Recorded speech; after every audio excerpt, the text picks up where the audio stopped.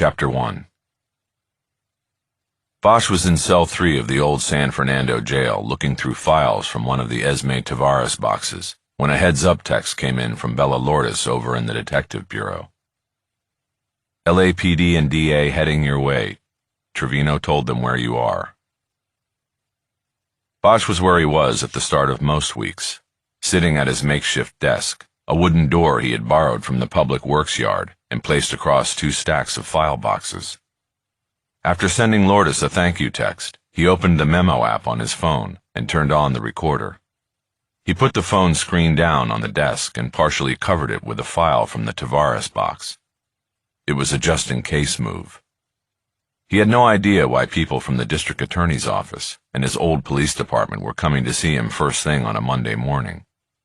He had not received a call alerting him to the visit, though to be fair, cellular connection within the steel bars of the cell was virtually non-existent. Still, he knew that the surprise visit was often a tactical move. Bosch's relationship with the LAPD since his forced retirement 3 years earlier had been strained at best, and his attorney had urged him to protect himself by documenting all interactions with the department. While he waited for them, he went back to the file at hand. He was looking through statements taken in the weeks after Tavares had disappeared. He had read them before, but he believed that the case files often contained the secret to cracking a cold case. It was all there if you could find it. A logic discrepancy, a hidden clue, a contradictory statement, an investigator's handwritten note in the margin of a report. All of these things had helped Bosch clear cases in a career 4 decades long and counting. There were 3 file boxes on the Tavares case.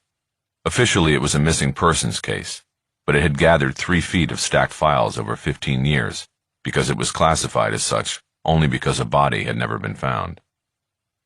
When Bosch came to the San Fernando Police Department to volunteer his skills looking at cold case files, he had asked Chief Anthony Valdez where to start. The chief, who had been with the department 25 years, told him to start with Esmeralda Tavares.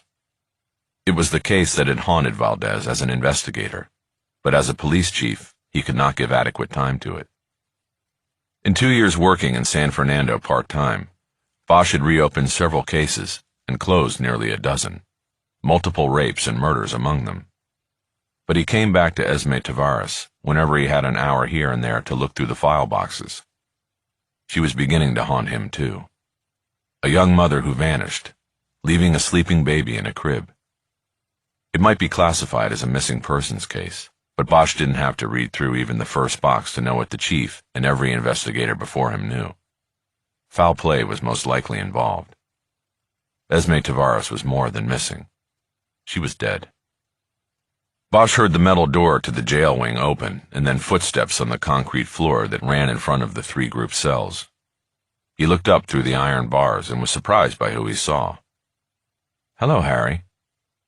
It was his former partner, Lucia Soto, along with 2 men in suits whom Bosch didn't recognize.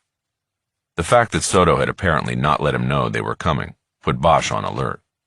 It was a 40-minute drive from both the LAPD's headquarters and the DA's office downtown to San Fernando. That left plenty of time to type out a text and say, "Harry, we are heading your way."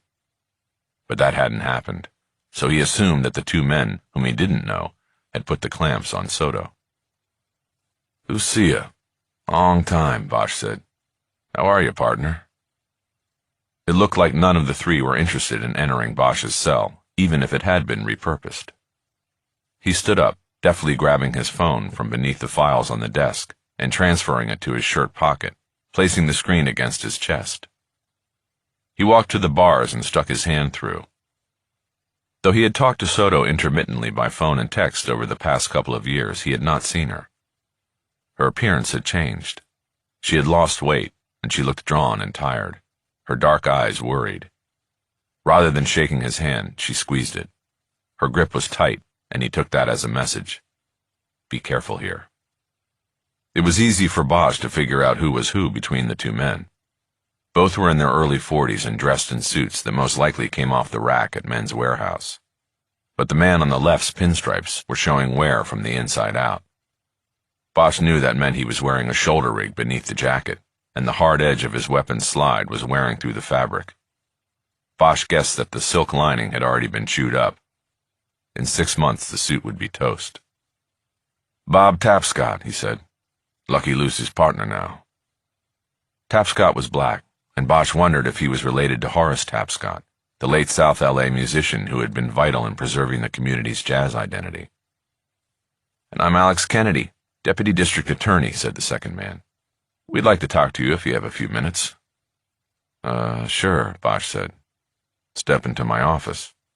He gestured toward the confines of the former cell, now fitted with steel shelves containing case files. There was a long communal bench left over from the cell's previous existence as a drunk tank. Bosch had files from different cases lined up to review on the bench. He started stacking them to make room for his visitors to sit, even though he was pretty sure they wouldn't.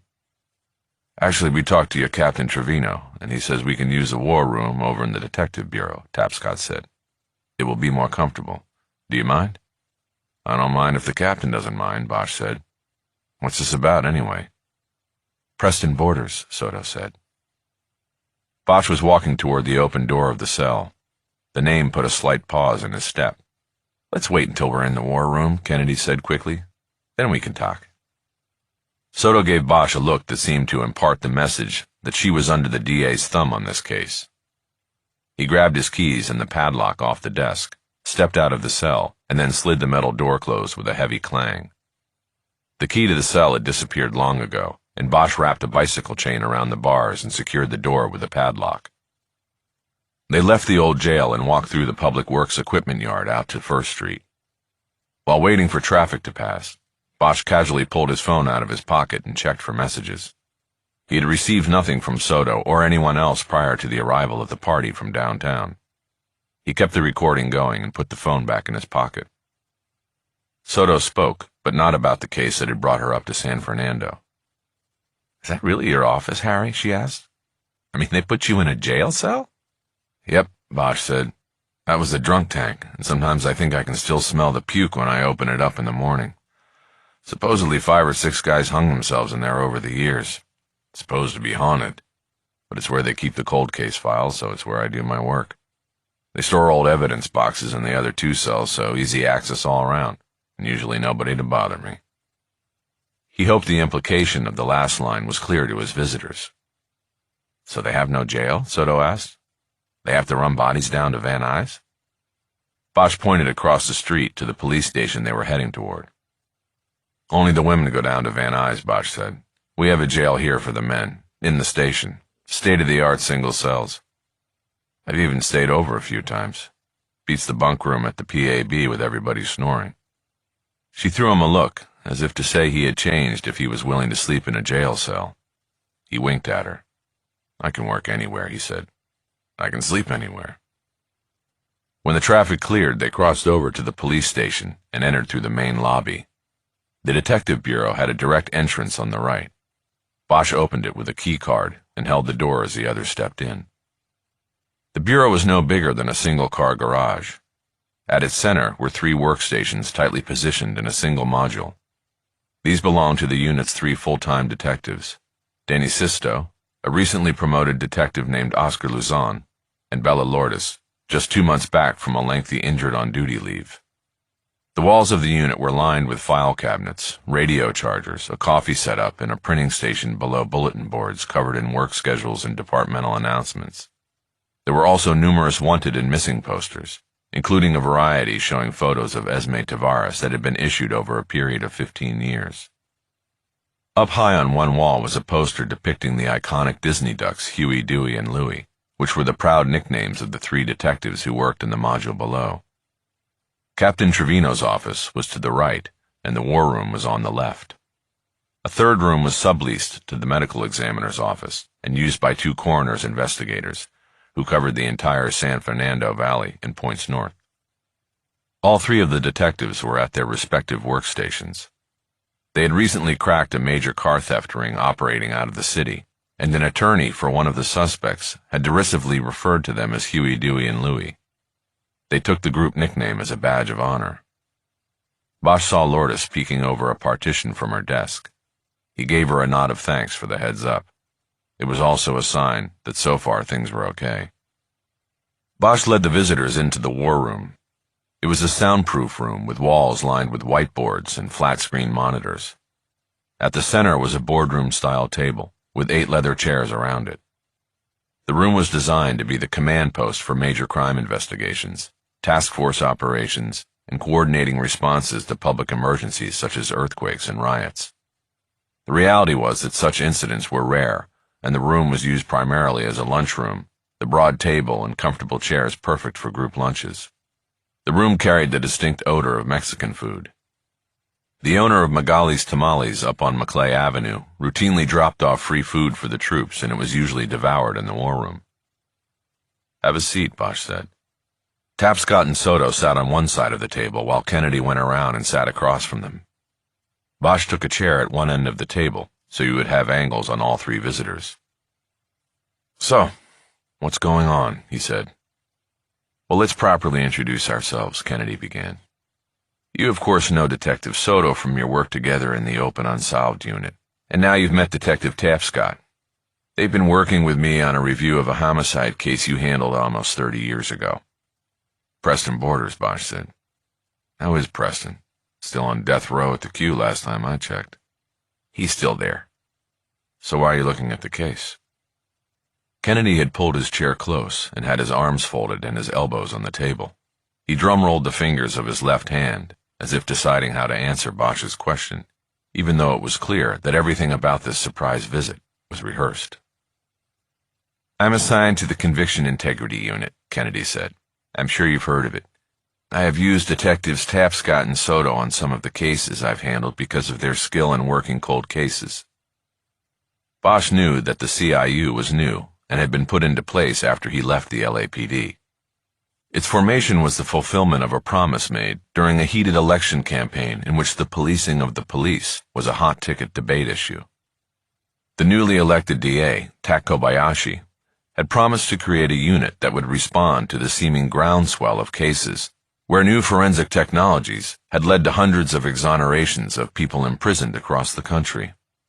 Not only was new science leading the way, but old science, once thought to be unassailable as evidence, was being debunked and swinging open prison doors for the innocent. As soon as Kennedy mentioned his assignment, Bosch put everything together and knew what was going on. Borders, the man thought to have killed 3 women, but convicted of only 1 murder, was making a final grab at freedom after nearly 30 years on death row. "You gotta be kidding me, right?" Bosch said. "Borders? Really?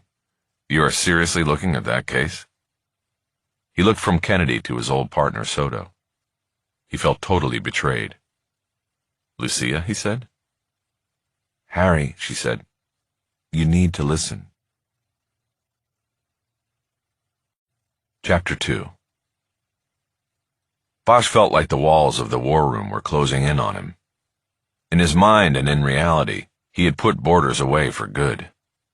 He didn't count on the sadistic sex murderer ever getting the needle, but death row was still its own particular hell, one that was harsher than any sentence that put a man in general population. The isolation of it was what Borders deserved. He went up to San Quentin as a 26-year-old man.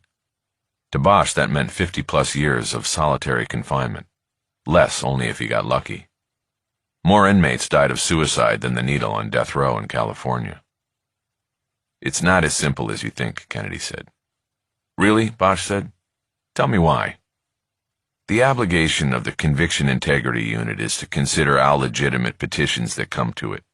Our review process is the first stage, and that happens in-house before the cases go to the LAPD or other law enforcement.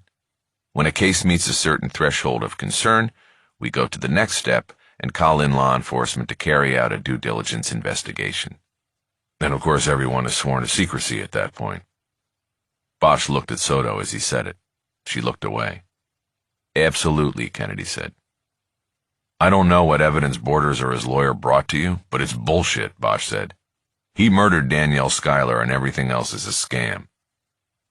Kennedy didn't respond, but from his look Bosch could tell he was surprised he still remembered the victim's name. "Yeah, 30 years later I remember her name," Bosch said. "I also remember Donna Timmons and Vicky Novotny, the 2 victims your office claimed we didn't have enough evidence to file on. Were they part of this due diligence you conducted? Harry, Soto said, trying to calm him. Borders didn't bring any new evidence, Kennedy said. It was already there. That hit Bosch like a punch. He knew Kennedy was talking about the physical evidence from the case.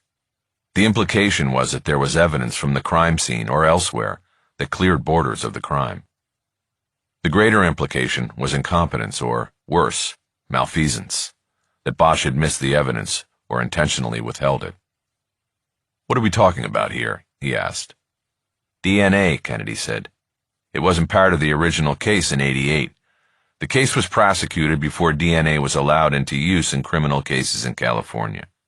It wasn't introduced and accepted by a court up in Ventura for another year. In LA County, it was a year after that. We didn't need DNA, Bosch said. We found the victim's property hidden in Borders' apartment. Kennedy nodded to Soto. We went to property and pulled the box, she said. You know the routine. We took clothing collected from the victim to the lab, and they put it through the serology protocol. They did a protocol 30 years ago, Bosch said, but back then they looked for ABO genetic markers instead of DNA, and they found nothing. You're going to tell me that they found semen, Kennedy said. It was a minute amount, but this time they found it. The process has obviously gotten more sophisticated since this killing, and what they found didn't come from Borders. Bosch shook his head. Okay, I'll bite, he said. Whose was it? A rapist named Lucas John Ulmer, Soto said. Bosch had never heard of Ulmer. His mind went to work, looking for the scam, the fix, but not considering that he had been wrong when he closed the cuffs around Borders' wrists. Ulmer's in San Quentin, right? He said. This whole thing is a... No, he's not, Tapscott said. He's dead. Give us a little credit, Harry, Soto said. It's not like we went looking for it to be this way. Ulmer was never in San Quentin. He died in Corcoran back in 2015, and he never knew Borders. We checked it 6 ways from Sunday, Tapscott said. The prisons are 300 miles apart, and they did not know or communicate with each other. It's not there. There was a certain gotcha smugness in the way Tapscott spoke. It gave Bosch the urge to backhand him across the mouth. Soto knew her old partner's triggers and reached over to put a hand on Bosch's arm. Harry, this is not your fault, she said. This is on the lab. The reports are all there, you're right. They found nothing. They missed it back then. Bosch looked at her and pulled his arm back. You really believe that, he said? Because I don't. This is Borders. He's behind this somehow. I know it. How, Harry? We've looked for the fix in this.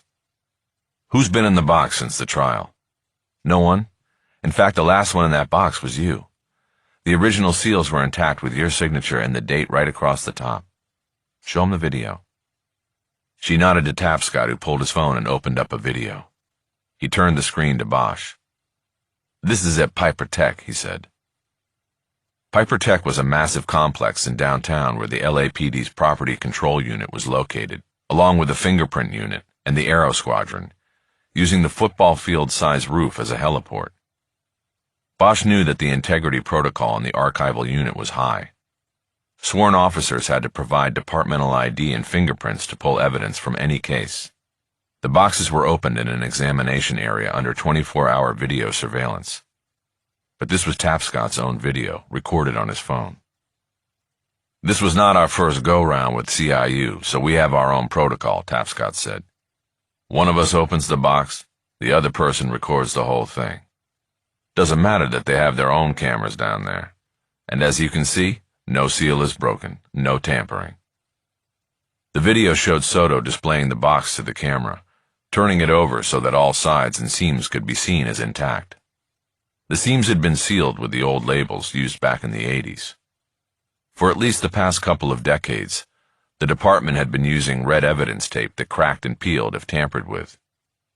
Back in 1988, white rectangular stickers with LAPD analyzed evidence printed on them along with the signature and dateline were used to seal evidence boxes. Soto manipulated the box in a bored manner, and Bosch read that as her thinking they were wasting their time on this one. At least up until that point, Bosch still had her in his court. Tapscott came in close on the seals used on the top seam of the box. Bosch could see his signature on the top center sticker along with the date September 9, 1988. He knew the date would have placed the sealing of the box at the end of the trial. Bosch had returned the evidence, sealed the box, and then stored it in property control in case an appeal overturned the verdict and they had to go to trial again. That never happened with Borders, and the box had presumably stayed on a shelf in property control, avoiding any intermittent clearouts of old evidence, because he had also clearly marked on the box 187, the California Penal Code for murder, which in the evidence room meant don't throw away. As Tapscott moved the camera, Bosch recognized his own routine of using evidence seals on all seams of the box, including the bottom. He had always done it that way, till they moved on to the red evidence tape. "Go back," Bosch said. "Let me just look at the signature again." Tapscott pulled the phone back, manipulated the video, and then froze the image on the close-up of the seal Bosch had signed. He held the screen out to Bosch, who leaned in to study it. The signature was faded and hard to read, but it looked legit. "Okay," Bosch said. Tapscott restarted the video. On the screen, Soto used a box cutter attached by a wire to an examination table to slice through the labels and open the box. As she started removing items from the box, including the victim's clothing and an envelope containing her fingernail clippings, she called each piece of property out so it would be duly recorded. Among the items she mentioned was a seahorse pendant, which had been the key piece of evidence against Borders. Before the video was over, Tapscott impatiently pulled the phone back and killed the playback. He then put the phone away. "On and on like that," he said. "Nobody fucked with the box, Harry. What was in it had been there since the day you sealed it after the trial." Bosch was annoyed that he didn't get a chance to watch the video in its entirety. Something about Tapscott, a stranger using his first name, also bothered Bosch. He put that annoyance aside and was silent for a long moment as he considered for the first time that his 30-year belief that he had put a sadistic killer away for good was bogus. "Where'd they find it?" he finally asked. "Find what?" Kennedy asked. "The DNA," Bosch said. "One microdot on the victim's pajama bottoms," Kennedy said. "Easy to have missed back in '87, Soto said. "They were probably just using blacklights then." Bosch nodded. "So what happens now?" he asked. Soto looked at Kennedy. The question was his to answer. "There's a hearing on a habeas motion scheduled in Department 107 a week from Wednesday," the prosecutor said. "We'll be joining Borders' attorneys and asking Judge Houghton to vacate the sentence and release him from death row." "Jesus Christ," Bosch said. "His lawyer has also notified the city that he'll be filing a claim," Kennedy continued.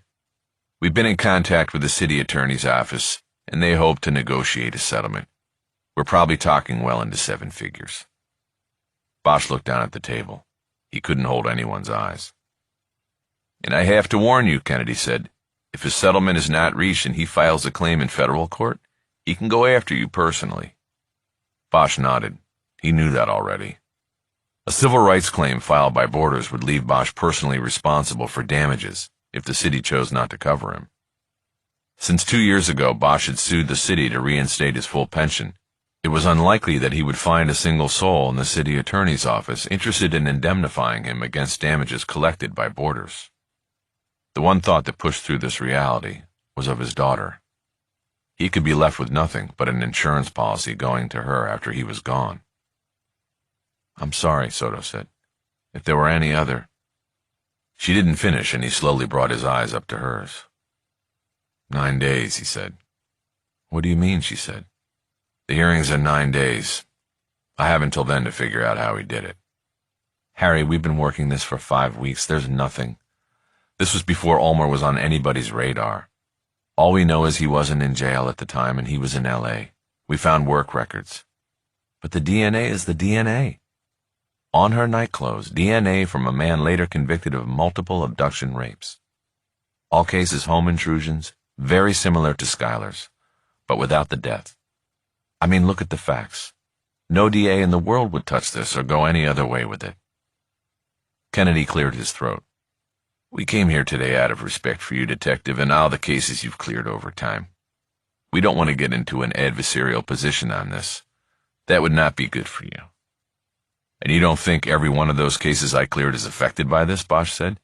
"You open the door to this guy, and you might as well open it for every one of the people I sent away. If you put it on the lab, same thing. It taints everything. Bosch leaned back and stared at his old partner. He had at one time been her mentor. She had to know what this was doing to him. It is what it is, Kennedy said. We have an obligation.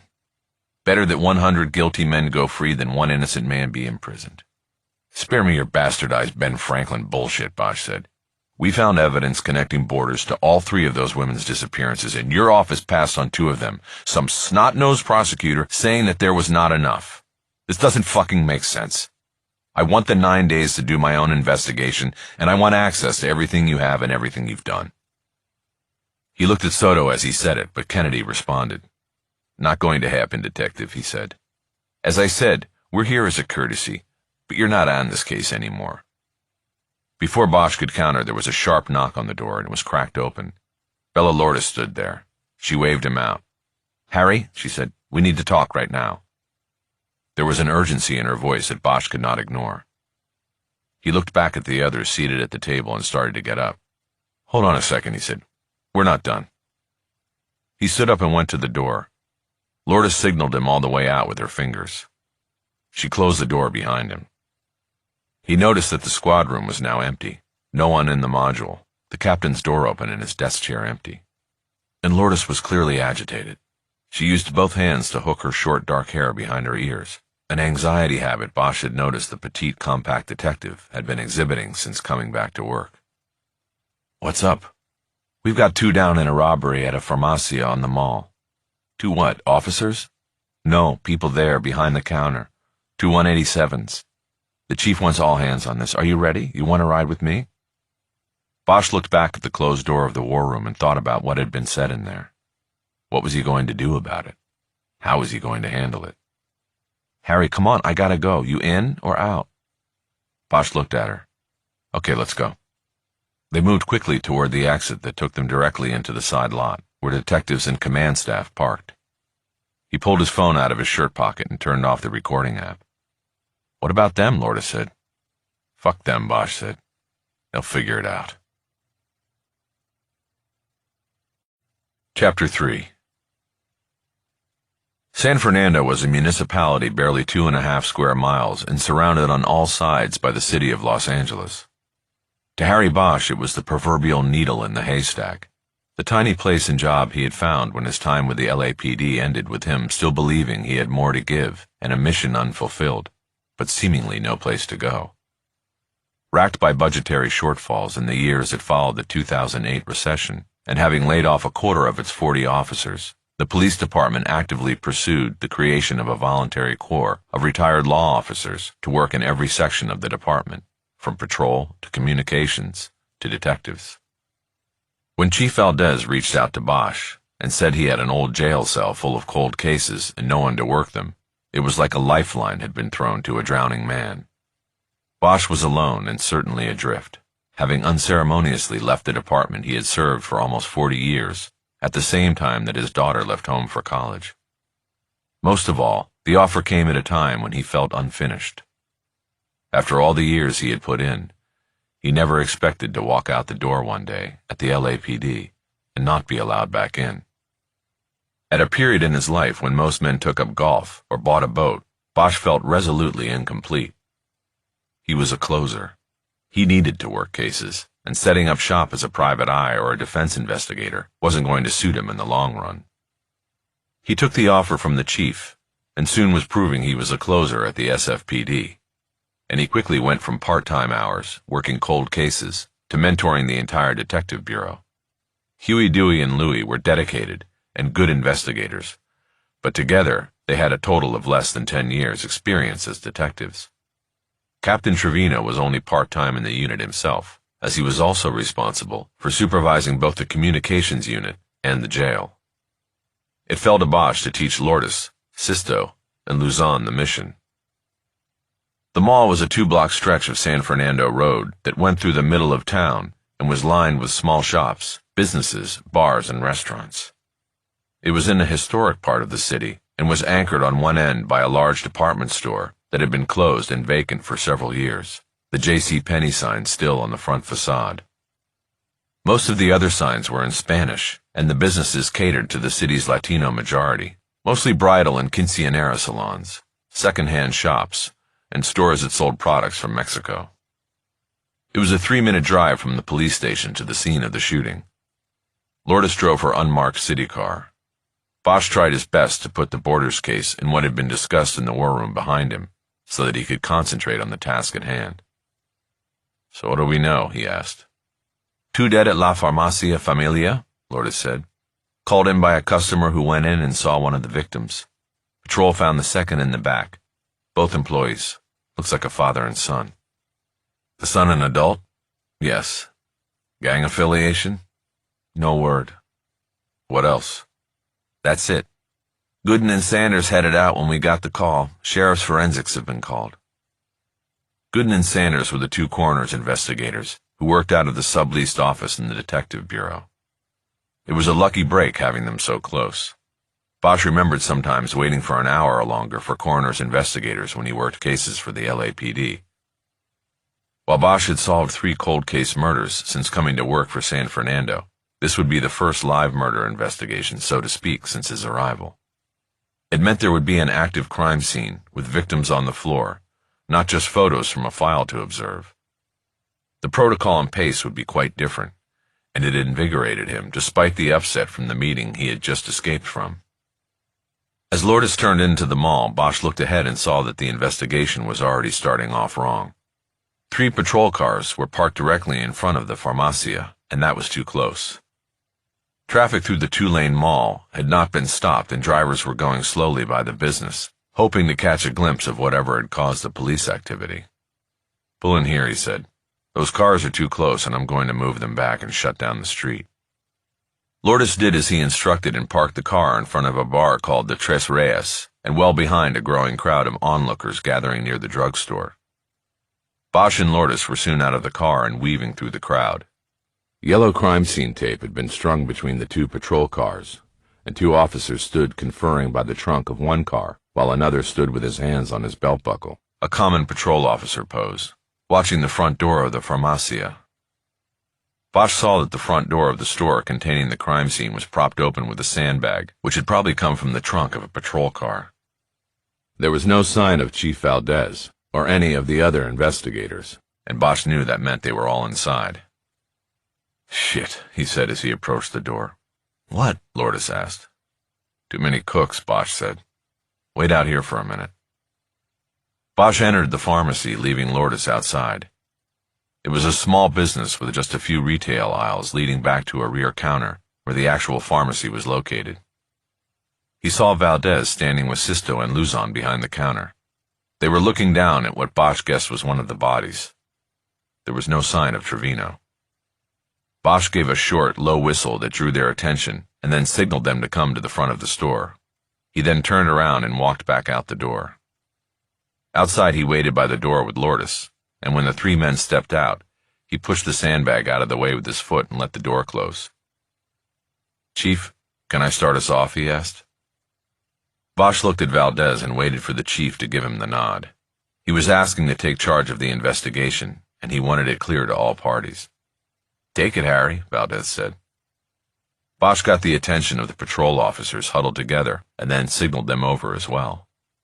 "Okay, listen up, everybody," Bosch said. "Our number 1 priority here is to protect the crime scene, and we're not doing that. Patrol, I want you guys to move your cars out and shut down this block on both ends. Tape it up. Nobody comes in without authorization. I then want clipboards on both ends, and you write down the name of every cop or lab rat that comes into the crime scene. You write down the license plate number of every car you let out, too." Nobody moved. "You heard him," Valdez said. "Let's move it, people. We've got 2 citizens on the floor in there. We need to do this right by them, and the department." The patrol officers quickly returned to their cars to carry out Bosch's orders. Bosch and the other detectives then split up and started moving the gathered onlookers back up the street. Some shouted questions in Spanish, but Bosch did not reply. He scanned the faces of those he was pushing back. He knew the killer could be among them. It wouldn't be the first time. After a 2-zone crime scene had been established, Bosch and the chief and the 3 detectives reconvened by the door of the pharmacy. Bosch once more looked at Valdez for confirmation of his authority, because he didn't expect his next moves to go over well. "I still have this, Chief?" he asked.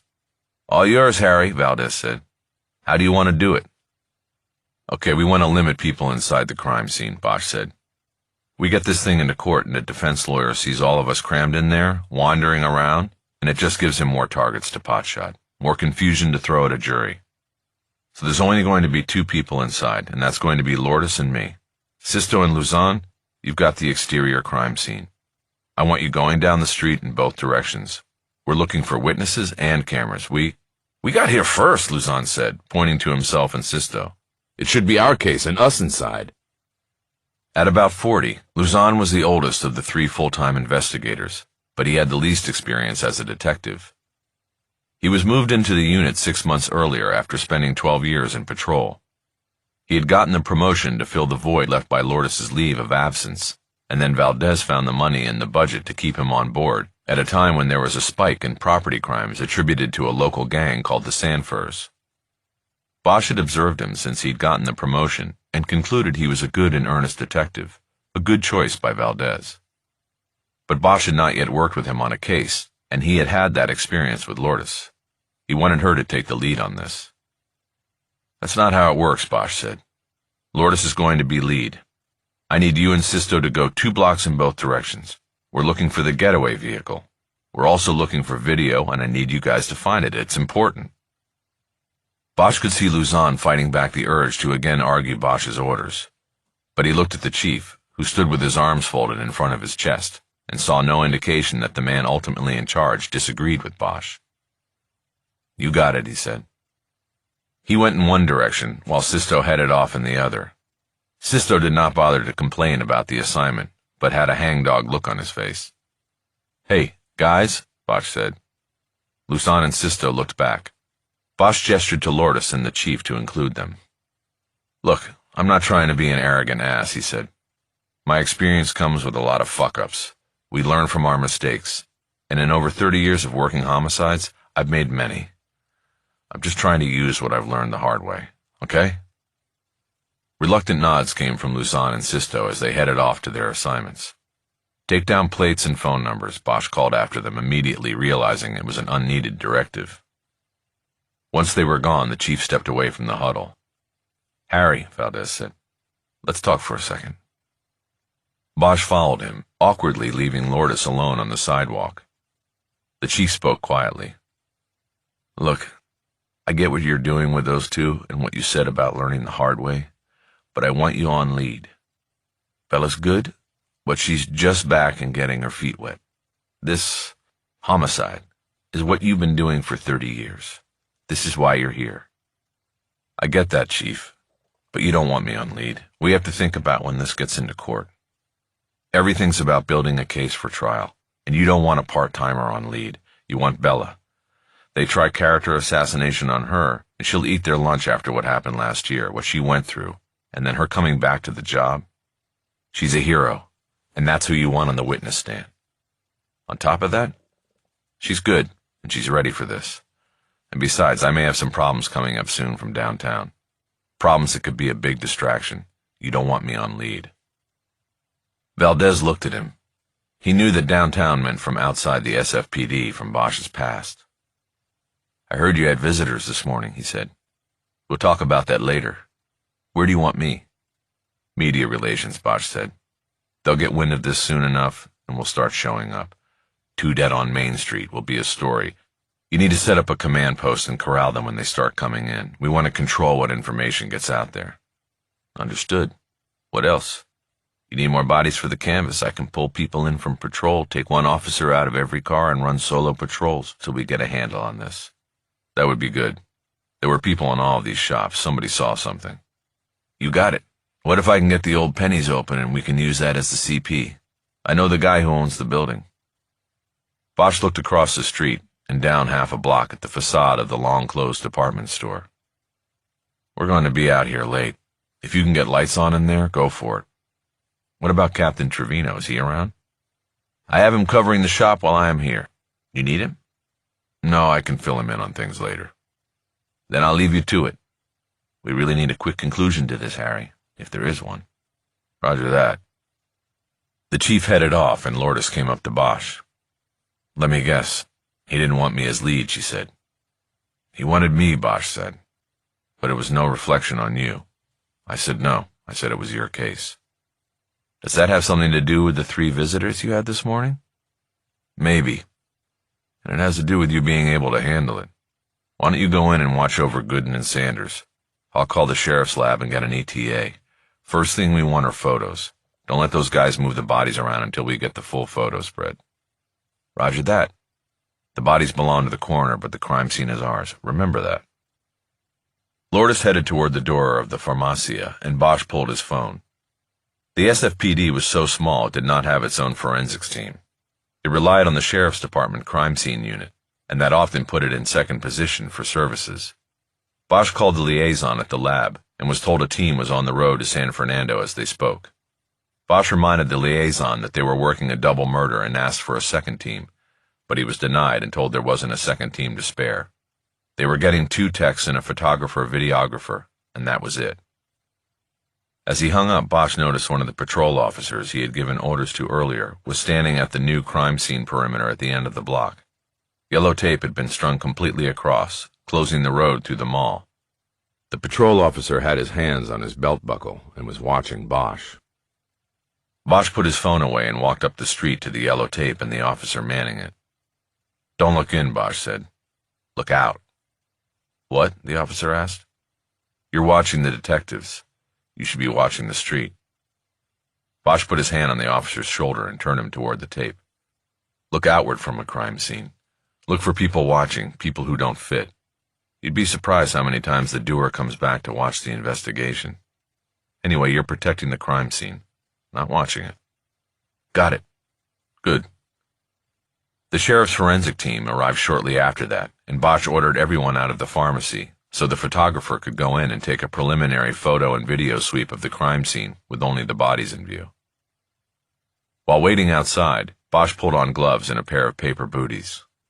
Once the all-clear came from the photographer, the whole team entered the Farmacia, passing through a plastic crime scene containment curtain that had been hung by the techs over the door. Gooden and Sanders separated and continued to process the bodies. Lourdes and Bosch first went behind the pharmacy counter, where Gooden and one of the crime scene techs were examining the first body. Lourdes had a notebook out and was writing down a description of what she was seeing. Bosch leaned close to his partner's ear and whispered, "Take the time to just observe. Notes are good, but clear visuals are good to keep in your mind." "Okay, I will." When Bosch was a young homicide detective, he worked with a partner named Frankie Sheehan, who always kept an old milk crate in the trunk of their unmarked car. He'd carry it into every scene, find a good vantage point, and put the crate down. Then he'd sit on it and just observe the scene, studying its nuances and trying to take the measure and motive of the violence that had occurred there. Sheehan had worked the Danielle Schuyler case with Bosch, and had sat on his crate in the corner of the room where the body was left nude and viciously violated on the floor. But Sheehan was long dead now, and would not be taking the free fall that was awaiting Bosch on the case. Chapter 4. La Farmacia Familia was a small operation that appeared to Bosch to rely mostly on the business of filling prescriptions. In the front section of the store, there were 3 short aisles of shelved retail items relating to home remedies and care, almost all of them in Spanish-language boxes, imported from Mexico. There were no racks of greeting cards, point-of-purchase candy displays, or cold cases stocked with sodas and water. The business was nothing like the chain pharmacies scattered across the city.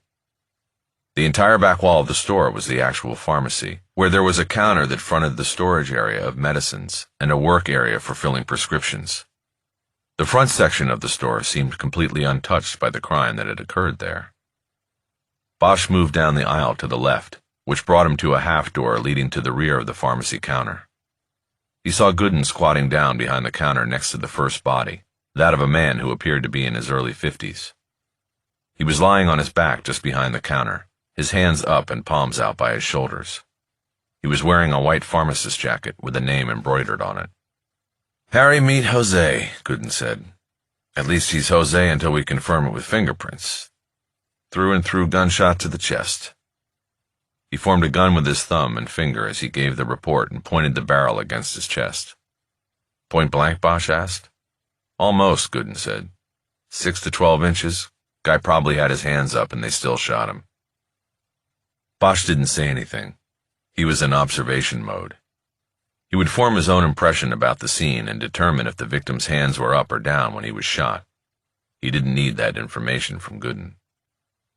Bosch squatted and looked across the floor around the body, and bent down further to look under the counter. What is it? Lourdes asked. No brass, Bosch said. No ejected bullet casings indicated one of two things to Bosch. Either the killer had taken the time to pick up the casings, or he had used a revolver, which did not eject bullet casings. Either way, it was notable to Bosch. Picking up critical evidence showed a cool calculation to the crime.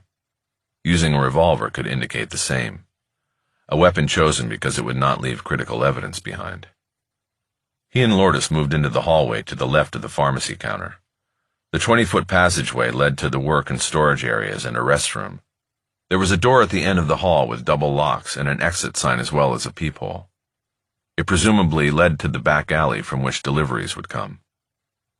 Just short of the door, Sanders, the second coroner's tech, was on his knees next to the other body, also a male wearing a pharmacist's coat. The body was chest down, one arm reaching out towards the door. There was a trail of blood smears on the floor leading to the body. Lourdes walked down the side edge of the hallway, careful not to step in the blood. And here we have Jose Jr., Sanders said. We have 3 points of impact, the back, the rectum, the head, most likely in that order. Bosch stepped away from Lourdes and crossed over the blood smears to the other side of the hallway so he could get an unobstructed view of the body. Jose Jr. was lying with his right cheek against the floor, eyes partially open. He looked like he was in his early 20s, a meager growth of whiskers on his chin. The blood and bullet wounds told the tale. At the first sign of trouble, Jose Jr. had made a break for the rear door, running for his life down the hallway. He was knocked down with the first shot to the upper back. On the floor, he turned to look behind him, spilling his blood on the tiles. He saw the shooter coming and turned to try to crawl toward the door, his knees slipping on and smearing the blood. The shooter had come up and shot him again, this time in the rectum, then stepped up and ended it with a shot to the back of the head. Bosch had seen the rectum shot in prior cases and it drew his attention. The shot up the pipe. How close? He asked. Sanders reached over and used one gloved hand to pull the seat of the victim's pants out taut so the bullet entry could be clearly seen. With the other hand, he pointed to where the cloth had been burned. You got up in there, Sanders said, point blank. Bosch nodded. His eyes tracked up to the wounds on the back and head. It appeared to him that the 2 entrance wounds he could see were neater and smaller than the one shot to Jose Sr.'s chest. You thinking 2 different weapons? He asked. Sanders nodded. If I were betting, he said. And no brass. None evident. We'll see when we roll the body, but that would be a miracle if 3 shells ended up underneath. Bosch nodded in reply. Okay, do what you have to do, he said. He carefully stepped back down the hallway and moved into the pharmacy's work and drug storage area. He started by looking up and immediately saw the camera mounted in the corner of the ceiling over the door. Lourdes entered the room behind him. He pointed up, and she saw the camera. Need the feed, he said. Hopefully off-site or to a website. I can check that, she said. Bosch surveyed the room. Several of the plastic drawers where stores of pills were kept were pulled out and dropped to the floor, and loose pills were scattered across it. He knew a difficult task of inventorying what had been in the pharmacy and what had been taken lay ahead. Some of the drawers on the floor were larger than others, and he guessed that they had contained more commonly prescribed drugs. On the work table there was a computer. There were also tools for measuring out and bottling pills in plastic vials as well as a label printer. Can you go out and talk to the photographer? He asked Lourdes. Make sure he got all of this stuff in here before we start stepping on pills and crunching them. Tell him he can start videoing the crime scene processing now, too. On it, Lourdes said. After Lourdes went out, Bosch moved into the hallway again. He knew they would need to collect and document every pill and piece of evidence in the place. A homicide case always moved slowly from the center out. In the old days, he would have stepped out at this point to smoke a cigarette and contemplate things. This time he went out through the plastic curtain just to think. Almost immediately, his phone vibrated in his pocket. The caller ID was blocked. "That wasn't cool, Harry," Lucia Soto said when he answered. "Sorry, we had an emergency," he said. "Had to go." "You could have told us. I'm not your enemy on this. I'm trying to run interference for you. Keep it below the radar. If you play this right, the blame will go on the lab or your former partner, the one who's dead." "Are Kennedy and Tapscott with you right now?" "No, of course not. This is just you and me." "Can you get me a copy of the report you turned in to Kennedy?" "Harry?" "I thought so. Lucia, don't say you're on my side, running interference for me if you're not. You know what I mean? I can't just share active files with... Look, I'm in the middle of things here. Give me a call back if you change your mind. I remember there was a case that meant a lot to you once. We were partners, and I was right there for you. I guess things are different now. That's not fair, and you know it. And one other thing, I'd never sell out a partner, even a dead one." He disconnected. He felt a pang of guilt. He was being heavy-handed with Soto, but felt he needed to push her toward giving him what he needed. Since he had finished his career with the LAPD working cold cases, it had been many years since he had worked a live murder scene. With the return of crime scene instincts came the tug of old habits. He felt a deep need for a cigarette. He looked around to see if there was anyone he could borrow a smoke from, and saw Lourdes approaching from the short end of the block. She had a troubled look on her face. "What's wrong?" "I came out to talk to the photographer and got signaled up to the tape. Mrs. Esquivel, the wife and mother of our victims, was stopped at the tape and she was hysterical. I put her in a car and they're taking her to the station." Bosch nodded. Keeping her away from the crime scene was the right move. "You up for talking with her?" he asked. "We can't leave her over there too long." "I don't know," Lourdes said. "I just ruined her life. Everything that's important to her is suddenly gone, her husband and her only child." "I know, but you have to establish rapport. You never know. This case could go on for years. She's going to need to trust the person carrying it. You've got Spanish and a lot of years ahead of you here. I don't." "Okay, I can do it." Focus on the son, his friends, what he did when he wasn't working. Enemies, all that stuff. Find out where he lived, whether he had a girlfriend, and ask the mother if Jose Sr. was having problems with him at work. The son is going to be the key to this. "You get all of that from a shot up the ass?" Bosch nodded. "I've seen it before, on a case where we talked to a profiler. It's an angry shot. It has payback written all over it." "He knew the shooters?" "No doubt. Either he knew them, or they knew him. Or both." Chapter 5. Bosch didn't get to his home until after midnight. He was beat from a long day working the crime scene and coordinating the efforts of the other detectives as well as the patrol division.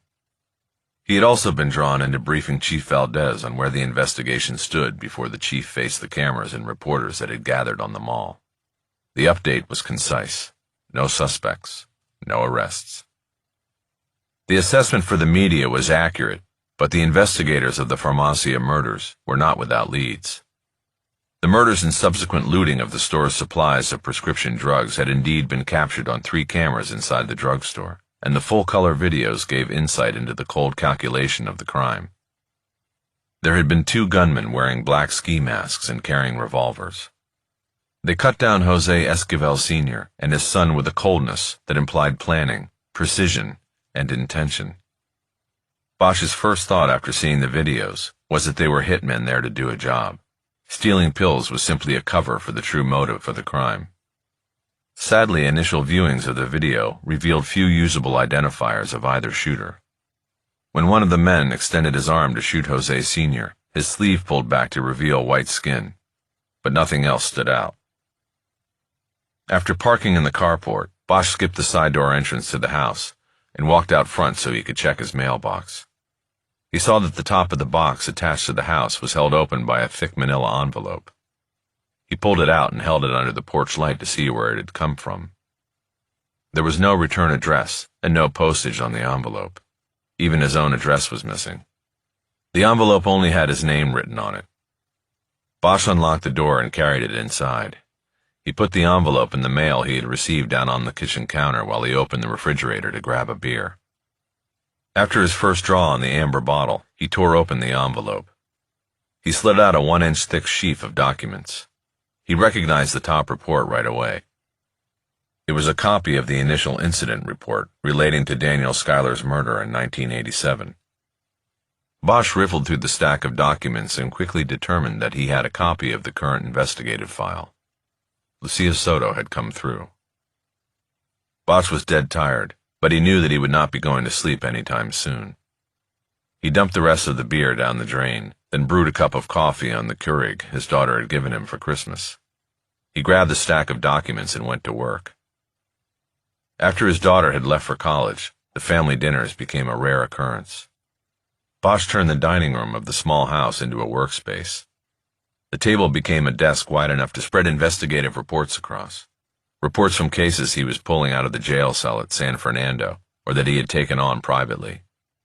He had also installed shelving on the 2 walls of the alcove, and these were lined with more files and books on legal procedure and the California Penal Code, as well as stacks of CDs and a Bose player for use when his vinyl collection and phonograph didn't cover his musical needs. Bosch slotted a disc called Chemistry in the Bose and put the volume at mid-range. It was an album of duets between Houston Person on tenor sax and Ron Carter on double bass. It was part of an ongoing musical conversation, their 5th and most recent collaboration, and Bosch had the earlier recordings on vinyl. It was perfect for midnight work. He took his usual spot at the table with his back to the shelves and the music and started going through the cache of documents. Initially, he divided the documents along lines of old and new. Reports from the original investigation of Daniel Schuyler's murder, many of which he had written himself 30 years before, went into one pile, while the newer reports, prepared during the current reinvestigation, went into a second stack. While he clearly remembered the original investigation, he knew that many of the small details of the case had receded in his memory and that it was prudent for him to start with the old before reviewing the new. He was first drawn to the chronological record, which was always the starting point for reviewing a case. It was essentially a case diary, a string of brief dated and timed entries describing the investigative moves made by Bosch and his partner Frankie Sheehan. Many of the entries would be expanded upon in summary reports, but the chrono was the place to start for step-by-step overview of the investigation. There was not a single computer in the robbery-homicide division in 1987. Reports were either handwritten or typed out on IBM Selectrics. Most of the time, chronos were handwritten. They were on lined paper in Section 1 of the murder book. Each investigator, including those filling in or handling ancillary case tasks, would follow their own entries in the log with their initials, even though the different handwriting styles made the identity of the author obvious in most cases. Bosch was looking at photos of the original case chrono and recognized his handwriting as well as Sheehan's. He also recognized the 2 different report writing styles he and Sheehan employed. Sheehan, who was the more experienced of their team, used fewer words and often wrote in incomplete sentences. Bosch was more verbose, a characteristic of his report writing that would change over time as he learned what Sheehan already knew. Less is more, meaning the less time you spent on paperwork, the more time you had to following the leads of the case. And fewer words on the page also meant fewer words for a defense attorney to twist into his own interpretation in court. Bosch had gotten his detective's badge in 1977 and spent 5 years working in various divisions and crime units before he was promoted to homicide detective and posted first at Hollywood Division and then eventually the elite robbery homicide division, working out of Parker Center downtown. At RHD, he was paired with Sheehan, and the Schuyler case was one of the first murders they handled as lead investigators. Daniel Schuyler's story was the universal story of Los Angeles, with an added irony of origin.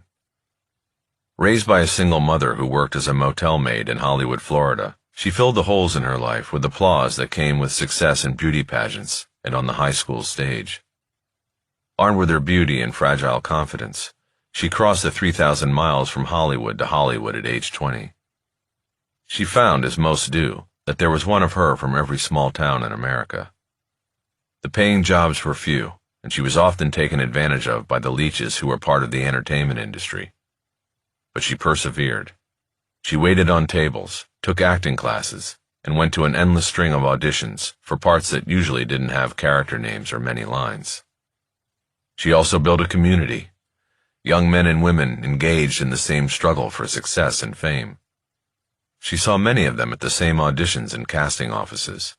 They traded tips on jobs both in entertainment and hospitality, meaning the restaurant business. By the time she was 5 years into the struggle, she had managed to amass a handful of movie and TV credits, where she was primarily cast as eye candy. She had also given numerous showcase performances in small playhouses across the valley, and had finally transitioned out of restaurant work to a part-time job as a receptionist for a freelance casting agent. The 5 years in Los Angeles were also marked by several apartment moves, several roommate changes, and several relationships with different men ranging in age from 5 years younger than her to 22 years older. When she was found raped and strangled in the empty second bedroom of her Toluca Lake apartment, Bosch and Sheehan were faced with filling out a victim history that would take several weeks to complete. As Bosch read through the case chronology, several details about Schuyler and the moves he and Sheehan had made came back to him, and the case seemed as fresh to him as the killings at La Farmacia Familia that morning. He remembered the faces of the friends and associates interviewed and listed in the chrono. He remembered how sure he and his partner were when they zeroed in on Preston Borders. Borders was also an actor who was struggling for a foothold in Hollywood, but he wasn't doing it without a net. Unlike Danielle Schuyler and thousands of other would-be artists who rolled into L.A. each year with the certainty of the tide on Venice Beach, Borders didn't have to work in hospitality or in phone sales or anywhere else. Borders was from a suburb of Boston and was staked by his parents in his efforts to become a movie star. His rent and car were paid for and his credit card bills were sent to Boston. This allowed him to fill his days auditioning for film and TV roles, and his nights moving through a seemingly endless rotation of clubs, where there were always numerous women like Schuyler hoping for someone to clear their bar tabs in exchange for a smile and conversation, and maybe something more intimate if the feeling was right. According to the chrono, Bosch and Sheehan connected Borders to Schuyler on November 1st, 1987, the 9th day of the investigation. That was when they knocked on the door of a Schuyler acquaintance named Amanda Margot. At the time, Margot was another ingenue actress. 30 years later, she could count herself among the lucky ones. She had a solid career in the film and television arenas, appearing in small roles in several films, and as a lead in a long-running show where she played a no-holds-barred homicide detective. Bosch had read interviews with her, in which she said that she drew her TV character's sympathy for victims from the real-life murder of a close friend. Bosch remembered the initial interview with Margot like it was yesterday. At the time, the young actress had none of the trappings of success in her small Studio City apartment. Bosch and Sheehan sat on a threadbare couch from a second-hand store, and Margot sat on a chair as she pulled into the living room from the kitchen. The two detectives had been interviewing 4 or 5 friends and associates of the victim a day, and Margot was high on their list, but she had secured a week's work at an auto show in Detroit, presenting cars, and had left town shortly after the murder. The appointment was set up for when she returned. Margot proved to be a font of information about Schuyler. The two had been close, though they never had lived together. At the time of the murder, Schuyler's roommate had just moved out and given up on the dream of stardom.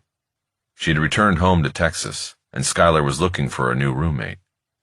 Margot was in the last months of a lease and planned to move in with her friend right after the new year.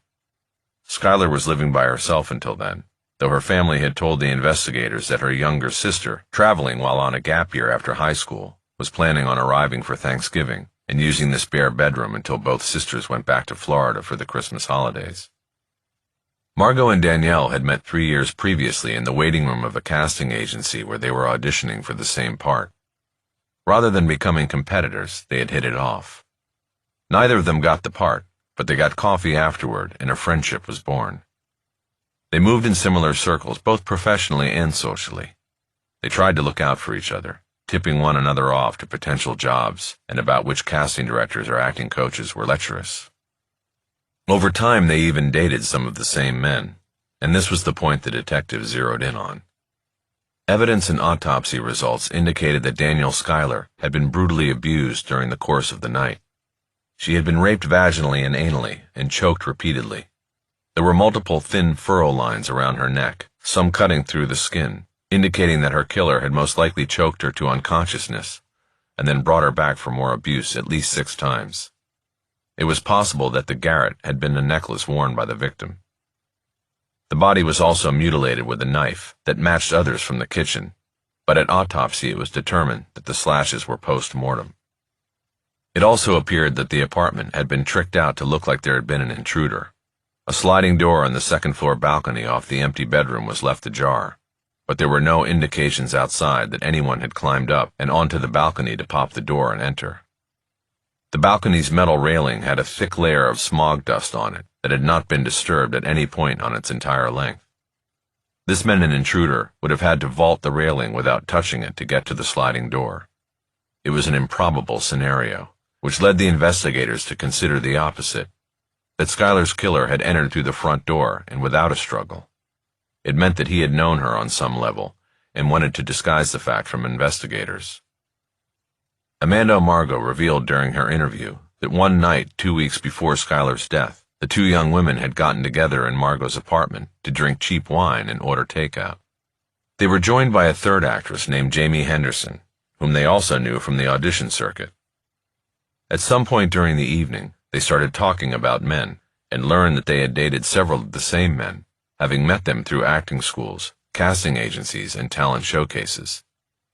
The women started making a one-and-done list of men they agreed should never be dated again.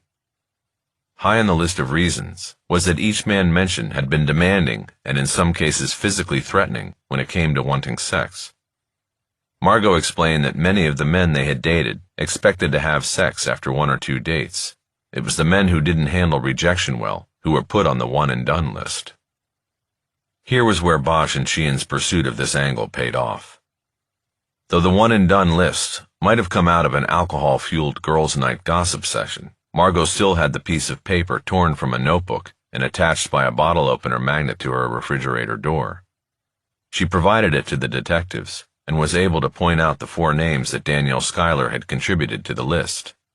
They weren't full names, and some like Bad Breath Bob were just nicknames.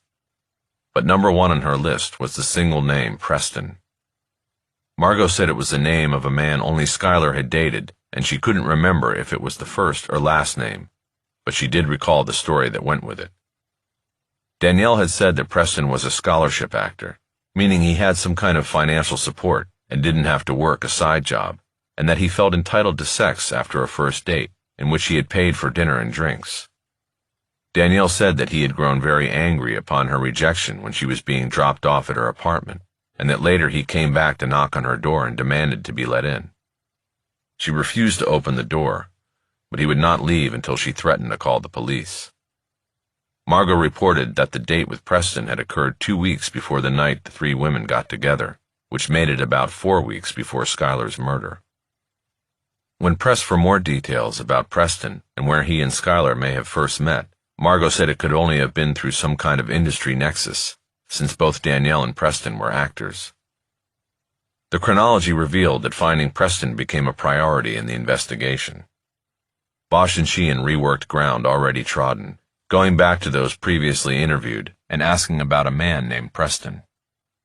They had no luck until they requested the audition logs from the prior 3 months of casting sessions conducted by the company Schuyler had worked for as a receptionist. In the weeks leading up to the gossip session, the company had been casting secondary roles for a television show about people working in a hospital emergency room. On the sign-in list for auditions held on September 14, 1987, was the name Preston Borders. That list had been kept on a clipboard at the desk of the agency's receptionist, Danielle Schuyler. Bosch and Sheehan had found their one-and-done man.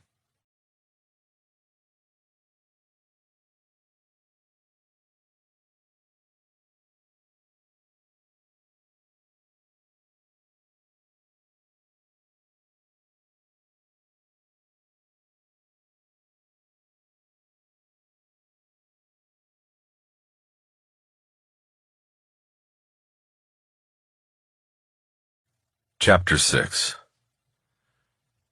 The detectives carried out their due diligence and interviewed Jamie Henderson, the 3rd woman involved in drawing up the one-and-done list. She confirmed Amanda Margot's account of the evening and Danielle Schuyler's contributions to the list. They then identified and interviewed all the men Schuyler had discussed, even Bad Breath Bob. But Bosch and Sheehan saved Preston Borders for last, because their instincts told them he could rise from the level of a person of interest to a suspect. A guy who would go back to the apartment of a woman who had rejected him, pound on the door, and demand to be allowed in for sex struck both detectives as behavior indicating the kind of psychosis found in sexual predators. A week after interviewing Amanda Margot, the detectives positioned themselves on a surveillance of Borders' apartment in Sherman Oaks and waited for him to exit for the day. They wanted to approach him away from the apartment in case he revealed something in the interview that would serve as probable cause to search his home. They didn't want to knock on the door and give him the chance to hide or destroy incriminating evidence. They were also working a hunch. With the help of Danielle Schuyler's mother and friends, they had inventoried her apartment and found only one piece of personal property missing. It was a blue seahorse pennant that had been attached to a necklace made of braided twine. Her mother had given it to her on the day she left home for California. Danielle had gone to a high school that had the seahorse as a mascot, and the pennant was a reminder of the Hollywood Danielle had come from and that her mother didn't want her to forget. Her mother had attached it to a necklace she had made herself. The piece of jewelry, though not outwardly valuable, was said to be the young woman's most prized possession. Despite 3 different searches of Schuyler's apartment, Bosch and Sheehan did not find the seahorse or necklace. They were certain Schuyler had not lost it, as it was prominently shown in a new set of headshots taken a few weeks before her death. The detectives believed that the killer had taken the necklace and pennant as a souvenir after the murder. If they were found in a suspect's possession, any blood residue on the twine could be type-matched to Danielle and would be a valuable piece of evidence. Late in the morning of the surveillance, Borders emerged from his apartment on Vesper and walked a block south to Ventura Boulevard. Bosch and Sheehan gave him a lead and then followed on foot. Borders first entered the Tower Record Store at the corner of Cedros and Ventura and browsed in the video section for more than a half hour. The detectives observing him debated whether they should approach and ask for an interview, but decided to hang back and intercept him only if he started back to his apartment. After leaving the record store, Borders walked back across Ventura and went into a restaurant called Le Café, where he had lunch by himself at the bar while chatting familiarly to the bartender. Bosch had been in Le Café several times because above the restaurant and bar was a jazz club called the Room Upstairs that was open late and featured world-class performers. He had seen Houston Person and Ron Carter perform there just a few months before. When lunch was finished, Borders left a 20 on the counter and left. Bosch and Sheehan quickly approached the 3-sided bar, and Bosch drew the bartender over to one side with a question about what bourbons he had available, while Sheehan went to the other side and placed the empty beer glass Borders had drunk from into a paper bag. He headed out and waited for Bosch on the sidewalk. Borders was nowhere to be seen at first when Bosch joined him, but they checked the drugstore 2 businesses down and found him inside shopping with a plastic basket. Borders bought a box of condoms and other toiletry items at the drugstore before heading back to his apartment. As he was unlocking the security gate, Bosch and Sheehan approached him from different sides. They had a plan for talking him into agreeing to a voluntary interview. His reported behavior with Schuyler suggested a narcissistic personality, 2 hallmark traits of which were an inflated sense of self-importance and feelings of superiority. The detectives played to those traits by identifying themselves to Borders and saying they needed his help solving the murder of Danielle Schuyler. Sheehan said they were grasping at straws in hopes since Borders had dated her, he could give insight into her personality and lifestyle. Borders agreed to the interview without hesitation. Bosch and Sheehan read that as Borders believing that if he went with the detectives that he would learn more from them than they would from him. It was similar to the psychology that often led a murderer to volunteer to join the search for the missing person they had actually killed and buried. They had to get close to the investigation to learn what was going on, while hiding in plain sight also brought them psychological fulfillment. They drove Borders over to the nearby Van Nuys station, where they had previously reserved an interview room with the detective commander. The room was wired for sound, and the interview was taped. Bosch dropped off his reading of the chronologue and changed the CD as chemistry came to an end. This time he put in Frank Morgan's Mood Indigo, and soon he was hearing Lullaby, one of his favorite recordings. He then looked back through the stack of old reports for the transcript of the interview conducted 30 years earlier with Borders. It was the thickest report in the stack, weighing in at 46 pages. He quickly leafed through it to find the moment when Borders was caught in the lie that ultimately led to his arrest and conviction. It was 2/3 through the 30-minute conversation, and during a segment where Bosch was asking the questions. It was also after Borders had signed a consent form, acknowledging his Miranda rights and agreeing to talk to the detectives. Bosch: So you and Danielle didn't have sex, you just dropped her at her place and took off? Borders: That's right. Bosch: Well, were you a gentleman? Did you walk her to the door? Borders: No. It was like she jumped out and was gone, before I could even be a gentleman. Bosch: You mean like she was mad at you? Borders: Sort of. She didn't like what I had to say. Bosch: Which was what? Borders: That there wasn't any chemistry. You know, nice try, but it wasn't right. I thought she understood and thought the same thing, but then she jumped out of the car and was gone without so much as a goodbye. It was rude, but I guess she was disappointed. She liked me better than I liked her. Nobody likes getting rejected. Bosch: And you said you had not picked her up at her place earlier. Borders: Yeah.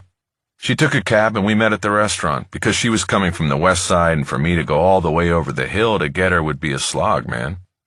I liked the girl, or at least I thought I did, but not that much, you know what I mean? Bosch: Yeah, I get it. Borders: I mean, I'm not running a taxi service. Some of these girls think you are their chauffeur, or Unintelligible. not me. Bosch: Okay, so what you're saying is that you didn't pick her up, and then you just dropped her at the curb and took off. Borders: That's it. Not even a goodnight kiss. Bosch: And you were never in her apartment? Borders: Nope. Bosch: Not even to her door? Borders: Never. Bosch: What about after that night? You knew where she lived now. Did you ever come back? Borders: No, man, I'm telling you, I wasn't interested. Bosch: Well, then we have a problem that we need to work out here. Borders: What problem? Bosch: Why do you think we approached you today, Preston? Borders: I don't know. You said you needed my help. I thought maybe one of her friends told you Skylar and I had dated. Bosch: Actually, it's because we found your fingerprints on the front door of her apartment. The problem is, you just told me you'd never been to the door. Borders: I don't understand. How'd you get my fingerprints? Bosch: You know, that's sort of funny. I tell you that your fingerprints were found at a murder scene, and you ask how I got your fingerprints. I think most guys would have said something else, especially if they had previously said they were never, ever at that scene. Is there something you want to tell us, Preston? Borders: Yeah, I want to say this is all bullshit. Bosch: You're sticking with the story that you were never there. Borders: That's right. Everything else is bullshit. You don't have any prints. Bosch: What if I told you that she told 2 different friends about you trying to break down her door after she rejected your sexual advances on the night of the date? Borders: Oh, man. I see it now. I get it. Those bitches are lining up against me. Let me tell you, she didn't reject me. Nobody rejects me. I rejected her. Bosch: Answer my question. Did you go to her door on the night of your date with Danielle? Yes or no? Borders: No, I did not. And there are no fucking fingerprints, and I'm done talking to you. Get me a lawyer if you want to ask any more questions. Bosch: Fine. Who do you want? Borders: I don't know. I don't know any lawyers. Bosch: Then I'll get you the yellow pages. Bosch had lied about the fingerprints. Multiple prints had been found on the door and in the apartment, but they had found no prints for Borders on file. Prints subsequently taken from the collected beer glass would not match any from Schuyler's apartment. But Bosch was on steady legal ground. Courts across the country had long approved the use of deception and trickery by police in an interview setting with a suspect, holding that an innocent person would see through the deception and not falsely confess to the crime. The interview with Borders was the only time he ever spoke to anyone in law enforcement. Based on the contradiction between what Margot and Henderson had reported about Schuyler's account of the ill-fated date and Borders denying that he had returned to the apartment, he was arrested in the interview room on suspicion of murder and booked 2 floors up in the Van Nuys jail. The case at that point was beyond weak, and Bosch and Sheehan knew it. Catching Borders in the lie about not coming to the victim's door supported their belief that he was the killer, but it was based on hearsay. It relied on the memories of 2 friends of the victim, and Danielle's story had been told while all 3 women were drinking. The bottom line was that it would be their word against the suspects. Defense attorneys thrived and reasonable doubt lived in the gray areas in between. The detectives knew that they needed to find corroborating evidence or kick Borders loose at the end of the 48-hour arrest hold. Using the witness statements from Margot and Henderson connecting victim and suspect, they got a friendly judge to issue a search warrant based upon probable cause. It gave them 24 hours to search Preston Borders' car and home. They got lucky. 3 hours into the search of the Vesper apartment, Bosch noticed that a set of wooden shelves had been put together without 2 screws that held the bottom shelf in place on the unit's base. Bosch figured that if someone was going to cut corners on assembling a set of shelves, they would do it at the top, not the base. Once he removed the books and other items from the shelf, he was able to easily lift up the laminated board, revealing a hiding space within the base of the shelving unit. He found the seahorse pendant there wrapped in a tissue. The braided twine necklace was gone.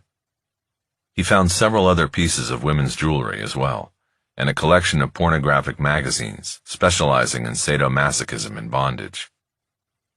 With the discovery of the seahorse pendant, the case against Borders went from weak to strong.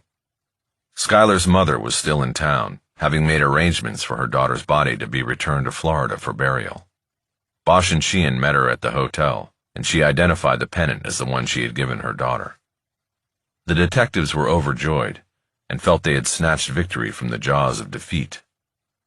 That night, after filing the case with the district attorney's office, they would go out and click martini glasses at the shortstop in Echo Park. 30 years later, Bosch remembered the thrill of finding the key evidence. He savored the moment across time as he stacked the loose pages of the interview transcript. He remained unshaken in his confidence in the case he and Sheehan had built, and in his belief that Borders had murdered Danielle Schuyler. In the run-up to the trial, Bosch and Sheehan attempted to link the other pieces of jewelry found in the hiding place to other cases. They pulled all unsolved murders and disappearances of young women during the 4 years Borders had lived in Los Angeles. They believed he was good for at least 2 other sex slayings. Both victims were women who had tangential connections to the entertainment industry and who moved in the same Ventura Boulevard bar circuit as Borders. They found photos of the women wearing jewelry that they believed matched pieces from the hiding place in his apartment, but expert analysis could not confirm the connection, and the DA's office decided to try Borders only for the Schuyler murder. Bosch and Sheehan objected to the decision, but the prosecutor always got final call. At trial, Borders and his lawyer had to scramble to explain the seahorse pendant, but the effort seemed desperate. Defense attorney David Siegel, known in courthouse circles as Legal Siegel because of his shrewd understanding and use of the law, attempted to challenge the authentication of the piece of jewelry as Schuyler's.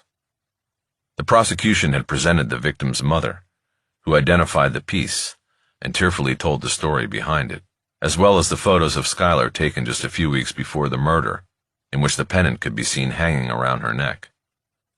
Siegel presented a representative of the jewelry piece's manufacturer, who testified that several thousand seahorse pendants in the exact color and style were made and distributed across the country, including hundreds in Los Angeles area retail stores. Borders testified in his own defense and claimed he had bought the pendant found in the apartment at a store on the Santa Monica Pier. He explained that he had remembered seeing a similar pendant on Schuyler during their date and liking it. He bought his own to give at some point as a gift, and that was why he had hidden the piece, as well as the other women's jewelry in the shelving unit. He kept the jewelry as potential gifts for women he dated, and didn't want the cash stolen should there be a break-in at his apartment. Siegel backed his client's testimony with the introduction of burglary statistics for the Van Nuys division, but the strained explanation for possession of the seahorse pennant did not impress the jury, particularly when juxtaposed with a playback of the audio tape from the interview with Borders. The jury deliberated for 6 hours before delivering a guilty verdict. After a separate hearing, the same jurors took only 2 hours deliberating on the horrors to which Schuyler was subjected to recommend the death penalty. The judge followed through and imposed the ultimate sanction on Borders. Bosch completed his review of the initial investigation at 4 a.m. The music had stopped without his noticing. He was tired, and he knew he had an all-hands meeting at 7:30 in the war room at SFPD to discuss where the Farmacia murder investigation stood. He decided to grab a couple hours' sleep and get to the new investigation conducted by Soto and Tapscott as soon as the next break came up in the current case. He headed down the hallway to his bedroom, remembering the moment when he had found the seahorse, and knew in the deep folds of his heart that Borders was the murderer, and that he was going to pay for his crime. Chapter 7. Bosch was on the road at 7, gulping home-brewed coffee as he drove down the ramp at Barham Boulevard onto the northbound 101 freeway. It was a cool, crisp morning, and the mountains that ringed the valley and usually trap smog under the cross-currents were clear across the northern horizon. After transitioning onto the 170, the second of 3 freeways that would take him to San Fernando, he pulled his phone and called the number he had for the Investigative Services Unit at San Quentin State Prison. The call was answered by a human voice, and Bosch asked for an investigator named Gabe Menendez. The prison had its own squad of investigators who handled inmate-on-inmate crimes, and also gathered intel on the activities of the criminals housed within the prison. Bosch had worked with Menendez in years past, and knew him as a straight shooter. After a short delay, a new voice came on the line. "This is Lieutenant Menendez. How can I help you?" He had gotten a promotion since the last time Bosch had spoken to him. "This is Harry Bosch down in L.A. Sounds like you've been moving up in the world." Bosch was careful not to say he was calling from the LAPD. He was skirting the reality of his situation because he believed he would get better cooperation if Menendez believed he was dealing with the LAPD than with the tiny SFPD. "That's been a while, Detective Bosch," Menendez said. "What can I do for you?" "One of your guys on death row," Bosch said. "Name's Preston Borders. I put him there." "I know him. Been here longer than me." "Yeah, well then you may have heard he's trying to change that." "I may have heard something about it, yeah. We just got travel orders for him. He's heading your way next week. Thought a guy like him being here so long, his appeals would have run out." "They did, but this is a new angle he's playing. What I need to know is his visitor's history and who is on his list." "I don't think that will be a problem. How far back you want to go?" Bosch thought about when Lucas John Ulmer had died. "How about going back 2 years?" he asked. "Not a problem," Menendez said. "I'll put someone on it and get back to you. Anything else?" "Yeah, I was wondering, does Borders have phone and computer access on death row?" Not directly, no. No phone and no computer, but he has access to regular mail. There are a number of websites out there that facilitate communication between death row inmates and pen pals, things like that. He connects to them through mail." Bosch thought about that for a moment before continuing. "Is that monitored?" he asked. "The mail, I mean." "Yes, it all goes through readers," Menendez said. "Somebody in this unit. It's on a rotation. Nobody can stand doing it for too long." "Any record of it kept?" "Only if follow-up action is required. If there's nothing suspicious about the letter, it's passed on." "Do you know if Borders gets much mail?" "They all do. Remember Scott Peterson? His mail is off the charts. There are a lot of fucked up women out there, Bosch. They fall in love with the bad guys. Only this is safe for them, because these bad guys aren't getting out, usually." "Right. What about letters going out?" "Same thing. It goes through vetting before it's sent. If there's an issue with it, we turn it back to the inmate, Usually when we do that, it's because the guy's spinning some sick sex fantasy or something. Like what he'd do to the girl if they ever met up, shit like that. We don't allow that out. Got it. Anyway, I got your number on my Rolodex. I'm the last guy around here who still uses one. Let me find somebody to put on this and we'll get back to you. Then let me give you my cell. I'm out and about on another case, a double murder yesterday. And the cell is best. You can put it in your Rolodex. Bosch gave him the number and thanked him before disconnecting. He realized after the call that the information he was seeking might already be in the report Soto had slipped to him.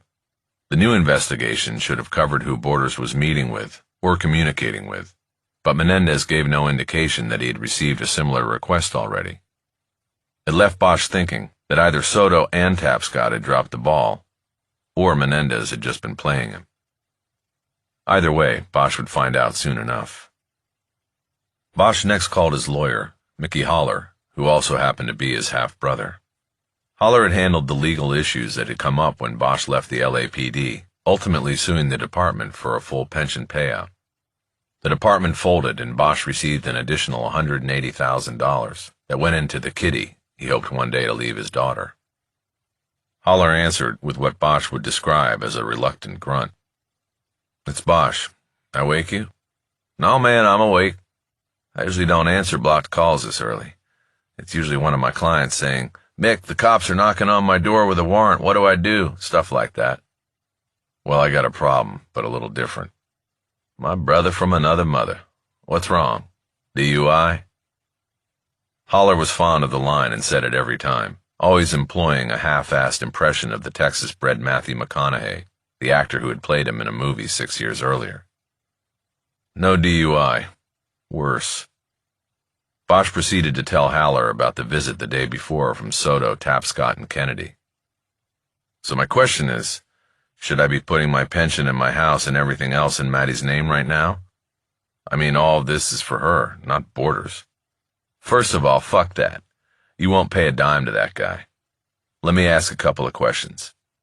Did these people who came to see you say or imply that there was any malfeasance on your part? Like you planted evidence, or you withheld exculpatory evidence from the defense during the trial, anything like that?" "Not so far. They acted like it was a lab fuck-up, if there even was one. Back then they didn't have the same techniques they use today. No DNA or any of that." "That's what I mean. So if something was missing during the due diligence and you were just carrying out your job in good faith, then the city has to cover you in any action Borders might take against you. Simple as that. We'll sue the city if it doesn't. Wait till the union gets a hold of that and realizes the city isn't covering guys just doing their jobs." Bosch thought about what Soto had said about casting blame on Sheehan. It had not come up in the meeting with Kennedy. Was she trying to tip him off to another issue raised in the reinvestigation? He decided not to bring it up until he had been able to review the entire file. "Okay," he said. He felt some relief from talking to Haller. He might soon face a career-ending humiliation, but it appeared that at least his finances and his daughter's inheritance would be protected. "What's the name of the DA from CIU who came to see you?" Haller said. "I've dealt with those people a few times." "Kennedy," Bosch said. "I can't remember his first name." "Alex Kennedy. He's a real D-bag. He may have played the respect card with you, but that guy's going to come up with a knife behind your back and try to take your scalp." So much for the relief Bosch felt.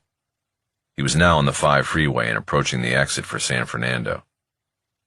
"The good news is, fuck him," Haller said. "If this is all based on new evidence and not malfeasance of duty, then like I said, the city will have to cover you. You want me to get involved with this?" "Not yet," Bosch said. "I'm looking into it. I reviewed my own investigation. I don't think I was wrong back then. Borders did this, and I'm going to find the fix. But the hearing is scheduled for next Wednesday. What are my options there? Depending on what you find out between now and then, I could always file a motion challenging the whole shooting match and asking to be heard on the matter. It might stay the ruling, give the judge something to think about for a week or so. But we'll eventually have to put up or shut up." Bosch thought about that. If he needed more time to investigate the case, that might be an option. "That would be weird, though," Haller said. "What would?" Bosch asked. Me going into court to ask a judge not to release a prisoner on death row? That would be a first, as a matter of fact. I might have to farm it out to an associate. Being on the wrong side of this could be bad for business, bro. Just saying. He wouldn't be on the wrong side. All I'm saying is DNA is the great equalizer. How often do you think the cops get it wrong and send innocent people to prison? Not very often. 1% of the time. I mean, nobody's perfect, right? I don't know. Maybe. In this country, there are 2 million people in prison. 2 million.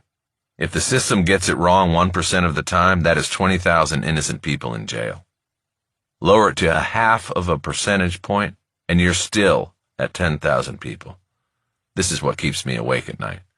Why I always say the scariest client is the innocent man, because there is so much at stake. Maybe you are the wrong guy for this then. Look, I'm just saying that the system is imperfect. There are innocent people in prison, innocent people on death row, innocent people executed. These are the facts, and you have to think about that before you go whole hog on this.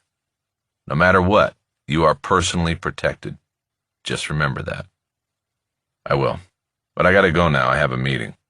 All right, bro. Call me when you need me. Bosch disconnected the call, now feeling worse about his situation than when he had started out from the house that morning. Chapter 8. Bosch entered the war room shortly before 7:30. But Lourdes was already putting up case details and task lists on one of the whiteboards. Morning, Bella. Hey, Harry. There's a fresh pot in the squad. I'm all right for now. You get some sleep? A little. Hard to sleep with the first live murder case we've had around here in 4 years. Bosch pulled out a chair at the head of the table and sat down so he could study what she was putting up. To the left, she had started 2 columns with a vertical line between them. One was marked Jose, and the other Junior. Basic facts about each of the victims were listed below their names. He knew that she had spent most of the afternoon after the murders with the wife and mother of the 2 victims, and she had gathered good intel on the family dynamic. Fresh out of pharmacy school, Jose Jr. was living at home, but he was at odds with his parents over the living and working arrangements. Lourdes was now writing on a second board and listing investigative leads and tasks that need to be assigned and performed. Some she wrote in black ink and some in red. There were autopsies and ballistics to cover. Video from the Farmacia's cameras going back 30 days prior to the murders was available and would take several hours to review. There were other pharmacy robberies in Los Angeles in recent years that needed to be reviewed for similarities. Why the red? Bosch asked. High priority, Lourdes said. What is MBC? She had written and underlined the letters in red, then drawn an arrow to her own initials. It was a lead she was going to handle. Medical Board of California, Lourdes said. I was in Junior's room yesterday and found a letter from the MBC saying they were in receipt of his complaint and would be in contact after an investigator had reviewed it. Okay, Bosch said. What makes it a priority? A couple things. One is that he had the letter in his room in a drawer like he was hiding it. From who, his parents? I don't know yet. The other is that the mother gave up that Junior and his father had been fighting lately. She didn't know what it was about, but it was something to do with work. They weren't talking at home. My hunch is, it has something to do with the complaint he made to the medical board. It seems like it's worth checking out. I agree. Let me know what you get. The door opened and Sisto and Luzon entered, followed by Captain Trevino.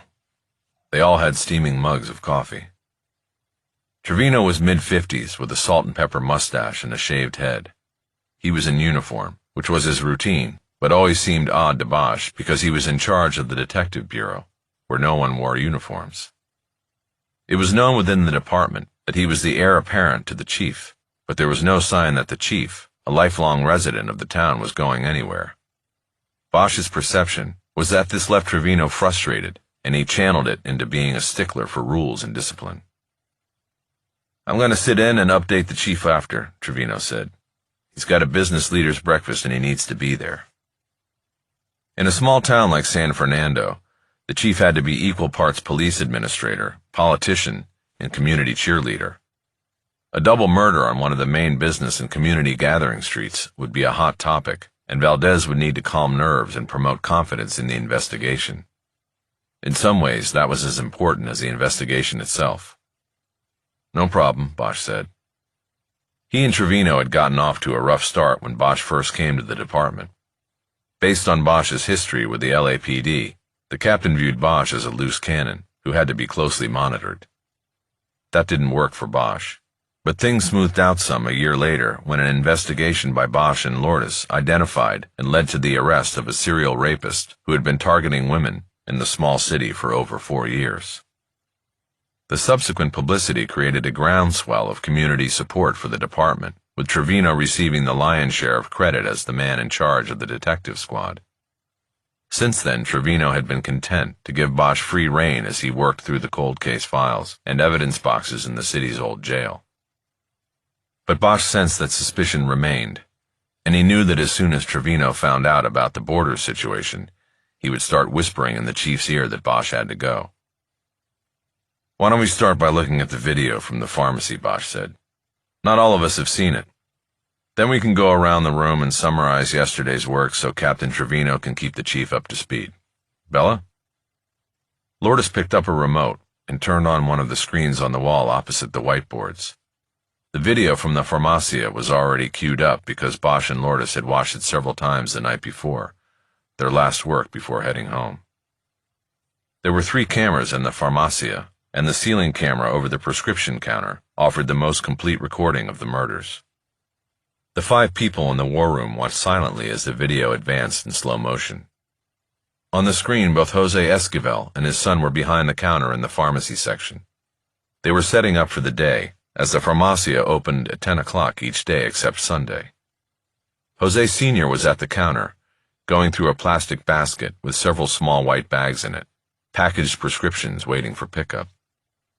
Jose Jr. was standing at the computer at the end of the counter, apparently checking for new prescriptions sent by medical offices. There were no other employees in the store. It had been determined through interviews the day before that the father and son were the only full-time employees. There was a part-time employee who worked on the busiest days of the week, or when one of the Esquivels was off. But she was not a pharmacist, and she functioned primarily as a cashier. At 10:14, according to the timer on the video, the front door of the pharmacy opened, and 2 men entered, already with ski masks pulled down and holding their weapons with gloved hands at their sides. They didn't run, but walked quickly as they separated into 2 of the retail aisles and moved toward the counter at the rear of the store. Jose Sr. looked up first and saw the man in the aisle leading directly toward his position. It could not be known from the camera angle if he realized there were 2 men. But he immediately moved to his right and pushed a forearm into his son's side, shoving him away from the computer and alerting him to the approaching danger. Though the video was silent, it was clear that Jose Sr. yelled something to his son. Jose Jr. then turned to his right toward the half door that led to the hallway and the rear exit. It appeared that he did not realize that this put him in the path of the man moving down the other aisle. Jose Jr. started to run into the hallway. The gunmen emerged from the aisle and followed, both of them disappearing off camera into the rear of the pharmacy. The other gunman continued without hesitation toward the counter and raised his weapon. Jose Sr. raised his hands, palms out in surrender. The gunman extended the gun between Esquivel's raised hands and shot him nearly point blank in the chest, a through-and-through shot that tore into the cabinets behind him. Jose Sr. took a step back and bumped into the cabinets, then collapsed to the floor, his arms still extended up by his shoulders. "Holy shit, that's cold," said Sisto, who had not seen the video previously. No one responded. They watched in stunned silence. Moments after Esquivel went down, the second gunman appeared in the doorway, coming from the rear hallway, presumably after shooting and killing Jose Jr. He moved to the counter and reached underneath to a white plastic trash can.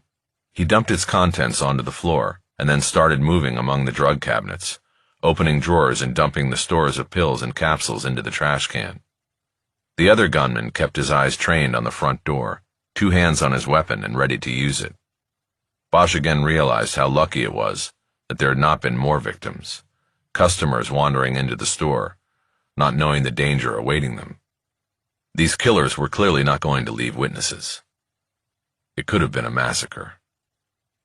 90 seconds after the gunmen had entered through the front door, they moved into the back hallway and disappeared for good, having gone out the rear exit. We think they must have had a car and driver in the alley, Lourdes said. Anybody want to see it again? No thanks, Trevino said. Any video from where the sun got hit? No, the rear hallway wasn't covered by cameras, Lourdes said. What about the street? Trevino pressed. We have anything that shows those two bastards without masks on? Nothing, Luzon said. There are cameras on both ends of the mall, but they didn't pick up shit. We think they were dropped off in the alley and went in the back door of the Three Kings, said Sisto, using the English name for the bar located 2 doors down from the pharmacy. They walked through the bar and out the front door, Luzon said. Then down to La Familia and pulled down their masks before going in. They knew what they were doing, Sisto added, and where the cameras were. We got descriptions out of the Kings, Trevino asked. Not a very cooperative group in there, Captain, Luzon said. We got nothing other than the bartender saying he saw 2 guys walk through real quick. He said they were white, and that's about it. Trevino frowned. He knew full well that the Tres Reyes was the source of frequent patrol calls because of fighting, gambling, drunk and disorderly conduct, code violations, and other disruptive issues. The establishment was a sore spot on the mall, and the department had for years been under community pressure to do something about it. Chief Valdez routinely visited roll calls at the station and singled out the establishment for proactive enforcement, meaning he wanted patrol officers to walk through the bar several times a shift, a practice not welcomed by anyone on either side of the bar. Subsequently, the relations between the police and the bar's management and clientele were not good. There would not be much help coming from the Tres Reyes on this case. Okay, what else? Trevino asked. This match up with any recent cases in the city? He meant Los Angeles. Most residents of San Fernando referred to it as the town and Los Angeles as the city. We have 2 similars, Sisto said. Both in the city. I'm getting details in video today, but the basics are the same. 2 white men in ski masks, driver waits outside. Only difference is, nobody got hurt in those. They were straight robberies, one in Encino and the other in West Hills. Bosch involuntarily shook his head and Trevino noticed. Not our suspects, the captain asked. I don't think so, Bosch said. I think our suspects wanted us to think that, but this was a hit. Okay, Trevino said. Then where's our focus? On the sun, Lourdes said. How so, the captain asked. Well, as far as we can tell, the kid was a straight shooter. He graduated last year from the pharmacy school at Cal State Northridge. No arrest record, no known gang affiliations. Most likely to succeed in his high school class. But Mrs. Esquivel said that he was going through a rough patch relating to the family business and is living at home. Do we know any more than that, and how it might connect? Not at the moment, but we're working on it. I need to take another run at Mrs. Esquivel. Last night was not the right time. Then why do we think it's about the kid? Bosch pointed to the screen, where the image was frozen on a shot that showed Jose Sr. sprawled dead on the floor of his business. The video, he said. It looks like the father recognized what was about to happen and tried to get his son out of there. Then you have the overkill. The father shot once, the kid shot 3 times. Plus nothing says it's personal like a shot up the ass, added Sisto. Trevino computed all of this and nodded. Okay, what about next moves, he asked. The caseload was then chopped up, with Luzon assigned the autopsies and ballistics, with a rush order to find out what weapons were used in the killings, and if they matched other cases in the databases containing ballistic profiles. Sisto got video duty, with instructions to go back through video from the Farmacia to look for indications that the 2 gunmen had cased the place earlier in the month, as well as to study the relationship between father and son. Sisto would also check in with the LAPD about the 2 similar pharmacy robberies and see if he could look at the video from those crimes. Lourdes said she would follow up on backgrounding the son and checking out the complaint he had made to the state's medical board. Bosch would serve as case coordinator and back Lourdes when her inquiries took her out of the station. Picking up on that, Trevino gave the final instruction to all. This is a murder investigation, so the stakes are higher, he said. That goes for everybody, including our shooters. I know we are a small department, But nobody should go out on the street on this case without a partner. You never know what you might walk into. Roger that?" He received a chorus of confirmations back. "Okay," he said. "Let's find these guys." Chapter 9. After the war room meeting, Bosch left the station while Lourdes attempted to get hold of someone in the investigations unit of the State Medical Board. He walked 2 blocks to a shopping plaza on Truman and into a bodega that sold throwaway phones to new immigrants who could not establish addresses and the credit histories required by the big service providers. He bought a throwaway with texting capability and a full charge. He then stepped out of the store and sent a 2-word text to Lucia Soto. "Thank you." Less than a minute later, he got a response. "Who is this?" He typed in, "Go to a private spot. 5 minutes."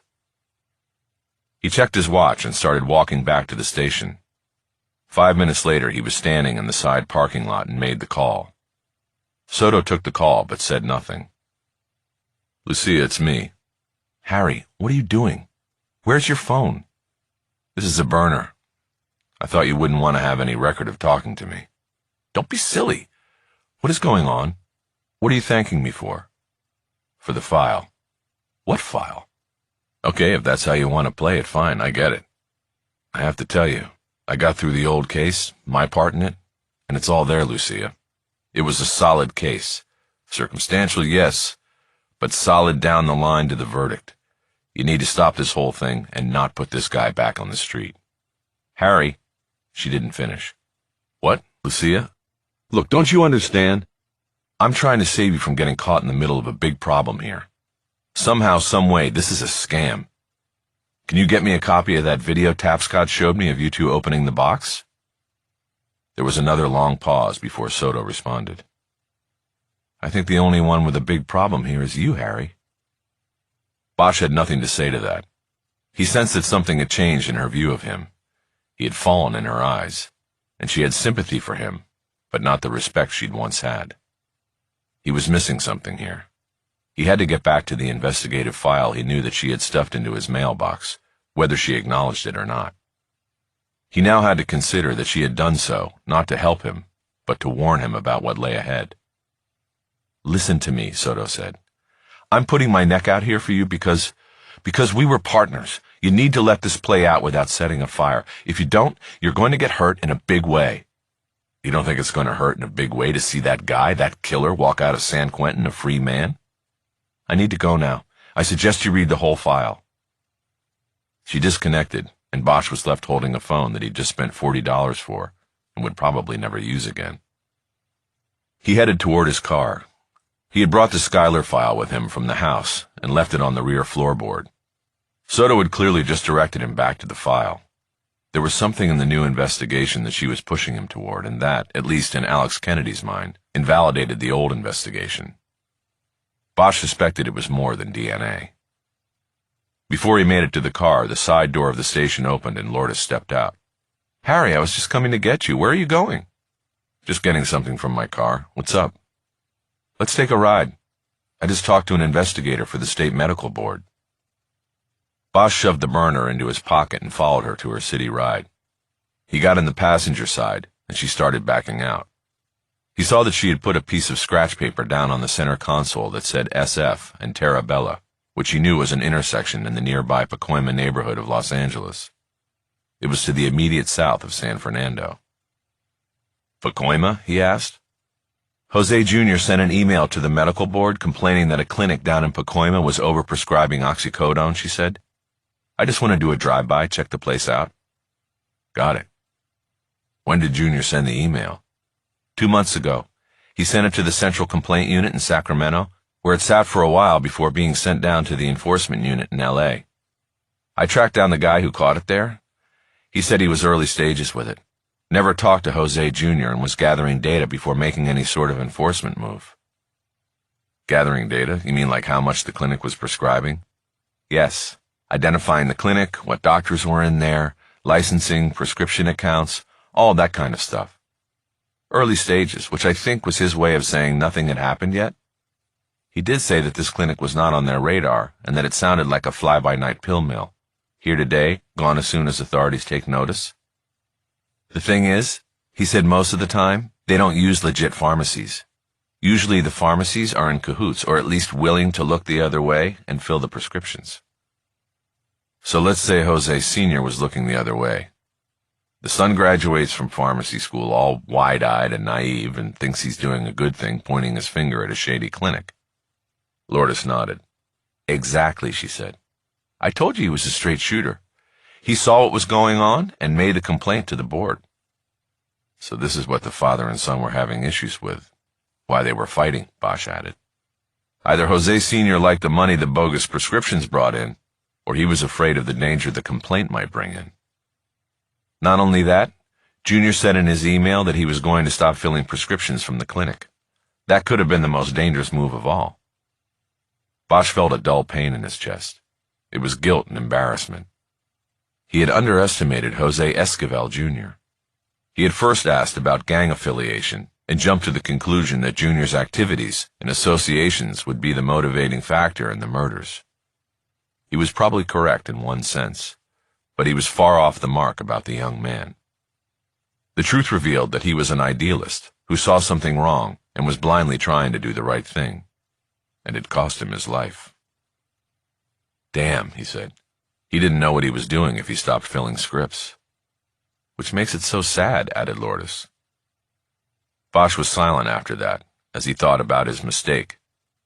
It bothered him deeply, because a relationship was always established between a victim and the detective charged with solving the crime. Bosch had doubted the goodness of his victim, and let him down. In doing so, had let himself down as well. It made him want to double down on his efforts to find the two men who had moved so swiftly and lethally through the pharmacy the morning before. Bosch thought about the terror Jose Jr. must have felt as he tried to make it down the hallway to the exit door, the horror of knowing he had left his father behind. Bosch couldn't be sure, because there was no sound on the video, and the shooting of Jose Jr. was off camera. But he guessed that the father had been shot first, and in the hallway his son had heard it as he tried to escape. Just before he too was shot, and his killer came up on him to commit a final indignity and finish the job. They took Truman south to where it merged with San Fernando Road, and soon they crossed the city limits and into Pacoima. There was no Welcome to Los Angeles sign, and the difference between the two communities was stark. The streets here were trash-strewn, the walls marked with graffiti. The medians were brown and weed-filled. Plastic bags were snagged on the fence line that guarded the metro tracks that paralleled the road. To Bosch, it was depressing. Though Pacoima had the same ethnic makeup as San Fernando, there was a visible disparity in the economic levels of the side-by-side communities.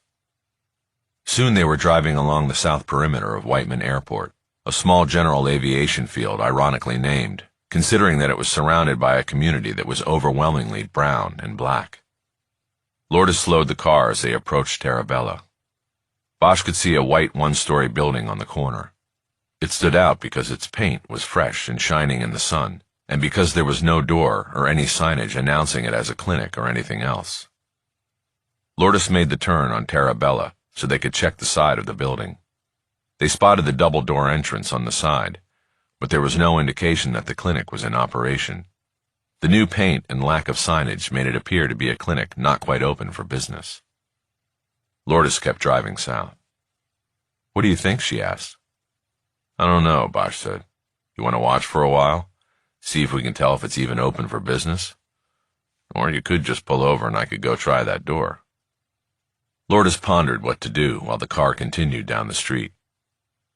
I don't like barging in there when we don't know what we've got, she finally said. She turned into the entrance drive of a company that manufactured fire sprinkler systems, then backed out to turn the car around. Let's watch for a while, she said. See what happens. Sounds like a plan, Bosch said. She drove a half-block back up Terabella, and then parked at the curb behind a sedan. It gave them a blind, but still allowed them to keep eyes on the clinic's door. They sat in comfortable silence for almost 15 minutes before Lourdes spoke. You still tight with Lucy Soto? She asked. Bosch had forgotten that Lourdes and Soto knew each other, at least casually through a Latino law enforcement organization. We talk now and then, but I think yesterday was the first time I'd seen her in a couple of years, Bosch said. He knew that Lourdes was angling to find out what the visit from downtown the day before was all about, but he wasn't interested in talking about it. He changed the subject. Your son excited about the Dodgers this year? He asked. Oh yeah, Lourdes said. He picked his games and I need to get the tickets. He thinks they're going to win it all this year. About time. Yeah. You know that Soto's never been to a Dodgers game? Her grandparents and her father were kicked out of Chavez Ravine back in the 50s, and she'll never set foot in that place. She doesn't even like going to the academy. Bosch was talking about the forced relocation of an entire Latino neighborhood to make way for the baseball stadium near downtown. The bitterness of the move, including many tearful and violent evictions recorded on news cameras, still blemished the history of the much-loved team. The LAPD Academy was on the edge of one of the stadium's vast parking lots. I guess I understand all of that, Lourdes said. But it was a long time ago. Baseball is baseball. Like I'm going to deny a little boy his love of baseball because of something that happened before his mother was even born? His mother's love of baseball too, Bosch said. He smiled. Before Lourdes could formulate a comeback, they both saw a van turn the corner from San Fernando onto Terabella. Bosch at first thought it was heading to the sprinkler manufacturer, but it stopped directly in front of the door to the clinic. Bosch and Lourdes watched silently as the side door of the van slid open and people started climbing out and heading to the door of the clinic. Bosch counted 11 people, not including the driver, who remained in the van. They disappeared into the clinic. So what was that? Lourdes asked. Got me, Bosch said. Maybe they picked people up at an old folks' home or something. They weren't all old. Mostly old. And they looked more like they were homeless than from a home. Bosch nodded and they dropped back into silence as they continued to watch. The van's driver remained in place behind the wheel, and the side door remained open. About 20 minutes after they disembarked from the van, the passengers started coming out of the clinic and getting in line to get back in the van. Bosch looked more closely this time. They were diverse in gender and race, but consistent in the scruffy clothing that hung loose on their bony frames. To Bosch, it looked like a line for a soup kitchen on 5th Street in downtown. What do you think? Lourdes asked. I don't know, Bosch said. What kind of clinic doesn't have a sign out front? The illegitimate kind. And those are patients? Maybe pill shills. Jerry, the medical board investigator, called them that. They go to the so-called clinic, get a prescription, and then go collect the pills at the pharmacy. They're paid $1 a pill. I guess it's not bad if you're picking up 60 pills a pop. But then what do the pills sell for on the street? He said that depends on dosage and what you're buying. Generally, $1 a milligram. Oxycodone scripts usually come in 30-milligram pills. But he said the holy grail of hillbilly heroin these days is the 80-meg dose. Also something called oxymorphone. It's the next big thing. The high is supposedly 10 times as powerful as you get with oxycodone. Bosch took out his phone and opened up the camera app. Steadying the phone on the dashboard, he started taking photos of the clinic and the van. He used the zoom to get a closer look at the people waiting to climb in, but their features blurred. You think the van's going to start taking them around to pharmacies now? He asked. Maybe, Lourdes said. Jerry said old people make the best shills. They're prized. Why's that? Because they want people who look old enough to be on Medicare. They give them counterfeit Medicare D cards. They buy the names of legit card holders, and then they don't have to pay full price for the prescriptions they fill. Bosch shook his head in disbelief. So Medicare pays the pharmacy back for the drugs, he said. In other words, the federal government finances the operation. A lot of it, Lourdes said. According to Jerry. One last man came out of the clinic's door and headed toward the van. By Bosch's count, 12 men and women were now crammed into the back. They were white, black, and brown, the one unifying factor being that they all looked like they had been down rough roads. They had gaunt faces and a shabbiness about them that unmistakably came from the hard life. The driver, wearing sunglasses and a black golf shirt, got out and went around the front of the van to slide the door closed. By the time Bosch had zoomed in his camera, it was too late to get the shot. The driver was in the van and hidden behind reflections on the windshield. The van pulled away from the clinic and headed down Terabella in the direction of the two detectives. Bosch pulled his phone down below the dashboard. "Shit," Lourdes said. There was no disguising that Bosch and Lourdes were in an unmarked police car. It was black and had government hubs and flashers mounted behind the front grille. But the van went by without slowing, the driver preoccupied with a call on his cell phone. Bosch noticed he had a goatee and a gold ring on the hand that held his phone. Lourdes watched in her side view mirror until the van went 2 blocks down to El Dorado and turned right. "Should we?" she asked. "Might as well," Bosch said. She pulled the car away from the curb and made a 3-point turn. She punched it to get down to El Dorado and made the same turn the van did. They caught up to the van as it made another right at Pierce, and then drove north, crossing San Fernando and the metro tracks before entering Whiteman Airport. "Didn't expect this," Lourdes said. "Yeah, weird," Bosch added. The van pulled up to a gate across from an entrance to the private hangar area, and the driver's window came down. An arm extended from the window and held a key card to a reader. The gate lifted and the van went through.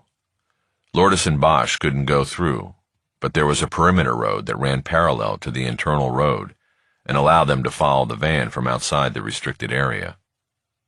They watched it pull into an open hangar and then lost sight of it from their angle. They parked on the side of the perimeter road and waited. "What are you thinking?" Lourdes asked. "No idea," Bosch said. "Let's just see what happens." They watched in silence after that, and a few minutes later a single-engine plane, its prop a spinning blur, emerged from the hangar and started moving toward the runway. After it cleared the hangar, the van pulled out and headed back toward the gate. "The van or the plane?" Lourdes asked. "Let's stay here with the plane," Bosch said. "I have the plate off the van." Bosch counted 7 windows running down the side of the plane behind the cockpit. Shades were pulled down inside each window. He pulled a pen and notebook out of his pocket and wrote down the tail number of the plane. He also noted down the time.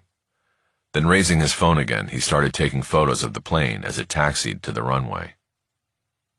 "What the hell are we looking at here?" Lourdes asked. "I don't know," Bosch said, "but I got the tail number. If they filed a flight plan, we can get it." Bosch checked the hangar and saw the big, wide door slowly coming down. There was an advertisement in faded paint on the corrugated metal. "Take the plunge. SFV Skydiving Club. Call today. Jump today." Bosch turned his attention back to the runway and watched silently as the plane moved down the tarmac. It was white with a burnt orange stripe running down its side. It had an overhead wing and a jump deck below the outline of a wide passenger door. Bosch switched the camera to video and filmed as the plane picked up speed and then lifted into the air. It flew off to the east and then banked south below the sun. Bosch and Lourdes watched it until it disappeared. Chapter 10. The air traffic control tower at Whiteman was up a staircase from a small general administration building.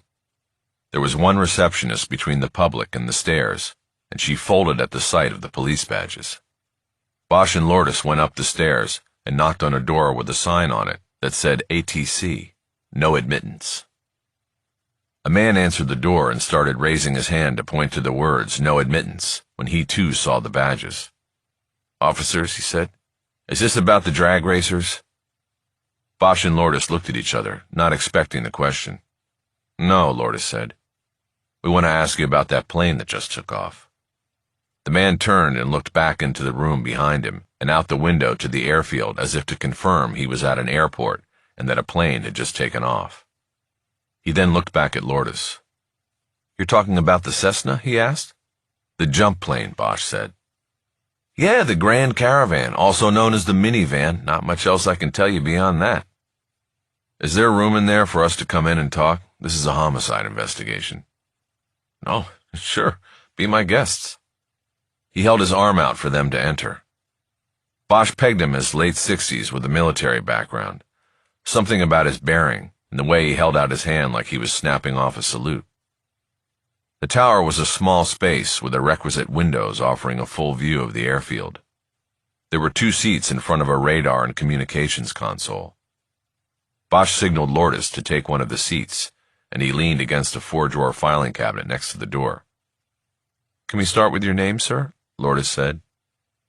The man took the remaining seat after turning it to face the 2 detectives. "Ted O'Connor," he said. "How long have you worked here, Mr. O'Connor?" she asked. "Oh, let's see, about 20 years now, over 2 different stints. Came here after the Air Force, put in 25 there, dropping napalm and shit on foreign lands. Then I came here for 10, retired, then decided I didn't like being retired, and came back after a year. That was 12 years ago. You might think sitting up here all day is boring, but you try spending a summer in a double-wide with a single-wide AC unit? You want hot and boring? Anyway, who gives a shit, really? You want to know about that Cessna. Do you know how long it's been here?" "Offhand, I can tell you it's been hangared here longer than I have, and it's changed hands quite a few times over the years. The owner for the past couple years is a company from down in Calexico. At least that's where Betty downstairs tells me the hangar and fuel invoices go." "What's the name of the company?" "Betty will have to get you that. She told me, but I don't remember. Cielo something or other. It's a Spanish name, and I don't have much Spanish." "Is it still used for skydiving?" "I hope not. The people I see getting on that plane wouldn't make it to the ground alive." Bosch leaned forward and looked out through the windows. He saw that O'Connor had a direct line of vision into the hangar. The binoculars on the console would give him a close-up view inside when the big door was open. "So, what do you see going on in that hangar, Mr. O'Connor?" Bosch asked. "I see a lot of people coming in and out," O'Connor said. "A lot of people as old as, well, me." "Every day?" "Just about. I'm only here 4 days a week, but every day that I am, I see that plane either landing or taking off, and sometimes both." "Do you know if that plane is still configured inside for skydiving?" "As far as I know." "Long jump benches on both sides?" "That's right." "So how many people can they put in there at once?" "That plane's a stretch model with a big tail section. You can get 15, maybe 20 in there if you have to." "Did you ever report what you saw to anyone?" Lourdes asked. "Report what?" O'Connor said. "What's the crime in getting on a plane?" "Did they file a flight plan today?" "They never file a flight plan. They don't have to. They don't even need to check in with the tower as long as they're flying VFR. VFR? What's that? Visual flight rules. See, I'm here to provide radar to those who request it and to guide instrument flyers in or out if they need it. Trouble is, you might have noticed we're in California, and if it's sunny out, you're going to go VFR, and there is no FAA rule requiring a pilot to make contact with the tower on a general aviation airfield. The guy flying that caravan today, he said one thing to me, and that was it." "What was it he said?" "That he was positioning for an easterly takeoff, and I told him the field was his." "That's it?" "That's it, except he said it with a Russian accent. I think because we have a westerly wind today, he was letting me know he was going down to the other end in case I had somebody coming in." "But how do you know it was a Russian accent?" "Because I just do." "Okay. So no flight plan means there's no documentation of where he's going or when he's due back?" "Not required at an airfield like this and for a plane like that." O'Connor pointed out the window as though the plane in question were hovering out there. Lourdes looked at Bosch. She was clearly surprised by the lack of security and control of who came in and out of the airport. "If you think the days are wide open here, you should check this place out at night," O'Connor said. "We close the tower at 8. It's an uncontrolled field after that. People can come in and out as they please, and they do." "You just leave the runway lights on?" Bosch asked. "No, the lights are radio controlled. Anybody in a plane can toggle them on and off. The only thing you have to worry about are the drag racers." "Drag racers?" "They sneak out onto the tarmac at night and have their races out there. We had a guy coming in here about a month ago, flicked on the lights and almost put it down on top of one of those hot rods." They were interrupted by a call on the radio, and O'Connor turned to the console to handle it. It sounded like a plane was coming in from the west. O'Connor told the pilot the airfield was his. Harry looked at Lourdes. She raised her eyebrows and Bosch nodded. The message between them was clear.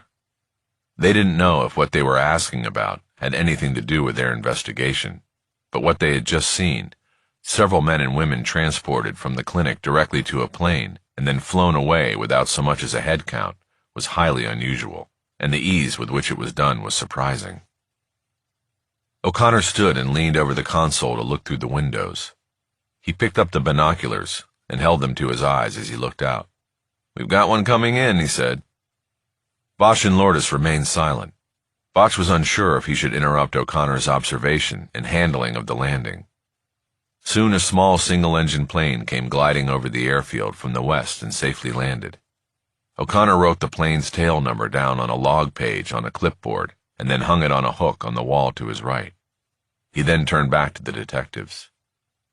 "What else can I tell you?" he asked. Bosch pointed to the clipboard. "You document every takeoff and landing that occurs during business hours?" he asked. "We don't have to," O'Connor said. "But we do. Yes, if we're here." "Mind if I take a look?" "No, I don't mind." O'Connor took the clipboard back off the wall and handed it to Bosch. There were several pages documenting the comings and goings at the airport. The single aircraft that made the most takeoffs and landings had the tail number Bosch had written down earlier, the jump plane. He handed the clipboard back. His plan was to officially reclaim it with a search warrant. "Are there cameras on the runways and in the hangars?" he asked. "Yes, we have cameras," O'Connor said. "How long is the video archived?" "Not sure. I think a month. The LAPD was out here to look at video of the drag racing, and they went back a few weeks, I heard." Bosch nodded. It was good to know they could come back to look at video if needed. "So in summary," Lourdes said, "this airport essentially has unrestricted access in and out. No flight plans required, no passenger or cargo manifests required, nothing like that." "That's about right," O'Connor said. "And there's no way to tell where that plane, the Grand Caravan, is heading?" "Well, that depends.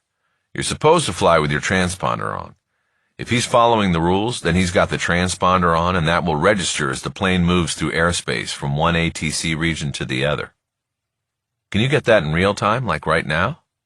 No, we would need to get the unique transponder code from the plane and put out the request. Might take a day, maybe longer. Lourdes looked at Bosch. He nodded. He had nothing more to ask. "Thank you, Mr. O'Connor," she said. "We appreciate your cooperation. We would also appreciate if you would keep this conversation to yourself." "Not a problem," O'Connor said. Bosch and Lourdes waited until they were back in the car before discussing what they had learned in the last hour. "Holy shit, Harry," Lourdes said. "I mean, where the fuck's TSA when you need them? Somebody could just get in a plane here, load it up with whatever they want, and fly it downtown to a water reservoir or whatever, and do who knows what." "Scary," Bosch said. "No matter what, we need to tell somebody about this. Leak it to the media or something. Let's see how it figures into our thing before we get the media crawling all over this." "Got it, but speaking of our thing, where to next?" Bosch thought for a moment. "Downtown to the Reagan. Let's go talk to your medical board guy." Lourdes nodded and started the engine. "Jerry Edgar. He told me he was LAPD back in the day." Bosch shook his head once in surprise. "What, do you know him?" Lourdes asked. "Yeah, I know him," Bosch said. "We worked together in Hollywood back in the day. I knew he retired, but I thought he was selling houses in Las Vegas." "Well, he's back here now," Lourdes said.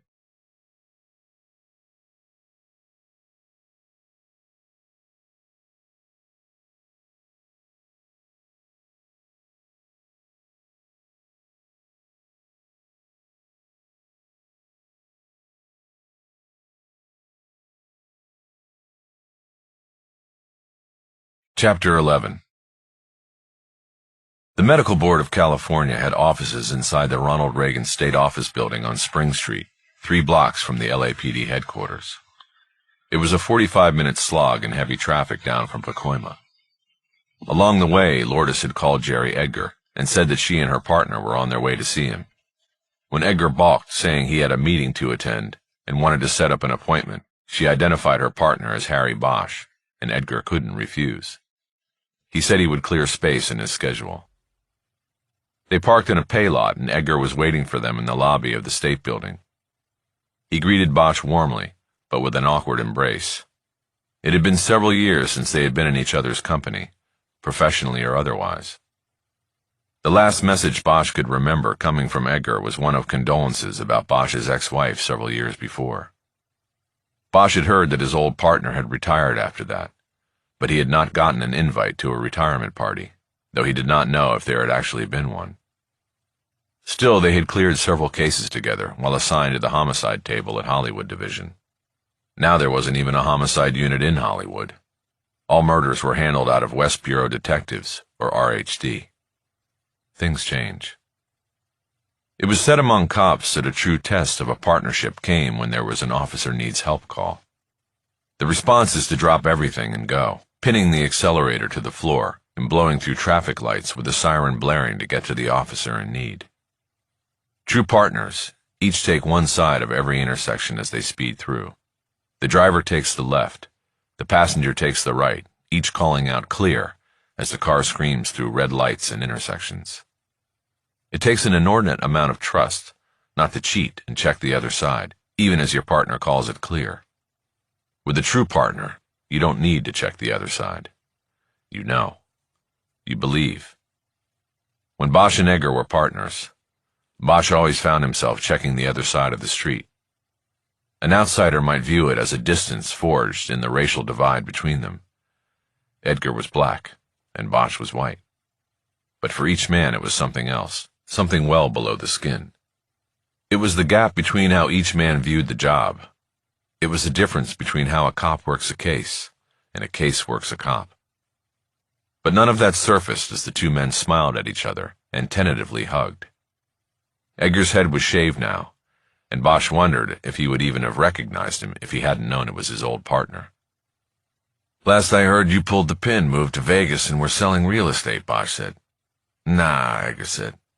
"That lasted about 2 years, and I came back here. But look at you. I knew you'd never be able to give it up, but I thought you'd end up with the DA's office or something. SFPD. They call themselves the Mission City, right? That's perfect for Harry Bosch."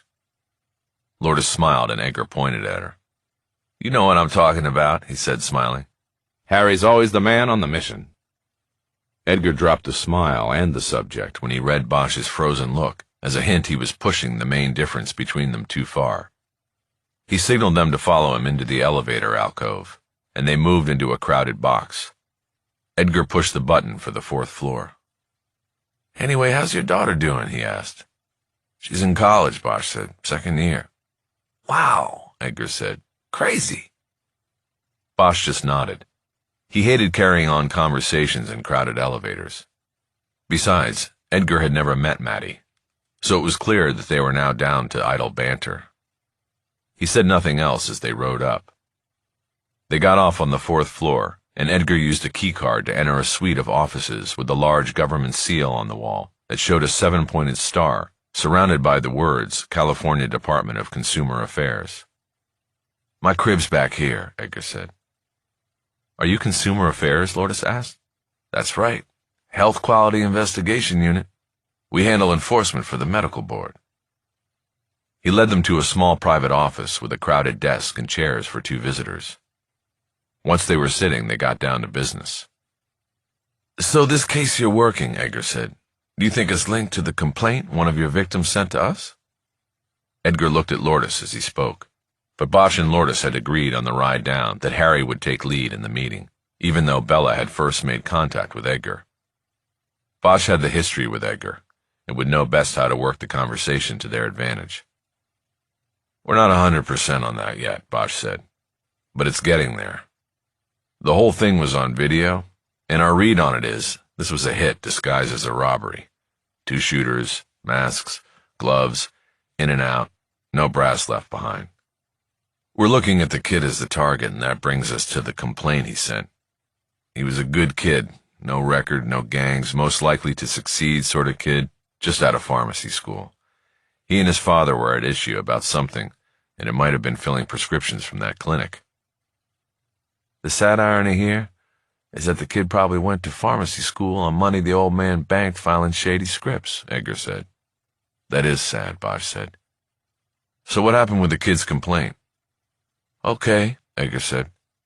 Well, like I told Detective Lourdes, the complaint landed on my desk, but I had not acted on it yet.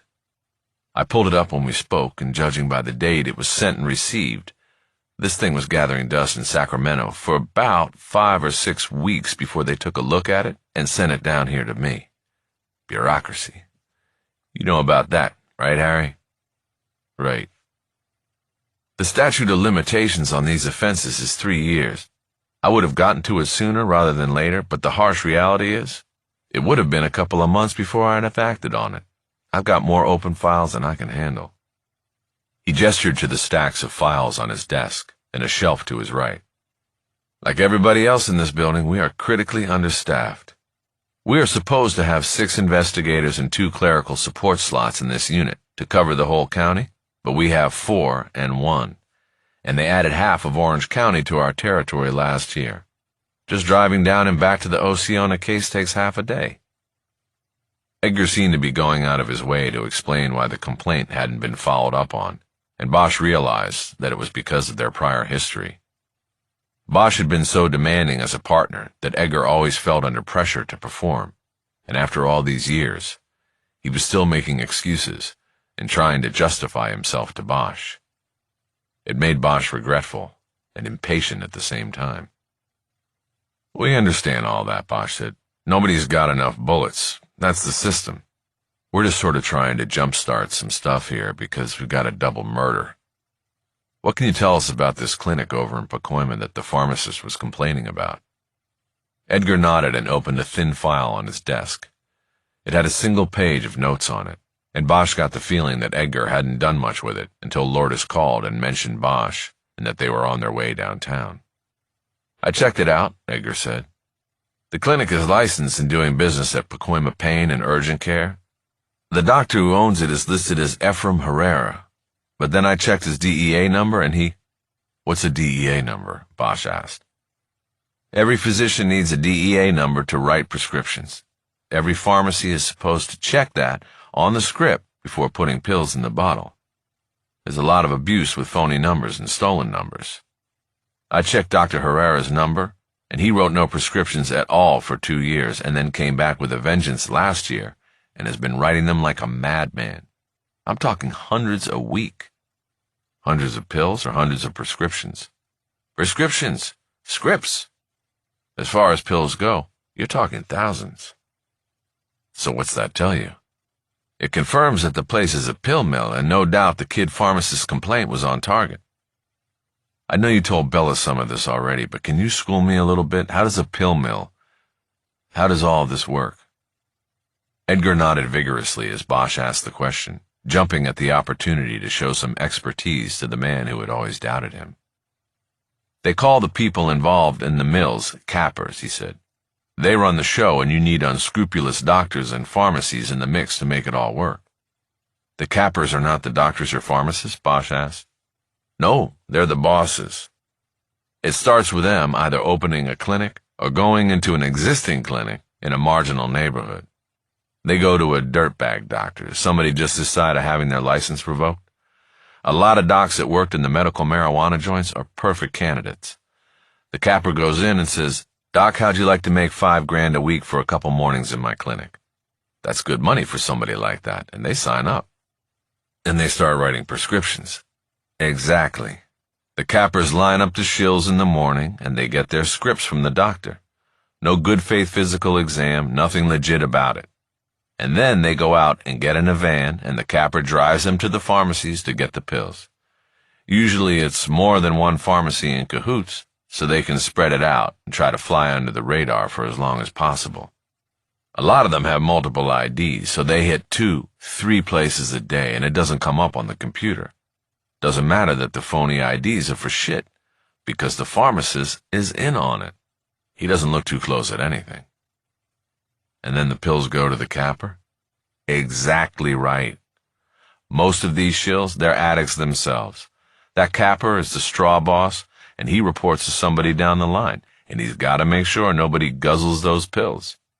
So he keeps everybody in the van, and they hit the pharmacies, maybe 2 going in at a time, and they turn those pills over right away when they get back to the van. The capper will front them what they need out of the day's haul to maintain their addiction and keep them working. He keeps them high and keeps them moving. It's a trap. They get in, and they can't get out. Bosch thought about the man in the sunglasses with the goatee who was driving the van of old people that he and Lourdes had tailed. What happens next? Bosch asked.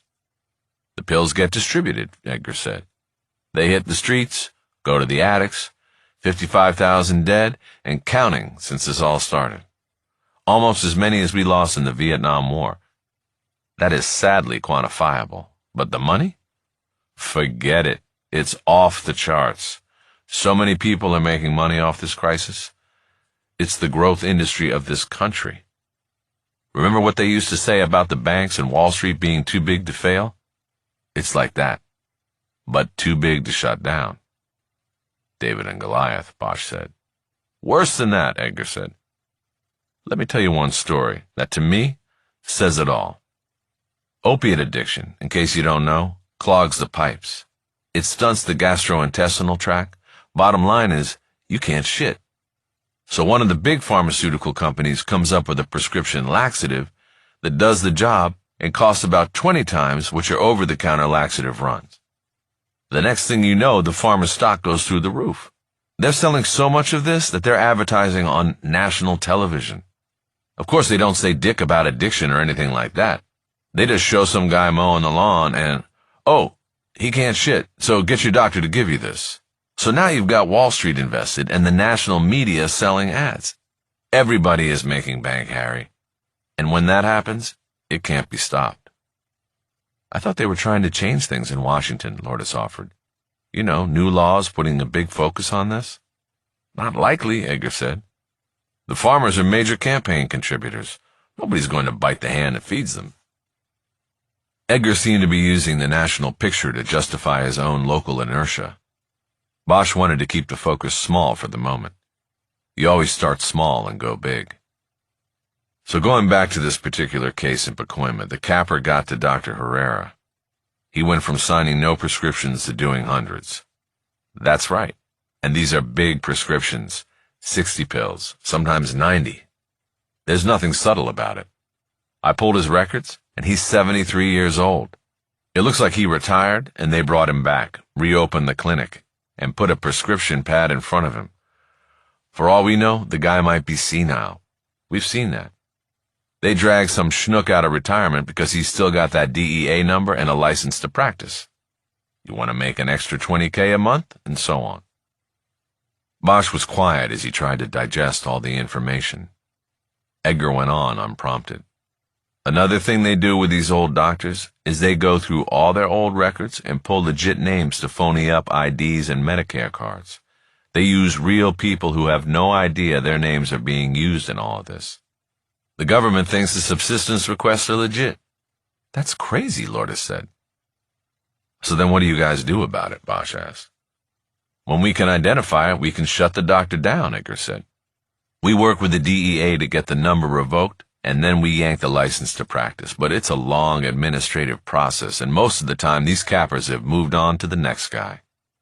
A guy like Ephraim Herrera is left holding the bag. Not that I have any sympathy for the doctors, but the real villains here are elusive. I don't have to tell you how frustrating that is. I can see that. The pill shills, have you heard of them being moved around by plane? Bosch asked the question casually, but it came out of the blue and gave Edgar pause.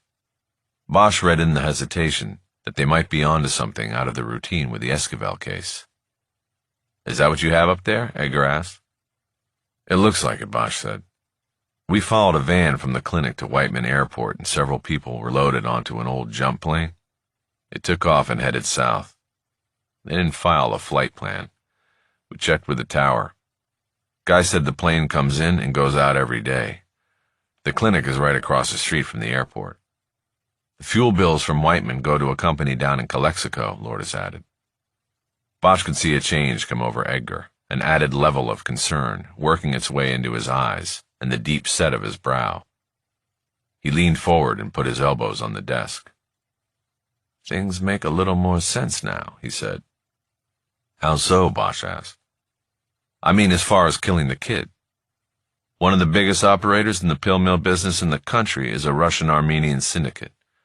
Most of the pills that come out of these small operations go to them, and they feed Chicago, Las Vegas, all the hot spots. Bosch threw a sideways glance at Lourdes. O'Connor at the Whiteman Tower had said the pilot spoke with a Russian accent. Lourdes exchanged eye contact, and then returned attention to Edgar, who was still talking. Supposedly they use planes to keep people in motion, hitting multiple clinics and pharmacies a day, he said. The planes help keep the shills in circulation, cashing out scripts for pills. Like I said before, they have multiple IDs, and they're moved through 3-4 pharmacies a day.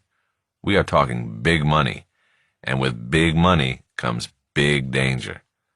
This kid had no idea what he was bringing on when he decided to stand tall. They would hit him just to send a message? Bosch asked. Entirely possible. If you ain't filling my scripts, you ain't filling nobody's scripts like that.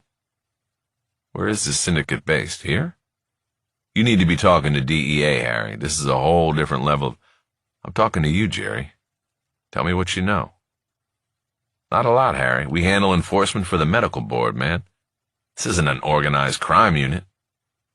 What I heard through my contact at drug enforcement is that they're out there in the desert. Which desert? Las Vegas? No, down toward the border in Calexico. Out near Slab City, Bombay Beach, that no-man's land they call the south side of nowhere.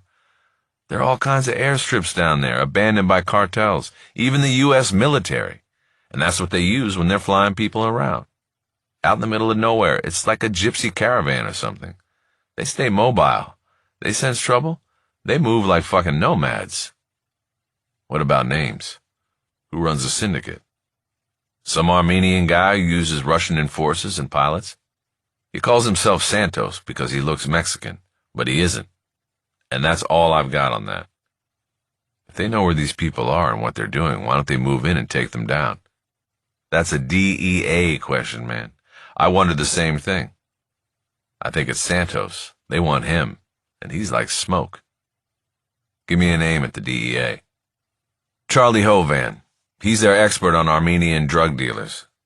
He told me his family Americanized the name from Hovanian or something like that. Charlie Hovan. Thanks, Jerry. Bosch looked at Lourdes to see if she had anything else to ask. She shook her head. She was ready to go. Bosch looked back at his old partner. So we'll leave you to it, he said. Thanks for the cooperation. Bosch stood up and Lourdes followed. Harry, there's a story about Santos, Edgar said. I don't know if it's true, but you should know. Go. The DEA flipped one of his shills. The guy was an oxy addict, and they leveraged him. He was supposed to keep working the game and feed intel back to the narcs. What happened? Somehow Santos figured it out or got wind of it. One day the informant got on the plane with a bunch of other shills and took off for a day's work. But when the plane landed, he wasn't on it anymore. He got tossed. Edgar nodded. They've got the Salton Sea down there, he said. Supposedly the high salt content of the water chews a body up pretty quick. Bosch nodded. Good to know what we're dealing with, he said. Yeah. You two watch yourselves out there, Edgar added. Chapter 12. After leaving the meeting in the Reagan building, Bosch and Lourdes walked over to the Nickel Diner on Main Street for a late lunch. Bosch was a regular at the restaurant when he had worked downtown for the LAPD, but had not been back since he'd left the department. Monica, one of the owners, welcomed him warmly, and still remembered his routine order of a BLT sandwich. Bosch and Lourdes discussed the information they had gotten from Edgar and debated whether to reach out to the DEA agent they had gotten a line on. Ultimately, they decided to wait until they had a better handle on their case and knew more about the activities surrounding La Farmacia Familia and the clinic in Pacoima.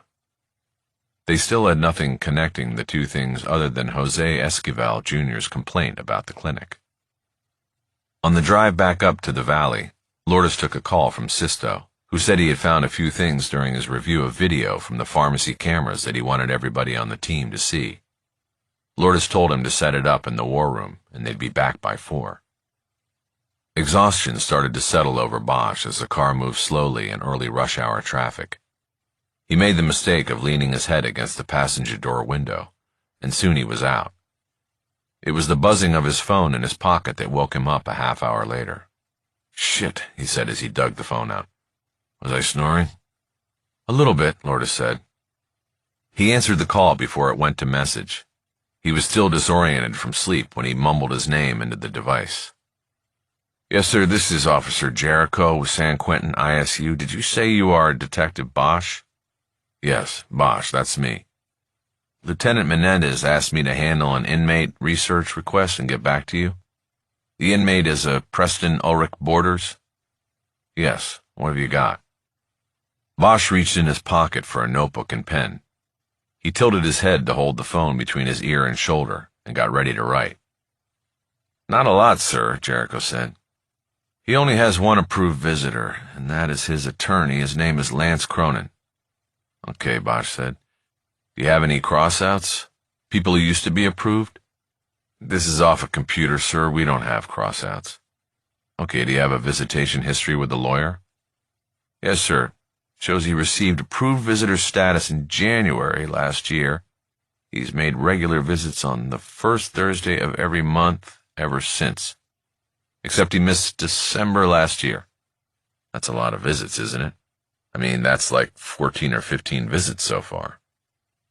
"I wouldn't know what would constitute a lot of visits, sir. These guys on death row get a lot of legal attention." "Okay, what about mail? Did the lieutenant ask you to see what was going on with mail that goes to Borders?" "Yes, he did. I reviewed that, sir. An inmate Borders receives about 3 pieces of mail per day, and it goes through a review process. He has had mail rejected because the letters were pornographic in nature or contained pornography. Nothing else unusual." "Do you keep any sort of entry log for knowing who is sending the mail to him?" "No, sir, we don't do that." Bosch thought for a moment. The results of his request to Menendez were coming up dry. He looked out the windshield at a freeway sign and realized he had slept through almost the entire drive back to San Fernando. They would be on Maclay in 5 minutes. He took a long shot on one last tack with Jericho. "You said you're on a computer, right?" he asked.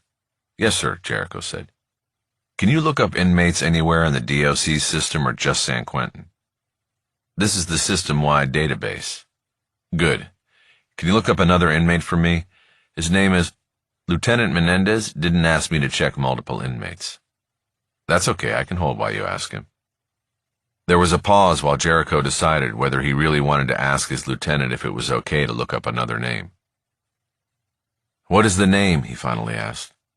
"Lucas John Ulmer. He's probably listed as deceased." Jericho asked Bosch to spell the full name, and he heard typing. "Yes, deceased," Jericho said. "DOD, November 9th, 2015. "Okay," Bosch said. "Is there still an approved visitor list on the file?" Hold one." Bosch waited. "Yes," Jericho finally said. "He had 5 visitors approved." "Give them to me," Bosch said. He wrote the names Jericho recited in his notebook. Carolyn Ulmer, Peyton Fournier, Wilma Lombard, Lance Cronin, Victoria Rempel. Bosch stared at the list. One was obviously a family member, and the other women were probably prison groupies, women attracted to a man of danger as long as the danger is incarcerated. Only Cronin's name was important. The lawyer currently representing Preston Borders had previously represented the now-dead inmate who supposedly committed the murder that Borders was held on death row for. "How did you know?" Jericho asked. "Know what?" Bosch said. "That the lawyer was on both visitor lists." "I didn't, until now." But it was an obvious thing to check, and Bosch knew Soto and Tapscott had to have made the same connection as well. And yet it had not hindered the conclusion that Borders was innocent in the killing of Danielle Schuyler. Bosch knew he needed to get the file and review the second half, the recent investigation. He thanked Jericho for his time and asked him to pass on his appreciation to Lieutenant Menendez. He then put both his phone and notebook away. Harry, what's going on? Lourdes asked. It's a personal matter, Bosch said. It's not related to our case. It is if it's keeping you up at night and you're falling asleep in my car. I'm an old man. Old men take naps. I'm not kidding. You need to be on your game for this. Don't worry. It won't happen again. I'm on my game. They drove in silence the rest of the way to the SFPD station. They entered the detective bureau through the side door and immediately went to the war room where Sisto, Luzon, and Trevino were waiting. What you got? Lourdes asked. Take a look, Sisto said. He was holding the remote for one of the screens. There was a frozen image from the camera over the prescription counter at La Farmacia Familia. Sisto hit the play button. Bosch first noticed the time and date stamp. The video was recorded 13 days before the murders. Everyone stood in front of the screen in a semicircle to watch. On the screen, Jose Esquivel Sr. was standing behind the counter, his fingers on the computer keyboard. The customer stood on the other side of the counter, a young woman holding a baby. There was a white prescription bag on the counter. While the customer transaction was taking place, a man entered the store through the front door. He was wearing a black golf shirt and sunglasses and had a goatee. Bosch immediately recognized him as the man he and Lourdes had seen driving the van from the clinic to Whiteman Airport that morning, the capper. He went along two of the aisles and idly perused the shelves as if he were looking for something, but it was clear he was waiting. Esquivel finished his computer work and handed what appeared to be an insurance card back to the woman holding the baby. He then handed her the prescription bag and nodded as the interaction was completed. The woman turned and left the store, and then the man in the black shirt stepped up to the counter. There was no sign of Jose Jr. in the store. The playback was without sound, but it was clear from the body language and hand gestures that the man in black was angry and began to confront Esquivel. The pharmacist took a step back from the counter to put some space between himself and the angry visitor. The visitor first held a finger up like he was saying, "One more thing," or "one last time." He then pointed it at Esquivel's chest and leaned across the counter to drive home the point. That was when Esquivel apparently made a mistake. He gestured with his own hands in defense and started to say something. It appeared that he was engaging in the argument, verbally pushing back. Suddenly the visitor's arm shot out and he grabbed Esquivel by the lapel of his lab coat. He jerked the pharmacist forward and half over the counter.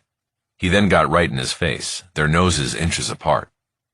Esquivel went up on his toes, his thighs braced against the edge of the counter. He instinctively raised his hands to show contrition and that he was not resisting. The visitor held him in the awkward position and continued to talk, his head jerking in a paroxysm of anger. And then came the moment Sisto wanted everybody to see. The visitor raised his left hand and formed a gun, forefinger pointing and thumb up. He put the finger against Esquivel's temple and pantomimed shooting him in the head, his hand even jerking back to show the recoil. He then pushed the pharmacist back over the counter and released his hold. Without another word he turned and walked through the pharmacy and out the front door. Jose was left disheveled and trying to pull himself together. Sisto raised the remote to stop the playback. "Wait," Bosch said. "Let's watch him." On the screen, the pharmacist paced for a moment behind the counter. He rubbed his face with both hands and then looked up as if asking the heavens for guidance. His face was clear on the overhead camera angle, and Jose Esquivel Sr. seemed like a man carrying a tremendous burden. He then put his hands on the edge of the counter and leaned down. Everything about his face and body language said, "What am I going to do?" Finally straightening up, he opened a drawer in the counter. He took out a pack of cigarettes and a throwaway lighter. He pushed through the half door to the back hallway and out of sight, presumably going to the back alley to smoke and calm his nerves. "Okay," Sisto said. "Then there's this." He fast-forwarded the video playback for 20 seconds and then returned to normal play. Bosch checked the time counter as Sisto narrated. "This is 2 hours later on the same day," the young detective said. "Watch when the sun comes in."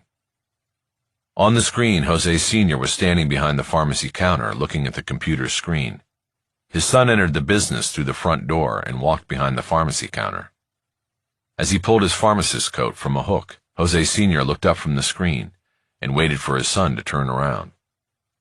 An argument ensued between the father and son, with the father making pleading gestures, hands clasped together as if in prayer, and the son looking away, even shaking his head. It ended with the son removing the coat he had just put on, and days later would be murdered in, and throwing it into the air as he stormed out of the store. Once again the father was left leaning against the counter, supporting himself by both hands and shaking his head in dismay. He saw it coming, Luzon said. They all took seats at the big table to talk about what they had seen and what it meant. Lourdes looked at Harry, and they exchanged nods, a silent communication that they were on the same page. We think we know who the guy in the black shirt and the shades is, she began. Who? Trevino asked. He's what they call a capper. He works for a clinic operating as a pill mill. We saw him today driving people around. People who take illegitimate prescriptions to pharmacies like the Esquivel families. We think the father was neck-deep in the whole thing, and the son was probably trying to get them out of it.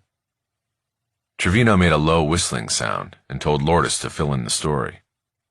With Bosch pitching in here and there, she proceeded to bring the team up to date on their activities during the day, including the Whiteman angle and the visit with Edgar downtown at the Reagan building. Trevino, Sisto, and Luzon asked few questions and seemed duly impressed by the progress Lourdes and Bosch had made on the case. Halfway through the session, Chief Valdez entered the war room, pulled out a chair, and sat down at the end of the table.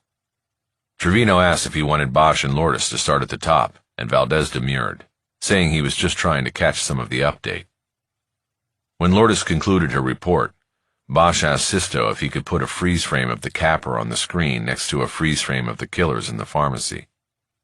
It took Sisto a few minutes to accomplish this, and then everyone stood in front of the screens to compare the man who had threatened Jose Esquivel Sr. to the men who had killed him and his son. The conclusion based on body size was unanimous. Neither of the killers was the man who had threatened Jose Sr. Additionally, Lourdes noted the capper had used his left hand to pantomime shooting Jose Sr., while the two shooters had held their weapons in their right hands. So, Trevino said, next moves? Bosch held back, letting Lourdes take the lead, but she hesitated. Search warrant, Bosch said. For what? Trevino asked. Bosch pointed to the man in black on the video screen. My read is that he threatened to kill Esquivel, and then those two guys were brought in to actually do the job, he said, pointing to the second screen. What we're hearing is that this organization is operating south of here and uses planes to move people around. We get a search warrant to look at video at Whiteman going back maybe 24 hours from our shooting. We'll see if they flew the shooters in. The police chief nodded, and that made Trevino follow suit. I'll write the warrant, Lourdes said. We can take it over there tonight before O'Connor leaves. Okay, Bosch said. Meantime, I'll try to make contact with Edgar's guy at the DEA. Maybe they already have a line on our shooters. Can we trust the DEA with this? Valdez asked. The medical board guy happens to be my old partner, Bosch said. He vouched for the guy, so I think we're good. Good, the chief said. Then let's do it.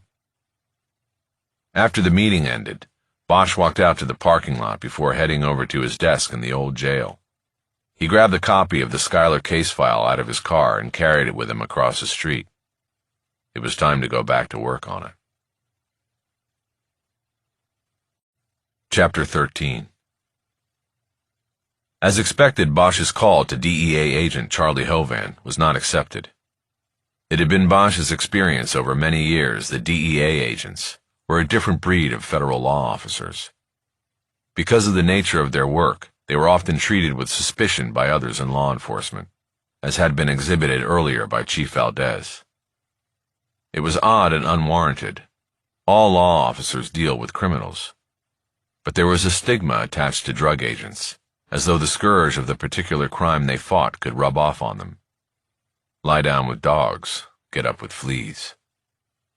It was a phenomenon most likely rooted in the need for infiltration and undercover work in so many drug investigations. That stigma left agents paranoid, isolated, not interested in talking on the phone with strangers, even if they were law enforcement, and it could be argued that they were all part of the same team protecting society. Bosch suspected that he would not hear back from Hovan unless there was a pressing need on the agent's part. Harry tried to give him that with one sentence left on the agent's voicemail. "This is Detective Bosch with the San Fernando Police Department. I'm looking for some intel on a guy who calls himself Santos and flies a plane in and out of an airstrip up here, where we just had a double murder in a pharmacy that was filling opioid scripts for him." Bosch left his phone number before disconnecting. He still believed that he might need to call Jerry Edgar in a day or two and ask him to vouch for him with Agent Hovan in order to prompt a simple conversation. Bosch knew that it would probably take Lourdes a couple hours to write up a warrant for the Whiteman video archives and then get a telephonic approval from a superior court judge. It would take longer if she could not find a judge.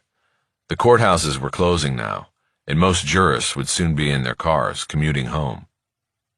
Bosch's plan was to use whatever time he had to dig further into the Schuyler investigation. Despite the double murder being the priority of the moment, Bosch could not stop thinking about the Schuyler case and the threat it posed to his public reputation and private self-worth. In his career, he had chased down hundreds of killers and put them in prison. If he was wrong about one, then it would put the lie to everything else. It would cast him adrift.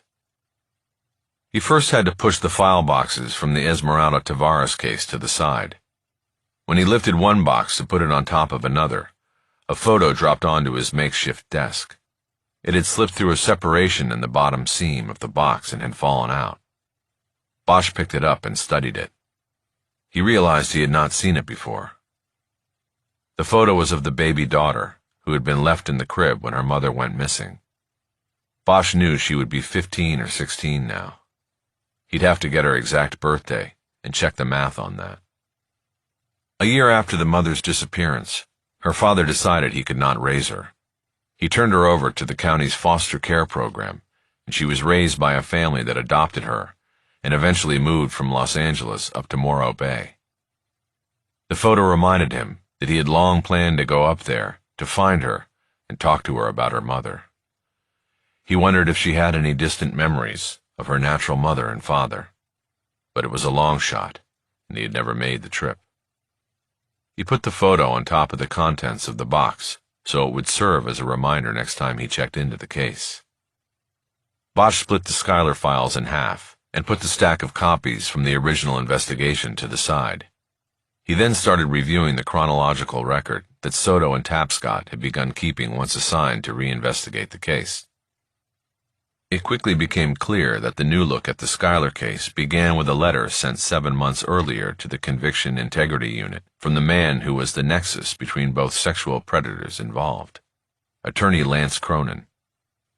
Bosch put the chrono aside and looked through the stack until he found the document. It was on Cronin's letterhead, showing his office address on Victory Boulevard in Van Nuys. The letter was directed to Kennedy's boss and the head of the CIU, Assistant District Attorney Abel Kornblum. Mr. Kornblum, I write to you today in hopes that you will follow your sworn duty and right a terrible wrong and miscarriage of justice that has plagued our city and our state for 3 decades. It is a wrong that in some ways I helped propagate and extend. I now need your help fixing this. I currently represent Preston Borders, who has resided in death row in San Quentin State Prison since 1988. I took on his representation only recently and, quite frankly, solicited him as a client. Attorney-client privilege in another case has prevented me from coming forward until this point. You see, until his death in 2015, I represented Lucas John Ulmer, who was convicted of multiple counts of sexual assault and abduction in 2006 and sentenced to more than 100 years in prison. He served that sentence until his death from cancer at California State Prison, Corcoran. On July 12, 2013, I had occasion to meet with Mr. Ulmer at Corcoran to discuss potential grounds for a final appeal of his conviction. During the course of his privileged conversation, Mr. Ulmer revealed to me that he was responsible for the murder of a young woman in 1987 and that another man had been falsely convicted of the crime and sentenced to death. He did not name the victim, but said that the crime had occurred in her home in Toluca Lake. As you will understand, this was a privileged conversation between attorney and client. I could not reveal this information because to do so would be to put my own client at risk of a conviction leading to the death penalty. Attorney-client privilege survives after death. However, there are exceptions to the rule of privilege. If revealing protected communication will help right a continuing wrong, or prevent serious injury or death to an innocent person. And that is exactly what I'm trying to do now. Charles Gaston, an investigator in my employ, took the facts as revealed to me by Ulmer and investigated the matter. He determined that a young woman named Danielle Schuyler was sexually assaulted and murdered in her home in Toluca Lake on October 22, 1987, and that Preston Borders was later convicted of the crime and sentenced to death after a trial in Los Angeles Superior Court. I subsequently went to San Quentin to interview Borders, and he retained me as his attorney.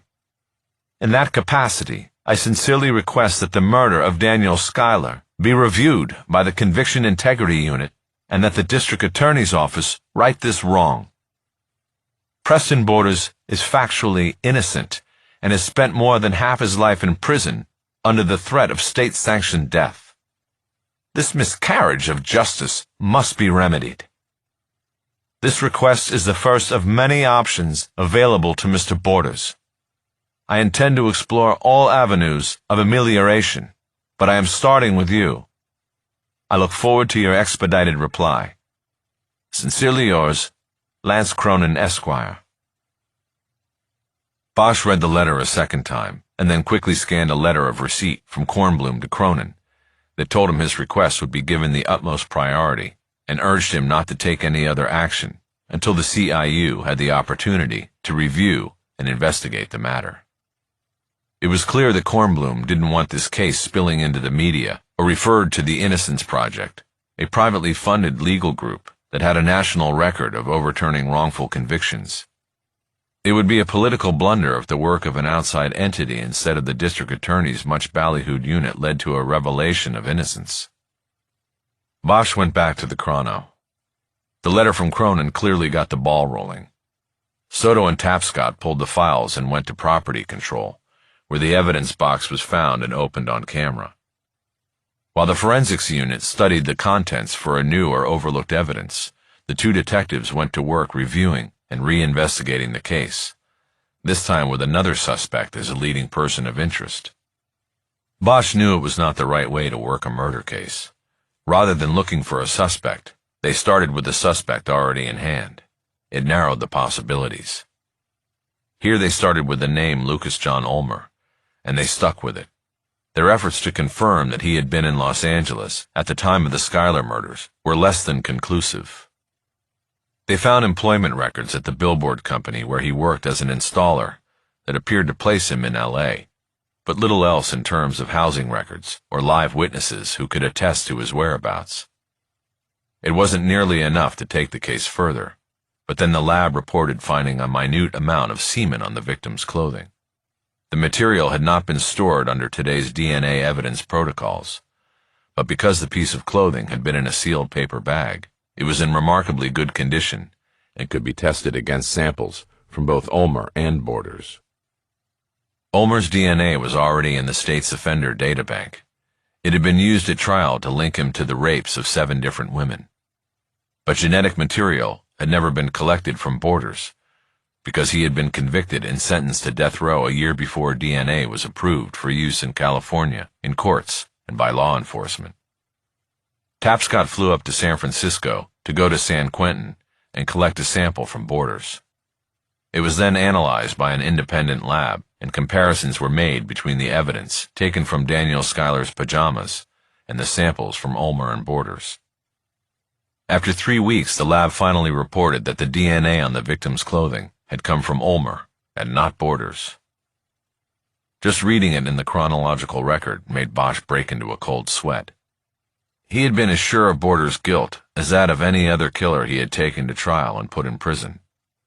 And now the science said he was wrong. Then he remembered the seahorse. The seahorse put the lie to all of this. Daniel Schuyler's favorite piece of jewelry had been found in the secret place in the apartment where Borders lived. DNA could not explain that away.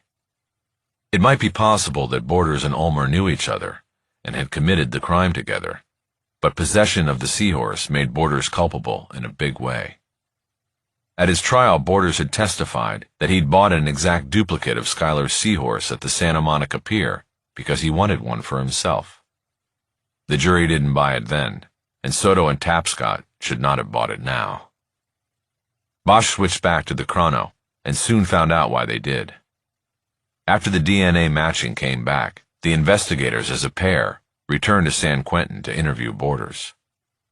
The entire transcript of the interview was available in the documents, but the chrono referenced the specific pages where the discussion about the seahorse took place.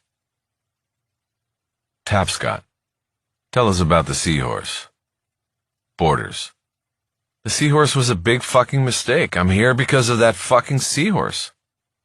Tapscott, what do you mean by a mistake? Borders, I didn't have the greatest lawyer, okay? And he didn't like my explanation for the seahorse. He said it wouldn't sell to a jury. So we go into court and try to sell a bullshit story that nobody on the jury believed anyway. Tapscott, so the story about you buying a matching seahorse pennant on the Santa Monica Pier because you liked it, that was a lie you told to the jury? Borders, that's right. I lied to the jury. That's my crime. What are you going to do, send me to death row? Tapscott, what was the story your lawyer said he couldn't sell to the jury? Borders, the truth, that the cops planted it when they searched my place. Tapscott, you're saying the key piece of evidence against you was planted? Borders, that's right. The guy's name was Bosch. The detective? He wanted to be judge and jury, so he planted the evidence. Him and his partner were completely bent. Bosch planted it, and the other one went along with it. Soto, wait a second here. You're saying that weeks before you were even on his radar as a suspect, Bosch took the seahorse off the body or from the murder scene and carried it around with him, so at just the right moment and with the right suspect he could plant it as evidence? You expect us to believe that? Borders, the guy was really obsessed with the case. You can check it. I found out later that his mother had been murdered when he was a little kid, you know? There's this whole psychology to it, him being this obsessed, avenging angel, but it was too late by then. I was here. Soto, you had appeals, you had lawyers. How come in 30 years you've never once brought up that Bosch planted the seahorse? Borders, I didn't think anybody cared or anybody believed me. The truth is, I still don't. Mr. Cronin convinced me to tell what I know, and that's what I'm doing. Soto, why did your lawyer back at the trial say that claiming the evidence was planted was the wrong move?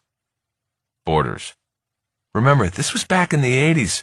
Back then, the cops had a free ride. They could do anything and get away with it. And what proof did I have? Bosch was like this hero cop who would solve big cases. I had no chance against that. All I know is that they supposedly found the seahorse and a bunch of jewelry hidden in my house, and I was the only one who knew that I didn't have the seahorse. That's how I knew it was planted against me. Bosch read the short section of the transcript again and then moved on to two amendments that were attached. One was an obituary from the California Bar Journal for Borders' original attorney, David Siegel, who had retired from the practice of law a decade after the Borders trial and passed away soon after. The second amendment was actually a timeline constructed by Soto that showed when it was during the investigation that Bosch wrote the initial report stating that Daniel Schuyler's prize seahorse necklace was missing. The timeline showed all the days that went by and the case developments that occurred during which he would have had to hold on to the seahorse before planting it in the hiding place in Borders' apartment. The report was clearly an attempt by Soto to delineate the tenuousness of the claim that Bosch planted evidence in the case. Bosch appreciated Lucia's efforts on his behalf and believed it might have been the reason she got him a copy of the file on the down low. She wanted him to know that what was happening was not a betrayal on her part, that she was watching out for her former mentor, but letting the chips and the evidence fall where they may. That aside, the allegation that Bosch had planted evidence in the case 30 years ago was now part of the record of the case, and it could blow up publicly at any moment. It was clearly the leverage that Kennedy, the prosecutor, hoped to use to quiet any protests from Bosch about the move to vacate the conviction. If Bosch objected, he would get smeared. What Kennedy, Soto, and Tapscott could not know was what Bosch knew in the deepest, darkest part of his heart: that he had not planted evidence against Borders, that he had never planted evidence against any suspect or adversary in his life, and this knowledge gave Bosch an affirming jolt of adrenaline and purpose. He knew that there were two kinds of truth in this world: the truth that was the unalterable bedrock of one's life and mission, and the other malleable truth of politicians, charlatans, corrupt lawyers, and their clients bent and molded to serve whatever purpose was at hand. Borders, either with or without his attorney's knowledge, had lied to Soto and Tapscott at San Quentin. In doing so, he had corrupted their investigation from the start. It confirmed for Bosch that this was a scam, and that it was up to him to root out those who plotted against him, wherever they were. He was coming for them now. The weight and guilt of possibly having made a horrible mistake so long ago was lifted. It was Bosch who felt like the man proven innocent and released from a cage. Chapter 14. The killers of Jose Esquivel and his son had acted in the pharmacy video with the assurance of men who had done this kind of work before. They had used revolvers, both to prevent their weapons jamming and to avoid leaving behind critical evidence. They showed no hesitation, no remorse.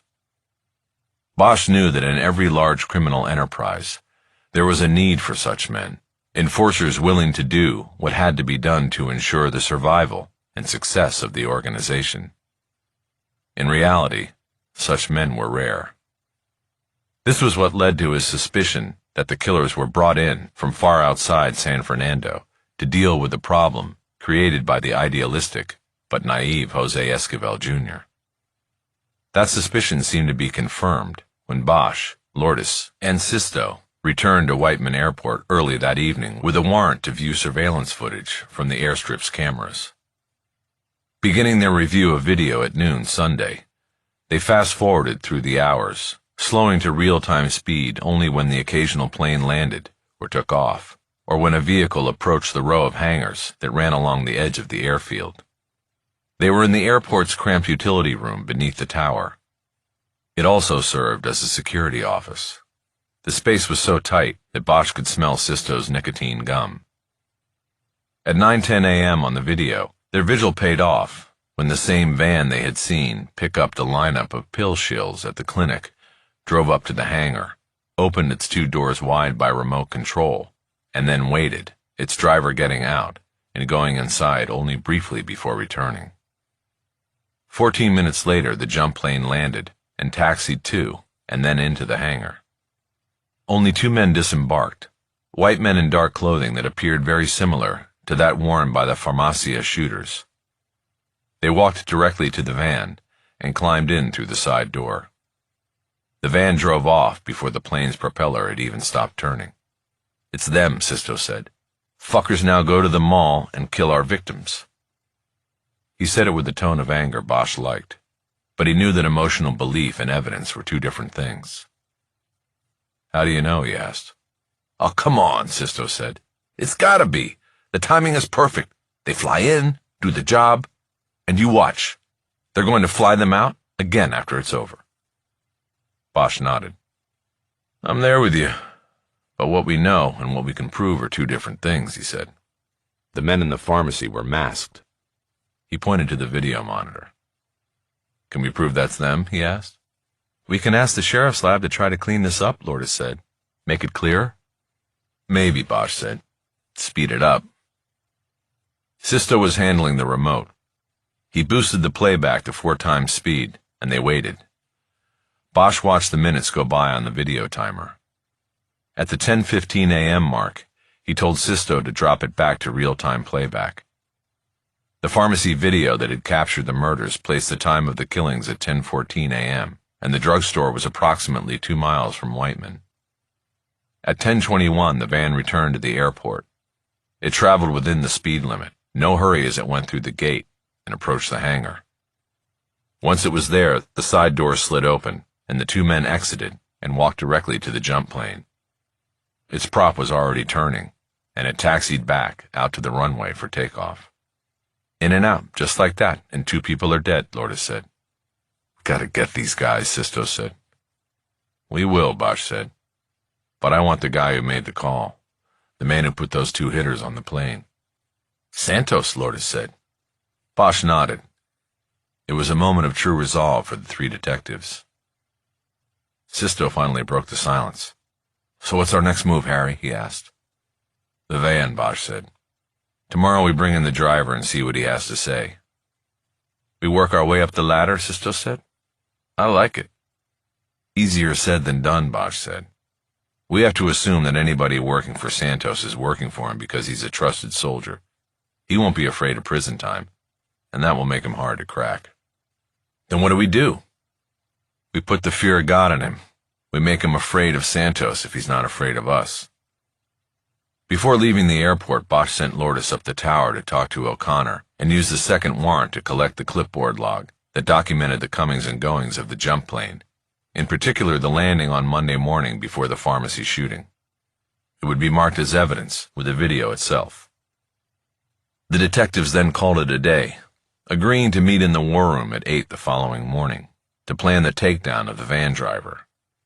From there, Sisto and Lourdes headed to Magali's for a late dinner, while Bosch decided to head home.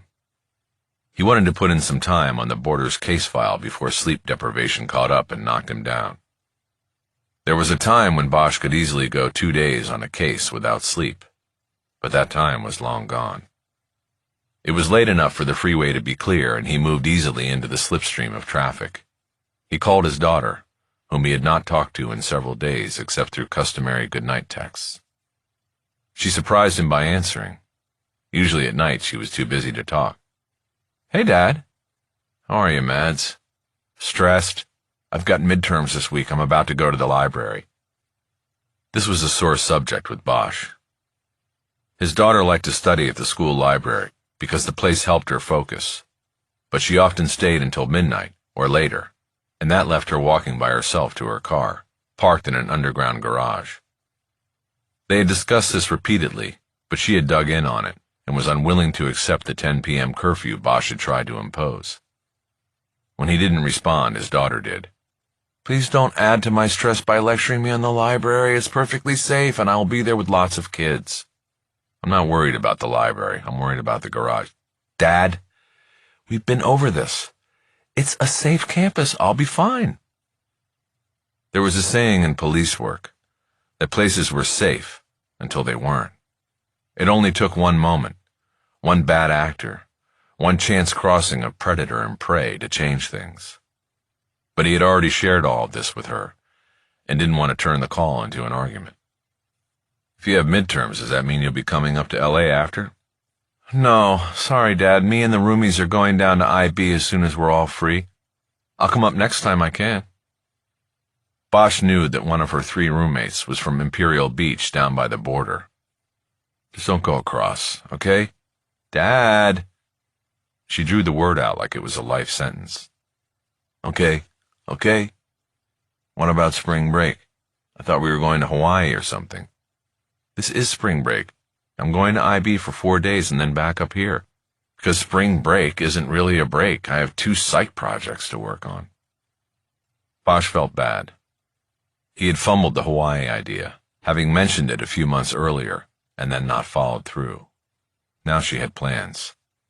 He knew his time with her, and being part of her life was fleeting, and this was a reminder. Well, look, save one night for me, would you?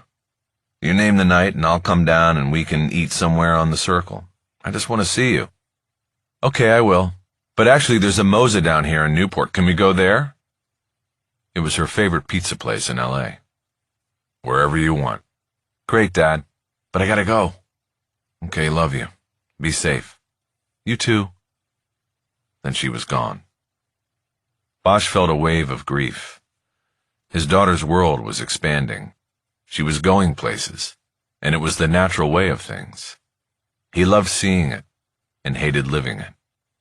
She had only been a daily part of his life for a few years before it was time for her to go. Bosch regretted all the lost years before.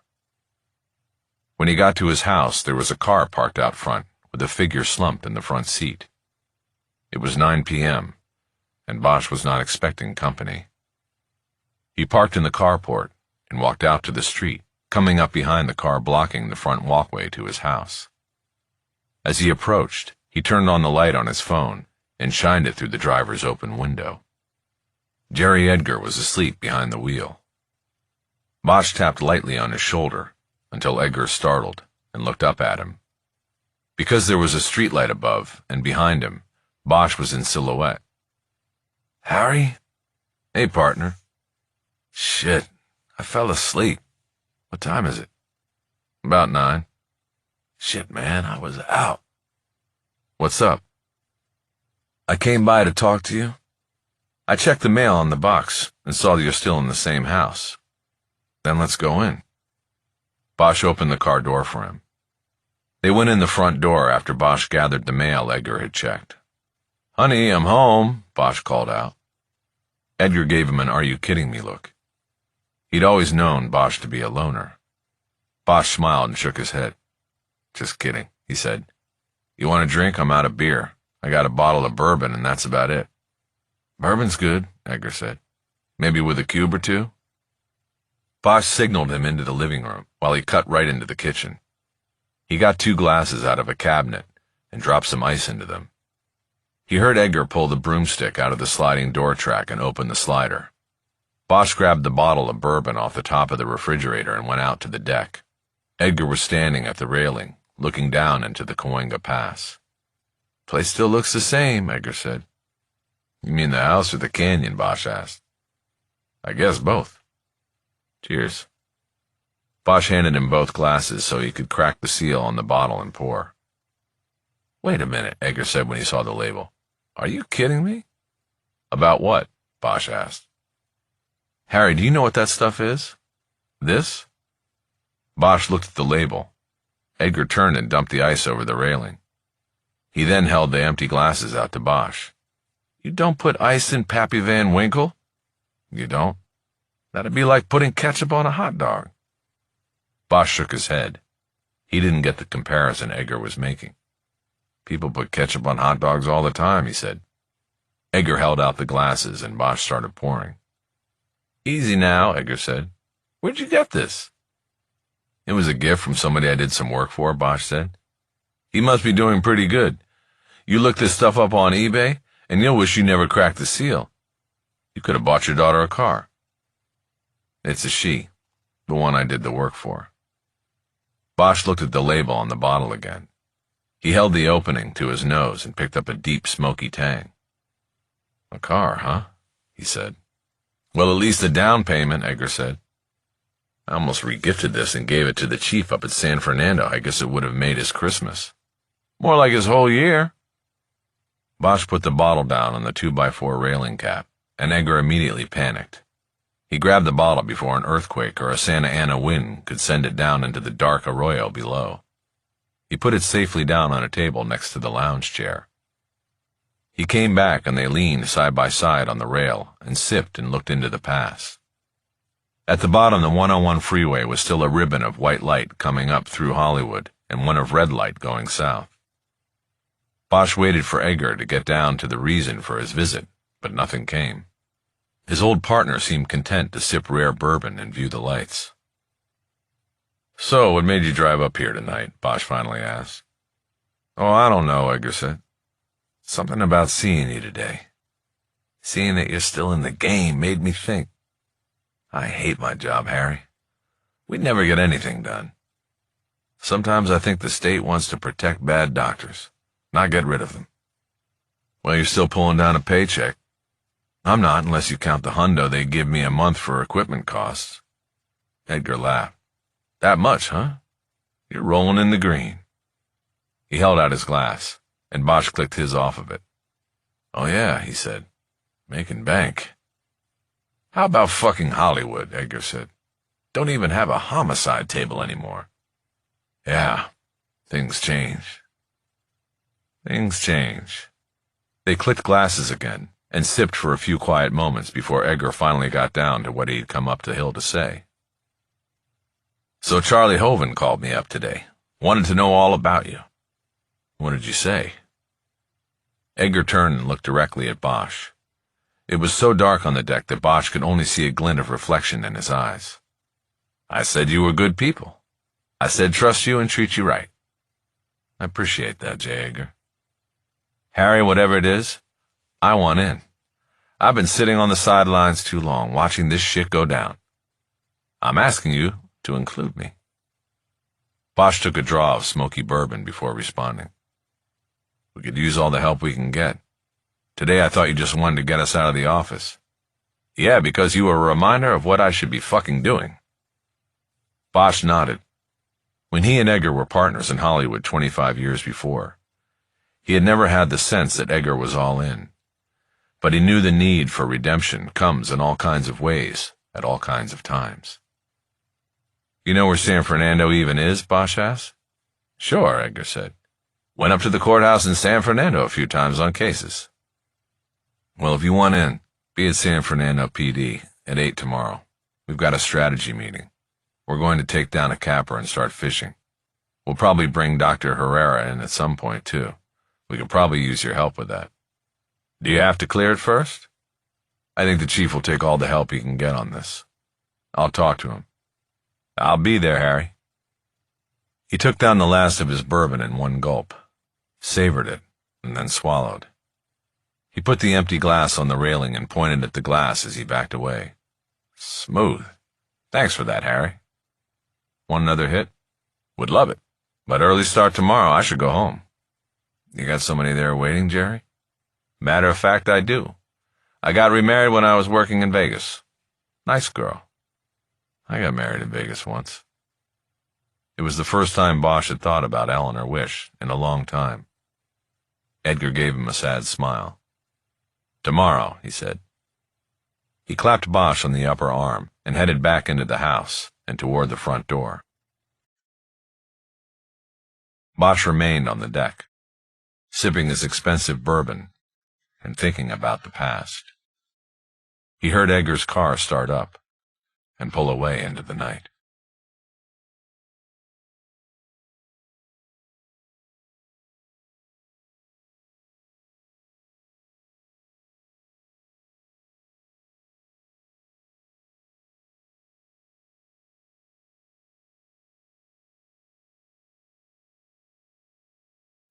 Chapter 15.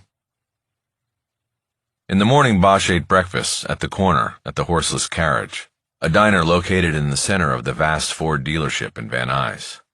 It would only be a few miles from there to San Fernando, and he had grown tired of eating the free breakfast burritos dropped off in the war room each morning. The Horseless had a 50s feel to it, and was a lasting reminder of the population and expansion boom that swept the valley after World War II. The car became king, and Van Nuys was an auto-buying mecca, with dealerships lined up side by side and offering coffee shops and restaurants as draws to their customers. Bosch ordered the French toast and watched the video he had been texted the night before on the burner phone he had bought to communicate with Lucia Soto. The video had come from a strange number, which he assumed belonged to a burner Soto was now using herself. The video was Tapscott's recording of the opening of the evidence box in the Danielle Schuyler case. Bosch had watched it repeatedly the night before until he was too tired to keep his eyes open, but no matter how many times he viewed it, he could not figure out how the evidence box had been tampered with. The old and yellowed evidence labels were clearly intact as the box was presented to the camera and then cut open by Soto. This continually agitated Bosch, because he knew there was a kink in the line somewhere between property control and the lab table where Lucas John Ulmer's DNA was found on Schuyler's clothing. If he started with the bedrock knowledge that Ulmer's DNA had been planted, then he had to figure out two things. One was how DNA from a man who had died 2 years earlier had been procured in the first place, and the other was how it had been planted on the clothing contained in a sealed evidence box. The first question had been answered, to Bosch's satisfaction at least, the night before, after Edgar left and he finally got the chance to review the Border's investigative file for a second time. This time he paid careful attention to the file within the file. The records from Ulmer's prosecution and conviction on multiple rape charges in 1998. In his first swing through the records, Bosch had paid closer attention to the investigative side of the case, exhibiting a detective's bias that a case was put together during the investigation and that the prosecution was only the strategic revelation of the accumulated facts and evidence to the jury. Therefore, he believed anything in the prosecution files would already have been covered in the investigative files. Bosch learned about how wrong he had been about this mindset when he read through a sheaf of motions and counter-motions filed by both the prosecution and defense. Most were boilerplate legal arguments, motions to suppress evidence or testimony made by the prosecution or defense. Then Bosch came across a defense motion stating that it was Ulmer's intention at trial to challenge the DNA evidence in the case. The motion asked the judge to order the state to provide the defense with a portion of the genetic evidence collected during the investigation so that independent analysis could take place. The motion was not challenged by the state, and Judge Richard Pittman ordered the district attorney's office to split the genetic material with the defense. The defense motion had been written by Ulmer's attorney, Lance Cronin. It was a routine pretrial move, but what drew Bosch's attention was the witness list submitted by the defense at the start of the trial. There were only 5 witnesses on the list, and after each name, there was a summary of who the person was and what they would testify to. None of the 5 were chemists or forensic specialists. This told Bosch that during the trial, Cronin did not put forth alternate DNA findings, as the motion filed earlier had suggested. He had gone in another direction, which could have been anything from claiming the sex was consensual to hammering at the state's own DNA collection protocol and analysis. Whatever it was, it didn't work. Ulmer went down on all charges and was shipped off to prison, and there was no record in the file of what happened to the genetic material signed over to his lawyer by the judge. Bosch knew that the DA's office should have requested the return of the material after the trial, but there was nothing in the records to indicate this had been done. Ulmer was convicted and sent away on a sentence he couldn't possibly outlive. The reality, Bosch knew, was that institutional entropy probably took over. Prosecutors and investigators moved on to other cases and trials. The missing DNA was unaccounted for, and therefore it could have been the source of the genetic material found on Daniel Schuyler's pajamas.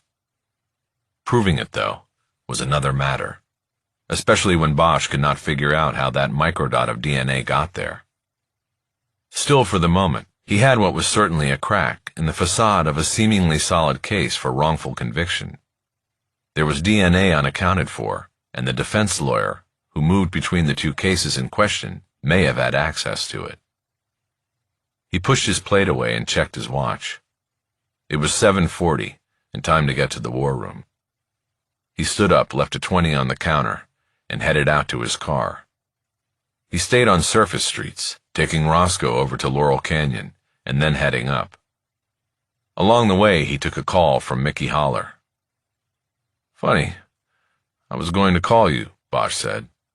"Oh yeah?" Haller said. "About what?" "I decided I definitely want to engage your services. I want to come in as a third party at the hearing next week and oppose the release of Preston Borders, whatever that takes in legal terms." "All right, we can do that. You want any media on it? This is going to be an unusual hearing with a retired detective going up against the DA. It's a good story." "Not yet. It's going to get ugly when it comes up that Borders claims I planted evidence and the DA apparently agrees." "What the fuck?" "Yeah, I've been through the whole file. Borders claims that I planted the key evidence, the seahorse pennant, in his apartment. Accusing me is the only way to sell this." "Did he offer any proof of this?" "No, but he doesn't have to. If the DNA points to a convicted rapist, then the only plausible evidence of Borders being in possession of the pennant is that it was planted. Okay, understood. You're right. This is going to get down and dirty. And I see why you want to keep the media out of it if possible. But now the big question. What do you got that knocks down this house of cards? I'm only halfway there. I know where and how they could have gotten Ulmer's DNA. I just need to find out how they were then able to salt the evidence with it. Sounds like you've done the easy part if you ask me. I'm working on the hard part. Is that why you called? To encourage me? No, actually, I've got a little gift for you. What's that? Bosch was now off of Laurel Canyon and cruising up Brand Boulevard and passing the Welcome to San Fernando sign. Well, when you first told me about this, the name Preston Borders rang a bell. I remembered it, but I couldn't place it. I was in law school at Southwestern, and of course I didn't know about you at the time. Anyway, I used to go to the criminal courts building between classes and sit in courtrooms, watch defense lawyers work. Never interested in how prosecutors worked? Not really. Not with my father, our father, having been a defense attorney. The point is, I'm pretty sure I watched some of the Borders trial, and that would have put you and me in the same room without knowing each other 30 years ago. I thought that was sort of neat. Yeah, neat. That's why you called? That's the gift? No. The gift is this. Our father died young. In fact, I never saw him in a courtroom. But he had a young partner who carried on. And that's the guy I used to go watch at the CCB. You're talking about David Siegel? He was the partner? That's right. And he defended Preston Borders in that trial in 1988. I grew up calling him Uncle David. He was a great lawyer, and they called him Legal Siegel around the courthouse. He's the one that sent me to law school. What happened to his practice? Do you think there are any records still around from the trial? They might be useful. You see, that's my gift to you, my brother. You don't need records. You've got Legal Siegel. What are you talking about? He's dead. There's an obit in the file. I read it last night. Bosch had to wait at the crossing, a block from the station, for a metro train to go screaming through. Holler heard it over the phone and waited for silence before responding. Let me tell you a story, he said. When he retired from the practice of law, Legal Siegel did not want to be found by any of the, let's say, unsavory clients he represented over the years, especially those who might not have been pleased with the outcome of their interaction. He didn't want guys getting out of prison and looking him up, Bosch said. Geez, I wonder why. I've had the experience myself, and it's not pleasant. So, Legal Siegel sold his practice and pulled a disappearing act. He even had one of his sons send an obituary of his own creation to the newsletter of the California bar. I remember reading it. It called him a legal genius. That's what I read. Soto and Tapscott put it in the file because they said Siegel was dead. You're telling me he's still alive? He's going on 86 years old, and I try to visit him every few weeks or so. Bosch pulled into a parking space in the SFPD's side lot. He checked the dash clock and saw he was late. The personal cars of all the other detectives were already there. I need to talk to him, he said. In the new files, Borders throws him under the bus. He's not going to like that. I'm sure he won't, Holler said. But that's a good break for you. If you impugn the reputation of a lawyer, he's allowed to fight back. I'll set up an interview and we'll record it. What's your availability going to be? The sooner the better. You said he was pushing 86. Is he all there? Absolutely. Sharp as a stiletto mentally. Physically, not so much. He's bedridden. They move him around in a wheelchair, bring him a sandwich from Langer's or Philippe's, and he'll go on a nostalgic bender about old cases. That's what I do. I love to hear him talk cases. All right. Set it up. Let me know. I'm on it. Bosch killed the engine and opened the Jeep's door. He quickly tried to remember if there was anything he needed to ask Holler. Oh, one other thing, he said. You remember at Christmas when we got those bottles of bourbon from Vibiana at the Fruit Box Foundation? Vibiana Veracruz was an artist both Holler and Bosch had encountered on a private case they had worked the year before. Happy Pappy, yes I do, Holler said. I remember you offered me $100 for mine, Bosch said. I almost took it. Offer still stands, unless you finish that sucker off. No, I didn't even crack it open until last night. and that's when I found out I could have gotten about 20 times what you offered. Really? Yeah, really. You're a scoundrel, Holler. Just wanted you to know I'm on to you. Bosch could hear Holler chuckling at the other end of the line. Laugh it up, Bosch said, but I'm keeping it. Hey, there are no morals and no ethics when it comes to choice Kentucky bourbon, Holler said, especially Pappy Van Winkle. I'm going to remember that. You do that. Talk to you later. The call ended and Bosch went to the side door of the station. He walked through the empty detective bureau and opened the door to the war room. He was immediately hit with the fresh smell of breakfast burritos. It was a full house. Sitting around the table and eating were Lourdes, Sisto, Luzon, Captain Trevino, and Chief Valdez. Jerry Edgar was also in attendance with a man Bosch had never seen before. He was late 30s with dark hair and a deep tan. He wore a golf shirt with sleeves tight on his expanded biceps. Sorry I'm late, Bosch said. I didn't know it was going to be all hands on deck. We were eating while waiting, Lourdes said. Harry, this is Agent Hovan from the DEA. Chapter 16. The man with the tight sleeves stood up and reached across the table to shake Bosch's hand. As he did so, he assessed Bosch the way an art critic might look for the first time at a sculpture or a college football coach at a high school cornerback. After freeing his hand from Hovan's grip, Bosch pulled out a chair at the end of the table and sat down. Lourdes picked up the tray of breakfast burritos and offered to pass it down, but Bosch put his hand up and shook his head. So, he said, Agent Hovan, what brings you here first thing this morning? You called. I wanted to respond, Hovan said. Since it was Jerry who referred me to you, I spoke with him yesterday about you and the case, and thought it would be best if we all met in person. To brief us all on Santos, Bosch asked. Before Hovan answered, the chief spoke up. Agent Hovan came in to see me first thing this morning, he said. He's going to brief us all, but he also has a couple of ideas about our investigation. Our investigation, Bosch said. Harry, don't get ruffled, Valdez said. It's not what you think. Just hear the man out. I think Harry's right, Sisto said. When the feds come in, they come in to take things over. This is our case. Could we just give him a chance to talk? The chief insisted. Bosch made a gesture, giving Hovan the go-ahead, but he admired Sisto for standing up. Okay. I think I got the lay of the land from your chief and Jerry, Hovan said.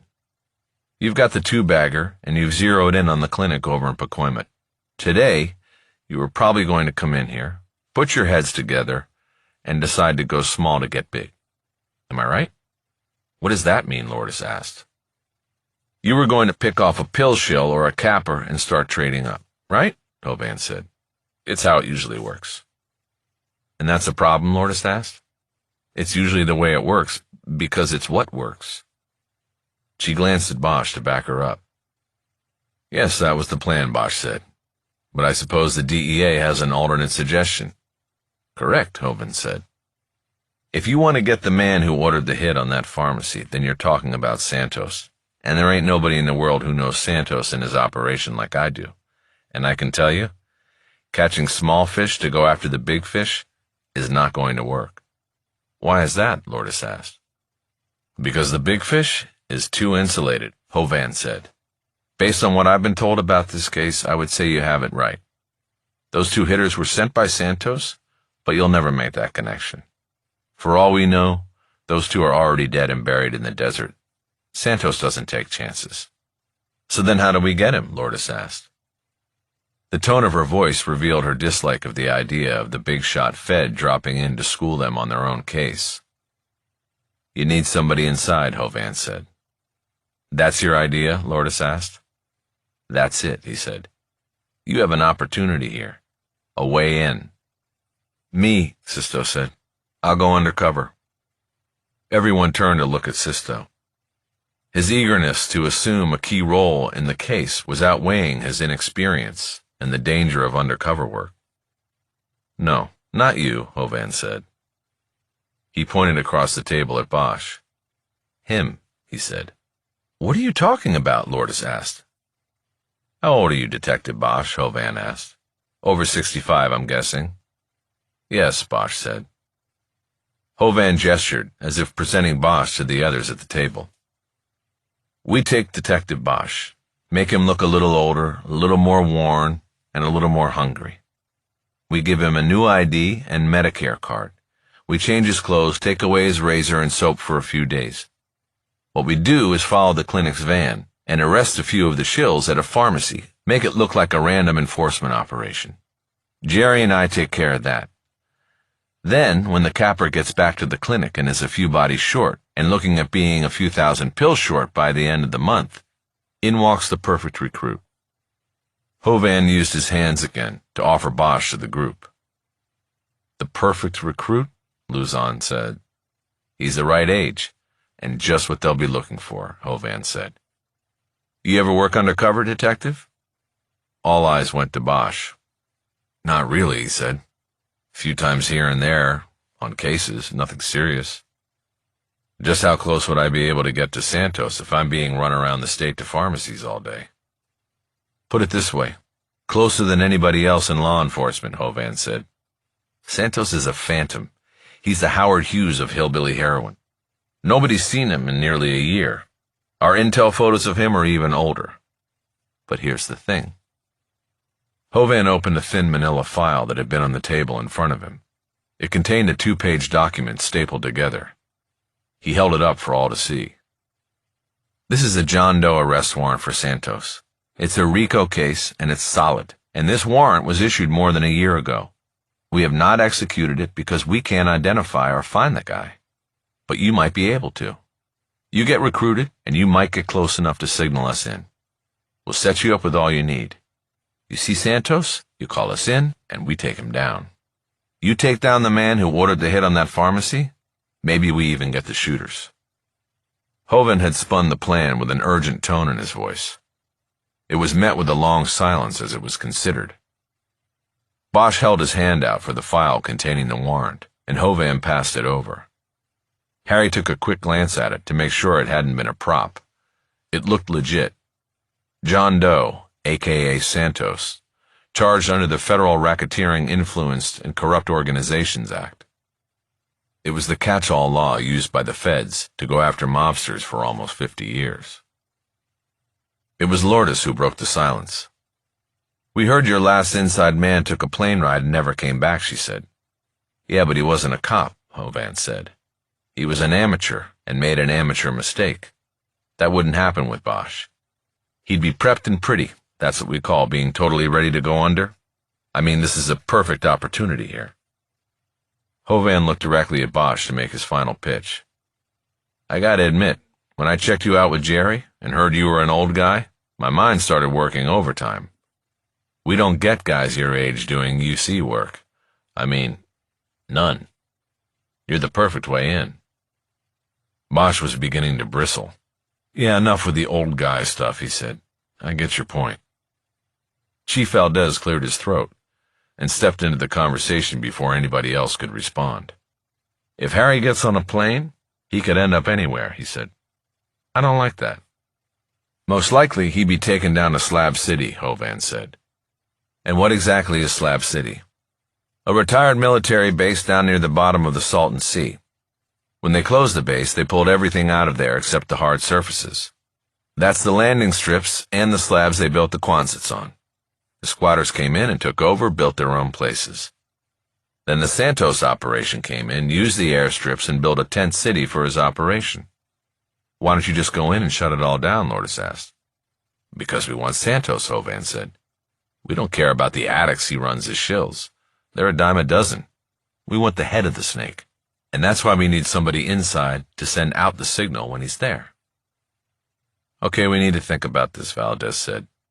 Detective Bosch also needs to decide if this is something he would even be willing to do. He is a reserve officer in the department, and I'm not going to order him to do anything with a risk factor like you're talking about here. So give us a day or two and we'll get back to you with an answer. Hovan raised his palms in a hands-off manner. Hey, roger that, Hovan said. I just wanted to come up here and make my pitch. I'll let you people get back to work. You call me with your decision. He stood up to leave, but Bosch stopped him with 3 words. "I'll do it," he said. Hovan looked at him, and a smile started to spread on his face. "Harry, wait a minute," Valdez said. "I think we should take our time and consider other options." "Harry, are you sure?" Lourdes added. "This is dangerous." "Give me a couple days to get ready," Bosch said. "I'll give it a shot." Okay, Hovan said. "Don't shave and don't bathe. Body odor is a tell. If you don't stink, you ain't a user." "Good to know," Bosch said. "I can hook you up with a user if you want to research it," the agent offered. "Nah," Bosch said. "I think I know somebody I can talk to." "When do we do this?" Bosch looked at the faces surrounding the table. The looks of concern far outweighed the look of excitement on Hovan's face. "How about we go Friday?" Hovan said. "That'll give us time to work out logistics and request a shadow team. Maybe get you some time with our UC trainers." "I'll want full coverage on him," Valdez said. "I don't have the people to do it, but I don't want Harry out there with his ass in the breeze." "He won't be," Hovan said. "We'll have him covered." "What about when he's on that plane?" Lourdes asked. "We'll have air support," Hovan said. "We won't lose him. We'll be so high above that plane they won't even know we're there." "And when he lands?" Edgar asked. "I'm not going to candy coat it. When he gets to Slab City, he's on his own. But we'll be nearby and ready for the signal." That ended the questions from Lourdes. Hovan looked at the chief. "You have a photo of Bosch we can use to make a dummy DL?" Valdez nodded. "We have the shot we made his police ID with," he said. "Captain Trevino can take you into the ops center to get that." Trevino got up to lead Hovan out. The DEA agent said he would be in touch and would come back Friday morning, ready to go with the undercover operation. After he was gone, all eyes returned to Bosch. "What?" he said. "I still want you to think about this," Valdez said. "Any second thoughts, and we pull out." Bosch thought about Jose Jr. and his naive bravery. "No," he said. "Let's do it." "Why, Harry?" Lourdes asked. "You've done your part for years and years. Why are you doing this?" Bosch shrugged. He didn't like all the attention on him. "I think about that kid going to college to learn how to do what his father did," he said. "Then he graduates and gets into the business and finds the corruption of it. He goes through all of that, and, big surprise, he does the right thing, and it gets him killed. People can call him stupid or naive. I call him a hero, and that's why I'm all in. I want Santos more than Agent Hovan does." He had their rapt attention now. "What they did to Jose Esquivel shouldn't just go by," Bosch added.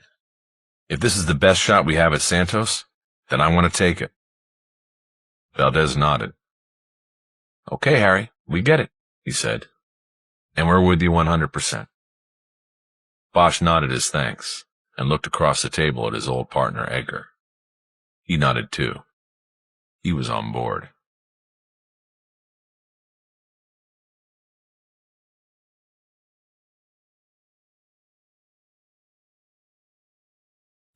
Chapter 17. Haller set up the legal Siegel interview for that afternoon. The former defense attorney, presumed dead by many, including Lance Cronin and his client Preston Borders, was living in a nursing home in the Fairfax area. Bosch met Haller in the parking lot at 2 p.m. It was one of the rare occasions Bosch saw Haller emerge from the front seat of his Lincoln, and the lawyer explained that he was between drivers at the moment. They proceeded inside. Haller held a briefcase that he told Bosch he was using to carry a video camera and to smuggle in a French dip sandwich from Kohl's in downtown. "This is a kosher joint," Haller explained. "No food allowed in from the outside." "What happens if they catch you?" Bosch asked. "I don't know. Maybe I get banned for life." "So he's cool with doing the interview?" "Said he was. Once he eats, he'll want to talk." In the lobby, they signed in as David Siegel's lawyer and investigator. They then took an elevator up to the 3rd floor. Signing in as Haller's investigator reminded Bosch of something. "How's Cisco doing?" he asked. Dennis Cisco Wojciechowski was Holler's longtime investigator. 2 years earlier, he and his Harley were taken down on Ventura Boulevard in an intentional hit-and-run. He went through 3 surgeries on his left knee and came out with a Vicodin addiction that took him 6 months to recognize before he treated it cold turkey. "He's good," Holler said. "Real good. He's back and busy." "I need to talk to him." "Not a problem. Can I tell him what it's about?" "Got a friend I think is addicted to hillbilly heroin. I want to ask him what to look for and what to do." "Then he's your man. I'll call him for you as soon as we get out of here." They exited the elevator on the 3rd floor, and Holler informed the woman posted at the nursing station that he was visiting his client, David Siegel, and should not be disturbed. They proceeded down the hallway to Siegel's private room. Holler pulled a doorknob hanger out of the inside pocket of his suit coat. It said "Legal Conference. Do not disturb." He winked at Bosch as he hung it on the knob and closed the door. The wall-mounted TV was blaring a CNN report on a congressional investigation into Russia's meddling with the presidential election the year before. An old man propped up on a hospital bed was watching it. He looked like he didn't weigh more than 100 pounds, and he had wispy white hair that surrounded his head on the pillow like a halo. He wore an old golf shirt with a Wilshire Country Club crest. His arms were skinny, the skin wrinkled and mottled with age spots. His hands looked lifeless and were folded on top of the blanket that was tucked up neatly under his arms and over his chest. Holler moved around the bed and waved to get the bedridden man's attention. "Uncle David," Holler said loudly. "Hi. I'm going to turn this down." Holler took the TV remote off a side table and killed the sound from the TV. "Damn Russians," Siegel muttered. "I hope I live long enough to see that guy impeached." "Spoken like a true lefty," Holler said, "but I doubt that's going to happen." He turned back to the man in the bed. "So how are you?" Holler said. "This is Harry Bosch, my half-brother. I've told you about him." Siegel put his watery eyes on Bosch and studied him. "You're the one," he said. "Mickey told me about you. He said you came to the house one time." Bosch knew he was talking about Michael Holler Sr., his father. Bosch had met him only the one time, in his Beverly Hills mansion. He was sick and soon to die. Bosch was fresh back from war in Southeast Asia. When he entered the house, he saw a boy of about 5 or 6 standing with the housekeeper. He knew then that he had a half-brother. A month later, he stood on a hillside and watched as their father was put into the ground. "Yes," Bosch said, "that was a long time ago." "Well," Siegel said, "for me, everything was a long time ago. The longer you live, the more you can't believe how things have changed." He gestured weakly toward the silent TV screen. "I brought you something that hasn't changed in 100 years, Holler said. Dropped by Cole's on my way over and got you a French dip." "Cole's is good," Siegel said. "I didn't eat at lunch because I knew you were coming. Raise me up." Holler grabbed another remote off the table and tossed it to Bosch. While Holler opened his briefcase to get out the sandwich, Bosch raised the upper portion of the bed until Siegel was in an almost seated position. "We've met before," Bosch said. "Sort of met. You cross-examined me on the stand in the case we're going to talk about today." "Of course," Siegel said. "I remember. You were very thorough. A good witness for the prosecution." Bosch nodded his thanks as Holler tucked a napkin into the open collar of the old man's shirt. He then slid the overbed table across his lap and unwrapped a sandwich in front of him. He opened up a styrofoam sidecar of Jew and put it down on the table as well. Siegel immediately picked up one half of the sandwich, dipped the edge into the juice, and started eating it, taking small bites and savoring each one of them. While Siegel ate his sandwich and thought about the old days, Holler took the mini camcorder out of his briefcase and set it up on a mini tripod on the overbed table.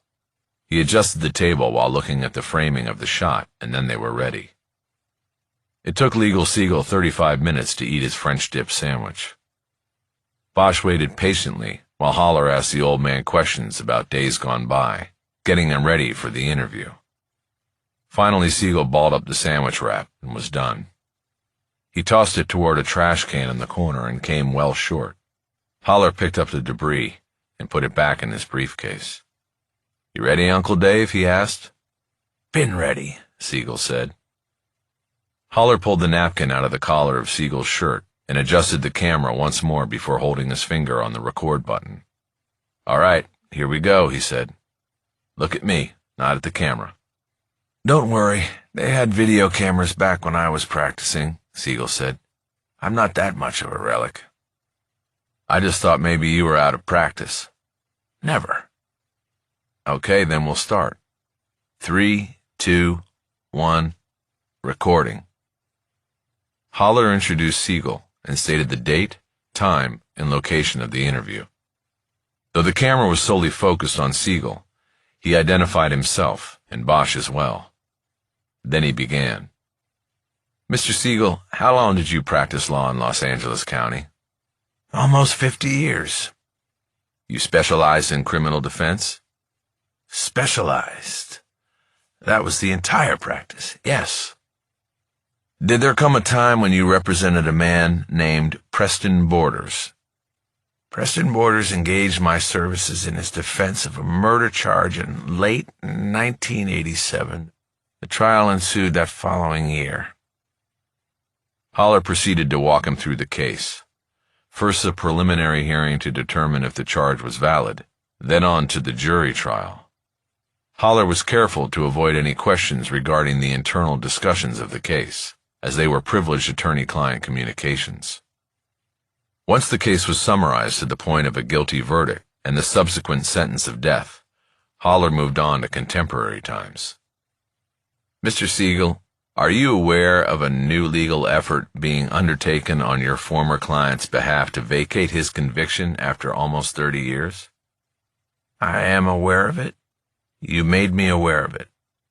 "And are you aware that in the legal filings, Mr. Borders makes the claim that you suborned his perjury during the trial by telling him to testify about things that you both knew were untrue?" "I'm aware of it. Yes, he threw me under the bus, to use today's terminology." Siegel's voice had drawn tight with contained anger. "Specifically, Borders makes the claim that you furnished him with a sworn testimony regarding his purchase of a seahorse pendant on the Santa Monica Pier. Did you provide that testimony to Mr. Borders?" "I certainly did not. If he lied, he did so on his own and at his own counsel. As a matter of fact, I did not want him to testify during the trial, but he insisted. I felt I had no choice, so I let him, and he talked himself on to death row. The jury did not believe a word he said. I talked to several of the jurors after the verdict, and they confirmed that." "Did you ever consider putting forth a defense that included the allegation that the lead detective on the case had planted the seahorse pendant in your client's home in order to frame him?" "No, I didn't. We had both of the detectives on the case checked out, and challenging their integrity was not an option. We didn't try it." "Have you allowed me to interview you today freely and without outside pressure?" "I volunteered. I'm an old man, but you don't trash me and the integrity of a 49-year career in law without a word from me about it. Fuck them." Holler leaned away from the camera, not expecting the off-color language. He tried not to put laughter on the soundtrack. "One final question," he managed to say. "Do you understand that giving this interview today could result in an investigation and sanctions against you from the California bar?" "They can come and get me if they want. I've never been afraid of a fight. They were stupid enough to believe and print the obit I sent them. Let them come at me." Holler reached over and turned off the recorder. "That was good, Uncle David," he said. "I think it's going to help." "Thank you," Bosch said. "I know it will help." "Like I said, fuck them," Siegel said. "They want to fight, they got it." Holler started packing up the camera. Siegel turned his head slightly and looked at Bosch. "I remember you at that trial," he said. "I knew you spoke the truth, and Borders was done for. You know, in 49 years, he was the only one of mine to end up on the row, and I never felt bad about it. He was where he was supposed to be. Well, Bosch said, with any luck, he'll stay there. 20 minutes later, Bosch and Haller stood by their cars in the parking lot. So what do you think? Bosch asked. I think they picked the wrong lawyer to mess with, Haller said. I loved that "fuck them" line. Yeah, but they thought he was dead. They're going to be shitting bricks next Wednesday, that's for sure. Just need to keep all this under wraps if we can. Why shouldn't we be able to? It's about standing. I'll file for you as an intervening party. The DA will probably object, saying they represent you as the lead on the case. If I lose that battle, then I may have to file on Legal Siegel's behalf to get in the door. That's all we want. A foot in the door to make our case. You think the judge will allow the interview in? He'll look at some of it, at least. I started out with the basic stuff on purpose, to lull Cronin and Kennedy into thinking it's fluff. Then, boom, I asked the question about perjury. It crosses a line into privilege, so we'll see. I'm hoping the judge will be a little bit pregnant by then, and say he wants to watch the whole thing. I checked him out. We got lucky there. Judge Houghton's been on the bench 20 years and was practicing law for 20 before that. That means he was around when legal was active. I'm hoping he'll cut the old guy a break and hear him out. I've had a number of cases before Houghton over the years. He likes to get the full story on things. I think he'll want to hear what legal has to say. What about Borders? Will he testify at this thing? I doubt it. That would be a mistake. But he'll be there, and I want to see his face when we put Legal Siegel on the video screen. Bosch nodded. He thought about facing Borders again himself after so many years. He realized that he wasn't even sure what the man looked like. In his mind and memory, Borders was a shadowy figure with piercing eyes. He had taken on the dimensions of a monster from imagination. You need to step things up now, Haller said. How so? Bosch asked. What we've got is good, but it's not good enough. We've got you, we've got Legal Siegel, and we've got the DNA in question being in Cronin's possible possession. But we need more. We need the whole frame. That's what this is. They're framing you for hanging this on an innocent man. I'm working on it.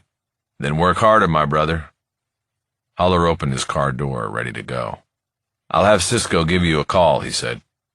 Appreciate it, Bosch said. And, you might not hear from me for a few days. I've got something I've got to do on my San Fernando case. I probably won't be available. What case, man? This should be your only case, priority one. I know, but this other thing can't wait. I've got it covered. I'll figure out the frame, and then we're home free. Famous last words, home free. Don't stay away too long. Haller dropped into his car and closed the door. Bosch watched him back out and leave. Chapter 18. Bosch had made a deal with Bella Lourdes on the San Fernando case. He would go off to take care of some personal business and prep for his undercover assignment, while she and the remaining members of the detective team continued to pursue all avenues of the investigation and prepare for Friday's operation. That left Bosch a solid day and a half to pursue the Borders frame, as Haller had termed it, as well as take a meeting set by Hovan with the DEA undercover training team. Bosch had realized after talking with Haller that he might have had his focus on Borders wrong from the start.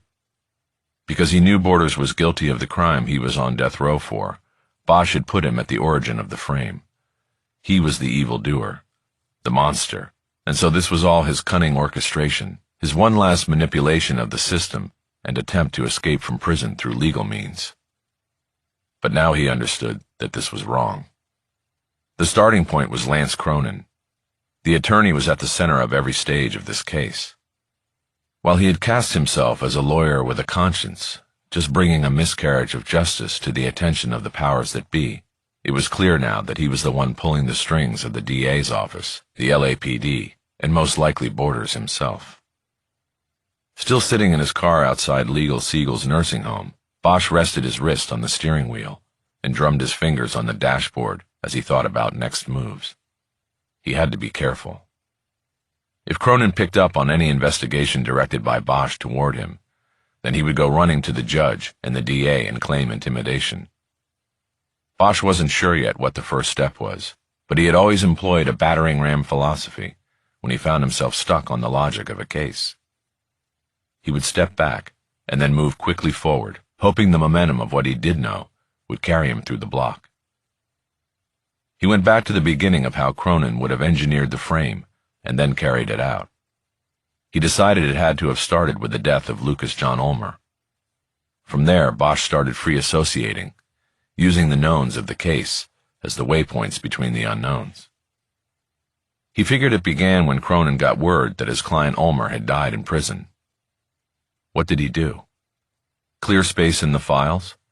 Send everything collected over the years on Ulmer to archives? Did he take one last look for old time's sake? For whatever reason, Cronin reviewed the files and was reminded of the strategy not taken.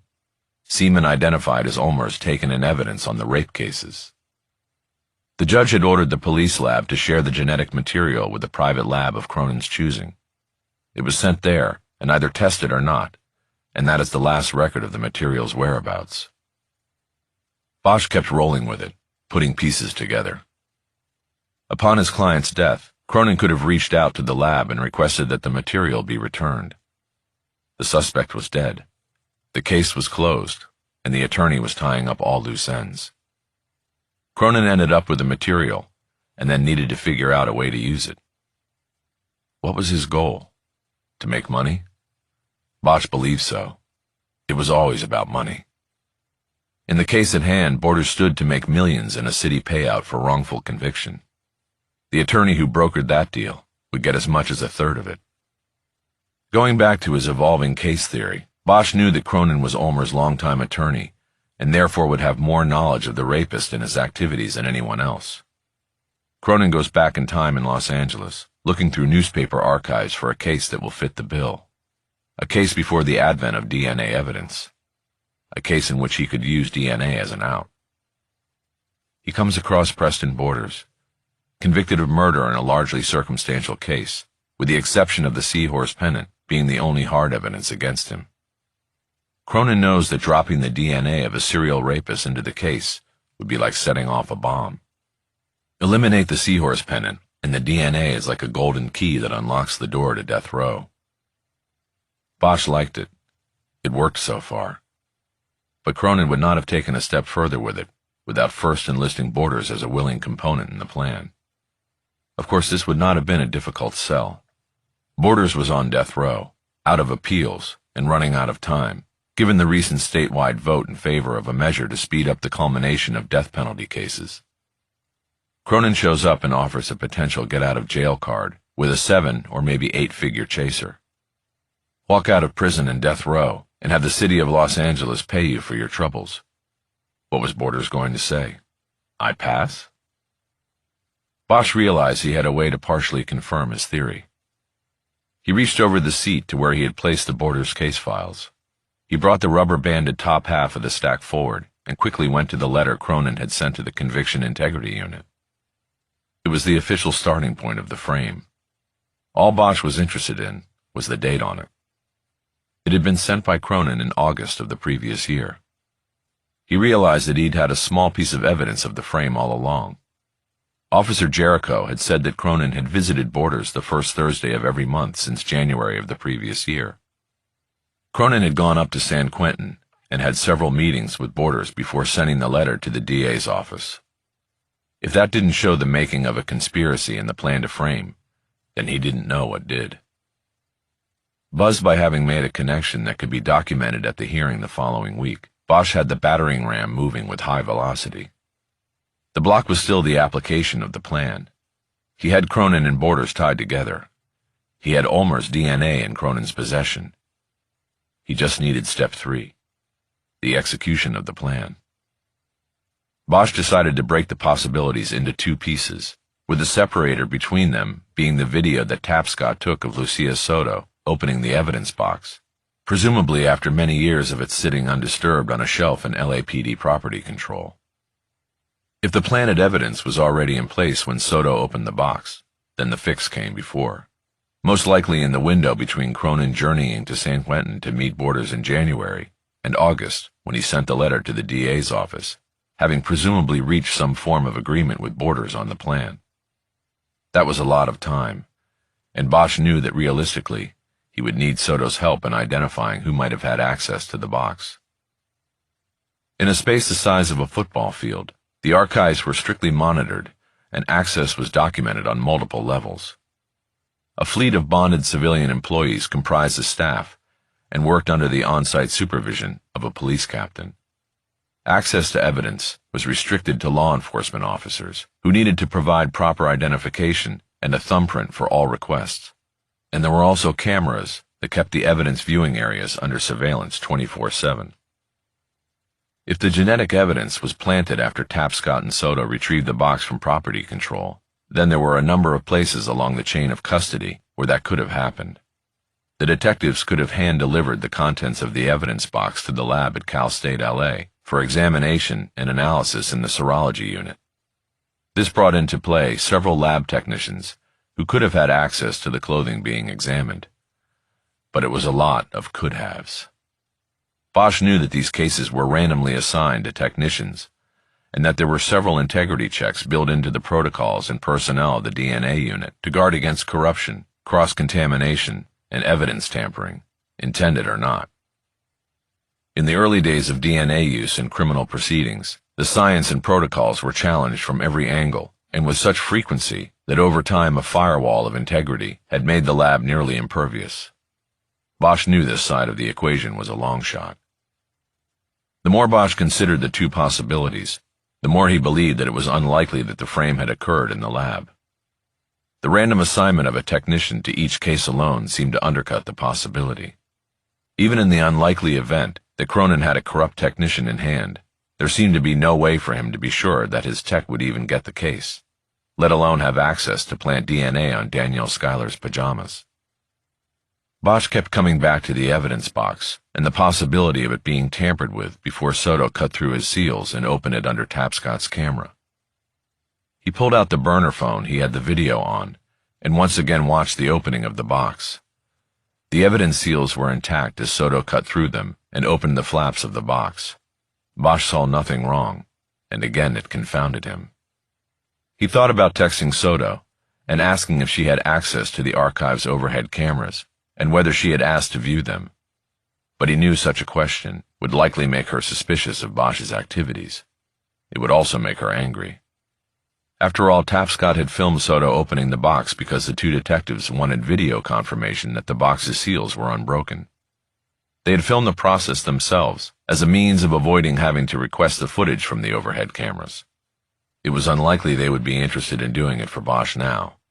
They were satisfied that there had been no tampering and that Ulmer's DNA had been in the box on the pajamas since day one. Bosch watched the video again, this time muting Tapscott's commentary, so he could concentrate on the images as Soto used a box cutter to slice through the seals. Halfway through, his real phone buzzed in his pocket, and he paused the playback and dropped the burner into a cup holder in the center console.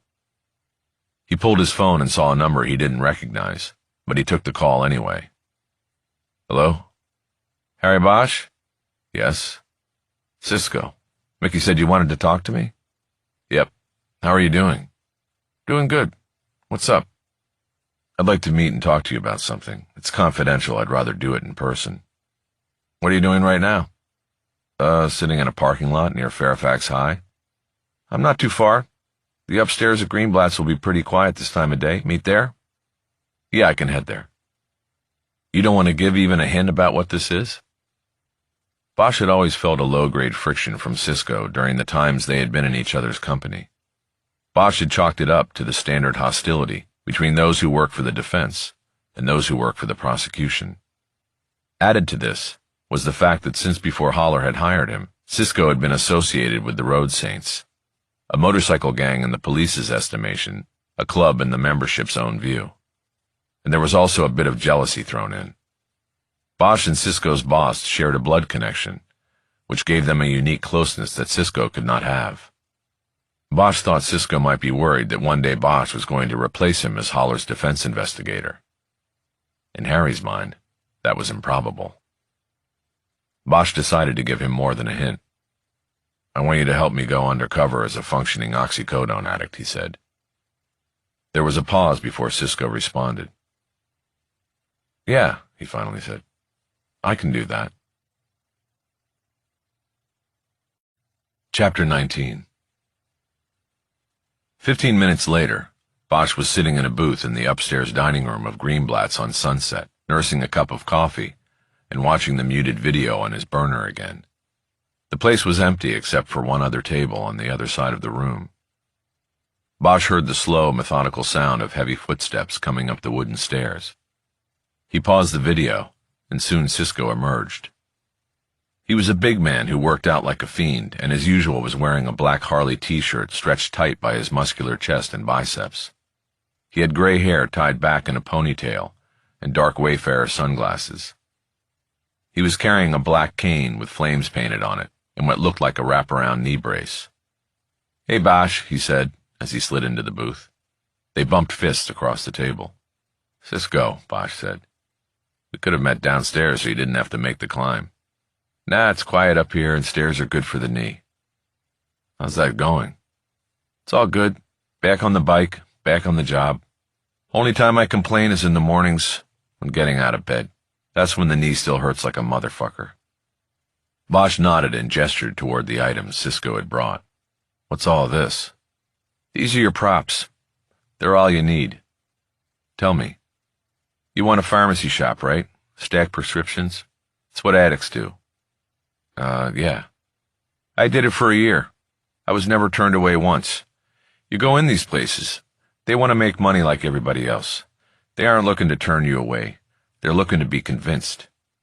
You put on the knee brace, be sure to wear it outside your pants, and use the cane, and you won't have any problems."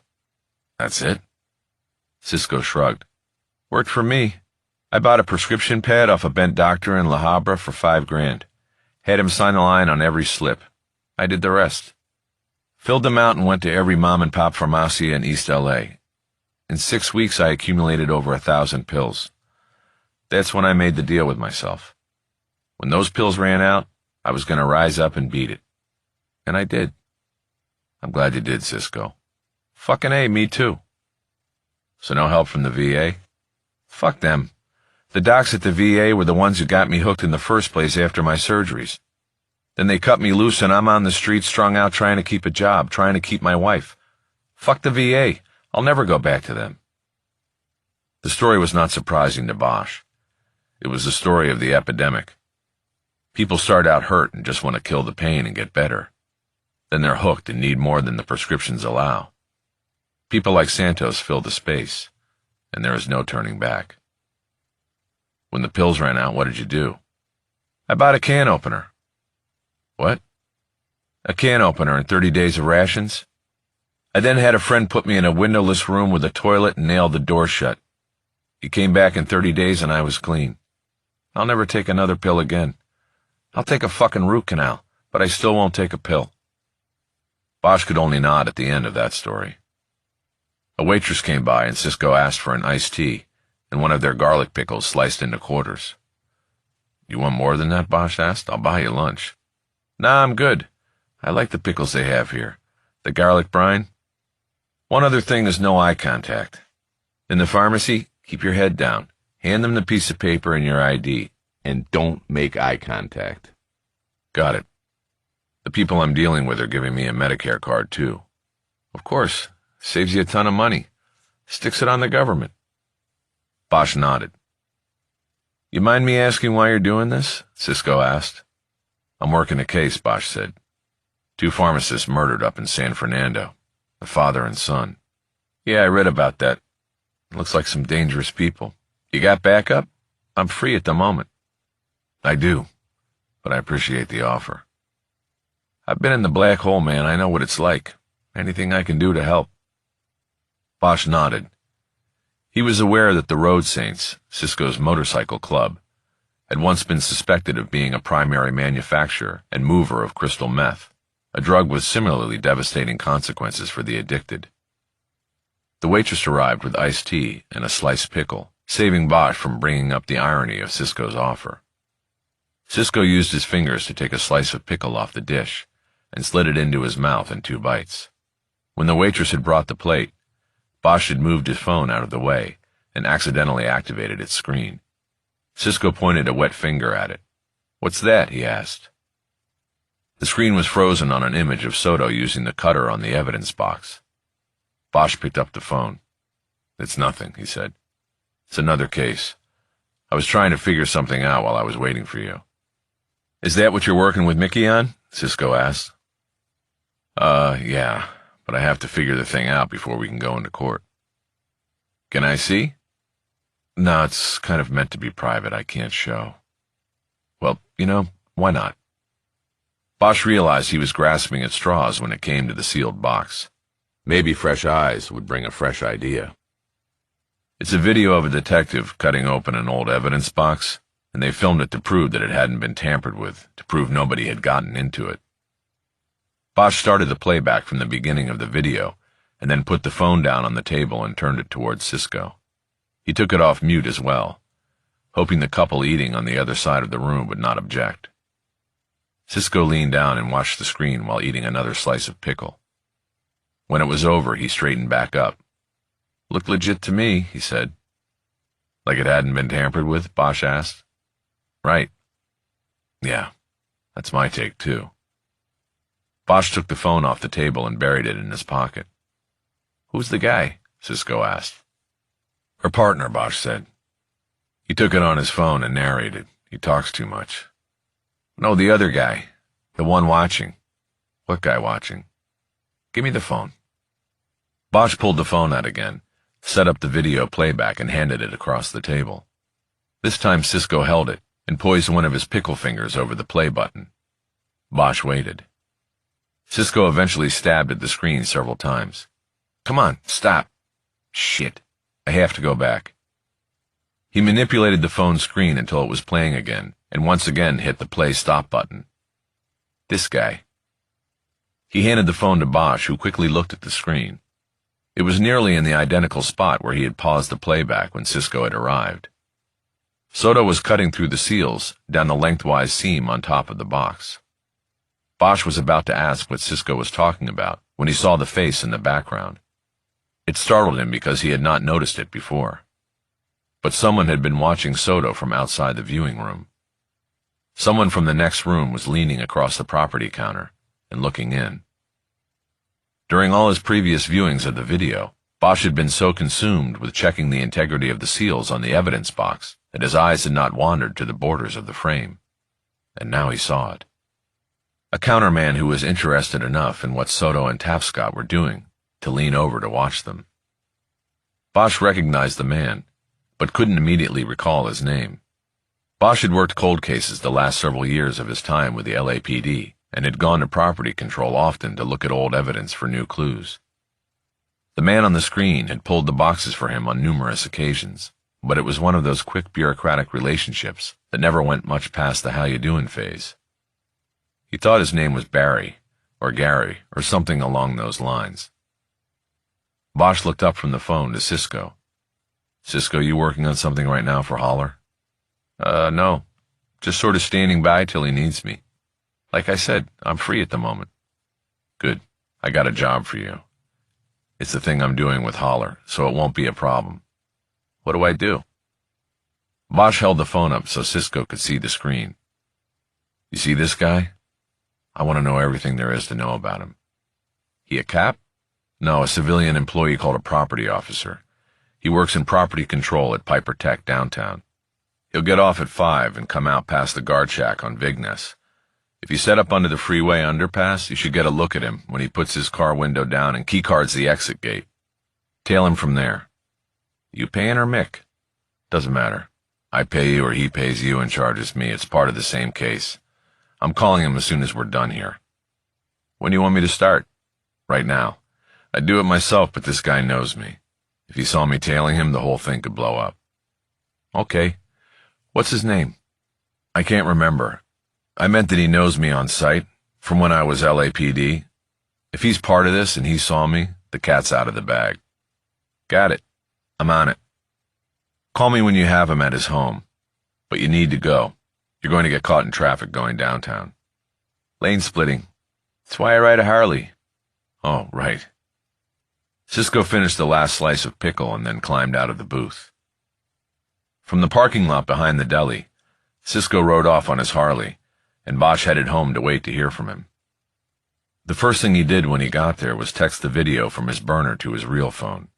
He then emailed it to himself, and for the first time watched the video on the 13-inch screen of his laptop. Though he studied the opening of the box once more, his eyes were drawn now to the figure who was momentarily caught watching Soto cut through the labels. On the larger screen, Bosch saw a clearer expression on the man's face, but could not read whether he was watching out of curiosity or something more. His excitement over Cisco's find began to give way to disappointment. They were chasing a dead end, and Bosch was back to the question, how did Cronin get the DNA into the evidence box? He stepped away from the computer, taking the cane and knee brace Cisco had given him down the hall to his daughter's bedroom. The room seemed so still. She had not been up to L.A. in weeks. He sat on the bed and wrapped the brace around his left knee and over his pants, then secured it tightly with the buckles and straps. He then got up and walked stiff-legged to the center of the room, where he could see himself in the full-length mirror on the back of the door. Holding the cane in his right hand, he walked toward the mirror, the brace minimizing the mobility of his knee. He pushed against the restraint and practiced walking. He didn't want to present himself as someone who was actually injured. Rather, he wanted to be a man using props to appear injured. There was a difference, and in that difference was the secret to being the perfect pill shill. Soon he was moving about the house, working the brace and the cane into a rocking gait that he thought would be effective in his undercover capacity. At one point, he accidentally put the rubber tip of the cane into the sliding door track as he stepped onto the back deck.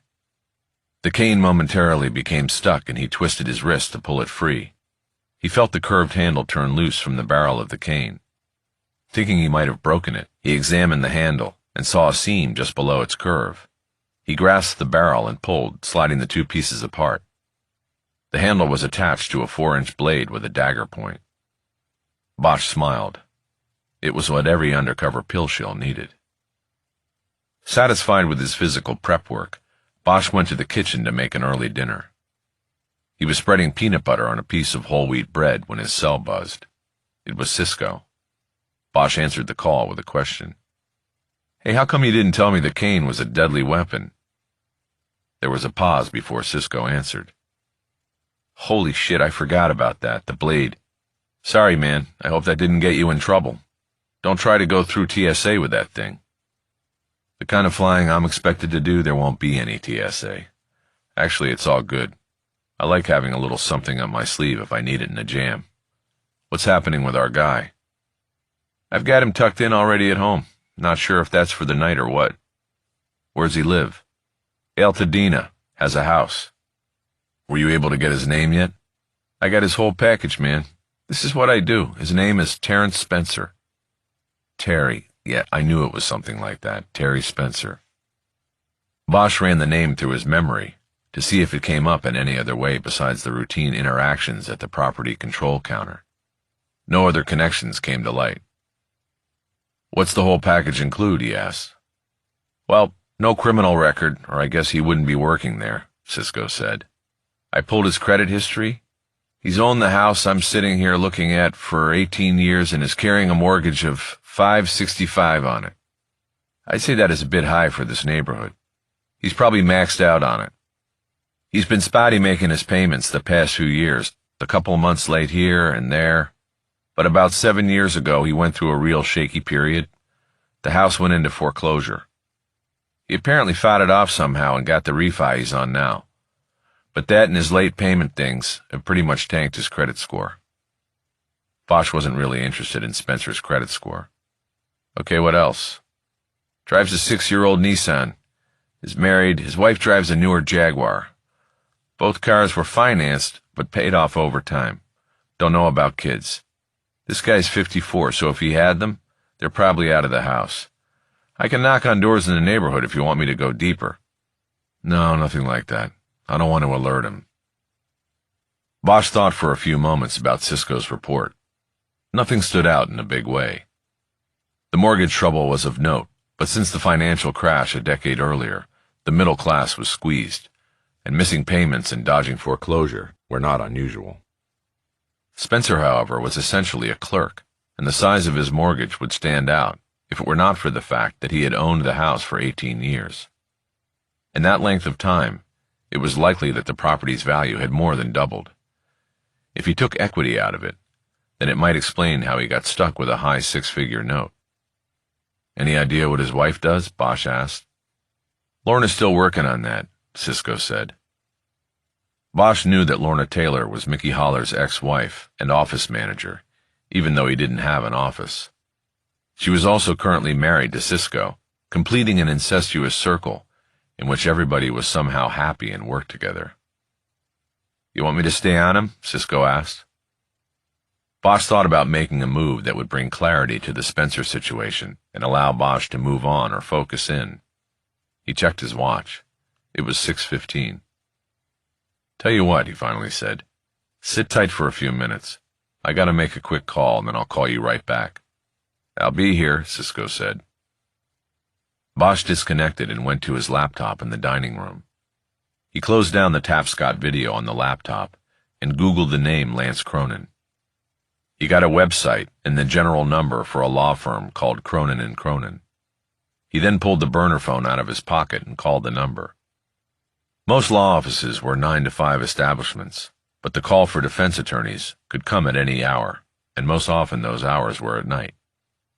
Most lawyers specializing in criminal defense had answering services or forwarding numbers so that they could be reached quickly, especially by paying customers. As expected, Bosch's call eventually reached a live human being. I need to speak to Lance Cronin right away, Bosch said. It's an emergency. Mr. Cronin has left for the day, said the voice. But he will check soon for messages. Can I have your name? Terry Spencer. I need to talk to him tonight. I understand, and we'll give him the message as soon as he checks in. What number should he call? Bosch gave the burner's number, repeated that it was an emergency situation, and disconnected. He knew that saying Cronin would check in for messages was just a way of giving the lawyer an out if he didn't want to call back. Bosch was certain that the go-between would forward his message right away. He got up and went to the kitchen to finish making his peanut butter and jelly sandwich. Before he was done, he heard the burner's generic ringtone in the other room. He left the sandwich on the counter and went to the phone. He didn't recognize the number on the screen, but assumed it was Cronin's cell phone or home number. He answered with one word spoken into the palm of his hand in an attempt to disguise it. Yes? Why are you calling me? I'm not your contact. Bosch stood frozen. There it was. Cronin obviously knew who Spencer was. The annoyed tone and the intimacy of what was said showed without a doubt that the lawyer knew who he was talking to. Hello? Bosch said nothing. He just listened. It sounded as though Cronin was in a car, driving. Hello? For Bosch, there was something absolutely energizing about the moment, and listened silently to Cronin's puzzled tone. Thanks to Cisco's one-look view of the video, Bosch had now made the jump to the next level. He was closer to the frame. Cronin disconnected on his end, and the line went silent.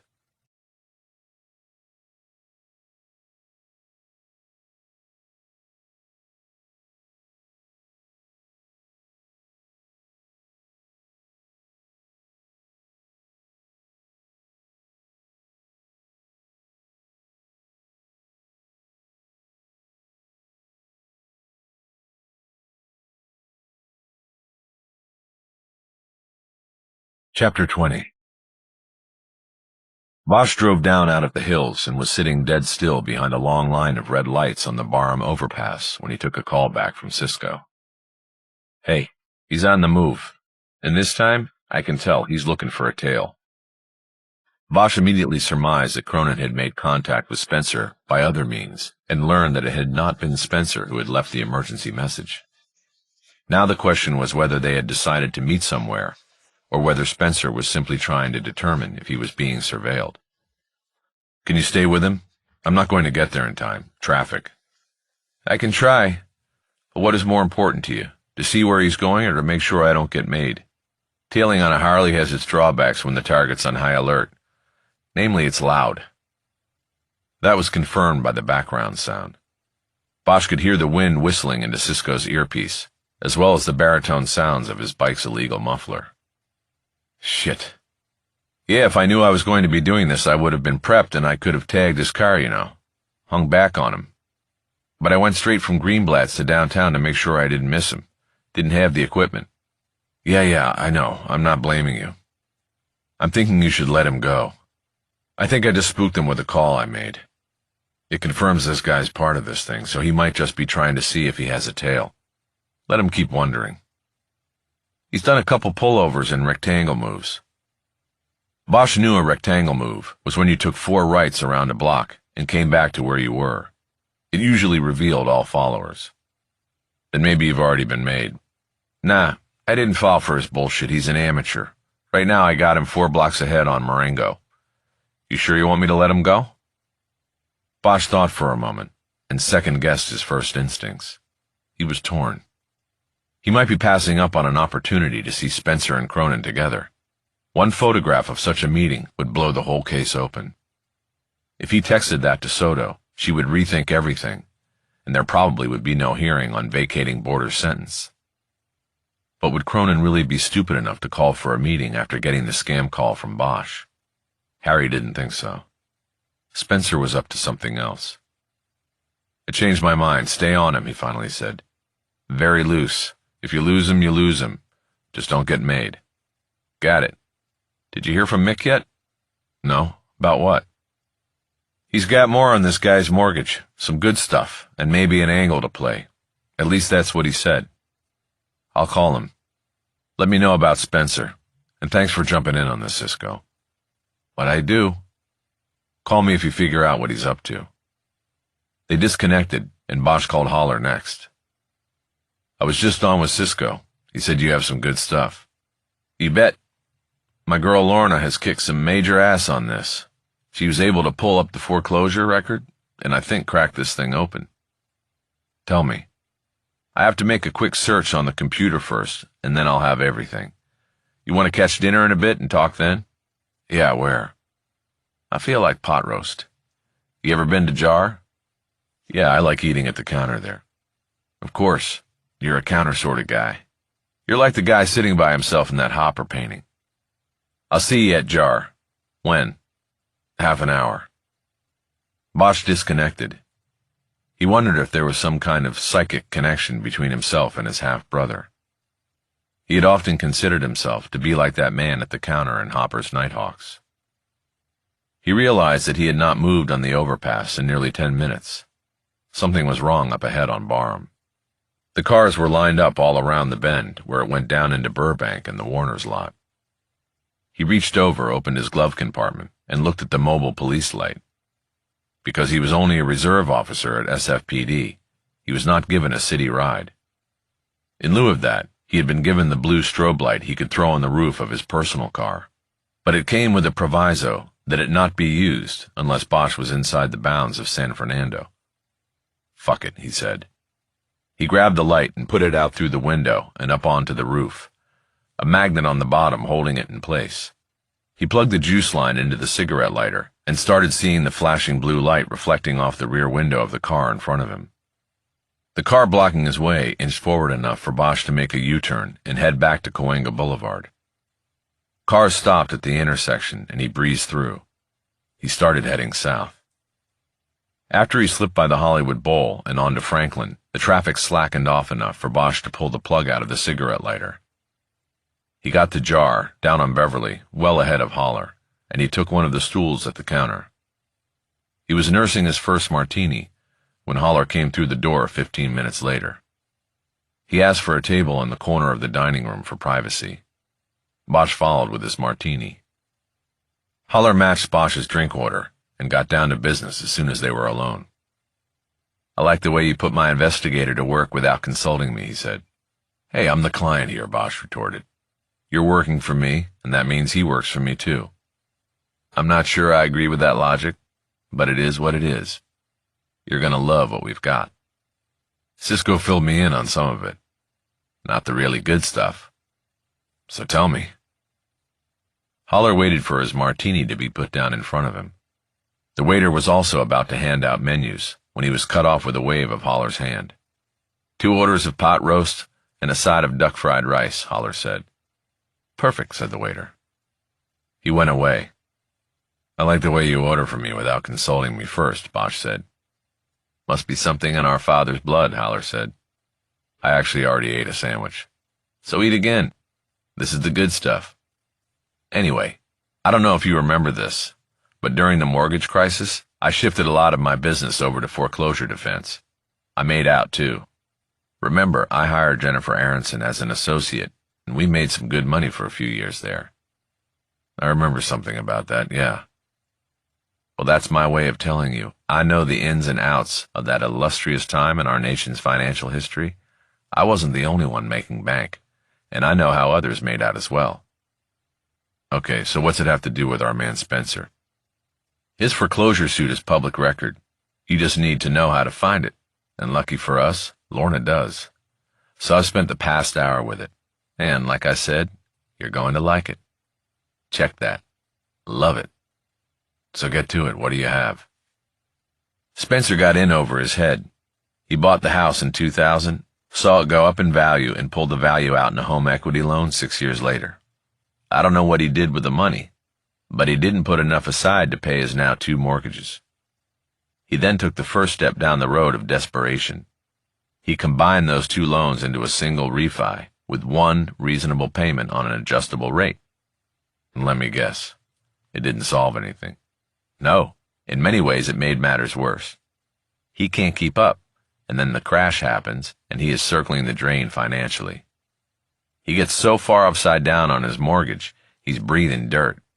He stops making payments altogether, and the bank starts foreclosure proceedings.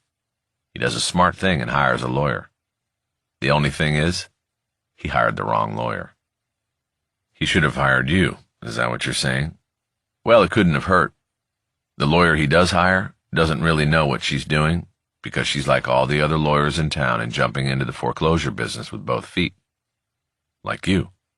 Like me. I mean, paid criminal defense work dried up. Nobody had any money. I was taking referrals from the public defender and working for chump change. I couldn't even make my child support payments on time. So I went into foreclosure work. But I did my goddamn homework on it. And I hired a smart young associate out of the kind of law school that puts a chip on your shoulder and gives you something to prove. Okay, I get it.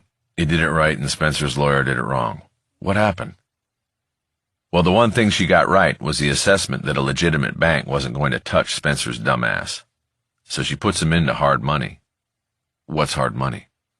Doesn't come from a bank. It comes from investor pools. And because it's not a bank, they charge points up front and interest rates above market. Sometimes damn close to the rates the mafia guys charge for money on the street.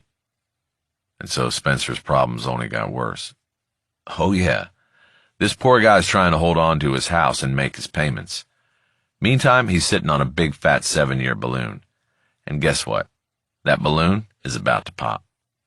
Back up and speak English. I paid off my house 12 years ago. I don't know what any of this means. What's the balloon? Spencer made a deal with an investor pool called Rosebud Financial. I heard about them back then. That they had money to bail people out. Supposedly it came from a bunch of guys in Hollywood, and it was run by another guy named Ron Rogers, a real shark. He cut these deals and didn't care whether the taker could pay or not. If there was enough bottom-line equity in the property, he'd cut the deal, because he knew he'd get 2 shots at foreclosure. Either when the poor slob homeowner couldn't make his monthly payments, or at the end of the term, when there was a balloon payment for the balance. So the deal is you pay these high monthlies, and then at the end you still have to pay off the whole note. Exactly. These hard money deals were short-term mostly. 2 years, 5 years. Spencer got a 7-year deal, which was pretty long, but the 7 years is up in July, and he'll owe all the money. Can he now go to a real bank and refinance again? Financial markets are pretty good now. He could, but he's fucked. His credit rating is shit, and Rosebud Financial is putting the boots to him. They've dinged him every time he pays late by a week. You see, they want to put him in a corner. They know he's got no money to pay the balloon, and he can't refinance the debt because of his record. In July, they're going to take the house from him. And this is where it gets good. You know what Zillow is? Zillow? No. It's an online real estate database. You can plug in a property address and get a ballpark valuation based on neighborhood comps and other factors.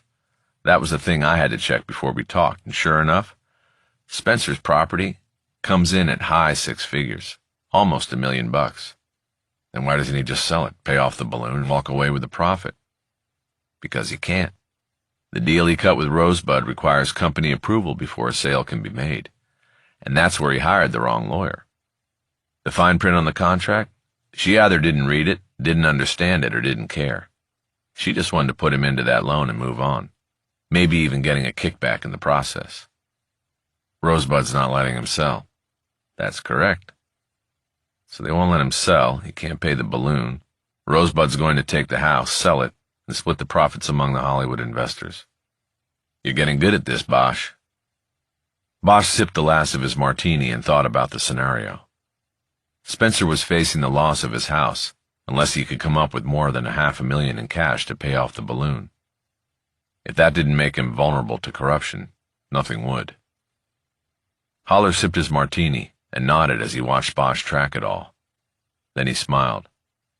I saved the kicker for last, he said. What? Bosch asked. Spencer's lawyer? The dumb one? Her name was Kathy Zeldin. I knew her back in those days. She was a junior lawyer in a small firm, and her boss would send her to the courthouse the first Monday of every month, because that's when they published the foreclosures list. I was there, she was there, Roger Mills, a bunch of us, first Monday of every month. We'd buy a copy of the list, and then the flyers would go out in the mail. In foreclosure, call the Lincoln lawyer, like that. Everybody on the list got flyers in the mail, phone calls, emails, the works. That's how I got most of my clients. That's your kicker? No. The kicker is that I'm talking 7, 8 years ago, when I knew her as Kathy Zeldin. She was a real looker, and a year or two later her boss got his hand caught in her cookie jar. It was a mini scandal. He ended up divorcing his wife of like 25 years and marrying Kathy. So the last 5 years, Kathy Zeldin's been known as Kathy Cronin. Holler held up his glass for a well-earned toast. Bosch was empty, but he took his glass and banged it hard enough to draw attention from nearby tables. Holy shit, he said. We got him. We fucking do, Holler said. I am going to blow their shit right out of the water when we get to that hearing next week. He drained his glass just as the waiter brought their dishes of pot roast and duck-fried rice. Gentlemen, the waiter said, it looks like we are in need of more essential vitamins. Holler picked up his empty glass and offered it. We definitely are, he said. We definitely are. Chapter 21. After the pot roast and fried rice, Bosch and Holler tried to piece things together. They agreed that the whole scheme likely started when Spencer, facing the upcoming balloon payment with no money and no approval to sell his home, went to the lawyer who put him into the Rosebud deal, Kathy Cronin, née Zeldin. She says, sorry, pal, but next year that balloon is going to pop and you're going to be fucked, Holler said. But let me introduce you to my husband and law partner. There might be a way for you to get the money you need before July. She makes the intro, and Lance tells him that all he has to do is figure out how to get something into one of the sealed boxes in the big warehouse where he works. Guys like Spencer probably sit around on their breaks talking about ways to defeat the system. Idle work gossip becomes a real thing, and the way out of the mess he's in. We still have to figure that out, Bosch said. My guess is that when all of this hits the fan, Spencer's going to cut a deal and tell us exactly how he did it. If he hires the right lawyer this time, he can probably come out of this looking like a victim. Everybody likes the lawyer for the villain. The DA will trade Spencer for Cronin and Cronin in a heartbeat. Spencer's no victim. He's part of the frame. He's trying to put me in the dirt. I know that. I'm just giving you the reality of it, how it will play out. Spencer's a guy who got in over his head and was played by these people.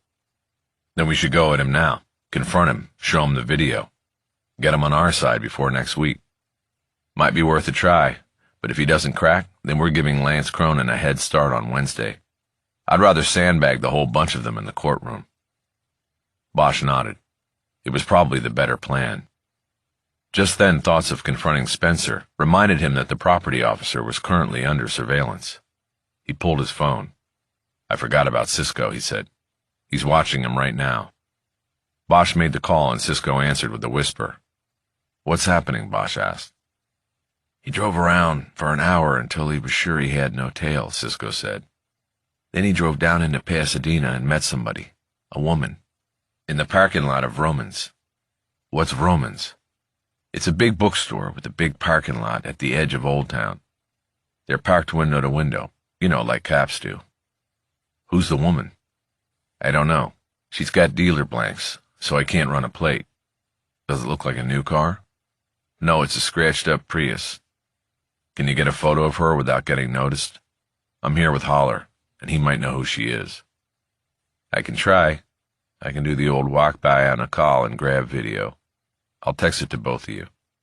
Do it. Bosch disconnected. He knew the maneuver Cisco was undertaking. He'd start recording on his phone's video app, then hold the phone to his ear like he was on a call and walk by the front of the subject's car, hopefully focusing on the woman behind the wheel. Spencer is talking to a woman, he reported to Holler. Cisco's going for some video. Holler nodded and they waited. At some point I should tell Soto, Bosch said, mostly to himself. What do you mean? Holler asked. She's my ex-partner. We sandbag Cronin, we sandbag her. Do I have to remind you that she's part of a machine that's trying to take everything you have away from you? She's following a case where it goes. Well, she took a wrong turn, didn't she? It happens. Do me a favor. Don't talk to her. Not yet, at least. Wait till we're closer and we've confirmed some of these theories as facts. Don't give the LAPD the chance to flip this on us. Fine, I can wait, but she wouldn't flip things.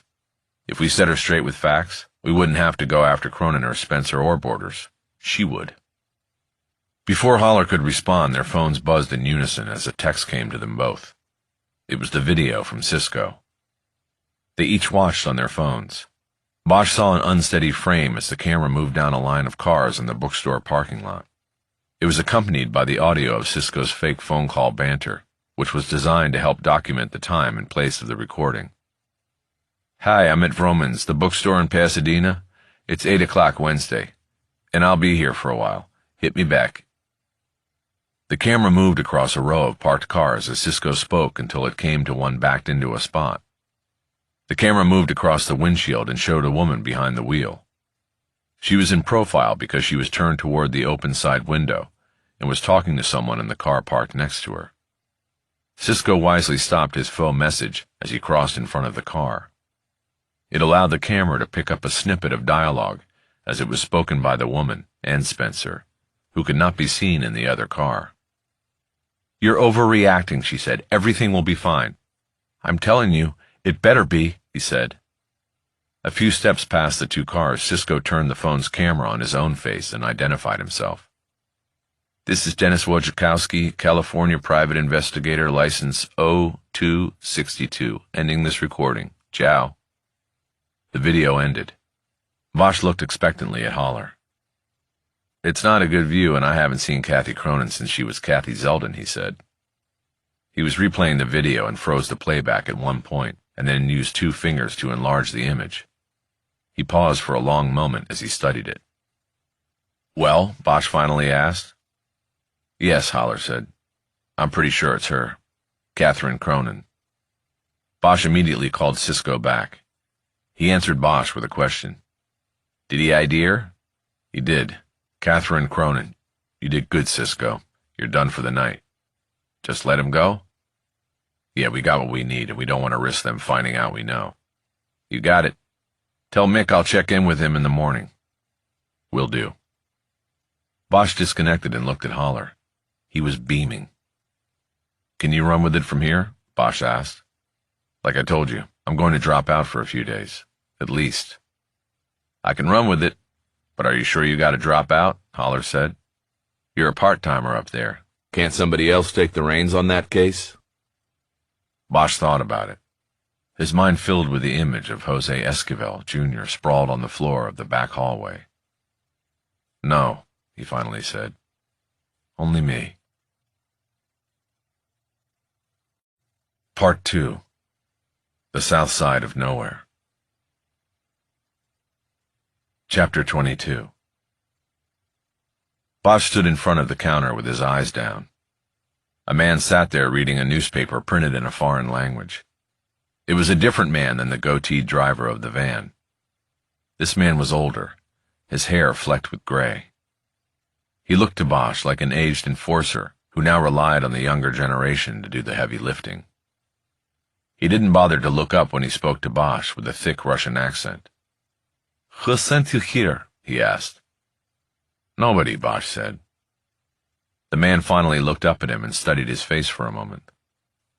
"You work here?" "Yes." "From where?" "I just want to see the doctor." "From where?" "The shelter over by the courthouse." "That is a long walk. What do you want?" "To see the doctor."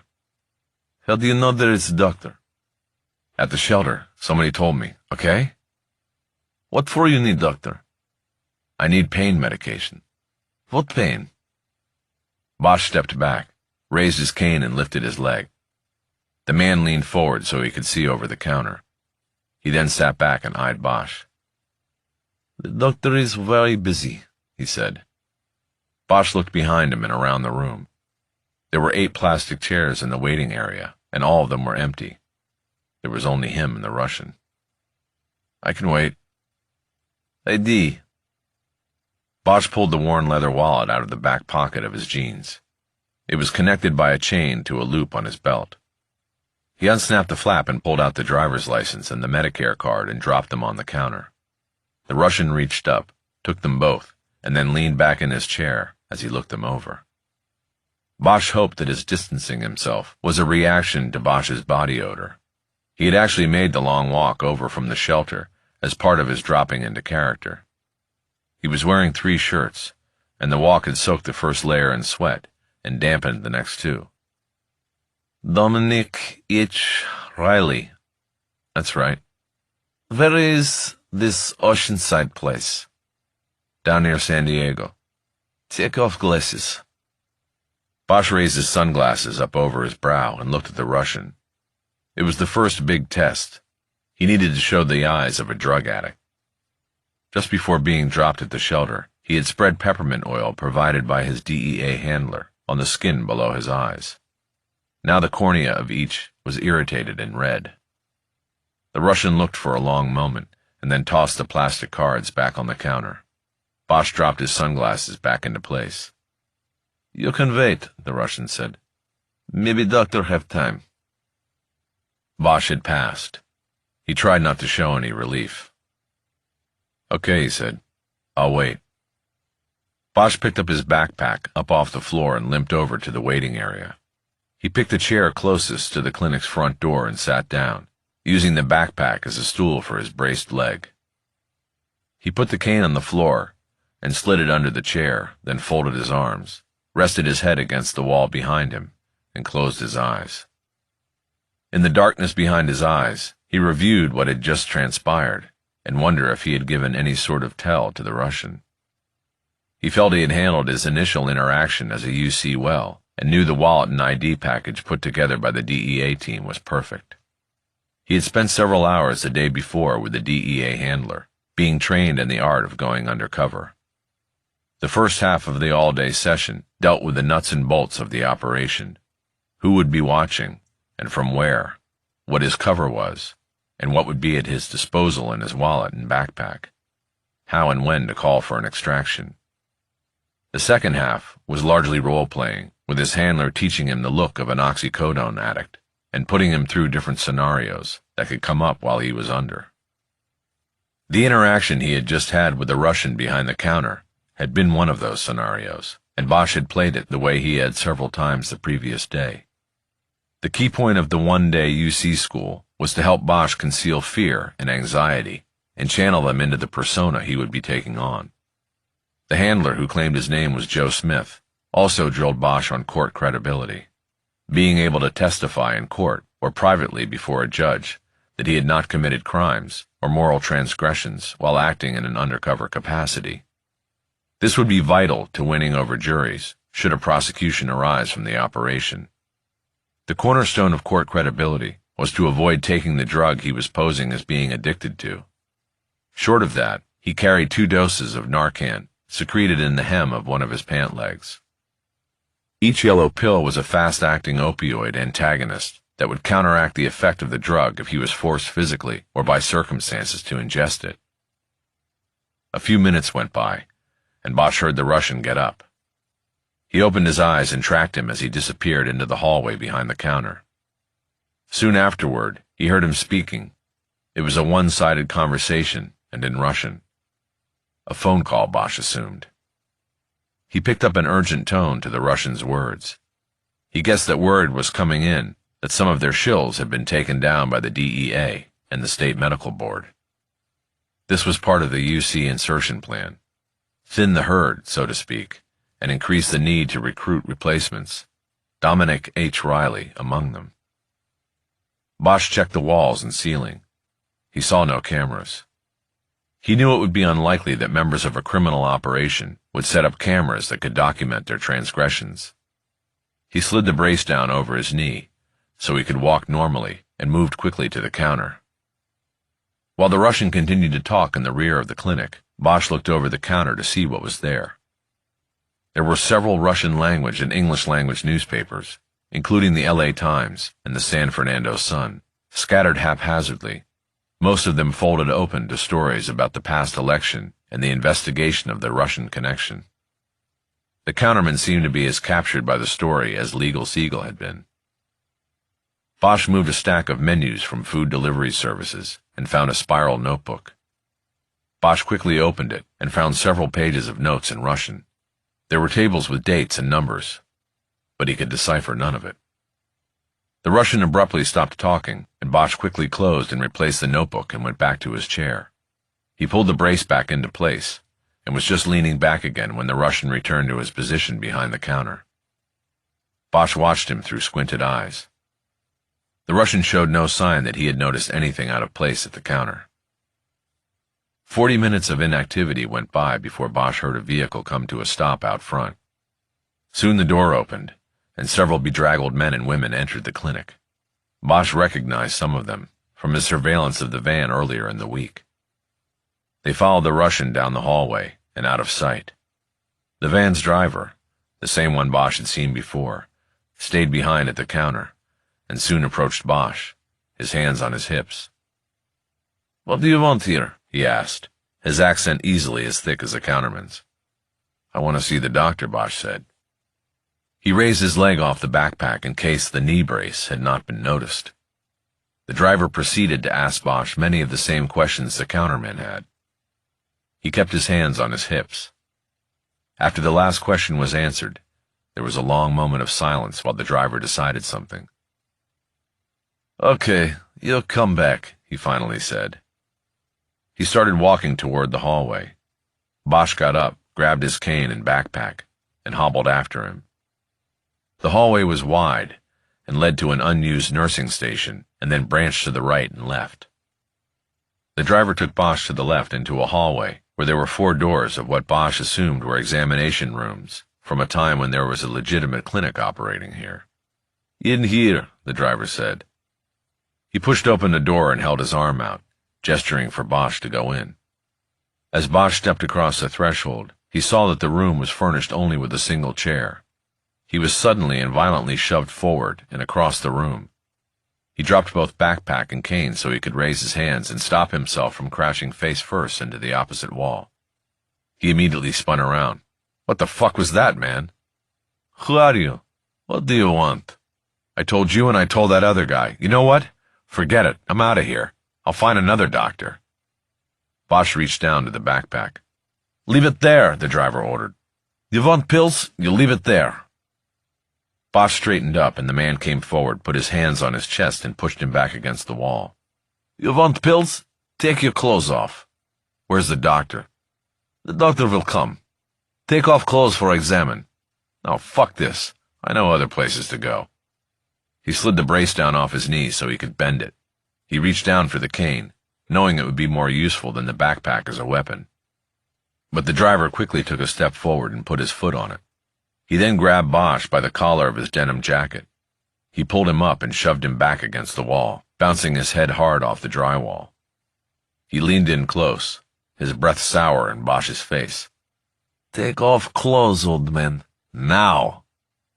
Bosch raised his hands up until his knuckles were against the wall. Okay, no problem. The driver stepped back. Bosch started by pulling off his jacket. And then I see the doctor, right? He asked. The driver ignored the question. Put clothes on the floor, he said. No problem, Bosch said. And then the doctor, right? The doctor will come. Bosch sat on the chair to unstrap the brace and remove it, then his work boots and dirty socks. He started peeling off the 3 layers of shirts. The DEA code name given to his UC personality and the whole operation was dirty denim, and it fit. His DEA handler had at first objected to the knee brace and cane, but eventually gave in to Bosch's wish to put a little bit of his own spin on the character. The handler, of course, wasn't aware of the weapon hidden in the cane. Soon Bosch had peeled away the layers and was down to his boxer shorts and one dirty sweat-stained t-shirt. He dropped his jeans on the pile of clothes after disconnecting the chain and keeping the wallet in his hand. No, the driver said. Everything. When I see the doctor, Bosch said.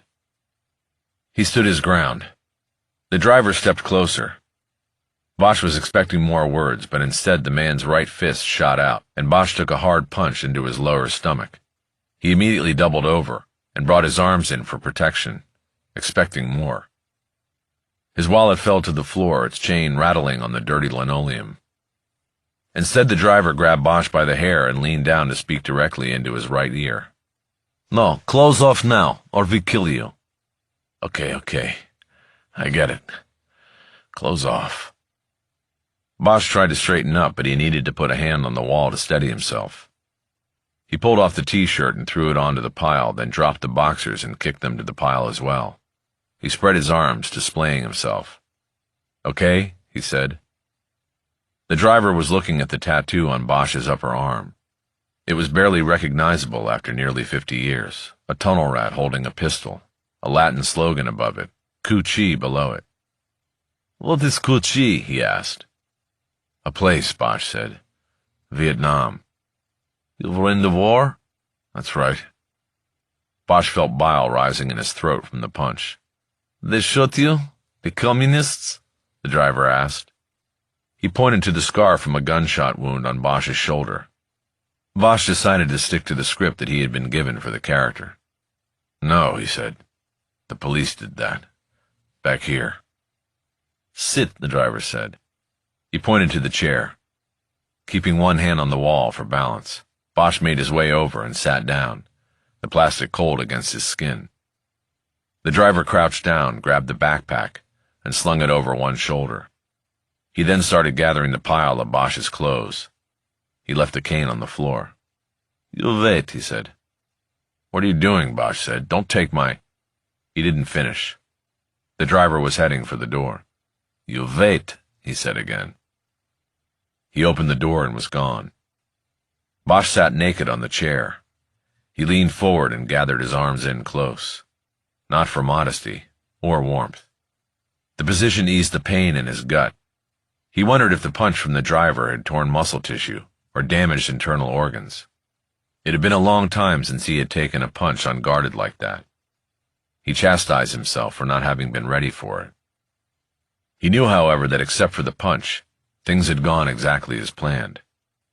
Bosch guessed that the driver and the other Russian were probably going through the clothes he had been wearing and the contents of the wallet and backpack.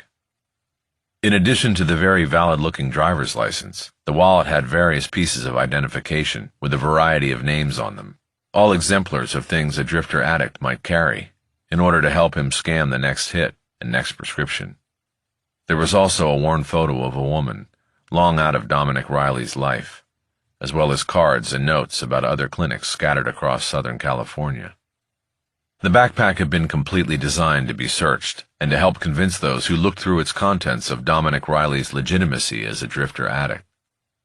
They would find the paraphernalia of opiate addiction, over-the-counter laxatives and stool softeners, as well as a gun wrapped in a T-shirt and secreted at the bottom of one of the compartments. They would also find a burner cell, complete with fake text files and call log. It was all put together by careful design. Riley carried things a drifter would have. The gun was an old revolver missing one of its grips. It was loaded, but the firing pin had been filed down so that it could not function as a firearm. It was anticipated that it would be confiscated as Bosch hopefully worked his way into the Santos operation. But the DEA did not want to be responsible for giving a functioning weapon to the enemy. There was no telling how that would come back at the agency later. The reputation of the ATF was still recovering from an undercover program that ended up putting weapons in the hands of Mexican drug cartels. Most important, the backpack contained a plastic pill vial with the name Dominic Riley on the prescription label. It would have a West Valley pharmacy listed as a provider and the prescribing doctor as Kenneth Vincent of Woodland Hills. These would come back as legitimate if checked out. There would only be 2 pills in the vial, Riley's last 2 80-milligram doses of generic oxycodone. They would help make clear why he had come to the clinic in Pacoima. The backpack also contained a pill crusher made out of an old fountain pen, which could serve double duty as a sniffer. Place the pill inside, turn the barrel to grind it to dust, remove the top, and snort. Powdered oxycodone produced the best high, and crushing pills defeated the manufacturer's time-release additives. It was all there in the backpack, the complete persona. The only thing Bosch had to worry about at the moment was the wallet and chain. The wallet contained a GPS transmitter, secreted within one of its leather bifolds. The attached security chain was both an antenna and a rescue switch. If it was pulled loose from the wallet, it would add an emergency code to the GPS pulse and bring the DEA's ghost team crashing in. Bosch hoped that wouldn't happen. He didn't want the ghost team to descend on the clinic and end his mission before it had actually even started. Bosch sat patiently on the plastic chair, naked and waiting to find out. Chapter 23. By Bosch's estimate, more than an hour went by without anyone coming into the room. Several times he had heard voices or movement from the hallway, but no one opened the door. He reached to the floor and grabbed the cane, holding it across his thighs with the curved handle near his left hand. The minutes went by like hours, but still Bosch's mind raced. His attention was focused on his daughter, and on his decision not to call her, to say that he would be out of contact for a while. He didn't want her to worry or ask him questions.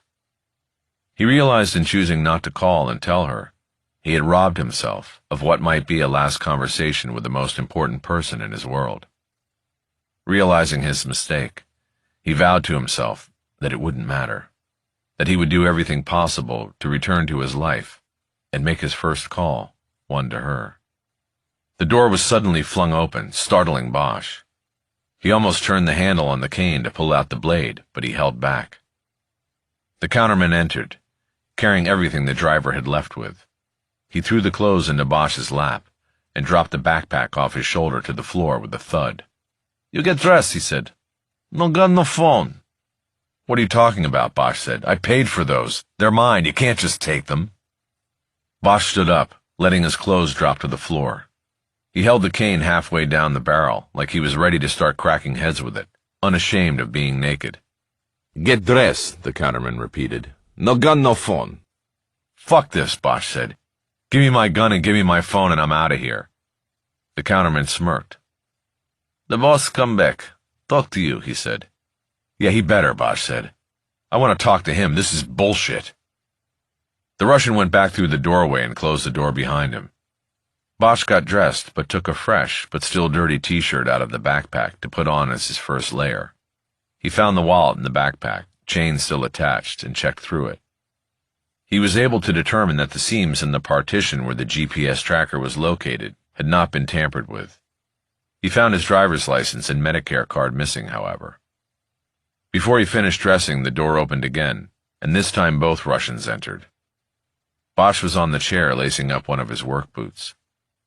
The counterman went to the far wall and leaned back in the corner with his arms folded as the driver stood front and center. "We have work for you," the driver said. "You mean a job?" Bosch asked. "What can I tell you? I don't work." The driver took a step toward him and Bosch braced himself this time. But the driver only held out a folded slip of paper. Bosch hesitated and then took it. He opened it to find it was a prescription slip. Dr. Ephraim Harara's name was printed at the top, along with his required state and federal drug license numbers. Handwritten on the slip was a 60-count prescription for oxycodone in 80-milligram form. For a pill shill or a user, it was the Holy Grail. For Bosch, it was pay dirt. Not only did he have the makings of a case against the operators of the clinic, he had clearly gotten inside the wire. "What's this?" he asked. "You put me through all this, punch me in the gut, and then just give me the script?" The driver snatched the prescription back out of Bosch's hand. "You don't want it? Fine. We give it to somebody else," he said. "Look, I want it, okay?" Bosch said. "I just want to know what the fuck is going on here." "We have business," the driver said. "You want pills? You work. We share." "Share what?" "Share pills. One for you, two for me. Like that." "That doesn't sound like a good deal for me. I think I'll just—" "Unlimited supply. We handle scripts. You pick up pills. Easy. We pay you $1 for each. So pills and money. Do you say yes?" $1? I know a place I can get 20. We offer quantity. We have protection. We have beds." "Beds? Where?" "You join, you'll see." Bosch looked at the man still leaning on the back wall. The message was clear. Join up or get beat down. Bosch put a look of resignation on his face. "How long I gotta work?" he asked. The driver shrugged. "Nobody quits," he said. "Money and pills too good." "Yeah, but what if I want to?" "You want to quit? You quit. That's it." Bosch nodded. "Okay," he said. The driver walked out of the room. The counterman came over and handed Bosch his ID and Medicare card. "You go now," he said. "Go where?" Bosch asked. "The van. Up front." "Okay." The counterman pointed toward the door. Bosch grabbed his backpack and cane from the floor and moved toward the door. He walked normally. He had the brace down below his knee. Bosch went back through the clinic and out the front door with the counterman behind him. The van was parked in front, and the shills were climbing in through the side door. Bosch could see the driver behind the wheel, turned and staring at him through the door. He and Bosch both knew that this would be the moment where he would bolt if he was going to. He looked around, and then off across San Fernando Road toward the tower at Whiteman. He knew he was being watched from there, and the ghost team was also stashed somewhere nearby. One quick fist bump into the air was the signal. If Bosch did that, they would come charging in to get him, and it would be the end of the whole operation. He looked back at the driver. The last shill was climbing in, and then it was Bosch's turn. He shook his head like a man with no choice and climbed into the van. He pushed in on the bench seat behind the driver and sat next to a woman with a shaved head. He put his backpack in the space between the driver's seat and the front passenger seat, which was empty. The counterman slid the door shut with a bang and slapped the roof twice. The van pulled away from the curb. Everyone was silent, even the driver. Bosch leaned forward to get the best angle on the driver's face. "Where are we going?" he asked. "To the next location," the driver said. "Where?" "Don't speak. Just do what you're told, old man." "Where's my phone? I have a daughter I need to call." "No, not anymore." The woman with the shaved head pushed her elbow into Bosch's ribs. He turned to look at her. She just shook her head. Her dark eyes told him that there would be consequences for all of them if he continued to speak. Bosch leaned back into the seat and stopped talking. He first made a quick look around the van. He counted 11 other people in the seats behind the driver. Many of them he recognized from the surveillance on Tuesday. Men and women, older, haggard, defeated. He lowered his chin to now mind his own business. He saw the hands of the woman next to him clasped tightly together on her lap. In the webbing between her left thumb and forefinger, he saw a small tattoo of 3 stars by what looked like an amateur hand. The ink was dark, the points of the stars sharp, the tattoo not old like his own. The van took the same route Bosch and Lourdes had watched it take earlier in the week. It drove through the gate into Whiteman and to the hangar where the jump plane waited. The van unloaded and the group started to board the plane through the jump door. Bosch held back, letting the woman climb past him to get out of the van. "Whoa, wait a minute," he yelled at the driver. "What the fuck is this?" "This is the plane," the driver said. "You get on." "Where the hell are we going? I didn't sign up for this. Give me my script. I'm out of here." "No, you get on. Now." He reached down under his seat, and Bosch saw his arm muscles flex as he grasped something. He turned to look back at Bosch without revealing what it was. The message, though, was clear. Okay, Bosch said. "I'm getting on." He was the last one to board the plane. There were benches running lengthwise down both sides of the interior, with seatbelts hanging loose. People were buckling in. Bosch saw an open space next to the woman with the stars and took it, this time on her left side. Behind the noise of the plane's engine, she leaned into him and spoke into his ear. "Welcome to hell." Bosch pulled back and looked at her. He could see that she had once been a beauty, but her eyes were dead now. He guessed that she was at least 50 years old, maybe a few years younger, maybe a lot of years younger, depending on how long she'd been ravaged by addiction. He picked up an earthy smell about her.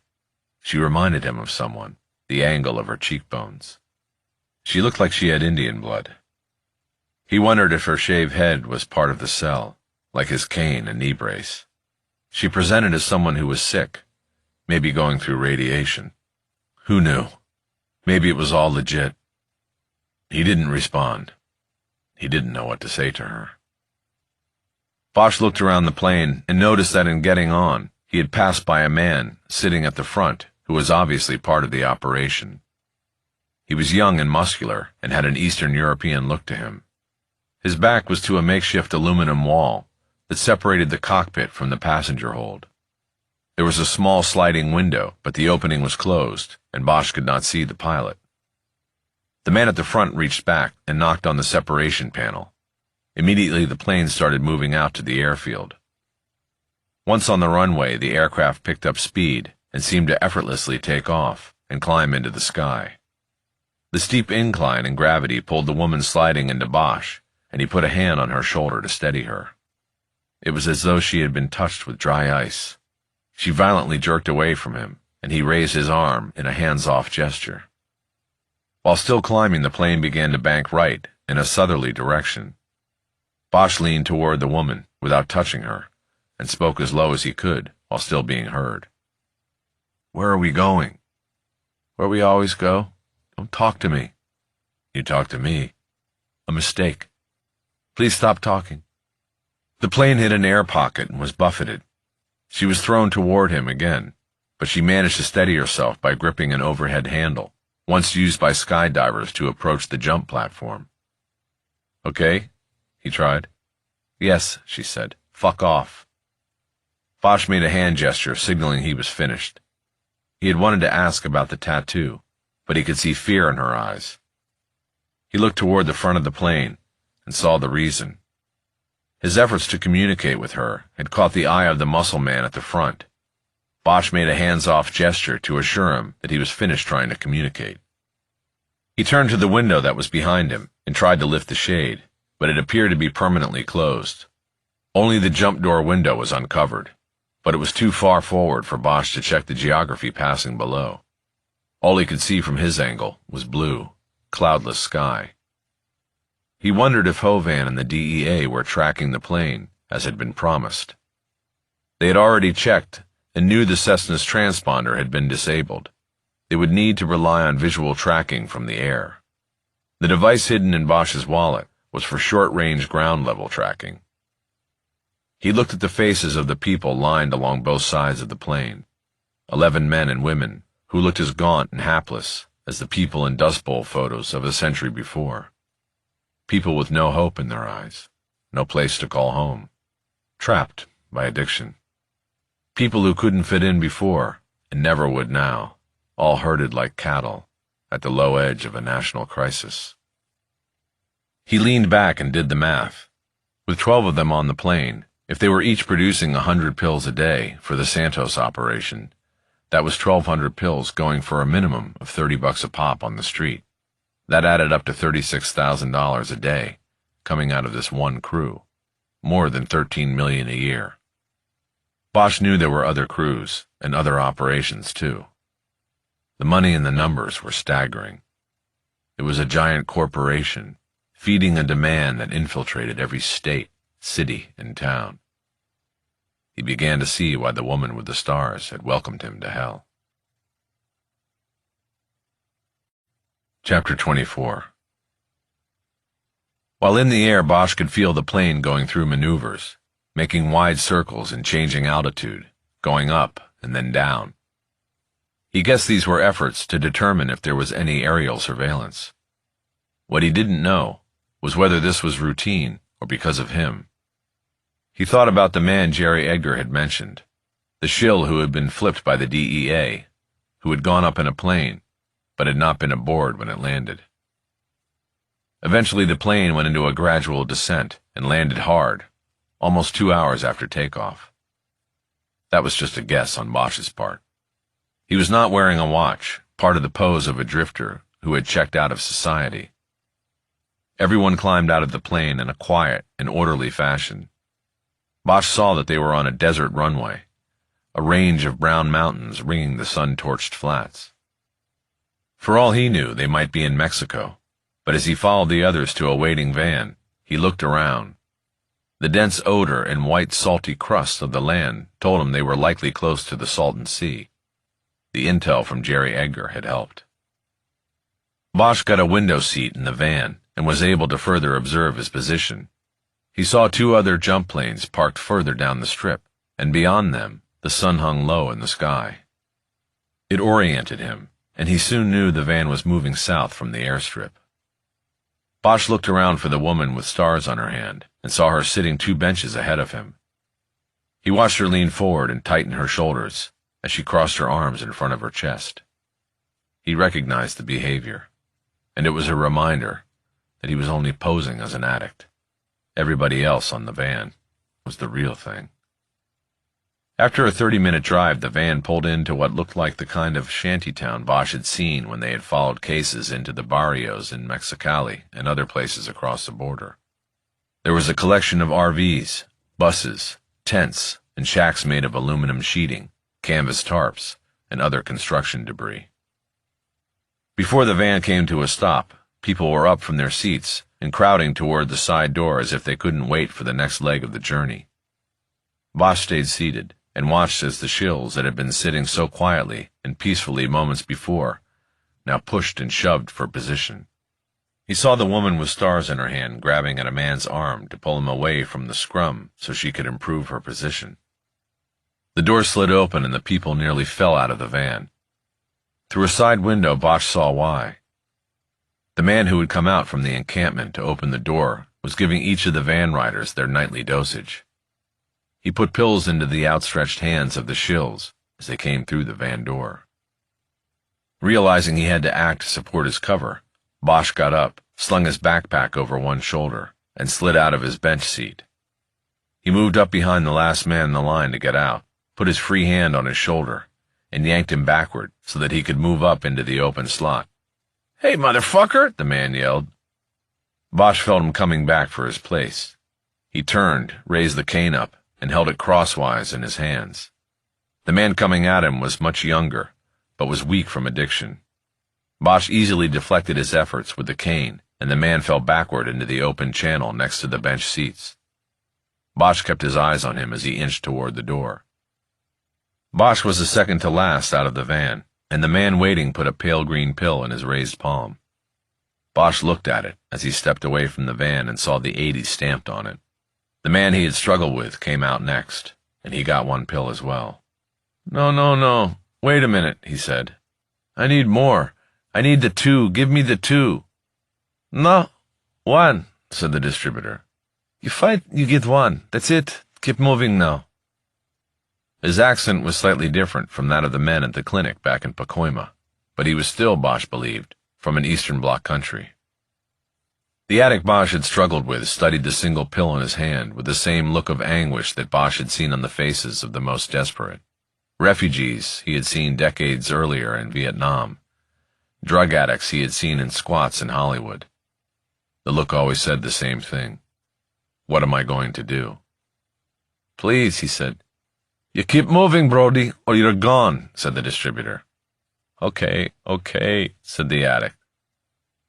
They followed the others, forming a line that led into the encampment. Bosch took the last position in line, so he could keep an eye on the man called Brody. As he walked, he noticed the woman with stars, who was several spots ahead, pull something out of her pocket. She then put her hands down in front of her body, and Bosch could tell by the way she was working her shoulders that she was turning something in her unseen hands. He knew it was a crusher. She either needed a hit so badly she couldn't wait, or feared one of the men, maybe Brody, would take her pills away. Bosch watched as she brought her hands up to her face and cupped her mouth and nose as if she were going to sneeze. She snuffed the powdered pill as she walked. Brody turned his head as he walked to give Bosch the evil eye. Bosch reached out and pushed him in the center of his back with the rubber-capped tip of his cane, a firm shove. Keep going, Bosch said. You owe me an 80, old man, Brody said. Yeah? Come and get it. Anytime. Yeah, we'll see. We'll see. Brody had the sleeves of a windbreaker tied around his waist and a yellow t-shirt clinging to his bony shoulders. From his rear vantage point, Bosch could see tattoos running down both of his triceps, but they were blurred and unreadable, made with cell-mixed ink in a prison. The man from the plane, as well as the greeter and drug distributor, walked them into an open area that appeared to be the center of the encampment. Triangular canvas sails were strung overhead to offer shade during the day, but the sun was now behind the mountains on the horizon, and it was starting to cool. There was concrete underfoot, and Bosch assumed it was one of the slabs that gave the area its unofficial name. There was a man sitting at a table beneath one of the shade triangles. The group was followed into the space by the van's driver. They looked at the man at the table, who gave them a nod. Bosch saw a badge pinned to the seated man's red shirt. It looked like a tin private security badge, but it apparently made him the sheriff of Slab City. There were 2 cardboard boxes on the table. During an intel meeting that morning before the UC operation began, Bosch had viewed the few photos that the DEA had of Santos, and while they were all a minimum of 3 years old, he was sure that the man at the table was not him. The sheriff stood and looked at the sunken eyes of all of those standing in front of him. Food is here, he said. 1 each. Take it with you. He started opening the boxes on the table. There was no rush from the group as there had been when pills were being distributed. Food was clearly not the most sustaining part of their lives. Bosch moved forward without pushing, and when he got to the table, he saw that one box contained power bars, and the other contained foil-wrapped burritos. He took a power bar and turned away. The group started to break up, with people going in different directions. It was clear to Bosch that everybody had a destination but him. Brody threw him another look, and then headed toward the open flap of a large yellow and black tent that looked like it had been made with tarps previously used for tenting houses for termite treatment. Using the cover of people moving in different directions, Bosch dropped to one knee, put the cane down and power bar next to it, and then started retying his work boot. While the hem of the right leg of his jeans contained the doses of Narcan, the left leg had an open slot in the inside hem. It was a place to stash any pills given to him, so he could avoid ingesting, but still keep them to be used as evidence in an eventual prosecution. He had practiced the boot-tying maneuver several times during the previous day's training. When he hiked the bottom of his pant leg up to reach the high-top boot's laces, he slipped a pill through the hole in the inside hem. As he stood up, the woman with the stars brushed by him and whispered, "Be ready. Brody will come for you tonight." And then she was gone, heading to the tent where Brody had gone.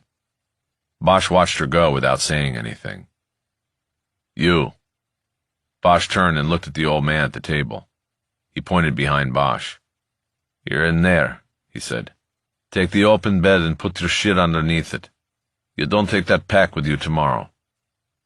Bosch checked behind him while he finished tying his boot.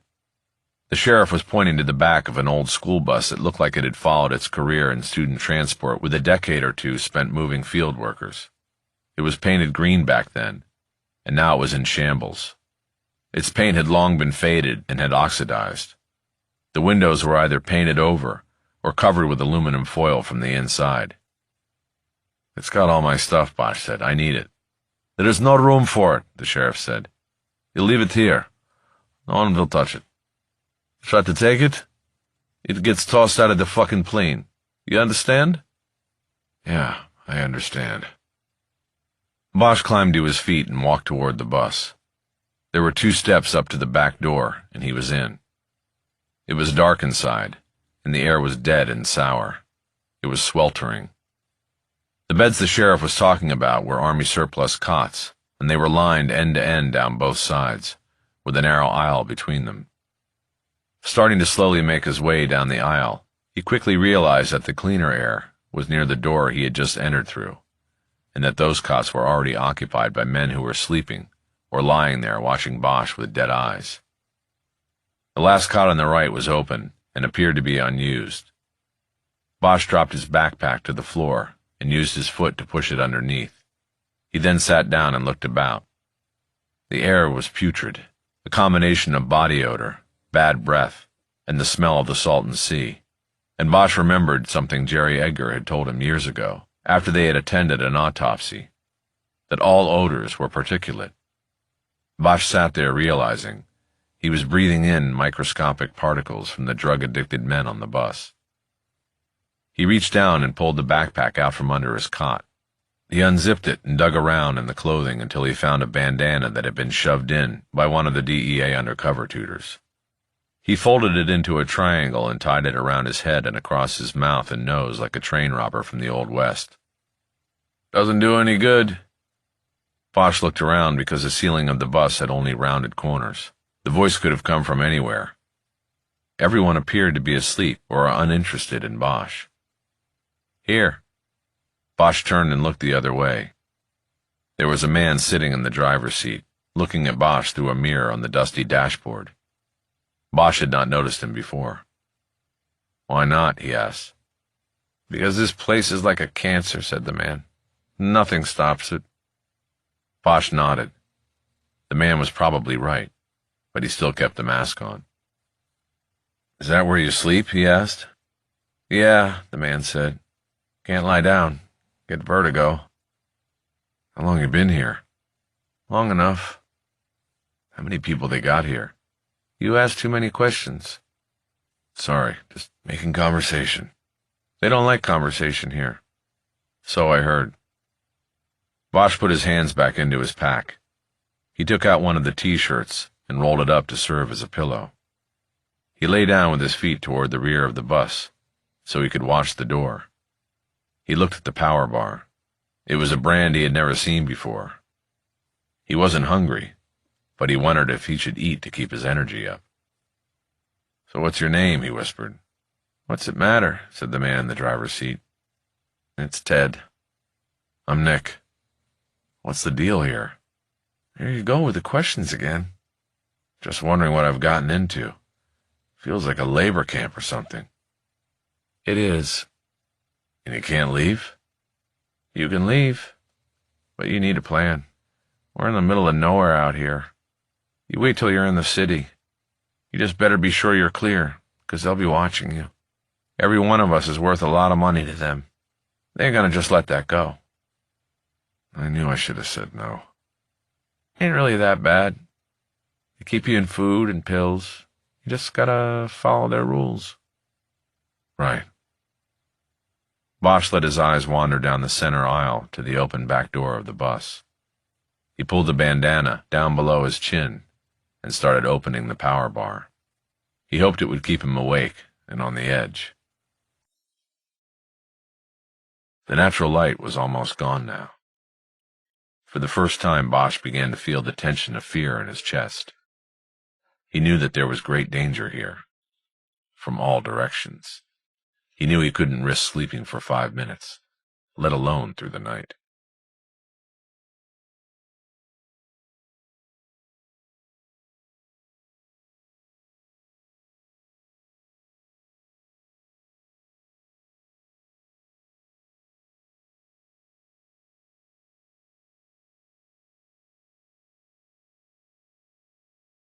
Chapter 25. Brody came at him in the dead of night, but Bosch was ready for him. Moonlight revealed him as a silhouette in the back doorway of the bus, and then as he made his way stealthily down the aisle between the cots where the others slept. Bosch could see an object gripped in one hand, something small like a knife. Bosch was lying on his right side, the corresponding arm bent at the elbow and seemingly cradling his head. But back behind the end of the cot, he gripped the cane tightly.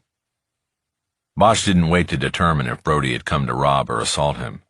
Before the shadowed figure could make any kind of close-in move, Bosch swung the cane viciously and caught Brody flush at an angle that extended the impact up his jawline and across his ear. The noise was so loud that he thought he might have broken the cane. Brody immediately dropped onto the cot behind him, awakening a sleeping man who groaned and shoved him off. His weapon, a screwdriver, clattered on the floor. Bosch was immediately off the cot and on top of him in the aisle between the cots, straddling him and holding the cane like a crossbar on his neck. Brody put both hands on the cane to try to keep it from crushing his throat. Bosch held the pressure steady, enough to seriously impede Brody's breathing, but not cutting it off all the way. He leaned down and spoke in a hard whisper. "You come at me again, and I'm going to kill you. I've done it before, and I'll do it again. Do you understand me?" Brody couldn't talk, but he nodded as best he could. "Now I'm going to let you go, and you're going to go back to your hole, and you're not going to give me any more problems. Got it?" Brody nodded again. "Good." Bosch released the pressure, but hesitated a moment before getting off the man. He wanted to be ready for the double cross. Instead, Brody released his grip on the cane and held his hands open, fingers splayed. Bosch started to get up. "All right, get out of here." Without a word, Brody gathered himself and stood up. He hurried down the aisle to the rear exit of the bus. Bosch didn't think for one moment that he would hesitate if he got another shot at Bosch. He picked up the screwdriver and pulled the backpack out from under his cot. While he hid the screwdriver at the bottom of the main compartment, he heard a whisper from the front seat of the bus. "Nice stick work," said Ted. "It's a cane," Bosch said. He waited and listened to hear whether Brody was confronted outside the bus by the sheriff or anyone else who might have heard their struggle. But there was only silence from out there. Bosch crouched down and went into his backpack, quickly changing into a black t-shirt with the Los Angeles Lakers logo on it. He then stuffed the bottle of laxatives into one of his pockets, stood up, and turned toward the exit at the back of the bus. "Where are you going?" Ted whispered. "Don't go out there." "Where do people go to the bathroom around here?" Bosch said. "Just follow your nose, man. It's on the south side of the camp." "Got it." He moved down the aisle, careful not to run into the human limbs that were extending from some of the cots. When he got to the door, he stayed back in shadow and looked out into the open space where the sheriff had sat upon his arrival. It was empty. Even the table was gone. Bosch stepped down from the bus and then stood still. The air still carried the odor of the Salton Sea, but it was cooler and fresher than any breath taken inside the bus. Bosch pulled the bandana over his chin and left it hanging loose around his neck. He listened. The night was cool and quiet, the stars brilliant in the black sky above. He thought he could hear the low hum of an engine coming from somewhere in or near the camp. He just couldn't place the direction it was coming from. Asking Ted where he could go to relieve himself had been a front. He had no plans other than to scope out the camp so he could learn its landmarks and dimensions, and could later be helpful in drawing up search warrants, should that be part of any follow-up to the Dirty Denim operation. He moved away from the bus and randomly chose a path between the tent where he knew Brody was assigned and a row of shanty structures. He walked quickly and quietly, and soon realized he was moving away from the engine sound. He followed the pathway to the southern terminus of the camp, and here the air was fouled by a lineup of 4 portable toilets on a flatbed trailer. They smelled like they had not been serviced by the clean-out pump in weeks, if not months. Bosch kept moving, following the circumference of the camp in a clockwise manner. From the outside, it looked no different from the homeless encampments that had sprung up in the past few years in almost every empty lot and park in Los Angeles. As he walked toward the north side of the camp, the low hum of the engine got steadily louder, and soon he was approaching a double-wide trailer with a light on inside and an air conditioner powered by an electric generator placed 50 yards out in the scrub behind it. Bosch guessed that he was looking at the staff quarters. The sheriff and the distributor, maybe even the pilots of the planes he had seen, were housed in air-conditioned comfort. His guess was confirmed as he cautiously approached at a passing angle and soon saw 2 vans parked side by side behind the trailer. He also saw a shadow pass behind the curtain of the one window that was lit. Somebody was moving about inside. Bosch quickly moved toward the vans so he could use them as cover. Once there, he pressed himself against the back corner of one of them and studied the upper edges of the structure, looking for cameras. He saw no evidence of cameras, but knew it was too dark to be sure. He also knew that there were all kinds of other electronic measures that might be taken to guard against intrusion. Nevertheless, he decided to risk it in order to get an inside look at the double-wide. He moved in toward the lighted window. The door next to it had a large no admittance sign posted, with a threatening kicker. Violators will be shot. Bosch proceeded undaunted. The curtain had not been closed all the way.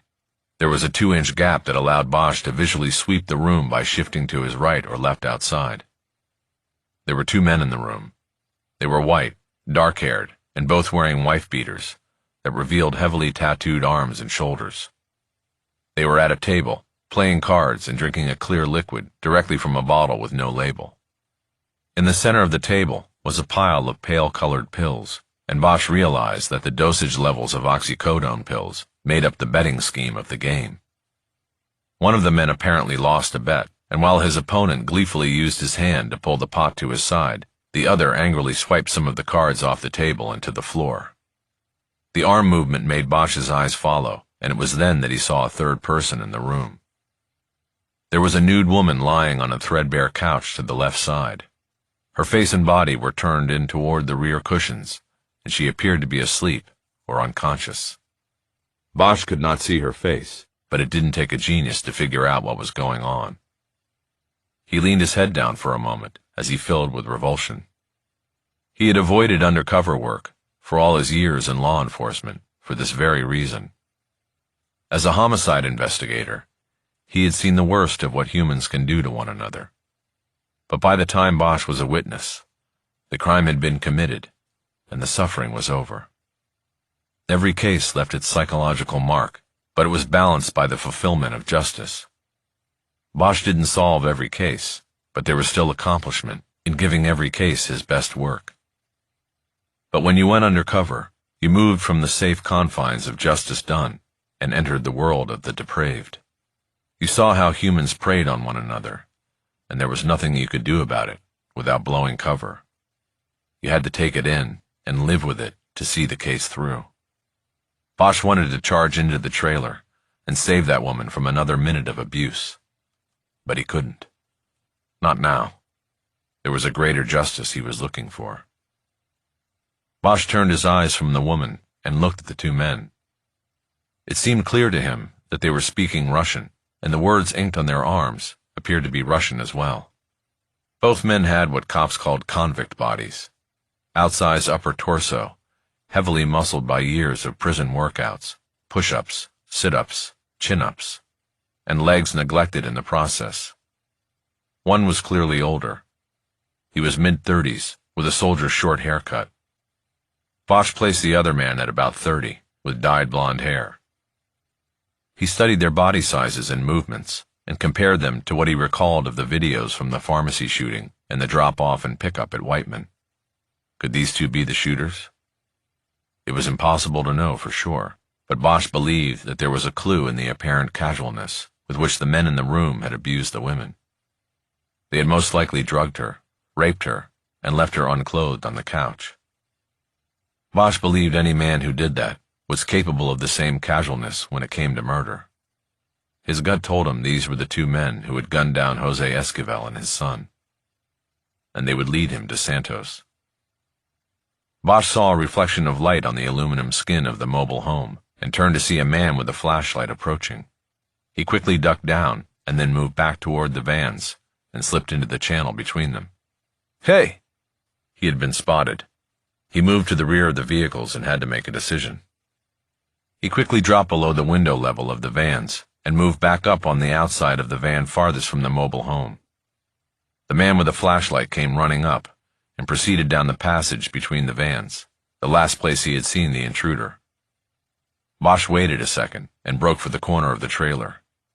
He knew if he could get there, he could use the structure as a blind between him and the flashlight. As he ran, he heard the man talking feverishly and realized he must have a radio. That meant there might be at least one other person in the camp on security patrol. Bosch made it to the corner of the trailer without drawing another shout. He pressed hard against the wall and looked around the edge.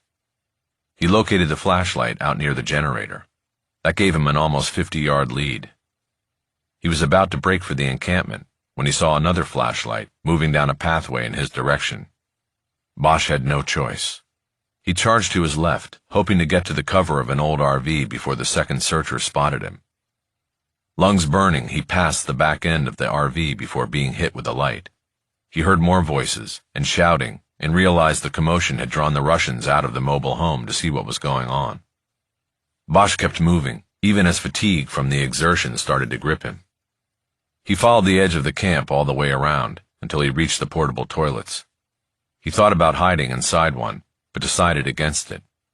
He turned and entered the camp and started following the pathway back to the bus. He walked casually after using his shirt to wipe the sweat off his face. He didn't make it. In the clearing behind the bus, they were waiting. Bosch was hit with the lights first, and then shoved to the ground from behind. "What the fuck you think you're doing?" a voice said. Bosch held his hands up off the dirt and sand and splayed his fingers. "I was just using the toilet," he called out. "I thought that was okay. Nobody told me I couldn't leave the—" "Get him up," said a Russian. Bosch was roughly pulled up off the ground and held by both arms by the sheriff and a man he assumed was his deputy. The two men Bosch had seen playing cards were standing in front of him. The older one came in close enough for Bosch to smell the vodka on his breath. "You like peeping Tom?" he asked. "What?" Bosch exclaimed. "No, I had to use the shitter." "No, you peeping Tom, sneaking around peeping in the window." "It wasn't me." "Who else then? You seen peeping Tom?" "No, just you." "I don't know, but it wasn't me." "Yeah, we'll see about that. Search him. Who is this guy?" The sheriff and the deputy started going through Bosch's pockets. "He is new," said the sheriff. "He is the one who had the gun." He pulled Bosch's wallet out of his pocket and was about to yank it off its chain. Wait a minute, Bosch said. He unsnapped the belt loop, so the wallet and the chain came free. The sheriff threw it to the Russian.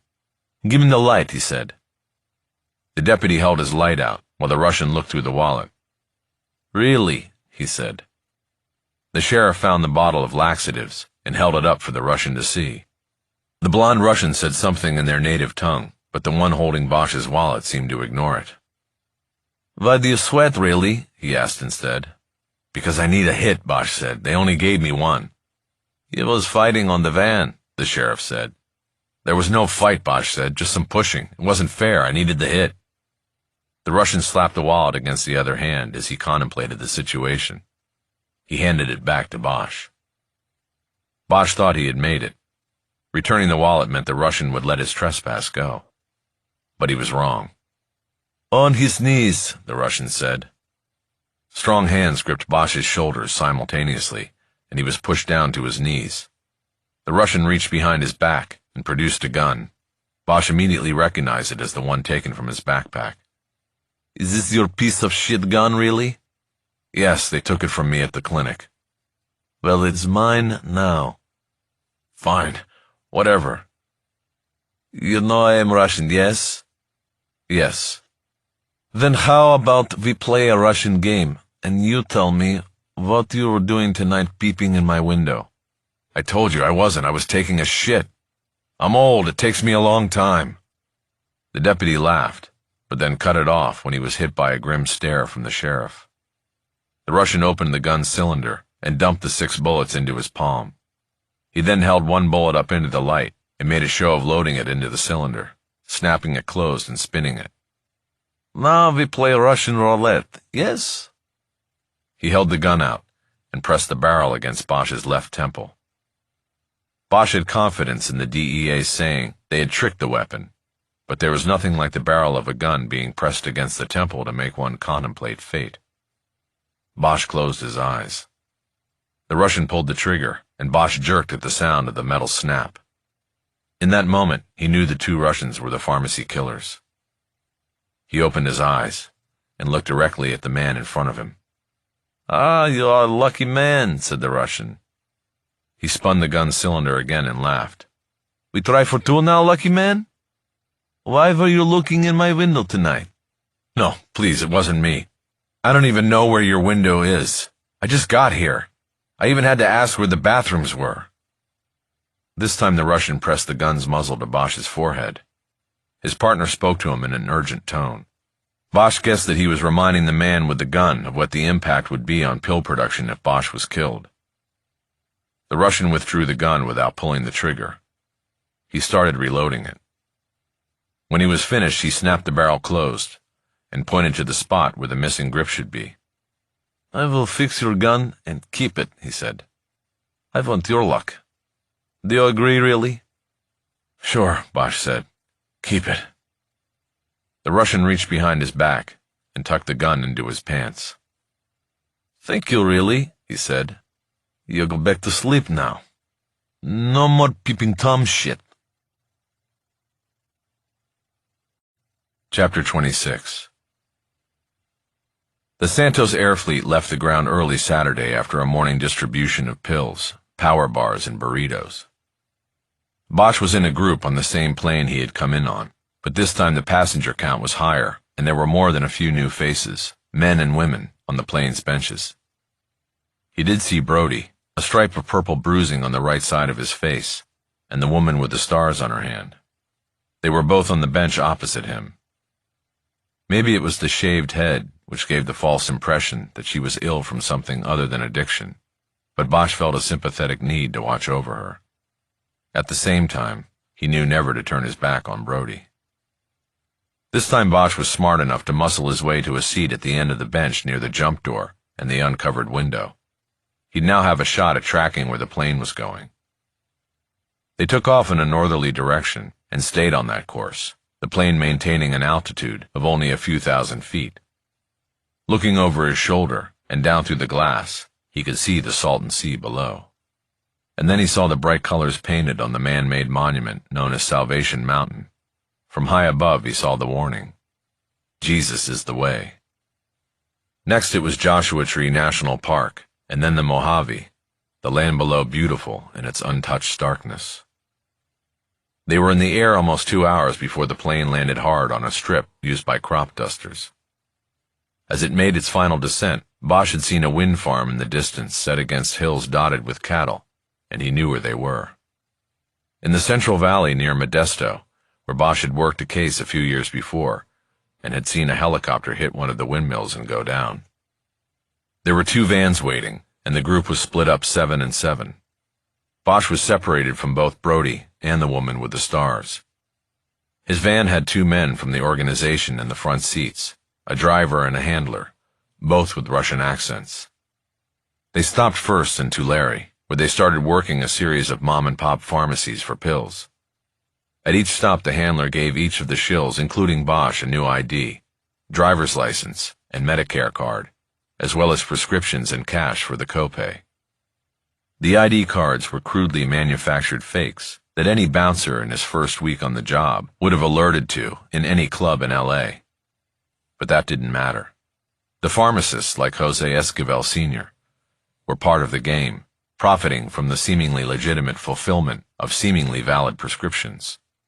The ripple effects of the Santos corruption went on endlessly from there to the halls of the government and industry.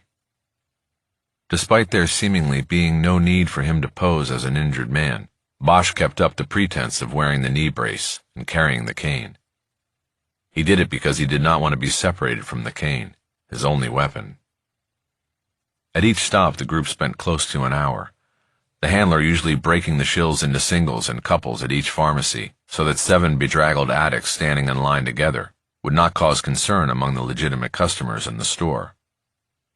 From Tulare, they moved up into Modesto and then Fresno, a steady supply of amber vials of pills going into the handler's backpack.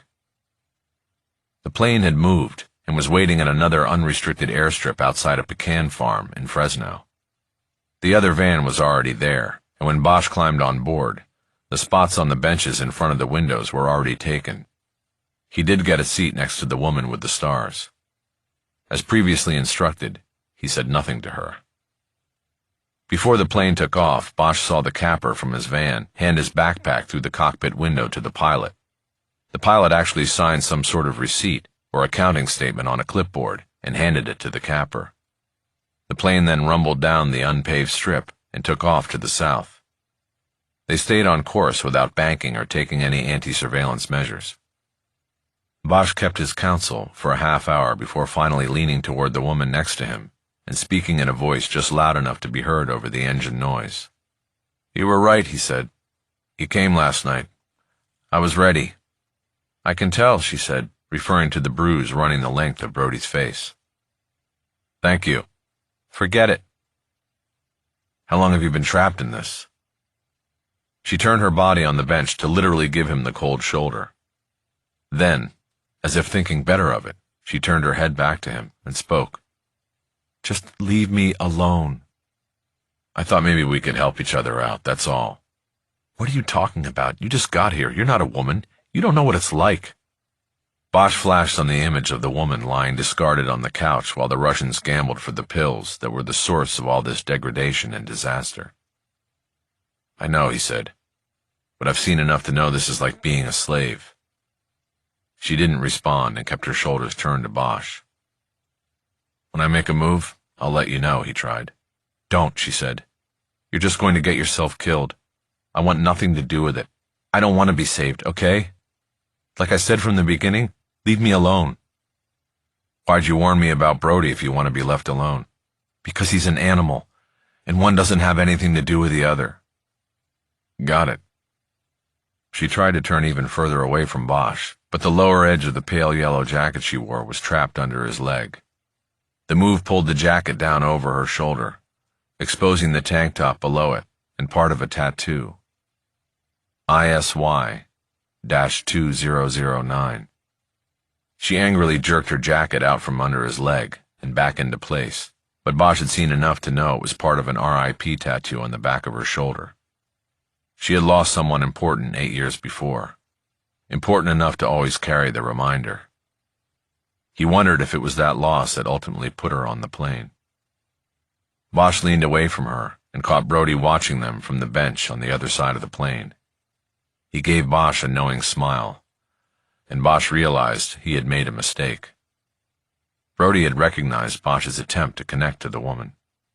He would now realize that he could get to him through her.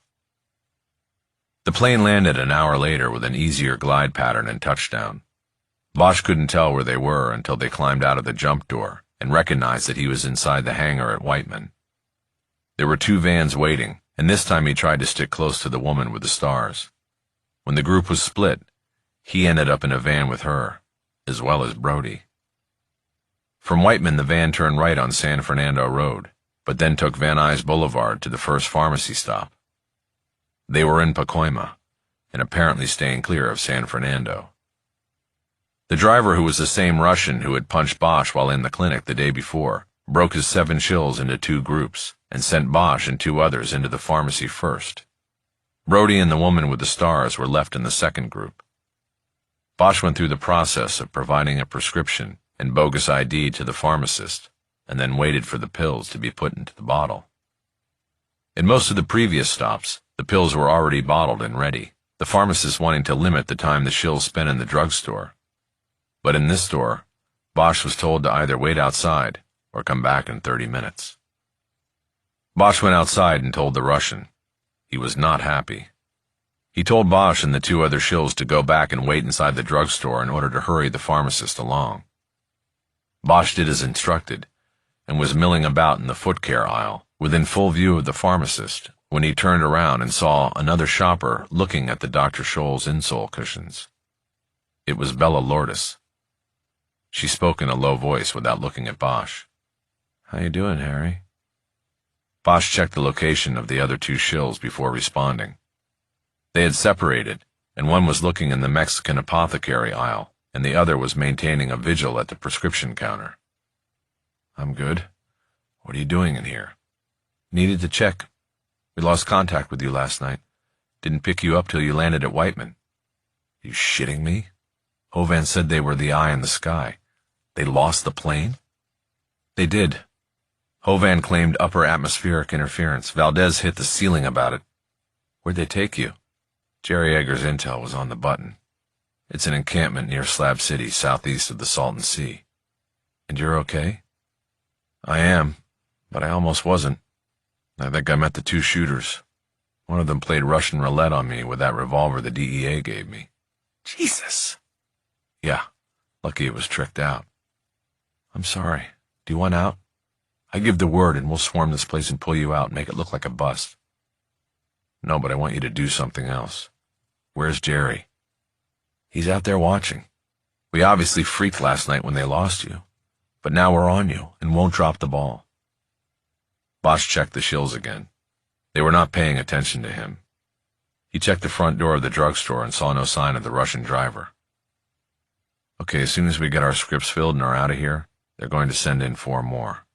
A woman and 3 men." "Okay." "Have Jerry swing in on random enforcement and bust them for fraudulent IDs, prescriptions, the whole works." "All right, we can do that." "Why?" "The guy named Brody is causing me a problem. I need him gone. He's got a line of purple down the right side of his face." Bosch proffered the cane in explanation. "And the woman? I want to get her into detox and rehab." For the first time, Lourdes looked up from her shelf shopping and tried to get a read on him. "You sound sympathetic. Is this getting personal? You heard what the DEA undercover trainer said about that." "I've only been under 24 hours and I don't even know her name. It's not personal. I just saw some stuff down there in Slab City and I want her pulled out. Besides, the more people they're down, the more important I become. Maybe they'll think twice about playing Russian roulette with me again." "Okay, we'll do it. But that will pull a lot of us off the surveillance. I'll make sure at least 1 car stays with you." "Doesn't matter. You can wait for us at Whiteman. We'll be going back for the plane." Bosch heard the name that was on his phony ID called out by the pharmacist. "Gotta go." "What about tomorrow?" "What about it?" "It's Sunday. These mom and pop places are usually closed Sundays." "Then I guess I get a day off in Slab City. Tell them not to lose me this time." "You better believe I will. Take care of yourself." Bosch pointed the cane toward the ceiling and twirled it like a musketeer brandishing a sword. He then limped toward the counter to get his pills. 20 minutes later, he was sitting in the back of the van, waiting for the second crew of shills to complete their pharmacy run. He watched Edgar and Hovan enter the pharmacy, and 15 minutes after that, with the van's driver getting restless and talking to himself in Russian, a pair of LAPD cruisers pulled up. The Russian cursed. "Tov ma!" He turned around in his seat and looked at the 3 men sitting in the back. He pointed at Bosch. You go in and see. Find out what is going on in there." Bosch slid off his seat and moved to the side door. He got out and crossed the parking lot to the pharmacy. He guessed he had been chosen by the driver because he had the cleanest clothes of those in the van. He walked in, saw the 4 shills lined up and in handcuffs by the pharmacy counter. The uniformed officers were checking their pockets. Bosch's entering had rung an overhead bell. The woman with the stars on her hand looked over her shoulder and saw Bosch. She widened her eyes and jutted her chin in the direction of the door. Bosch turned around and walked back out. Acting as though he had just seen a ghost, Bosch quickly legged it back to the van, dropping any gentleness about his knee. He jumped in through the side door. "The cops got them. They're all in handcuffs. Close the door! Close the door!" The van was moving before Bosch could pull the sliding door closed. The driver took an exit onto Van Nuys Boulevard and headed back toward Whiteman. He hit a speed dial on his phone and soon was yelling in Russian at someone at the other end of the line. Bosch looked through the back windows at the Plaza Shopping Center as it retreated in the distance. For all her fuck-offs and leave-me-alones, the woman with the stars on her hand had warned him about Brody and then about the bus going down. It made him believe that there was still something inside her worth salvaging. Chapter 27. There was no calamitous wake-up call on Sunday morning. No one walked down the side of the bus hitting it with a broomstick and yelling for everyone in the camp to get up. On Sunday, the camp slept late. Having not been able to sleep at all his first night in the camp, Bosch had succumbed to his exhaustion Saturday night and slept deeply, moving through murky dreams of tunnels. When he was roused by the Russian with the dyed blonde hair shaking his cot, he was completely disoriented, and at first unsure of where he was and who the man looking down at him was. "Come," the Russian said. "Now." Bosch finally came to and realized that the guy was the one who spoke the least English and had hung back on Friday night when his partner had put a gun against Harry's head and pulled the trigger. In his mind, Bosch had labeled them Ivan and Igor, and this was Igor, the one who didn't normally speak. Bosch swung his legs off the cot and sat up. He rubbed his eyes, got his bearings, and started pulling on his work boots, wondering if they were going to fly off to hit pharmacies again, even though most of the non-chain stores were likely to be closed on Sunday, especially those in low-income Latino neighborhoods, where a reverence for the day of rest and religious reflection was strong. Igor was waiting for him, holding the front of his t-shirt up over his mouth and nose because of the stench in the bus. He pointed to the door. "Come, hoodie." At first Bosch panicked, because he thought Igor had called him Harry and that his cover had somehow been blown. But then he understood what had been said in the Russian's thick accent. Okay, he said. Bosch looked around and saw that he was the only one Igor had rousted. Everybody else in the bus was still dead to the world. "Where are we going?" he asked. Igor didn't respond. Before pulling on his left boot, Bosch reached to the floor and grabbed the knee brace. He pulled it up over his left calf for use later, and then put the other boot on.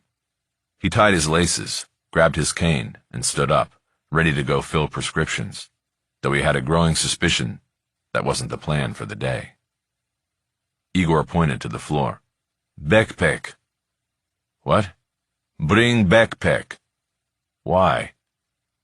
Igor turned and headed out of the bus without another word. Bosch grabbed the backpack and followed, stepping out of the bus into blinding sunlight. He kept asking questions, hoping for some hint of what awaited him. "Hey, what's going on?" he asked. There was no answer.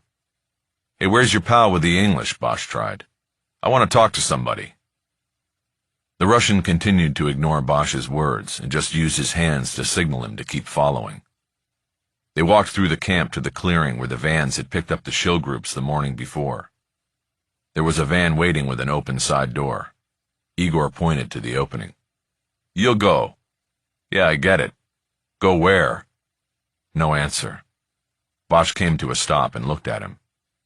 "You go." "I need to hit the head first." Bosch could tell the Russian didn't understand the slang. He pointed the cane toward the south side of the encampment and started walking that way. Igor grabbed him by the shoulders and roughly redirected him to the van. "No, you go." Igor shoved him hard toward the van, and Bosch almost dropped the cane while grabbing for the door frame. Okay, I'm going." He climbed onto the bench seat behind the driver. The Russian then climbed in, slid the door closed behind him, and took the bench behind Bosch. The van started moving, and soon enough Bosch could tell they were heading to the airstrip. He knew the man behind him did not have the language skills to answer questions, but Bosch's growing concern over what was happening left him unable to stop asking. He leaned forward to catch the driver's peripheral vision. "Hey, driver, what are we doing? Why am I the only one going to the plane?" The driver acted like he neither saw nor heard him. In less than 10 minutes, they were at the airstrip. The van pulled up to a plane with an already spinning prop. It wasn't the minivan Bosch had taken all of his previous flights on, but still clearly a jump plane that could carry several passengers. The other Russian, Ivan, was standing next to the open jump door, using the overhead wing to shade his face from the sun. Igor got up and opened the van door. He grabbed a handful of Bosch's shirt and yanked him toward the opening.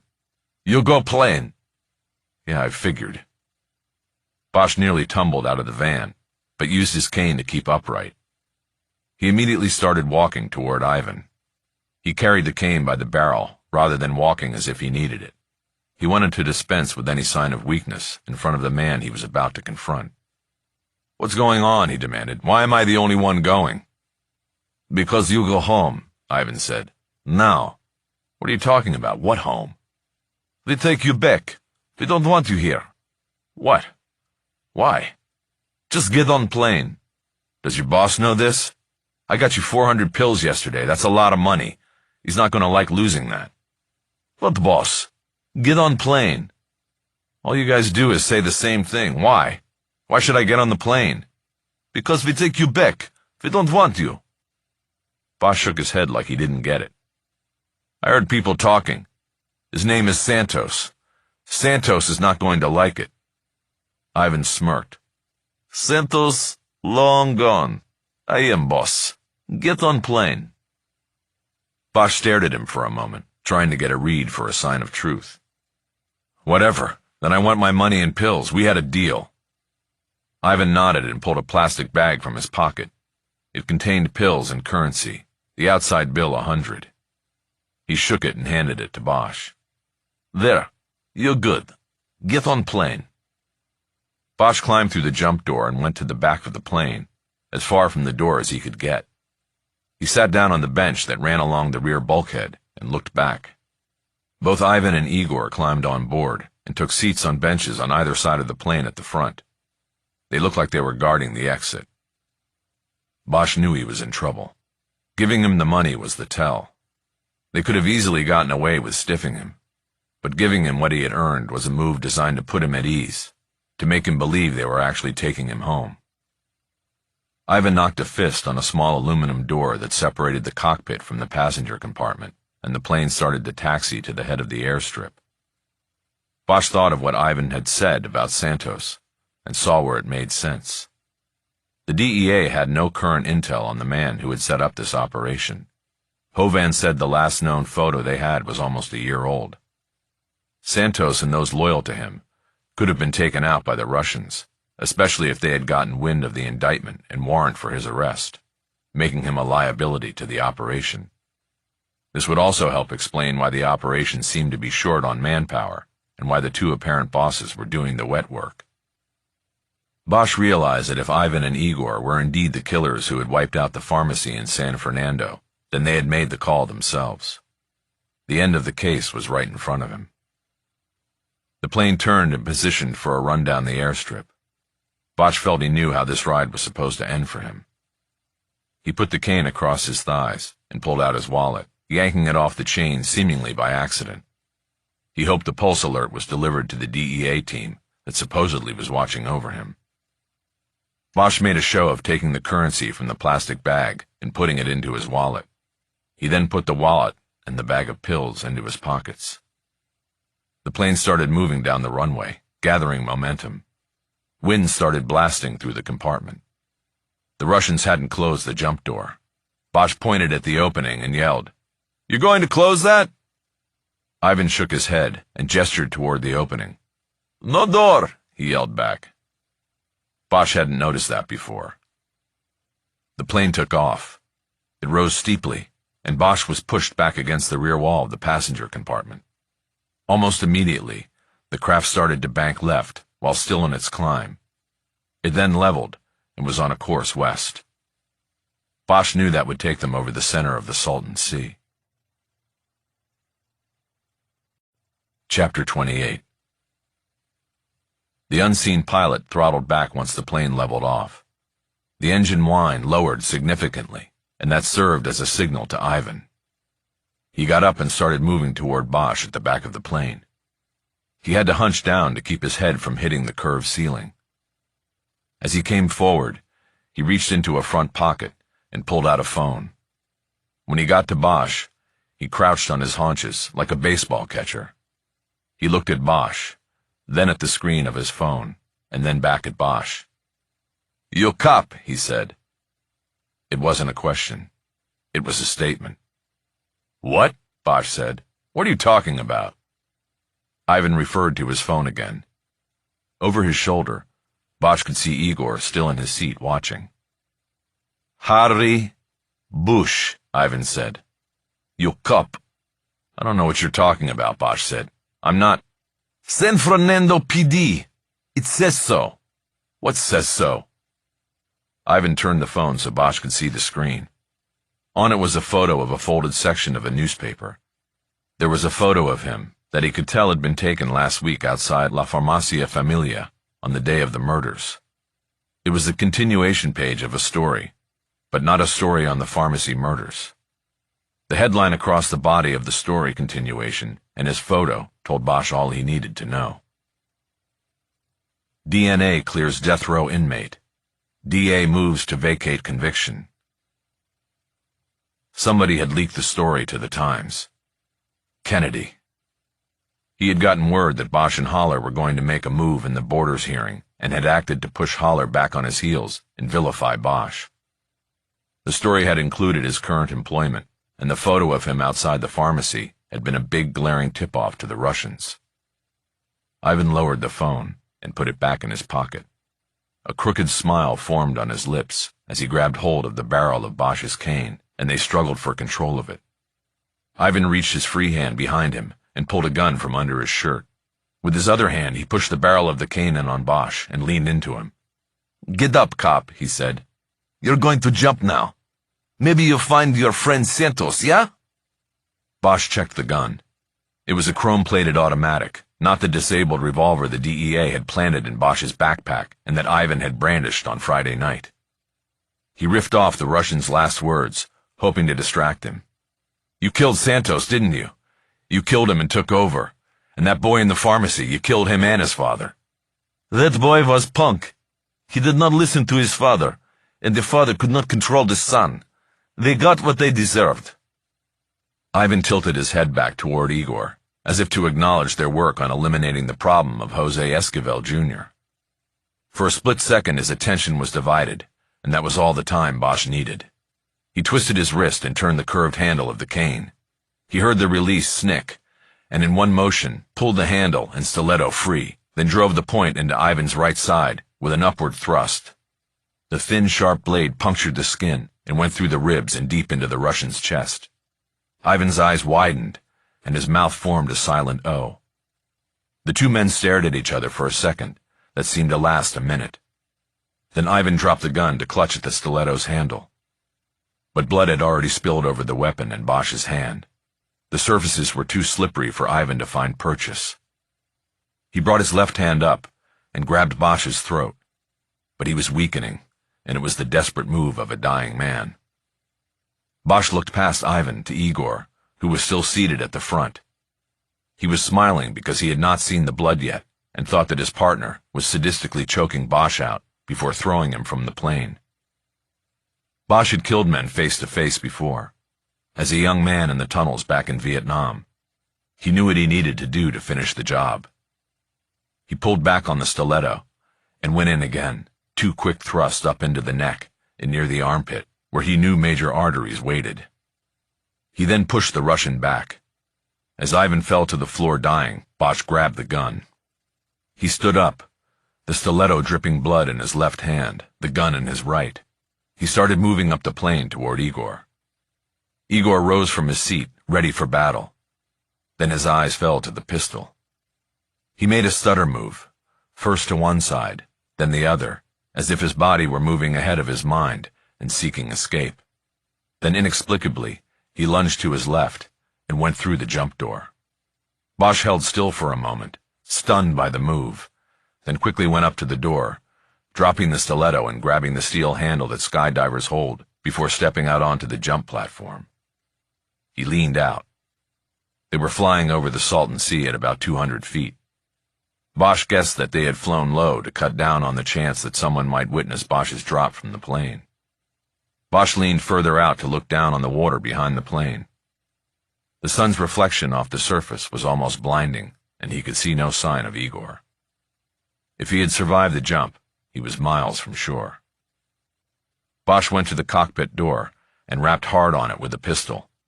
He figured the pilot took it as a signal that the disposal of Bosch had been completed. The plane throttled up and started to climb. He then tried the door and found it locked. He grabbed on the overhead handles for leverage and kicked his heel into the door, bending it on its frame enough that the lock snapped loose. He quickly flung the door open and thrust himself through the narrow opening, leading with the gun.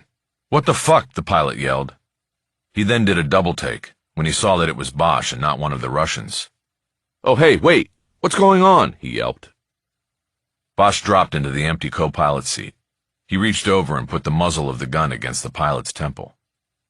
"What's going on is, I'm a police officer, and you're going to do exactly what I tell you to do," he said. "You understand me?" The pilot was late 60s and white, with gin blossoms across his nose. A pilot no one else would hire. "Yes, sir, no problem," he said. "Whatever you say." His English was unaccented. He was likely native-born American. Bosch took a chance, noting the man's age and the blurred tattoos on his arms. "You remember the A-6 from Vietnam?" he asked. "I sure do," the pilot said. "The Intruder. Great plane. I flew him back then and haven't flown since, but you make one wrong move and I'll put a bullet in your head and have to learn to fly all over again."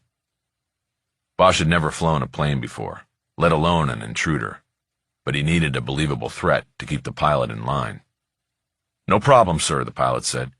"Just tell me where you want to go. I don't have any idea what was going on back there. I just fly the plane. They tell me where." "Save it," Bosch said. "How much fuel do we have?" "I tapped it this morning. We're full." "What's the range?" 300 miles, easy." "Okay, take me back to L.A. Up to Whiteman." "Not a problem." The pilot started going through maneuvers to change course. Bosch saw the radio mic hooked to the instrument panel. He grabbed it. "This on?" "Yes, press the button on the side to transmit." Bosch found the transmit button and then hesitated, unsure what to say. "Hello, any airport tower that can read this. Come back." Bosch looked at the pilot, wondering if he had just revealed that he had never flown a plane before. The radio saved him. "This is Imperial County Airport, go ahead." "My name is Harry Bosch. I'm a detective with the San Fernando Police Department. I'm flying in a plane after an in-air event, leaving one passenger dead and one missing over the Salton Sea. Requesting radio contact be made with Agent Hovan of the DEA. I can give a number when you are ready to copy." Bosch clicked off and waited for the response. He felt the tensions that had gripped him for nearly 48 hours start to slacken off as the plane headed north towards safety and home. From 2,000 feet up, the land below looked beautiful to Bosch, and nothing like the Badlands he knew it to be. Chapter 29. Bosch got a crowded reception from state, local, and federal authorities when the plane landed under DEA air escort at Whiteman Airport. There were DEA agents, Jerry Edgar with a team from the State Medical Board, and Chief Valdez, and the investigators from San Fernando standing front and center. There was also a coroner's van and death team, a pair of LAPD detectives from Foothill Division, their own forensic tech, and a pair of paramedics just in case Bosch required medical attention. The plane was directed into an empty hangar so that it could be processed as a crime scene without media or public scrutiny. Bosch squeezed through the cockpit door and into the passenger section, and the pilot followed. He told the pilot to climb through the jump door with his hands up. As he did so, Bosch stepped to the back of the compartment. He took a long look at the man he had killed, his body lying still on the floor of the plane. Blood had run from the body in crisscross patterns as the plane had banked and changed altitude during the flight. Bosch moved back up to the jump door and exited the plane. Two men in black tactical pants and shirts, their sidearms held down by their sides, helped him off the jump platform. "DEA?" Bosch asked.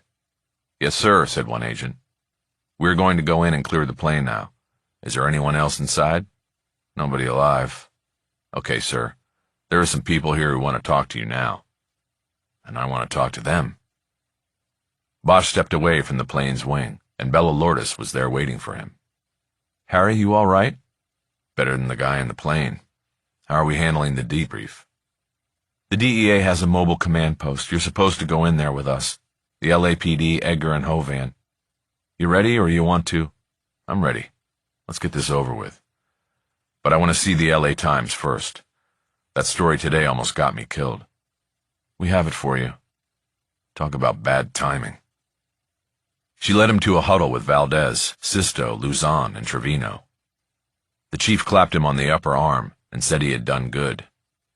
There was an awkwardness about the greeting, considering what Bosch had been through, and it was the first indication that the Times story was going to be difficult to deal with. Bosch pressed on with the case at hand. "Our case is closed," he said. "The dead guy in the plane was one of the shooters. The other one jumped out. I don't think he made it." "The frickin' guy just jumped out of the plane?" Sisto said. He said it in a tone that implied he thought otherwise, like maybe the Russian had help jumping. Bosch held his eyes with a stare. "Crazy Russians," Sisto said. "Just saying." "Let's wait on all of that until we sit down with everybody," Valdez said. "Bella, you take Harry to the debriefing. I'll get the paper. Harry, you hungry?" "Starving. I'll have somebody get you something and bring it in." Bella had walked Bosch halfway through the hangar when they encountered Edgar. He smiled at Bosch as he approached. "Partner, you made it," he said. "Can't wait to hear the rundown. Sounds like a close fucking call." Bosch nodded. "You know what?" he said. "If you hadn't told me that rumor about people going up in the plane and not coming back, I might not be here right now, partner. That gave me the edge on these guys." "Well, I'm glad I did something," Edgar said. The mobile command post was an unmarked RV that had probably been seized in a drug case, then gutted on the inside and re-equipped. Bosch and Lourdes stepped into what looked like a mini board of directors meeting room. There was a separation wall with a door that led to an electronics nest. Agent Hovan stepped out of the nest, shook Bosch's hand and welcomed him back. "Anything on the second Russian?" Bosch asked. Bosch had reported on Igor's jump without a parachute while on the plane flying toward Whiteman. The DEA had dispatched a rescue effort. "Nothing," Hovan said. "It's a long shot." Hovan instructed Bosch to sit at one end of the table so he would be visible to all who would gather for the briefing. Lourdes took the seat to his right, and the rest of the SFPD team took the chairs down that side of the table. Valdez came in and dropped the A section of the Times on the table in front of Bosch, and then sat down. The story had been a front-page lead, its headline a kick to Bosch's gut. He tried to read it as agents and officers started to file into the command post and take seats. DA cites DNA. Police misconduct. Will vacate death penalty. By David Ramsey, Times staff writer. A man sentenced to death for a 1987 rape and murder of a Toluca Lake actress may walk free as early as Wednesday when prosecutors cite new DNA evidence and misconduct on the part of the Los Angeles police and ask a judge to vacate the conviction. The Los Angeles County District Attorney's Office has requested the Superior Court hearing in the case of Preston Borders, who has been imprisoned since his arrest almost 30 years ago. Borders had exhausted all appeals in the case and was languishing on death row at San Quentin until the DA's newly created Conviction Integrity Unit decided to review his claims that he was framed for the murder of Danielle Schuyler. Schuyler was found raped and murdered in her apartment in Toluca Lake. Borders was an acquaintance who had previously dated her and was tied to the crime when jewelry, allegedly taken from the victim during the assault, was found hidden in his apartment. In a case built entirely on circumstantial evidence, Borders was convicted after a one-week trial and later sentenced to death. Deputy DA Alex Kennedy said that recently completed DNA analysis on the victim's clothing revealed a match between a small amount of bodily fluid found on the clothing and a serial rapist named Lucas John Ulmer, who was known to be operating in Los Angeles at the time. Ulmer was later convicted of sexual assault in several other unrelated cases and died in prison in 2015. Kennedy said investigators now believe that it was Ulmer who murdered Schuyler, and may also have been responsible for 2 other murders of young women that police initially suspected Borders of, but never filed charges on. "We think it was Ulmer who stalked and murdered her, entering through a balcony door that had been left unlocked," Kennedy said. "He was a serial offender who stalked victims in that area." Court documents obtained by the Times reveal that Borders and his attorney Lance Cronin have claimed that the jewelry found in Borders' apartment was planted there by a detective who was the lead investigator on the case. "This has been a gross miscarriage of justice," Cronin said. "Mr. Borders has lost more than half of his life because of this." Cronin in court documents identify the 2 detectives who conducted the search of the apartment and reported finding the piece of jewelry in a secret compartment as Hieronymus Harry Bosch and Francis Sheehan. The Times has learned that Sheehan is deceased, and Bosch retired from the LAPD 3 years ago. Bosch testified during the trial in 1988 that he found the jewelry, described as a seahorse pennant, hidden in the false bottom of a bookshelf during the search of Borders' apartment. Borders, an actor who knew Schuyler from auditions and workshops, was arrested shortly after the discovery. Bosch could not be reached for comment for this story. He was well known as an LAPD detective for more than 3 decades and was involved in many high-profile investigations. He now works as a volunteer detective for the San Fernando Police Department. Last week, he was involved in the investigation of 2 pharmacists who were murdered during a suspected robbery at a drugstore in the main shopping area of the small town in the San Fernando Valley. The story jumped inside from there, but Bosch had read enough and was not inclined to unfold the section to the page with his photograph. He was aware that everyone crowded into the room now was watching him and knew what the newspaper reports said about him. He put the paper down on the floor next to his chair. It had no doubt been a hit piece, orchestrated by either Cronin or Kennedy. There was no mention, before the jump at least, of an opposing view of Borders' innocence. No mention that Mickey Haller had by now hopefully filed a motion seeking to stop the DA's action. Bosch looked up at the faces lining both sides of the table. Opposite him at the other end was Hovan, and next to him was Joe Smith, his UC trainer. "Okay, 2 things before we start," Bosch said. "I haven't had a shower since Wednesday, and I apologize for that. If you think it's funky from where you're sitting, just be glad you're not where I am. The other thing is that the story today in the Times is complete bullshit. I planted no evidence in that or any other case, and Preston Borders will never walk free. You can check back after the hearing Wednesday, and the Times will be running a story that says so." Bosch checked the faces in the room. There were a few nods of approval, but for the most part, the investigators in the room gave no indication whether they believed him or not. It was what he had expected. "Okay then," he said. "The sooner we get to this, the sooner I get to a shower. How do you want to start?" He looked down the length of the table to Hovan. It was his agency's RV. Bosch figured that made him the man in charge. "We'll have questions, but I think you can start anywhere you want," Hovan said. "Why don't you give us the headlines and go from there?" Bosch nodded. "Well, the big headline is that there is no Santos anymore," he said. "The Russians threw him out of a plane into the Salton Sea. One of them told me that right before they were going to do the same to me." "Why would he tell you that?" asked an agent Bosch didn't know. "Russians don't usually break so easy." "He didn't break," Bosch said. "He was about to kill me. He had the upper hand and wanted to gloat, I guess. He also indicated that he and his partner, the one who jumped, killed the father and son in the pharmacy Monday." "Indicated?" Lourdes said. "Yes, indicated," Bosch said. "I asked him straight out if they had killed the father and son. He didn't deny it. He said that they got what they deserved. He was smiling when he said it. But soon after that, things changed, and I got the upper hand. That's when I killed him."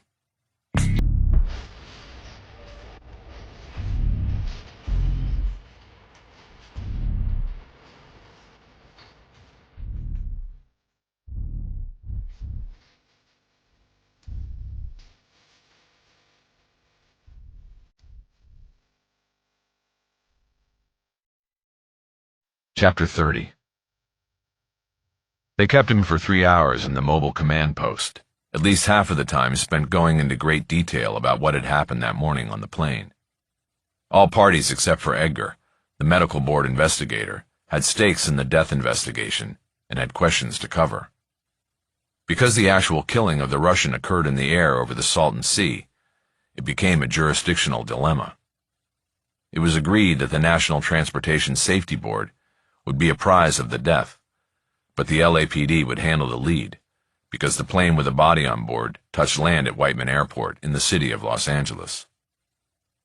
The session in the command post was followed by a 2-hour walkthrough in the constricted confines of the plane, during which Bosch tried to show the investigators what he had been talking about for the previous 3 hours. It was agreed at the end that Bosch would make himself available later in the week for follow-up questions from all agencies. He was released at about the same time as the body of the Russian he had referred to as Ivan was removed from the plane and transported to the medical examiner's office for autopsy.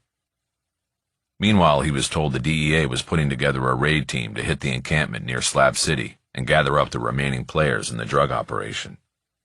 It was decided that a media blackout would be kept tight on the case until that raid had concluded. Bosch was given a ride back to the SFPD station by Lourdes. He had left his Jeep there, as well as his real ID and cell phone. She also had to collect his bloody clothes as evidence in the use of the deadly force investigation. He lowered the window as they drove because he couldn't stand his own stink. "You going to talk to Mrs. Esquivel about all of this?" he asked. "I think we should wait until we get the all clear from the DEA," Lourdes said. "You want to go with me?" "No, she'll be more comfortable with you and speaking Spanish. It's your case." "Yeah, but you cleared it." "I won't feel certain of that until they find Igor." "Right. Well, more salt, more buoyancy. They'll find him one way or the other." She knew who both Ivan and Igor were from the debriefing. Assigning names to the various principals had made it easier to tell the story. But the truth was, no one knew the real names of any of the individuals. Bosch thought about that, and remembered the woman with the stars on her hand, another person he didn't have a real name for.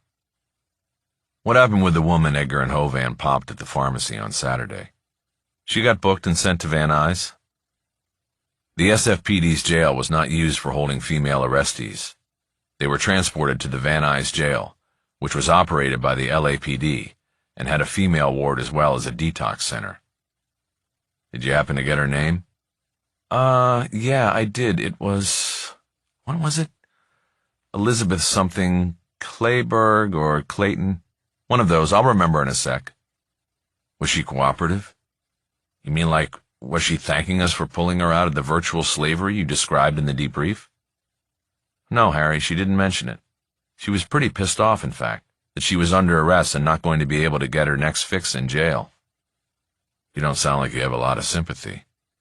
I do to an extent. I've dealt with addicts all my life, including in my own family, and it's hard to balance sympathy for them with the damage they do to their families and others. Bosch nodded. She had a point. But he could tell she was also upset about something else. You think I planted evidence in that case 30 years ago? What? Why are you bringing that up? 'Cause I can tell I've got people upset all around me. If it's that case, then you don't have to worry. The paper makes it look bad, I know. But it's not going to stick. It's a frame. You're being framed? The skepticism in her voice began to offend Bosch, but he tried to keep it in check. That's right, and it will all come out at the hearing, he said. Good, I hope so. They got to the station and parked in the side lot. Bosch went into the new jail where he took off his clothes in front of the duty officer and dropped them all into a cardboard box. While the officer took the box out to Lourdes to process, Bosch went into the jail shower and stood under the lukewarm spray for 25 minutes, repeatedly using the jail's industrial-strength antibacterial soap on every part of his body. When he was clean and dry, he was given a pair of jail pants and a golf shirt left over from the department's annual fundraiser tournament. There had been blood on his shoes, so they had gone into the box as well, and were replaced with a pair of paper jail slippers. Bosch didn't care how he looked. He was clean and felt human again. He went to the detective bureau to get the key to his office in the old jail. He had left his car keys, phone, and real ID there. Lourdes was in the war room. She had spread butcher paper on the meeting and eating table and was taking photos of the individual pieces of Bosch's clothing before bagging each item individually in a plastic evidence bag. "You cleaned up nice," she said. "Yeah, ready to take up golf for the cause," he said. "I'm sorry you got stuck with the nasty job." "A lot of blood." "Yeah, I went for his bleeders." She looked up at him. Her face told him that she understood how close he had come to being killed. "So you still have the key I gave you to the old jail?" "Yeah, in my top drawer. You taking off?" "Yeah, I want to call my lawyer and my daughter, and then I want to sleep for about 20 hours. We have follow-up on all this tomorrow." "Yeah, I was just kidding about the 20 hours. I just need to get some sleep." "Okay, then I'll see you tomorrow, Harry."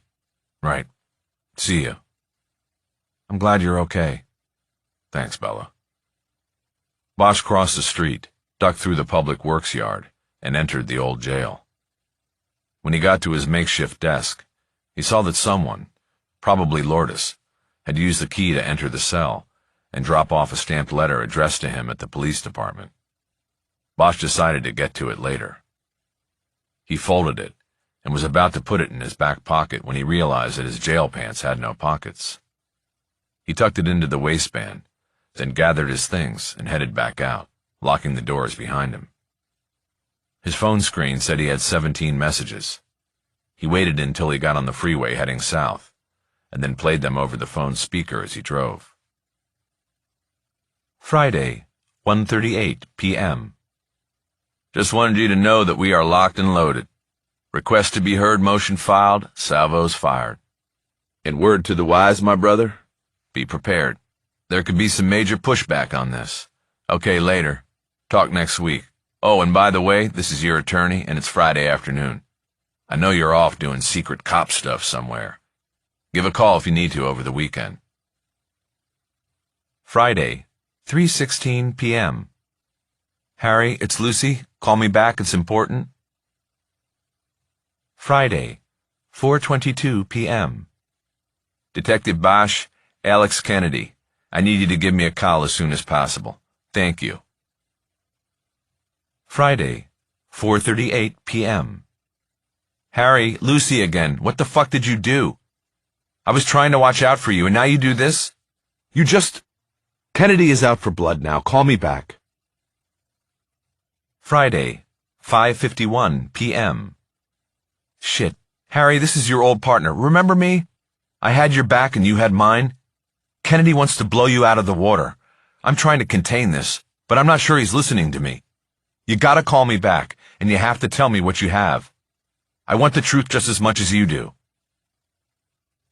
Friday, 7:02 p.m.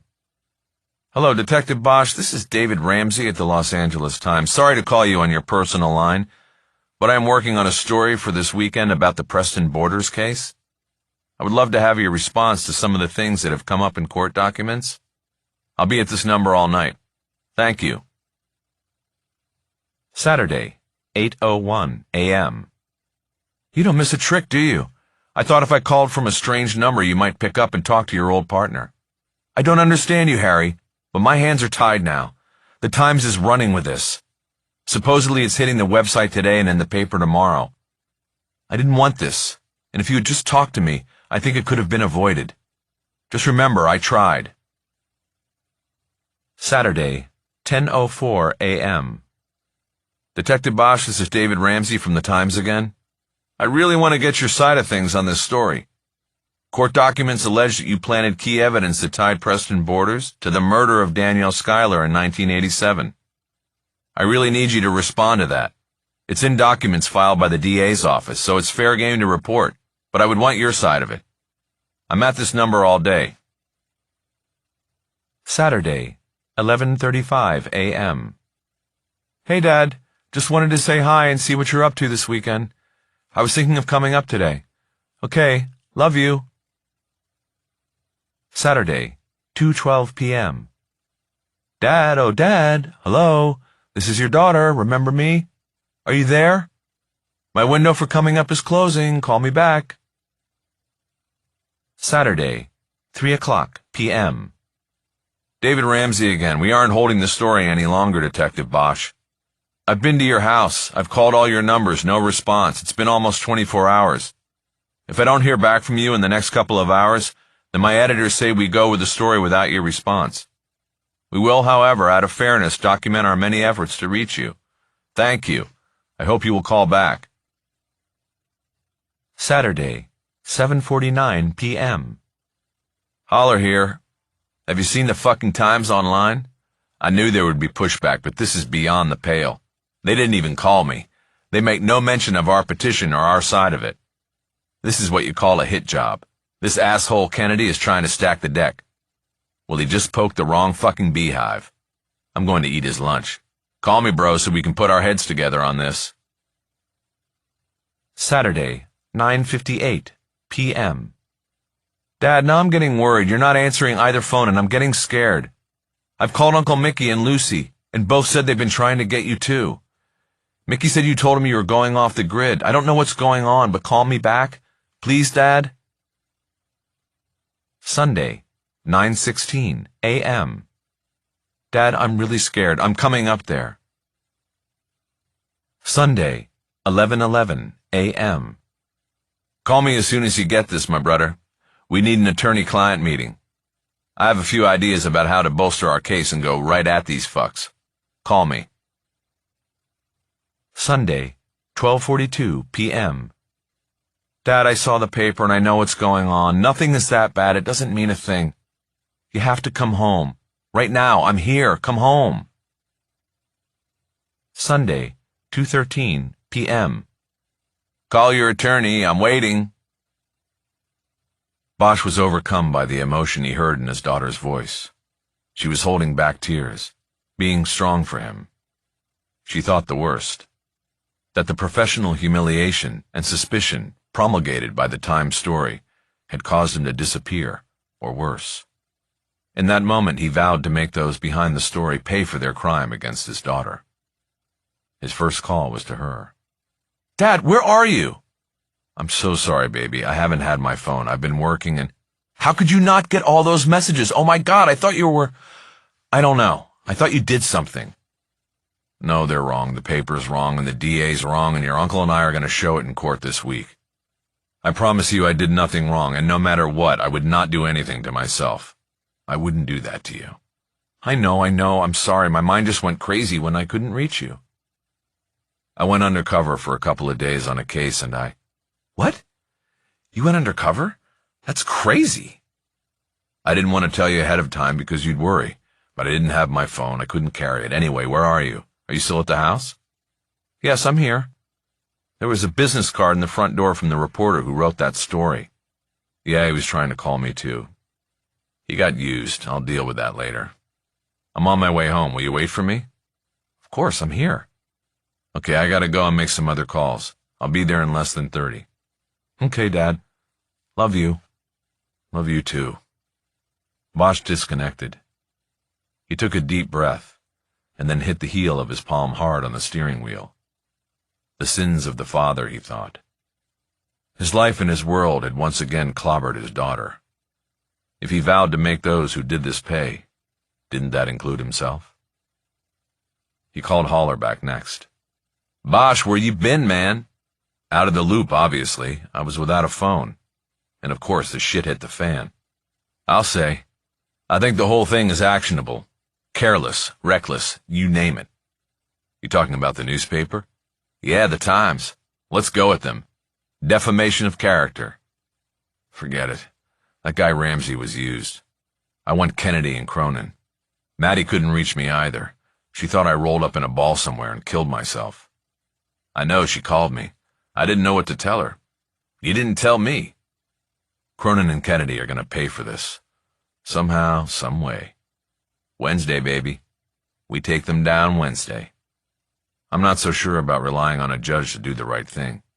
Well, we gotta meet. What are you doing right now? I'm heading home, and I have to spend some time with my daughter. Okay, call me. I'm free tonight if you want to get together. Otherwise, what's your schedule tomorrow? I can meet in the morning. Why don't we just do that? You take Maddie to dinner and we meet tomorrow. Dupar's at 8? Which one? You pick. Holler lived just off the edge of Laurel Canyon, which put him within striking distance of the Dupar's locations in Studio City and the Farmers Market in Hollywood. Let's do Studio City in case they need me up at the PD tomorrow morning for follow-ups. I'll be there. Listen, before you go, I got calls from you, Maddie, Kennedy, and the reporter. I also heard from Lucy Soto. Sounded to me like she saw the bullshit in what Kennedy was doing and isn't happy about it. I think she could be on our side on this. If we show her what we've got, we could have somebody on the inside working for us. There was silence. You there, Holler? I'm here. I'm just thinking. Let's wait on that till tomorrow. We'll figure it out over pancakes. All right. Bosch disconnected. He started to even out, now that he had spoken to his daughter and his lawyer. There was a good short-term plan in place. He thought about Lucy Soto and whether he should reach out to her on his own and under the radar. They had only been partners for a brief period during his last year on the job for the LAPD, but unlike in his partnership with Edgar, they had gotten to the point of deep trust. He could blow through an intersection on her clear without hesitation, any day.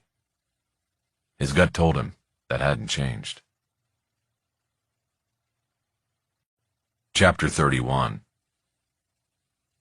Maddie came charging out of her room as soon as she heard the front door close.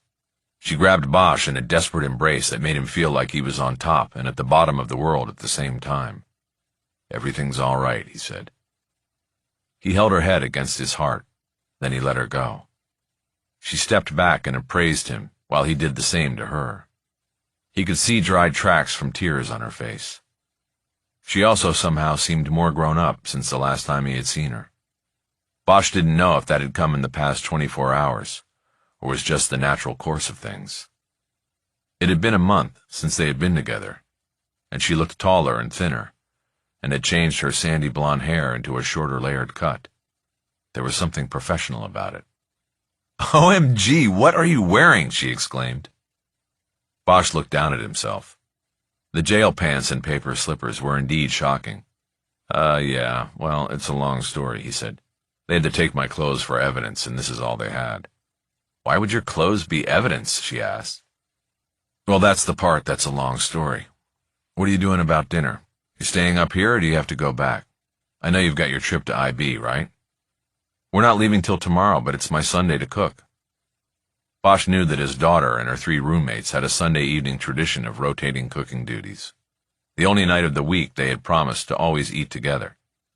Maddie was up and couldn't let the others down. "But I want to hear the story, Dad," she said. "I've been waiting here all day and deserve to hear it." Bosch nodded. She was right. "Okay, give me 5 minutes to change into my own stuff," he said. "I don't like looking like a prisoner." He headed down the hall to his room, calling back to her a request that she water the plants.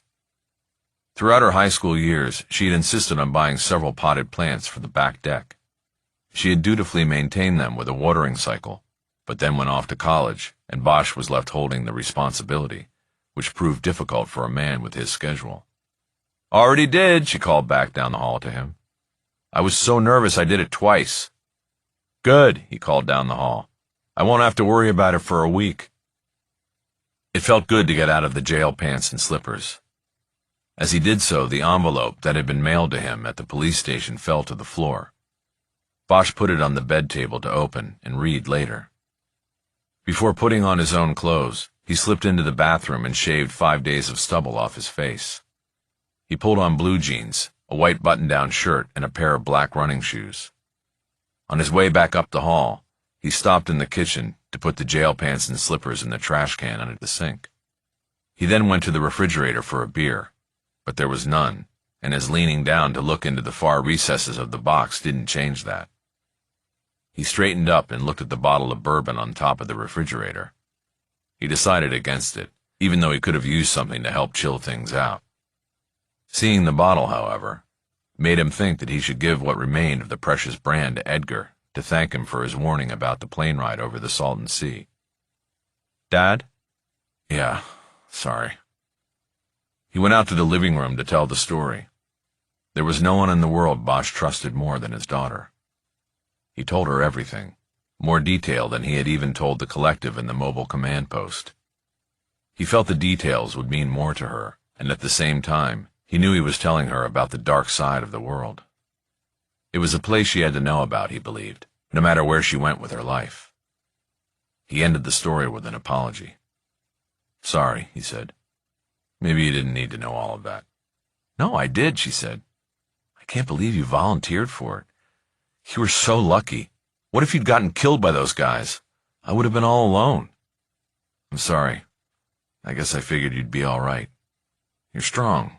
You're on your own now. I know you have roommates, but you're independent. I thought..." "Thanks a lot, Dad." "Look, I'm sorry, but I wanted to catch these guys. What that kid did, the son, it was noble. When this all comes out, people will probably say he was stupid and naive and didn't know what he was doing. But they won't know the truth. He was being noble, and there isn't a lot of that out there in the world anymore. People lie, the president lies, corporations lie and cheat. The world is ugly, and not many people are willing to stand up to it anymore. I didn't want what this kid did to go by without. I didn't want them to get away with it, I guess. I understand. Just think of me next time, okay? You're all I have." "Right. I will. You're all I have, too. So now tell me the other story, about what's in the paper today." She held up the business card from David Ramsey she had found left at the front door. It reminded Bosch that he had not read the full-time story. He now told her about the Danielle Schuyler case and the move by Preston Borders to get off death row and frame Bosch for planting evidence in the process. This story ran right up until she felt pressed for time, having to drive all the way back to Orange County. She had already decided to pick up dinner on the way instead of cooking it late. She gave Bosch another long embrace, and he walked her out to her car. "Dad, I want to come up for the hearing on Wednesday," she said. Normally, Bosch didn't like her to go to hearings on his cases, but this one would be different because it would feel like he was on trial. He could use all the moral support he could get. "What about Imperial Beach?" he asked. "I'll just come back early," she said. "I'll take the train up." She pulled her phone out of her back pocket and opened an app. "What are you doing?" "It's the Metrolink app. You keep saying you're going to take the train down to see me. You gotta get the app. There's a 6:30 I could take up. Gets to Union Station at 8:20. "You sure?" "Yeah, it says right..." "No, I mean about you coming up." "Of course. I want to be there for you." Bosch hugged her again. "Okay, I'll text you the details. I don't think court starts till about 10. Maybe we do breakfast before, unless I have to meet with your uncle." "Okay, whatever." "What are you going to pick up for dinner?" "I want to get Zanku and bring it down, but then my car will smell like garlic for about a month. That might be worth it." Zanku Chicken was a local chain of Armenian fast food restaurants that had been a favorite takeout source for them over the years. "Bye, Dad." He stayed on the curb until he watched her car make the turn and disappear down the hill. Back in the house, he looked at the business card she'd left on the table and thought about calling Ramsey to set him straight. He decided against it. Ramsey wasn't his opponent, and it would be better not to use the newspaper to let his real opponents know what was coming. The Times reporter would undoubtedly be in court Wednesday and would get the full story then. Bosch just had to nut it out for 3 days under the shadow the newspaper story had shrouded his life in. Bosch opened his phone, and after doing some research online to get the number, called the Van Nuys jail and asked for the control officer. He identified himself and said he wanted to set up an interview with a custody on the female tier. "Can it wait?" the officer asked. "It's Sunday night and I don't have people to sit on an interview room." "It's a double homicide," Bosch said. "I need to talk to her." "Okay, what's the name?" "Elizabeth Clayburgh." Bosch heard him type it into his computer. "Nope," the officer said. "We don't have her." "Sorry, I meant Clayton," Bosch said. "Elizabeth Clayton." More typing. "We don't have her either," the officer said. "She ROR'd a couple hours ago." Bosch knew that meant she was released on her own recognizance. "Wait a minute," he said. "You let her go?" "No choice," the officer said. "Capacity protocol, nonviolent offense." Countywide, The jail system was overcrowded, and nonviolent offenders were regularly released early from minor sentences or released without having to post bail. Elizabeth Clayton had apparently fallen into the latter category and was released after 1 day and before she could be placed in a drug rehabilitation unit. Wait a minute, wasn't she in detox, Bosch asked? You release early from detox now? I don't have her on the box as having been in detox, the officer said. They have a waiting list in detox anyway. Sorry, detective. Bosch held his frustration in check and was about to thank the officer and hang up. Then he thought about something else. Can you put another name in, just to see if you have him? Give it to me. Male, white, last name Brody. I don't have a first handy. Well, that might be it. Nope, I found him. James Brody, also arrested Saturday, same charge, prescription fraud. Yeah, he got kicked too. Same time as Clayton? No, earlier, by a couple hours. Most violent offenders are male, and that's who we need to make room for. So the male NVs get out sooner than the ladies. Bosch thanked the officer and disconnected. 5 minutes later, he was in his Jeep, following the winding road down to the 101. He took the freeway north, back into the valley, and over to Van Nuys. He made a call on the way to Cisco, attempting to make arrangements for Elizabeth Clayton if he could find her. The jail from which Clayton and Brody had been released was located on the top floor of the LAPD's Valley Bureau headquarters, which anchored a mini civic center where local courthouses, a library, and Satellite City Hall and federal buildings were located at the edges of a public plaza. Bosch parked on Van Nuys Boulevard at the western end of the plaza and started walking toward the Valley Bureau at the far end of the concrete and tree-lined concourse. It was a Sunday evening and the plaza was largely deserted, except for the homeless strays who inhabited every parcel of public property in the city. Bosch could not remember the last time he had been in the plaza, but thought it had been at least a couple of years. The bushes and shade trees around the contours of the buildings had all been cut back. Many had been replaced with palm trees that offered no cover. He knew this was a disguised effort to keep to a minimum the homeless population who were living in the plaza. He checked every corner he passed and every homeless face that looked at him. He did not see Clayton or Brody. The library, usually a bastion for those with nowhere to go, was closed. Bosch covered one side of the plaza until he got to the Valley Bureau building, and then turned back and went down the other side. His search turned up nothing, and he returned to his car. Sitting behind the wheel, he thought about things, and then called the number Jerry Edgar had given him when Bosch and Lourdes had visited his office. Edgar answered, and it sounded like he had been asleep. Jerry, it's Harry. You up? Just taking a nap. I bet you took a long one. Yeah, sort of, but I have a question. Shoot.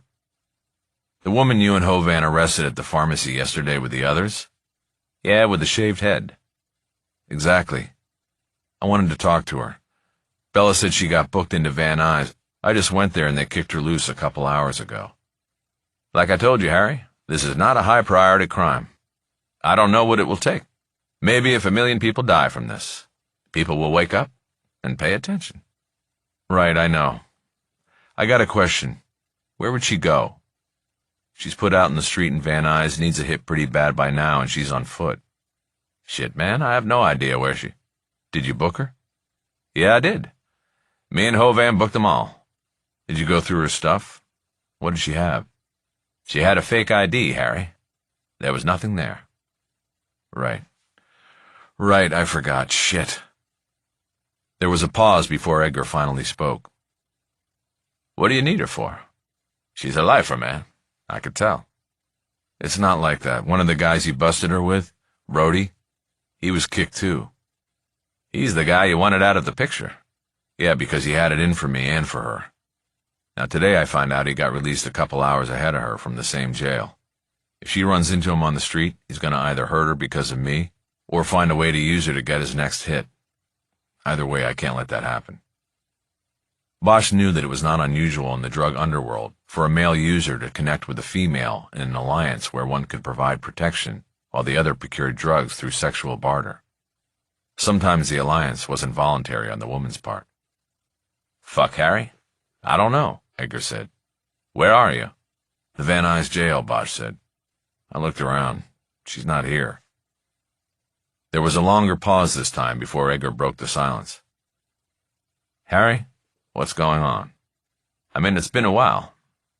But I remember Eleanor. Bosch's ex-wife and the mother of his daughter, now deceased. Bosch had forgotten that he and Edgar were partners when he met her, and later when he married her. Edgar had picked up on the resemblance in Elizabeth Clayton. Look, it's not that, Bosch said. She did me a solid when I was under. I owe her. And now she's out here somewhere on the street, and that guy Brody is too. Edgar said nothing, his silence making it clear he was not convinced. I gotta go, Bosch said. If you think of something, call me back, partner. Bosch disconnected. Chapter 32. Bosch started driving north on Van Nuys Boulevard, looking at every pedestrian and in every recess behind the facade of every store and business. He knew it was a needle in a haystack proposition, but he had no other ideas. He considered calling the Van Nuys Division watch office to ask the lieutenant to put a flag out to all patrol units, but he knew that on a Sunday evening the number of cars on the street would be low, and the request from the SFPD would not be treated with any kind of enthusiasm. It could also blow back on him, with Chief Valdez asking the same sort of questions Edgar had asked. So he continued the solo search, turning around at Roscoe and making his way south. He was 20 minutes into it when he got a call back from Edgar. Harry, you still up there looking for her? Yeah, you got something? Look, man, I'm sorry about my assumptions from before, okay? I'm sure you have good reason to... Jerry, you have something for me, or are you just calling to shoot the breeze? Because I don't... I have something, okay? I have something. Then give it to me. Bosch pulled to the curb to listen and possibly take notes. We have something at the office we call the Hot 100, Edgar said. These are doctors who are on our radar as likely being involved with cappers and shady script writing. Doctors we're building cases on. Was Ephraim Herrera on there? Not yet, because I hadn't taken up that complaint. Remember? Right. Anyway, I just called one of my colleagues and asked about Van Nuys. She told me there's a Hot 100 guy up there who runs a clinic on Sherman Way. It's supposedly 7 days a week, and some of the intel on him is that if you're a woman and need a script, he is more than likely going to offer a discount for special favors, if you know what I mean. This doctor is in his 70s, but what's the name of the clinic? Sherman Health and Med at Sherman Way in Kester. The doctor's name is Ali Rohat. People call him Chemical Ali because he comes through with the meds, the chems. And he's one-stop shopping, known to prescribe and fill. If your girl is plugged into the scene up there at all, she'd know about him. She's not my girl, but I appreciate it, Jerry. I was joking, man. Jesus. Still hard-ass Harry after all these years. That's right. This guy Chemical Ali, how come he wasn't shut down with all that you're saying? Like I told you before, Harry, these things are tough. Medical bureaucracy, Sacramento bureaucracy. We'll shut him down eventually. Okay, thanks for your help. Anything else comes to mind, hit me back. Bosch disconnected and pulled away from the curb. He made a U-turn and took Van Nuys back up to Sherman Way, where he turned west. He drove through the intersection at Kester without seeing the clinic. He continued a few blocks and then turned around. On the second go-by, he saw the clinic in the inside corner of a small shopping plaza. A liquor store and a pizza shop were open as well, and the parking lot was half filled with cars. Bosch pulled down the sun visor to give him a bit of a visual blind, and pulled in. He cruised through the lot, keeping an eye on the clinic. There was a pass-through to either a rear alley or another parking lot. The clinic's entrance was in this passage, which gave it visual protection. At a quick glance, he saw people milling about outside the door to the clinic, but he could not identify anyone. He turned out of the lot and went down a block before finding an alley that would take him to the rear of the shopping plaza. He cruised by and saw a line of head-in parking spaces behind the plaza's stores.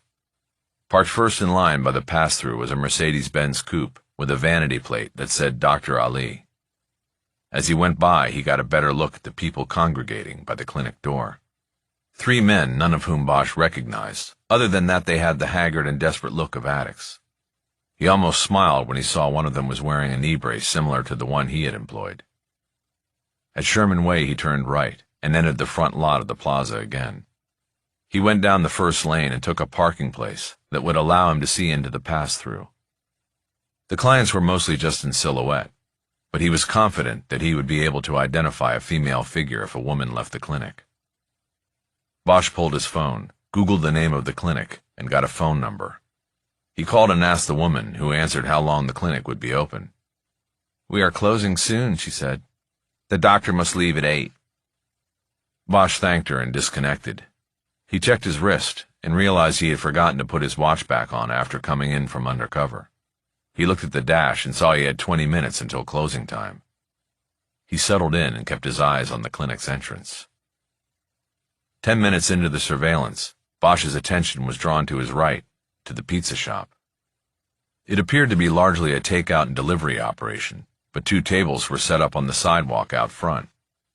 Bosch noticed a man wearing an apron, leaning through the front door, gesturing and talking to a man sitting by himself at one of the tables. The seated man was partially hidden from Bosch's view by a row of potted plants. He would not have even noticed him if the man with the apron had not come to the door. It looked to Bosch like the apron man was telling the other man to leave. He was pointing toward the parking lot. Bosch lowered his window so he might be able to hear the confrontation, but it ended abruptly with the man behind the plant standing up and cursing the pizza man. He then walked out from the seating area and headed down the line of shops towards Sherman Way. Bosch immediately recognized him. It was Brody. All at once, Bosch felt a charge and a sense of dread. He thought he understood things. Brody knew about Chemical Ali, but had no money upon his release from jail and nothing to offer.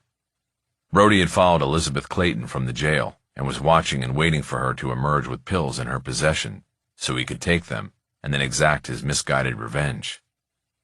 He knew the situation could also be that Clayton and Brody had come to the clinic together, and he was simply waiting for her to come out. But from what Bosch knew of her leave-me-alone personality, he didn't see her as a team player. Bosch got out of the Jeep, quickly went to the back, and raised the tailgate. Because he was not assigned a vehicle at SFPD, he carried his work kit in the back of his own car. This was a duffel bag filled with personal equipment he might need in any circumstance that might come up during an investigation. He looked back over his shoulder and caught sight of Brody making it to the end of the plaza and turning the corner heading west. Bosch knew that would take him to the back alley and possibly down to the pass-through where Clayton would emerge if she was in the clinic. Bosch quickly unzipped the go bag and rummaged through it. He found a Dodgers baseball hat and, putting it on, pulled the brim down over his forehead. Then he found the plastic zip ties and took 2. He coiled them so they would fit in the back pocket of his jeans. He zipped the bag closed and dropped the tailgate. He was ready.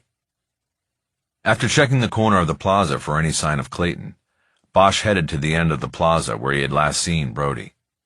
He quickly covered the distance and turned onto the sidewalk fronting Sherman Way.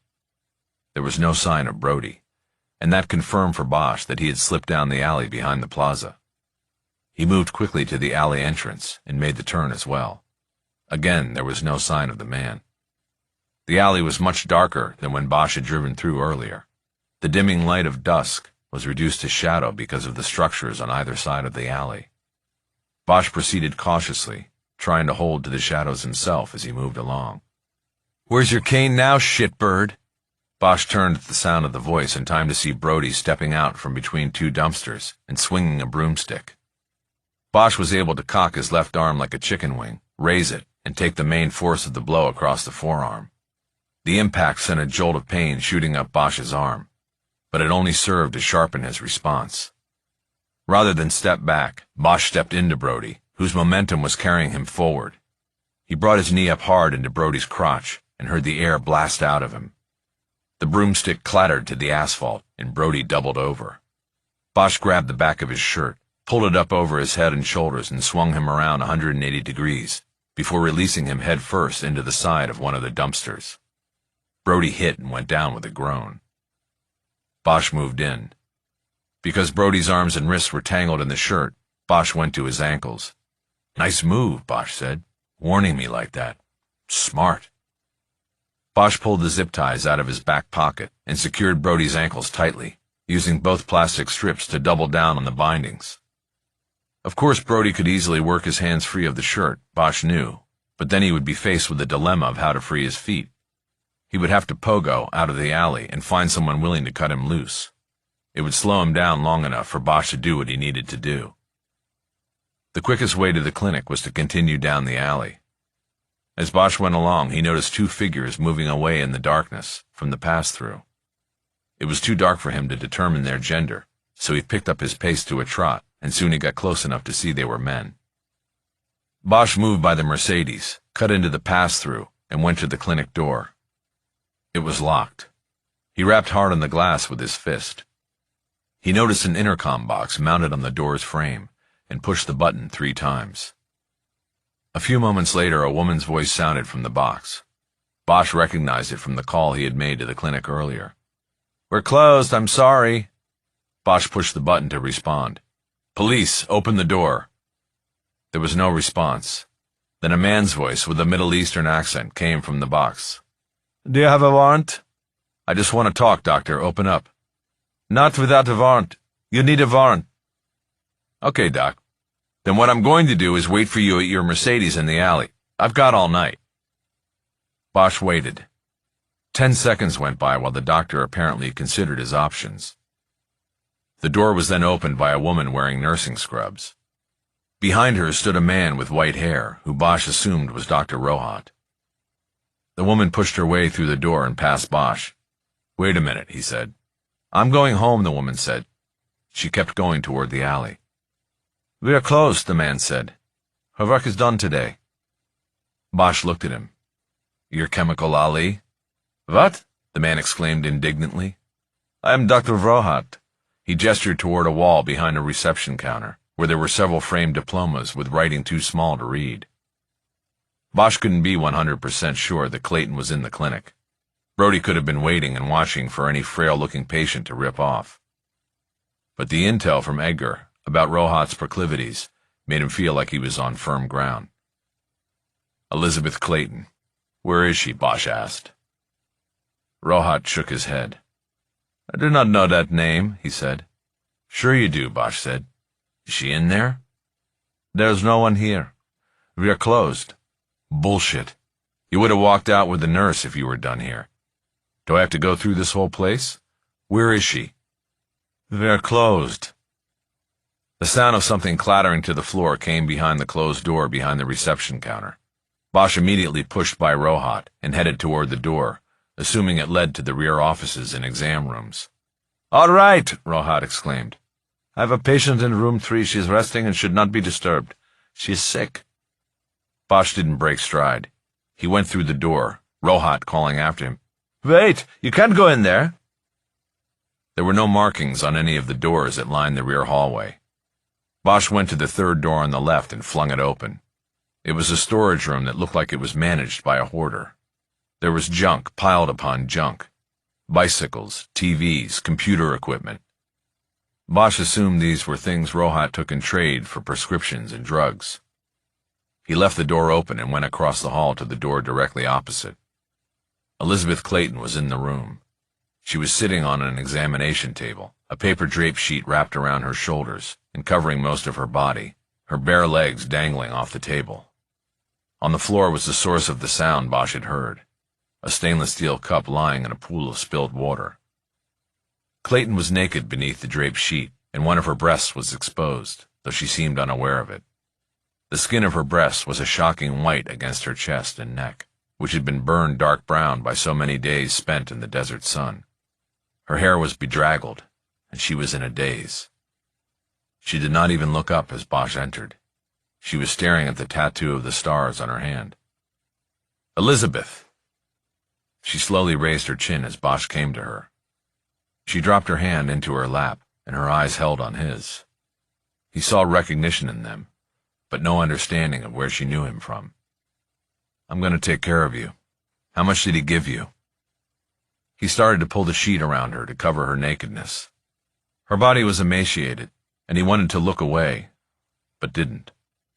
She held one of her hands between her legs, not in a show of modesty, but what in Bosch interpreted was a meager protective gesture. "I'm not going to hurt you," he said. "You remember me?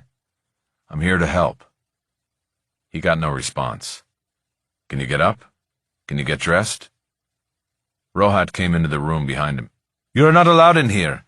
She is a patient, and what did you give her? Bosch turned on him. I don't discuss patient care with... Bosch lunged at him and drove him backward into the wall. Ali's head banged against a print showing the vital organs of the human body. Bosch gripped the lapels of his white lab coat and pushed hard against him. You're not a doctor. You're a monster. And I don't care how old you are.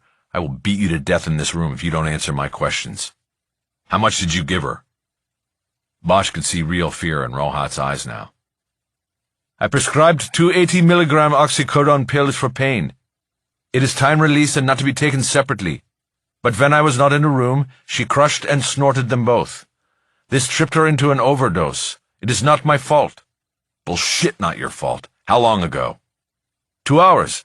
I am treating her with naloxone, and she'll be fine, as you can see by her sitting up. And what'd you do to her while she was out? You fucker, you piece of shit? I did not. Yeah, but we'll see about that when I take her to the rape center. We had sex before, yes. She agreed. It was completely consensual. Fuck you, consensual. You're going to jail. Bosch's anger overcame him, and he swung Rohat away from the wall so that when he punched him, he'd have the satisfaction of seeing Rohat's head snap back before he dropped like a wet blanket. Bosch pulled his left arm back to deliver the blow. But before he brought his fist forward, there was a loud beep from the intercom box on the wall next to the door. Bosch hesitated.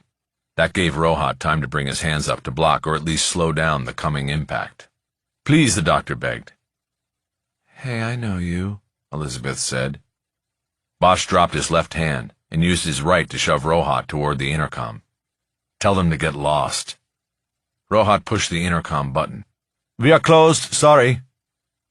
He looked back at Bosch for approval. Then a voice Bosch recognized came through the intercom. Jerry Edgar, Medical Board of California.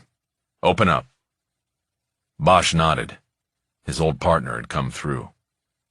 Go let him in, he said. Chapter 33. Edgar came into the examination room as Bosch was helping Elizabeth get dressed. Harry, I saw your car out there. I thought maybe you needed help. I do, partner. Help me get her dressed. I have to get her out of here. We should call an ambulance or something. This is crazy. Just hold her up, she's coming out of it. Bosch was trying to pull her blue jeans up her rail-thin legs. He coaxed her up into a standing position, and then Edgar held her steady as Bosch brought the pants up over the bony points of her hips. I want to leave, she said. That's exactly what we're doing, Elizabeth, Bosch said. He's a mean motherfucker, she said. Bosch was about to agree and looked around the room. Hey, where's Rohat? Edgar did the same quick survey. Rohat wasn't in the room. I've got her, go check. Edgar left the room. Bosch turned to Elizabeth, so her back was to him. He quickly reached down to the pale yellow jacket that was in the pile of her clothes on the floor. He held it around in front of her. Can you put this on? We'll take the rest of your clothes with us. She took the jacket and slowly started to put one of her arms into a sleeve. Bosch gently pulled the paper sheet off her shoulders and dropped it to the floor. He saw the full RIP tattoo on the back of her shoulder. Daisy, 1994-2009. A 15-year-old girl, Bosch thought. That gave him a clue and an understanding that made him all the more resolved to stay on this path with Elizabeth. Operating mechanically, Elizabeth managed to pull the jacket on, but fumbled with the zipper. Bosch turned her around and zipped it up. He then gently pushed her back onto the exam table so he could put on her socks and shoes. Edgar returned from his search for Rohat. He's gone. He must have slipped out after he let me in. He looked relieved, and Bosch realized it had nothing to do with Rohat. It was because Elizabeth was now fully dressed. Probably because I told him he was going to jail. Doesn't matter, we can hook him up later. Let's get her out of here. To where? No shelter's gonna take her in this condition. We have to go to a hospital, Harry. No hospital. And I'm not talking about a shelter. Hold her steady. You can't be serious, Harry. You're not taking her home. I'm not taking her home. Let's get her to the door and then I'll pull my car up. It took almost 10 minutes to move Elizabeth through the clinic and out the exit to the passage connecting the front and back of the plaza. This way, Bosch said. He led her toward the front parking area. Once there, he left her leaning against Edgar and ran across the asphalt to his Jeep.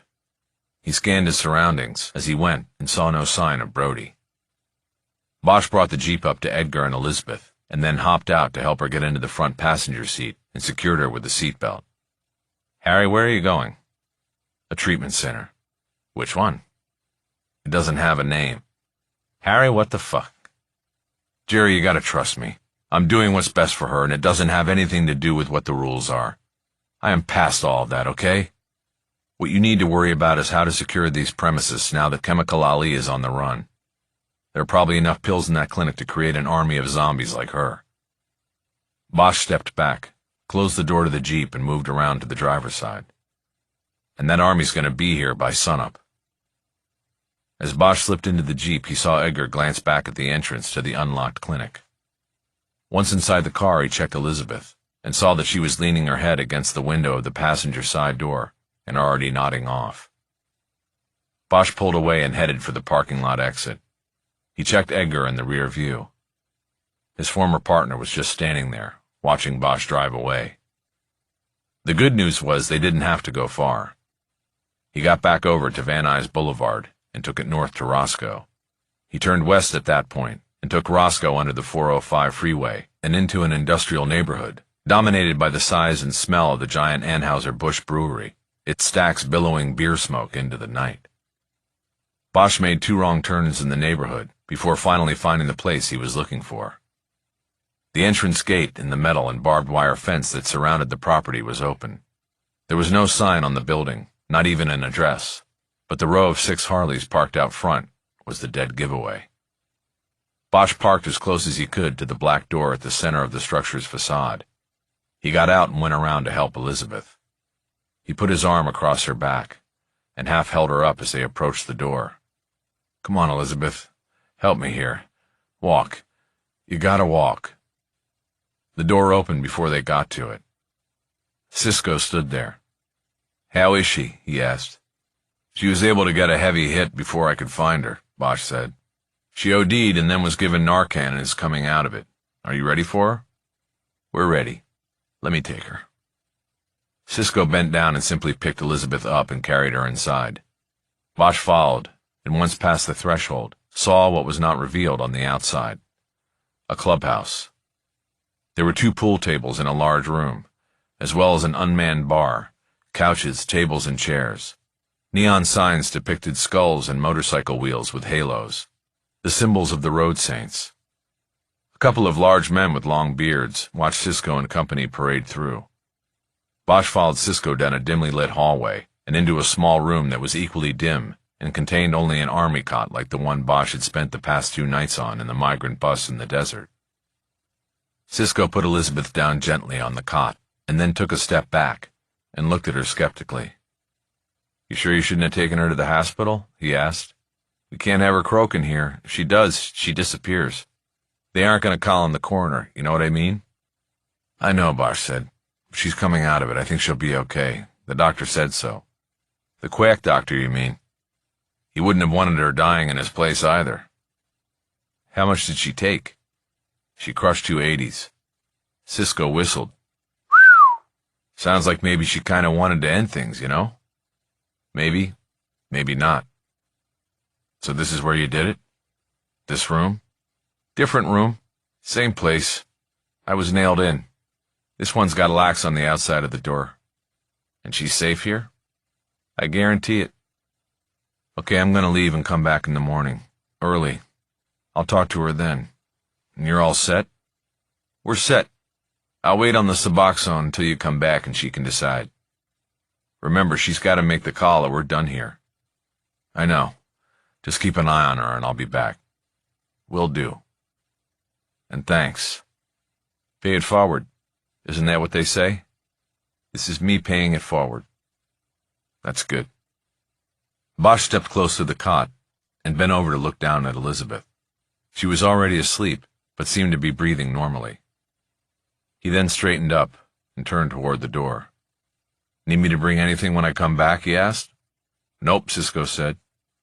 Unless you want to bring me back my cane and knee brace, if you're done with them. Yeah, that might be a problem. Both were seized as evidence in the case. Evidence of what?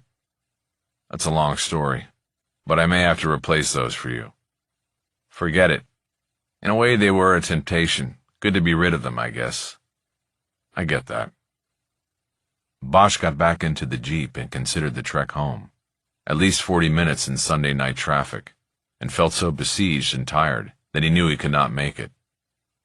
He thought about how easily Elizabeth had fallen asleep with her head against the glass. He reached down to the seat's side lever and popped the backrest to its farthest recline angle. He closed his eyes and was soon dead to the world in a deep sleep. 8 hours later, the unfiltered light of dawn snuck in under Bosch's eyelids and woke him. He looked around and saw that there was only one motorcycle parked next to the Jeep. The others had somehow left in the night, without their pipes penetrating his sleep. It was a testament to his exhaustion. The one remaining bike had a black fuel tank with orange flames painted on it. Bosch recognized a match to the paint job of the cane Cisco had lent him. It told him that Cisco was still on duty. After getting his bearings, Bosch unlocked the glove compartment and checked to make sure his gun and badge were still there. Nothing had been taken. He relocked the compartment, climbed out of the Jeep, and went inside. He saw no one in the front room and proceeded down the hallway toward the rear of the structure. He found Cisco sitting on a cot that had been set up across the door to the room where Bosch had left Elizabeth Clayton almost 8 hours before. Next to the cot there was a short stool, used for sitting on while working on a motorcycle engine. You're back. Technically, I never left. How is she? It was a good night, no bumps. She's been awake now for about an hour and is starting to hit the wall, so you could go in the room and talk to her before she starts chewing her fingernails off. Right. Cisco got up to move the cot out of the way. Take the stool. Be on her level when you talk. Bosch grabbed the stool, turned the lock on the door, and entered the room. Elizabeth was in a sitting position on her cot, leaning back against the wall, arms folded in front of her chest, showing the early stages of need. She leaned forward when she saw Bosch enter. You, she said. I thought that was you last night. Yeah, me, he said. He put the stool down 4 feet from the cot and sat down. Elizabeth, my name's Harry. My real name, that is. What the fuck is this? Am I in jail again? Are you a narc? No, you're not in jail, and I'm not a narc. But you can't leave yet. What are you talking about? I need to go. She made a move to get up, but Bosch shot up off the stool and put his hands out, ready to push her back down on the cot. She stopped. What are you doing to me? I'm trying to help you. You remember what you said to me when I got on the plane the first time? You said, welcome to hell? Well, all of that is gone now. The Russians, the camp down there, the planes, everything, all shut down. The Russians are dead. But you're still in hell, Elizabeth. I really need to go now. Where? Chemical Ali's gone. He was shut down last night. There's nowhere to go. But we can help you here. What do you have? I need it. No, not like that. I mean really help you. Get you off this addiction and out of this life. She shrieked with laughter, a short staccato burst. You think you can save me? You think you're the only one who's ever tried? Forget it. Fuck you. I can't be saved. I told you before. I don't want to be saved. I think you do. Deep down, everybody does. No. Please. Just let me go. I know it's going to be rough. A week in this room, it will probably feel like a year. I'm not going to lie to you about anything. Elizabeth raised her hands to her face and started crying. Bosch couldn't tell whether it was a last-ditch effort to use his sympathy to get out of the room, or whether the tears were truly for herself and what she knew lay ahead. Bosch didn't want her to leave the room, but he needed to get her to acknowledge and approve of what was happening. There's a guy sitting outside the door who was here for you. His name's Cisco. He's been where you are. Please, I can't. Yes, you can. But you gotta want it. Deep down, you have to know that you are in the abyss and that you want to climb out. No, she moaned. Bosch now knew the tears were real. Between her fingers, he could see true fear in her eyes. Has any doctor ever put you on Suboxone? It helps. You still carry the weight of withdrawal, but it helps. She shook her head and was back to holding her arms tightly across her chest. It will help you, but you have to gut it out, and you've got to want to. I'm telling you, nothing works. I can't be saved. Look, I know you lost somebody. You got it written on your skin. I know it can drive you down into a hole. But think of Daisy. Is this the end she would want for you? Elizabeth didn't answer. She brought a hand up to cover her eyes again while she cried. Of course it's not, Bosch said. It's not what she would want. Please, Elizabeth said. I want to go now. Elizabeth, just tell me you want this to end. Give me the nod and we'll get through it. I don't even know you, she screamed. You're right, Bosch said, his voice remaining calm. But I know there is something better than this for you. Tell me you want it. For Daisy. I want to go. There's nowhere to go. This is it. Fuck. Stay here, Elizabeth. Say you want to try. She stopped hiding behind her hand and dropped it lifelessly into her lap. She looked away from him to her right. Come on, Bosch said. For Daisy. It's time. Clayton closed her eyes and held them closed as she spoke. Okay, she said. I'll try.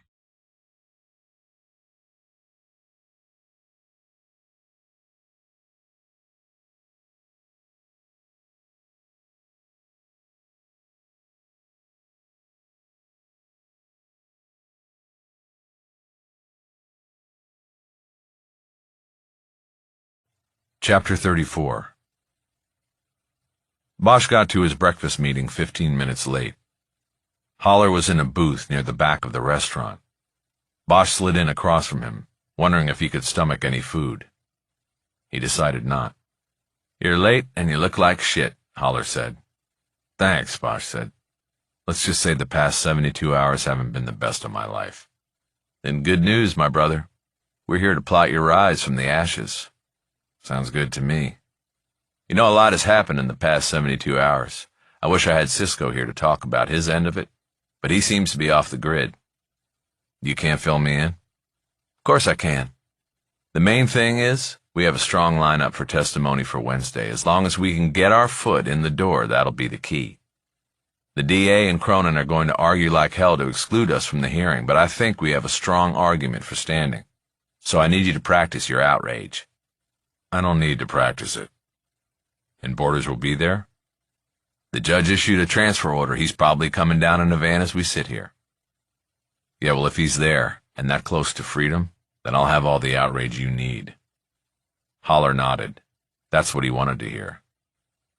Now, as upsetting as that article in the Times was, it's going to work in our favor, the lawyer said, because that kicks this thing out into the open, and the state's not going to be able to argue that your professional reputation hasn't taken a big hit.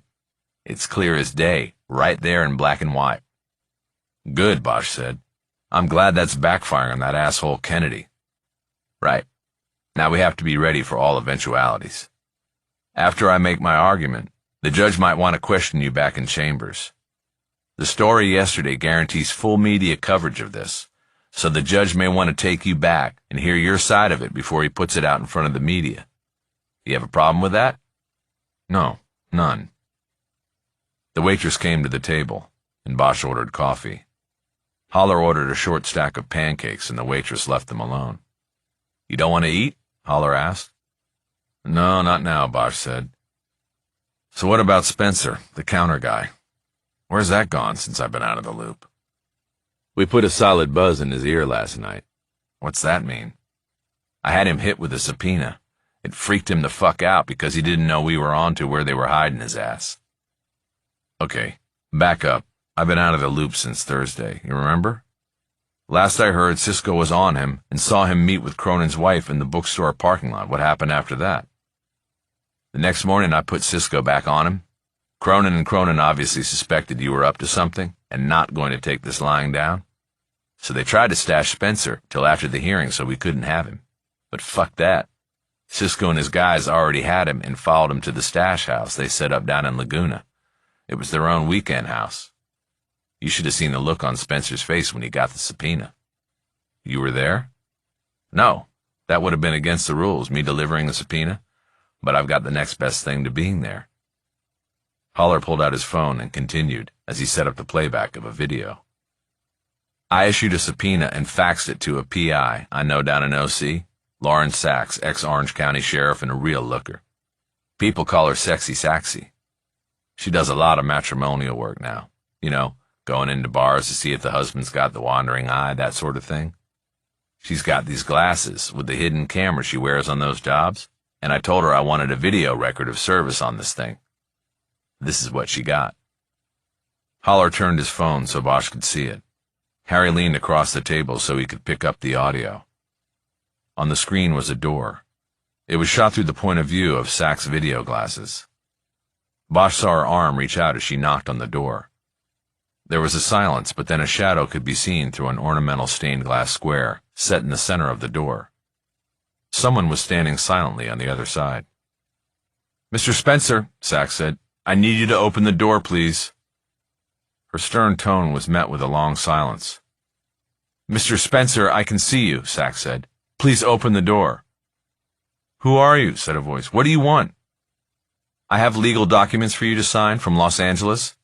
"I don't know what you're talking about." "Your law firm is Cronin and Cronin, right? Then these are for you." No response. Then a lock could be heard turning, and the door opened 3 inches. A man looked out with one eye, but enough of his face appeared in the opening for Bosch and anyone else to confirm it was Spencer. Sachs quickly shoved a folded white document through the door. Spencer tried to close it, but unseen in the video, Sachs had put her foot over the threshold. The document got through, and Spencer let it fall to the floor in the hallway behind him. "This is a subpoena demanding your appearance in court this coming Wednesday morning," Sachs said. "It is all clear in the document you have been served with. If you do not appear, you will be subject to warrant and arrest by the Los Angeles County Sheriff's Department. I'd be there if I were you." Spencer's eyes widened as he realized that his worst nightmare was about to unfold. When he spoke, he stuttered. I'm not Terry Spencer." "Well, sir, I never use the name Terry here, and the subpoena says Terrence. If I were you, I would not even try that tack to avoid appearance in court. You have been duly and legally served, sir. I have documented service. To not show up or to claim you have not been served will only anger a superior court judge and probably your employer, the Los Angeles Police Department." Sachs removed her foot, and Spencer closed the door. His shadow remained behind the stained glass panel. Sachs held at the door for a moment, then reached out and knocked again, this time employing a gentle, almost sympathetic tap. "A piece of advice, Mr. Spencer? Come with a lawyer. And you should know that using Kathy Cronin would be a conflict of interest. Her firm represents the interest of Preston Borders, not yours. Have a good day, sir." The POV of the video swung 180 degrees as Sachs turned and walked down a stone pathway to a waiting car. The location was clearly the hills of Laguna, and Bosch could see the cobalt blue ocean over the roofline of the house across the street. The video ended, and Holler took his phone back. He looked at Bosch with a smile. "Pretty neat, huh?" he said. "I think we teed up, Mr. Spencer, pretty good." "What do you think he'll do?" "I'm hoping he shows up. I told her to say that part about angering the judge and his employer. Maybe that will make him show." "Did you tell her to suggest he bring a lawyer? A lawyer might tell him to take the fifth." "Maybe, but I thought it was worth the risk. We need him to cut the Cronins loose. The hope is he won't let them know what's going on." "I get that, but if he takes the fifth, we'll never know how he played the evidence and got into that box. Some secrets you live with if you win your case. Know what I mean?"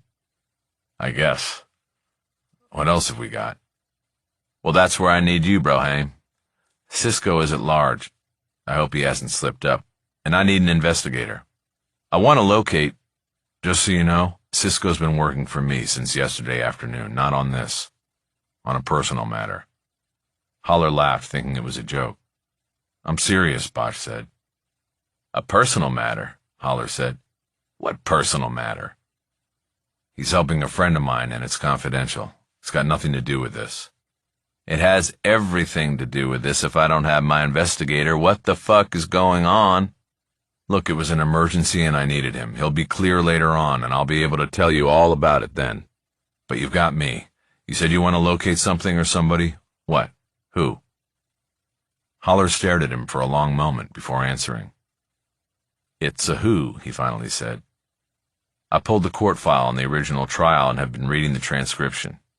I want to locate Dina Schuyler. Bosch didn't need long to place the name. Dina was Danielle Schuyler's younger sister. She was the one who had been scheduled to visit Danielle through the holidays. The visit never happened, but Dina did come out from Hollywood, Florida, during the trial to testify about the plans the sisters had for living together and taking Hollywood, California, by storm.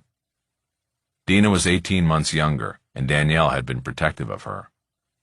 While testifying, she spoke of their loving the movie White Christmas, because it was a show business story about two sisters. She told the jury that every holiday season they would put on a rendition of the song Sisters for their parents. Dina was a powerful witness during the penalty stage of the trial. Bosch had always felt that her hour of tearful testimony was what swayed both the jury and the judge toward the death penalty. I'm thinking we might need her for the emotional pull, Haller said. I want the judge to know the family still cares that the victim's sister is right there in the courtroom, and he'd better get this thing right. She was a strong presence at the trial. Did she ever move out here? Like she and her sister had planned? Yeah, she did. I stayed in touch with her at the beginning, and then it kind of tapered off. I think I was a reminder of what had happened to Danny. I got the message and stopped checking on her. Danny? Danielle. People who know her called her Danny. If you're not allowed to testify Wednesday, and I will go apeshit crazy if you're not, make sure you call her that. Bosch didn't respond. These kind of subtle manipulations were part of Haller's daily life, but they always bothered Bosch, even if they were done in his favor. He felt that if he didn't condone them from attorneys working against him, he shouldn't accept them from one working for him. Haller moved on. So did she make it? He asked. I looked her up on IMDb and there was nothing. Did she change her name or something? I didn't really track that. I don't know whether she stayed in the business. Do you think you can find her? If she's alive, I'll find her. But if she's not in L.A., I don't know about getting her here by Wednesday morning. Right. Just see what you can do. Maybe we get lucky. Maybe. What else? For you, that's it. I'm going to work here this morning and figure out a case path. What's that? The one thing we can count on is that our request to intervene on the motion to vacate will draw heavy fire from both the DA and boarders. I'll make an argument, and I'll offer a proffer to the judge, sort of an unofficial look at what we'll present if granted standing. I'll run down our witness list and say what each of them is willing to testify to. If we convince the judge, then we're in. And then we kick their asses. Got it. Do you mind if I split? I gotta go in for some follow-up stuff this morning, and I want to go to work on finding Dina. No problem, Harry. Go get 'em. But between now and Wednesday, get some sleep. I don't want you coming into that courtroom looking like you're guilty. Taking a last gulp of coffee, Bosch pointed a finger at Haller like a gun, and then slid out of the booth. Haller spoke again before he could walk away. Hey, Harry, one last thing. You are a damn fine detective, brother, but I want my man Cisco back. Right. I'll tell him. Chapter 35. Bosch saw a TV truck from one of the Spanish-language stations parked in front of the SFPD headquarters when he drove in. He assumed it was there because of the Farmacia murders, but he didn't think that what had happened over the weekend could be contained for very long, and the Spanish-language media was often ahead of the game when it came to the news in San Fernando. Before going to his office in the jail across the street, Bosch went in the side door of the station to get more coffee, and check on things in the detective bureau. It was a full house this time, with all 3 detectives in their work pods, and even Captain Trevino visible behind his desk through the open door of his office. Only Bella Lourdes looked up at Bosch's entrance, and she immediately signaled him over to her cubicle. He held up a finger, telling her to hold a moment. He returned to the nearby coffee station and quickly poured his second jolt of the day into a cup. He then worked his way around the 3-desk module to get Bella's spot in the back. "Morning, Harry." "Morning, Bella. What's up?" She pointed to her computer screen, where a video was playing. It was obviously taken from a helicopter and shot downward at a water recovery of a body. 2 divers were wrestling with the body of a man floating face down. He was clothed, but the t-shirt he wore was torn off and held to his body by the collar only. The rest of it waved in the water like a white flag of surrender. The divers were struggling as they tried to roll the body onto a rescue stretcher attached to a cable extending down from the chopper. "Salton Sea," Lourdes said. "This was 2 hours ago. They spotted the body on a flyover at dawn." Bosch leaned down, careful not to spill his coffee, to look more closely at the screen and the body. "That the second Russian?" Lourdes asked. Before Bosch could answer, he noticed that they had been joined by Sisto, who was looking over Bella's other shoulder. "Clothes look the same," Bosch said. "From what I can remember. Gotta be him." "I asked them to send us a close-up of the face once they have the body at the coroner's," Lourdes said. "That would wrap things up nice," Sisto said. "On our case, at least." "Sure would," Lourdes added. "Why don't we all go into the war room for updates and to figure out who's doing what on this today?" "Sounds like a plan," Sisto said. Lourdes got up and called to Trevino and Luzon. Bosch could still smell the breakfast he had missed lingering in the air of the war room. The 4 detectives took seats around the table, and Trevino joined as well. Bosch spoke first. Before we start divvying up paperwork and stuff, I'm here to do what I need to do and be available for any follow-up with other agencies. But as you all know, I have a thing in court Wednesday morning with my reputation and possible future with this department on the line, so I need some prep time for that today. There are some things I have to do, and they can't wait." "Understood, Harry," Trevino said. "And if there's anything we can do here to help with that, you let me know. I've talked to the chief, and speaking for him and everybody in this room, we are behind you 100%. We know what kind of detective and person you are." Bosch could feel his face turning red with embarrassment. In all his years in law enforcement, he had never heard such accolades from a supervisor. "Thanks, Cap," he managed to say. They settled down and got to the business at hand, starting with Lourdes summarizing a report she had gotten that morning from Agent Hovan on the DEA's activities since the previous afternoon. She reported that the encampment down near Slab City had been raided and shut down. The addicted inhabitants were evacuated to the naval base in San Diego, where they were being medically evaluated before being offered placement in pro bono rehab programs. Lourdes reported that the DEA had also shut down the clinic in Pacoima and arrested the men operating it, along with a physician of record, Ephraim Herrera. Among those arrested was the driver of the van. Though he was suspected of being the getaway driver in the Farmacia murders, he had so far been charged under federal law only for taking part in a continuing criminal organization. From there, report writing, follow-up inquiries, and notifications were distributed among the detectives, with Bosch getting a full pass. Lourdes and Luzon were assigned to go to the federal detention facility downtown and take a shot at interviewing the driver about the Farmacia shootings, a task all of those in the room predicted would be fruitless. 15 minutes later, Bosch was crossing the street to the old jail, carrying his 3rd cup of coffee of the day. He noticed that the TV truck was now gone, and he guessed that the reporter and crew had been shined on by Chief Valdez. A joint press conference on the case would be held at 3 p.m. at the station with DEA and State Medical Board officials. It would be announced that the double murder at La Farmacia Familia had been solved and that the suspects were dead, provided that Bosch was able later to identify the body recovered that morning from the Salton Sea as the second Russian. Because Bosch had worked undercover on the case, he had an out and would not be required to appear at the press conference. Besides his coffee, Bosch carried a file containing copies of documents that had been pulled together overnight on the case, The one he was most interested in studying was the Interpol report on the man he had killed on the plane. Once in his cell in the old jail, he sat down behind his makeshift desk and opened the file. It turned out the man he killed was not technically Russian, though it was clear from the Interpol data that he grew up speaking the language.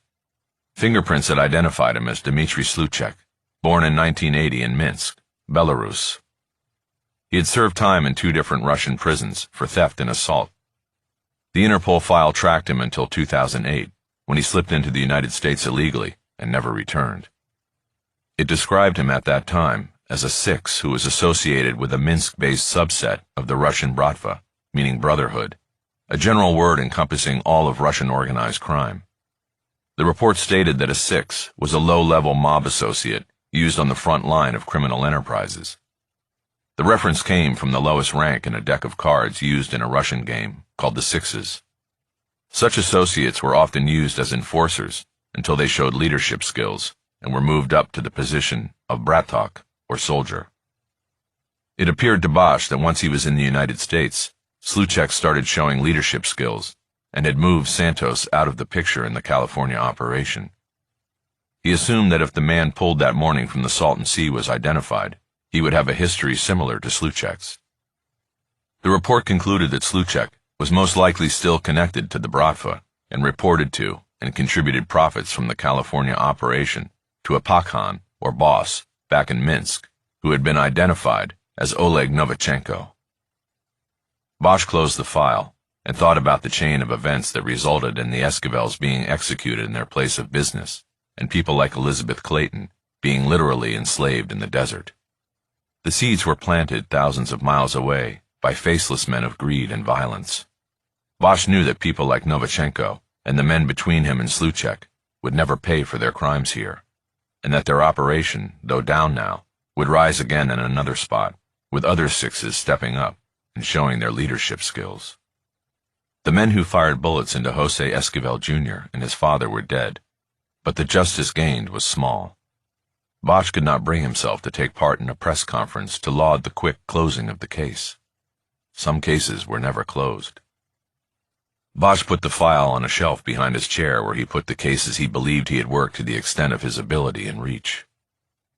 He turned back to the desk and went to work on the computer, attempting to locate Dina Schuyler.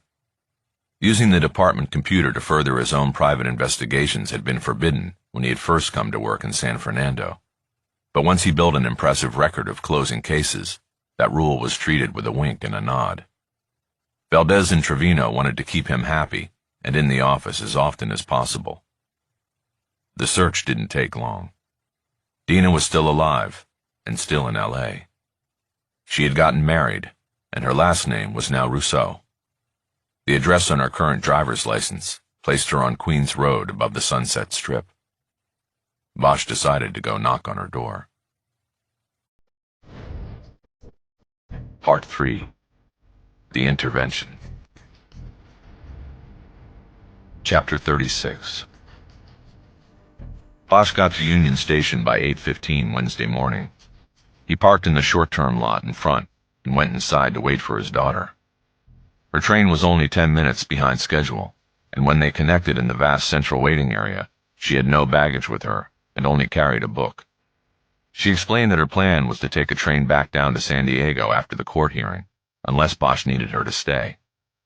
They ate crepes, her choice, at the station for breakfast before crossing Alameda and walking through the plaza by the El Pueblo de Los Angeles on their way into the Civic Center. There, the monolithic criminal courts building stood like a tombstone at the top of a rise. They split up at the main entrance so Bosch could enter through the law enforcement pass-through because of his weapon. He showed his badge and made it through a solid 10 minutes ahead of Maddie, who had to inch her way through the metal detector at the public entrance in a long line. They made up for the lost time by hopping onto an employees-only elevator and riding up to the 9th floor in Department 107, the courtroom at the end of the hallway, where Judge John Houghton presided. The Preston Borders case was not scheduled to be called until 10 a.m., but Mickey Holler had told Bosch to get to court early so they could discuss last-minute details and maneuvers.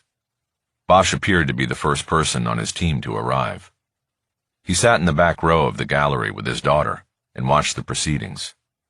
Houghton, a veteran jurist with a shock of silver hair, was on the bench, going through a calendar call of other cases on his docket, getting updates and scheduling further hearings. There was also a video crew, setting up a pool camera in the jury box.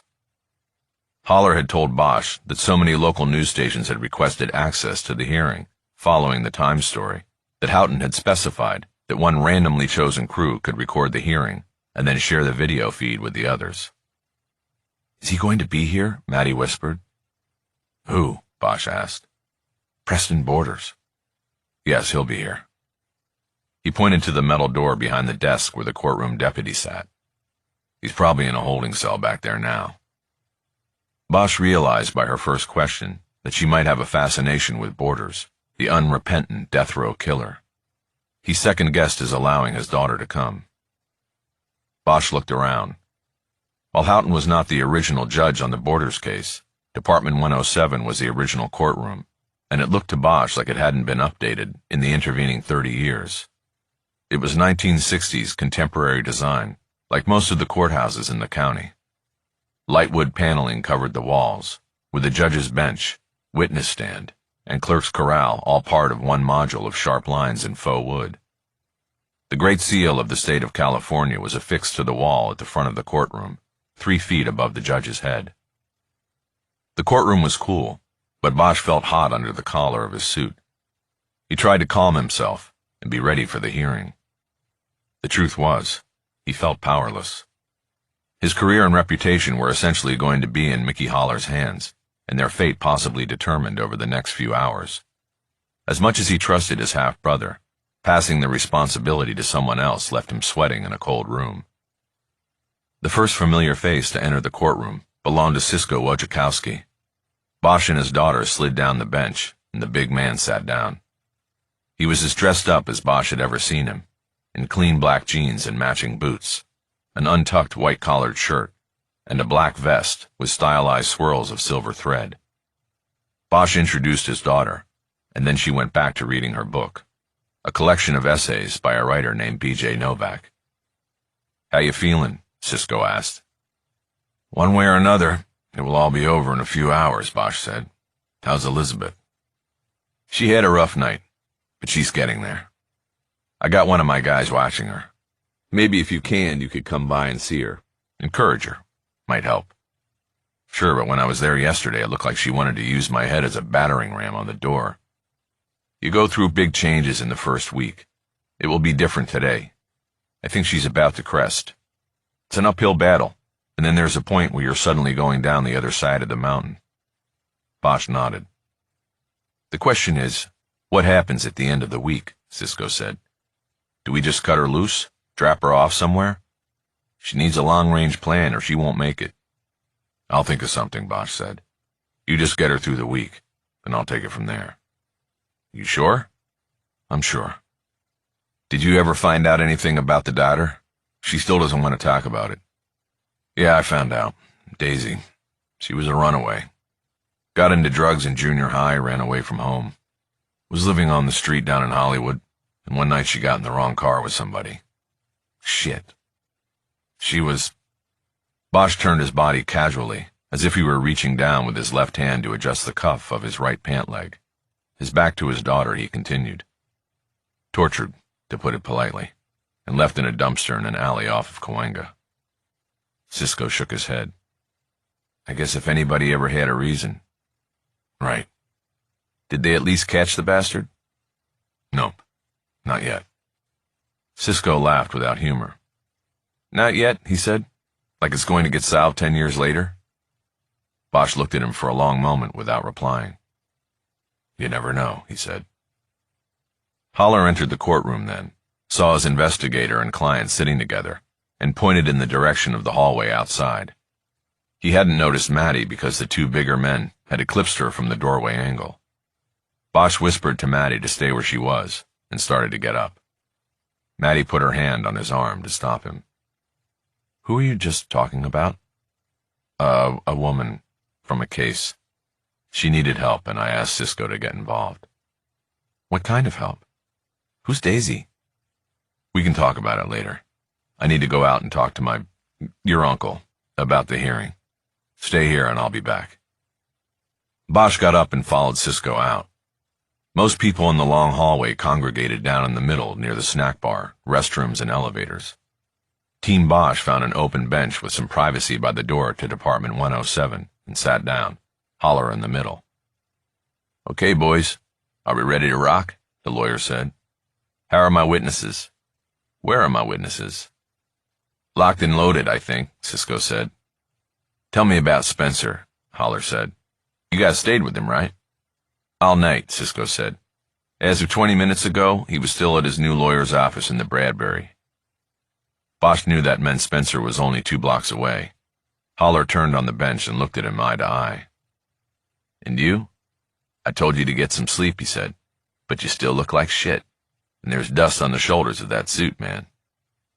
Holler reached out and roughly slapped off the dust that had settled on the suit during the 2 or more years it had been on a hanger in Bosch's closet. I don't have to remind you, this is probably all going to come down to you, Holler said. Be sharp. Be forthright. These people are fucking with everything that is important to you. I know that, Bosch said. As if on cue, the CIU team came out of the stairwell down the hall, having taken steps down from the DA's office. It was Kennedy, Soto, and Tapscott. They were heading to Department 107. Another woman, who was carrying a cardboard file box with 2 hands, followed. She was most likely Kennedy's assistant. Further behind them, coming from the elevator alcove at the same time, walked Cronin and Cronin. Lance Cronin wore steel-rimmed glasses and had slicked-back jet-black hair that was obviously dyed. His suit was black with pinstripes, and his tie a loud aqua. He looked like he went to great lengths to appear young, and the reason was right next to him, matching him stride for stride. Catherine Cronin was at least 20 years his junior. She had flowing red hair and a voluptuous figure, clad in a blue calf-length skirt and matching jacket over a chiffon blouse. Here they all come, Bosch said. Holler looked up from a yellow legal pad he was referring to and saw the opposition approaching. Like lambs to slaughter, he said, his voice brimming with bravado and confidence. Team Bosch remained seated as the others made the turn toward the courtroom door.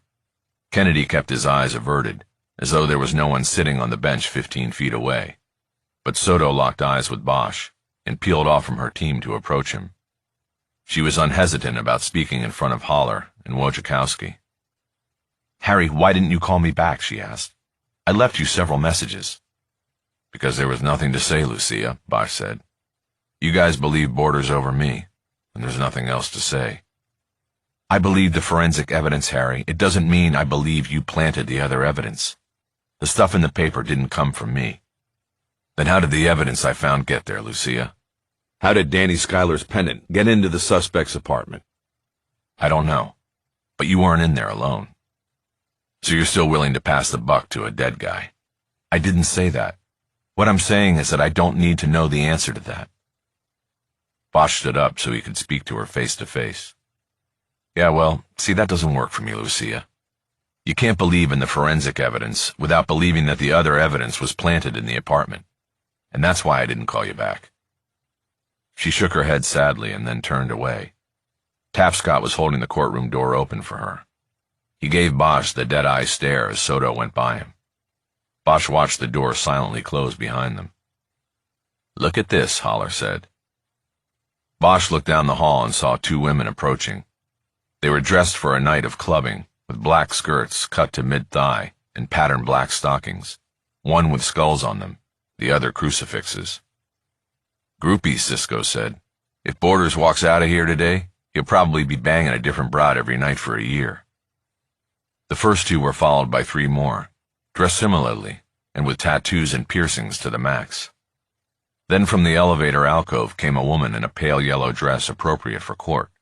Her blonde hair was tied back, and she walked with a hesitancy that suggested she had not been in a courthouse since the first trial 30 years before. Is this Dina? Holler said. That's her, Bosch said. When Bosch had visited her Monday night, he thought Dina Russo was beautiful and the image of what her sister might have grown to be. She had given up on acting when she got married to a studio executive and started a family.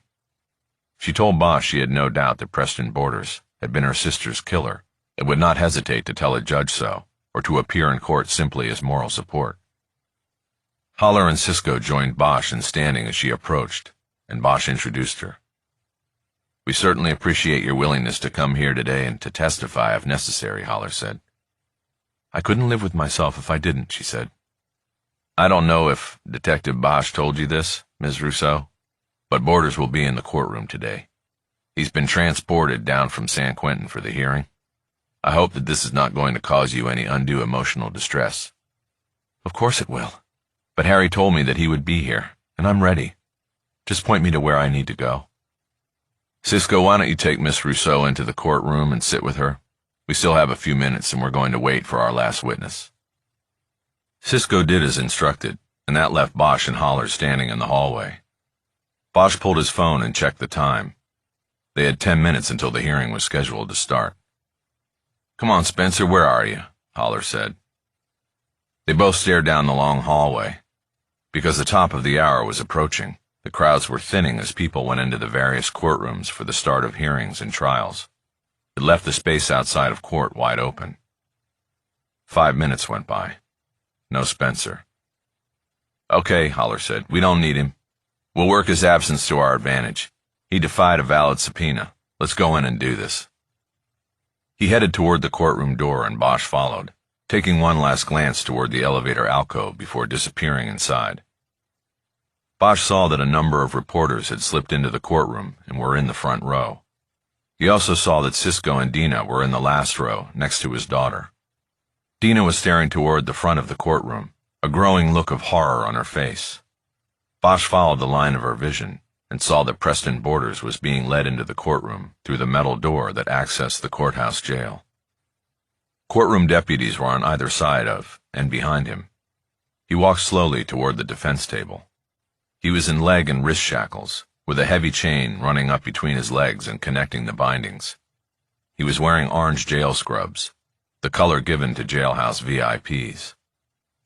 Bosch had not seen Borders in person in nearly 30 years. Back then he had been a young man with a tan in 1980s actor hair, big, full and wavy. Now he had a curved back, and his hair was gray and thin, matching papery skin that received sunlight only 1 hour a week. But he still had the flinty, dead-eyed stare of a psychopath. As he entered, he glanced out into the courtroom gallery and smiled at the groupies who longed to be held by those eyes. They were standing in a middle row, bouncing on their heels and trying to hold themselves back from squealing. Then his eyes went beyond them, and he found Bosch standing with Haller at the back. They were dark, sunken eyes, glowing like trash can fires in an alley at night, glowing with hate. Chapter 37. Once Borders was seated at the defense table between Lance and Catherine Cronin, the court clerk alerted Judge Houghton, and he emerged from his chambers and retook his seat on the bench. He scanned the courtroom, eyeing those at the front tables, as well as those in the gallery. His eyes seemed to hold on Haller as a recognizable face. He then got down to work. "Next on the docket, California versus Borders, a habeas matter, and motion to vacate set for evidentiary hearing," Houghton said. "Before proceeding, I want to make clear that the court expects the rules of decorum to be followed at all times. Any outbursts from the gallery will result in the quick removal of the offending party." As he spoke, Houghton was looking directly at the group of young women who had come to get a look at Borders. He then continued with the business at hand. "We also have a motion to be heard that was filed on Friday by Mr. Haller, who I see in the back of the courtroom. Why don't you come up, Mr. Haller? Your client can take a seat in the gallery." While Bosch slid into the row next to Cisco, his lawyer started up the center aisle toward the well of the courtroom. Before he even got to the gate, Kennedy was on his feet, objecting to Haller's motion on technical terms. He argued that the motion was filed too late in the game and was without merit. Lance Cronin stood and offered support to Kennedy's argument, adding his own description of Haller's motion. "Your Honor, this is just a stunt by Mr. Haller to curry favor with the media," Cronin said. "As Mr. Kennedy aptly put it, this motion has no merit." Mr. Haller is simply looking for some free advertising at the expense of my client, who has suffered and waited for this day for 30 years. Haller had pushed through the gate and moved to a lectern located between the two tables at the head of the room. Mr. Haller, I'm assuming you have a response to that? Houghton said. Indeed I do, Your Honor, Haller said. For the record, I am Michael Haller, representing Detective Hieronymus Bosch in this matter. May it please the court, my client has become aware of the petition for habeas corpus filed by Mr. Cronin and supported by the District Attorney's Office, alleging that Mr. Bosch falsified material evidence used to convict Mr. Borders some 29 years ago. Inexplicably, he was not subpoenaed for this hearing or otherwise invited to attend and testify in answer to these allegations. And I note here for the record that these unfounded allegations made their way into the Los Angeles Times and were reported as fact, and therefore have irrevocably damaged his professional and personal reputation as well as his livelihood. Mr. Haller, we don't have all day, Houghton said. Make your argument. Of course, Your Honor. My client fervently denies the allegations which impugn his integrity, good name, and reputation. He has testimony and evidence he wants to present that is relevant and material to the resolution of these issues. In short, this whole thing is a scam, Your Honor, and we can prove it, if given the opportunity. Hence I have filed on my client's behalf a motion for leave to intervene, as well as a complaint answering the allegations against him. I have served notice to all parties, and it was most likely that service that resulted in the newspaper article mentioned earlier that trashed Mr. Bosch's good reputation and standing in the law enforcement community. Your Honor, Kennedy cried, the state objects to the malicious allegation made by Mr. Haller. The source of the newspaper story was certainly not my office or investigative team, as we attempted diligently to handle this in a manner least impactful to Mr. Bosch. The story came from somewhere else, and the state asks for sanctions against Mr. Haller. Your Honor, Haller said calmly, I am willing to show clerk of the court records, and my client is willing to show his phone records, which together make it clear that within 2 hours of my filing motions Friday, the reporter for the Los Angeles Times was calling Mr. Bosch and asking for comment. My motions were filed under seal, and therefore copied only to the parties opposing Mr. Bosch right here, right now. You can draw your own conclusions, Judge. I have drawn mine. Houghton swiveled in his high-backed leather chair for a moment before responding. I think we've batted that back and forth enough, he said. There won't be any sanctions. Let's move this along, Mr. Haller. Both Mr. Kennedy and Mr. Cronin object to your client's standing in this matter. How do you respond to that? Haller banged a fist down on the lectern for emphasis before wading into the fray again. How do I respond, he asked. I'm incredulous, Your Honor. Sunday's newspaper dragged my client through the mud. It clearly implied that he planted evidence that sent a man away to death row. And here we are. And he was not even invited to the party? Given that the newspaper account and allegations contained in the state's petition implicate my client's property rights and reputation and good name, I believe he has standing to intervene and defend those rights. If that is not the correct vehicle, then I would suggest the alternative, that he be viewed as a friend of the court and be permitted to testify and adduce evidence relevant to the issues the court must weigh.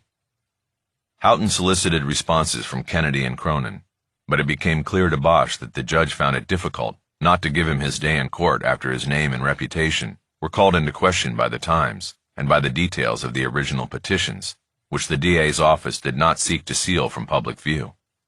Kennedy became frustrated when he made the same read on the judge's words and demeanor as Bosch had. Your Honor, the state can't be held responsible for an article in the newspaper, he said. We were not the source of the story. If we made a mistake in not asking for our motion to be sealed, then okay, that is on us. But it's surely not enough of an infraction to warrant this intervention by Bosch.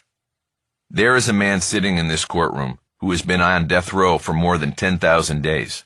Yes, I did the math. And it is our duty as officers of the court to make that injustice our priority today. That is, if it's an injustice, Haller said quickly. The evidence we seek to present tells a different story, Your Honor.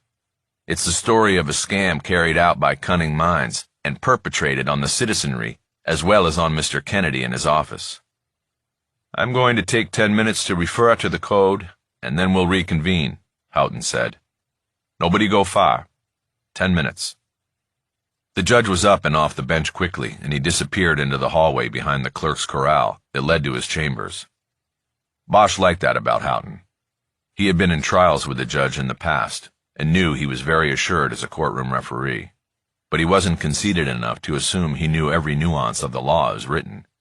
He was willing to call a quick time-out, to check the code books, so that when he made a ruling, it had the solid backing of the law.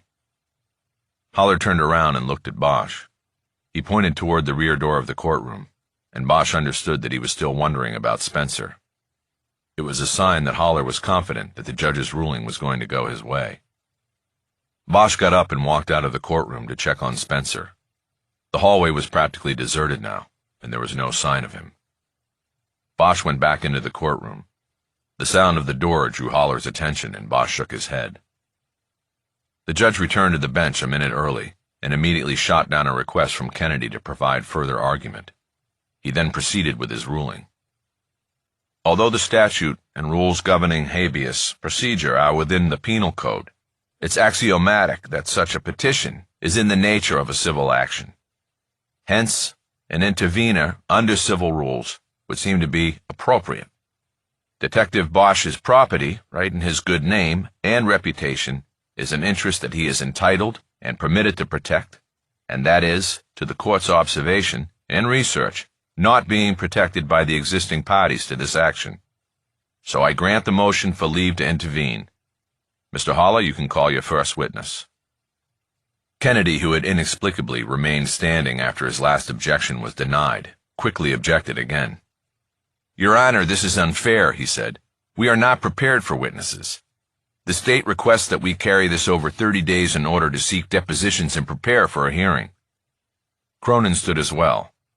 Bosch expected him to protest any postponement, but instead he seconded the request. Bosch thought he saw Kennedy wince.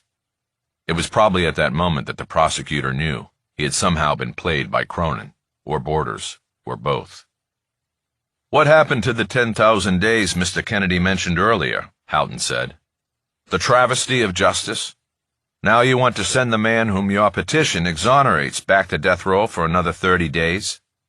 We all know that with court calendars being what they are, there is no 30-day delay.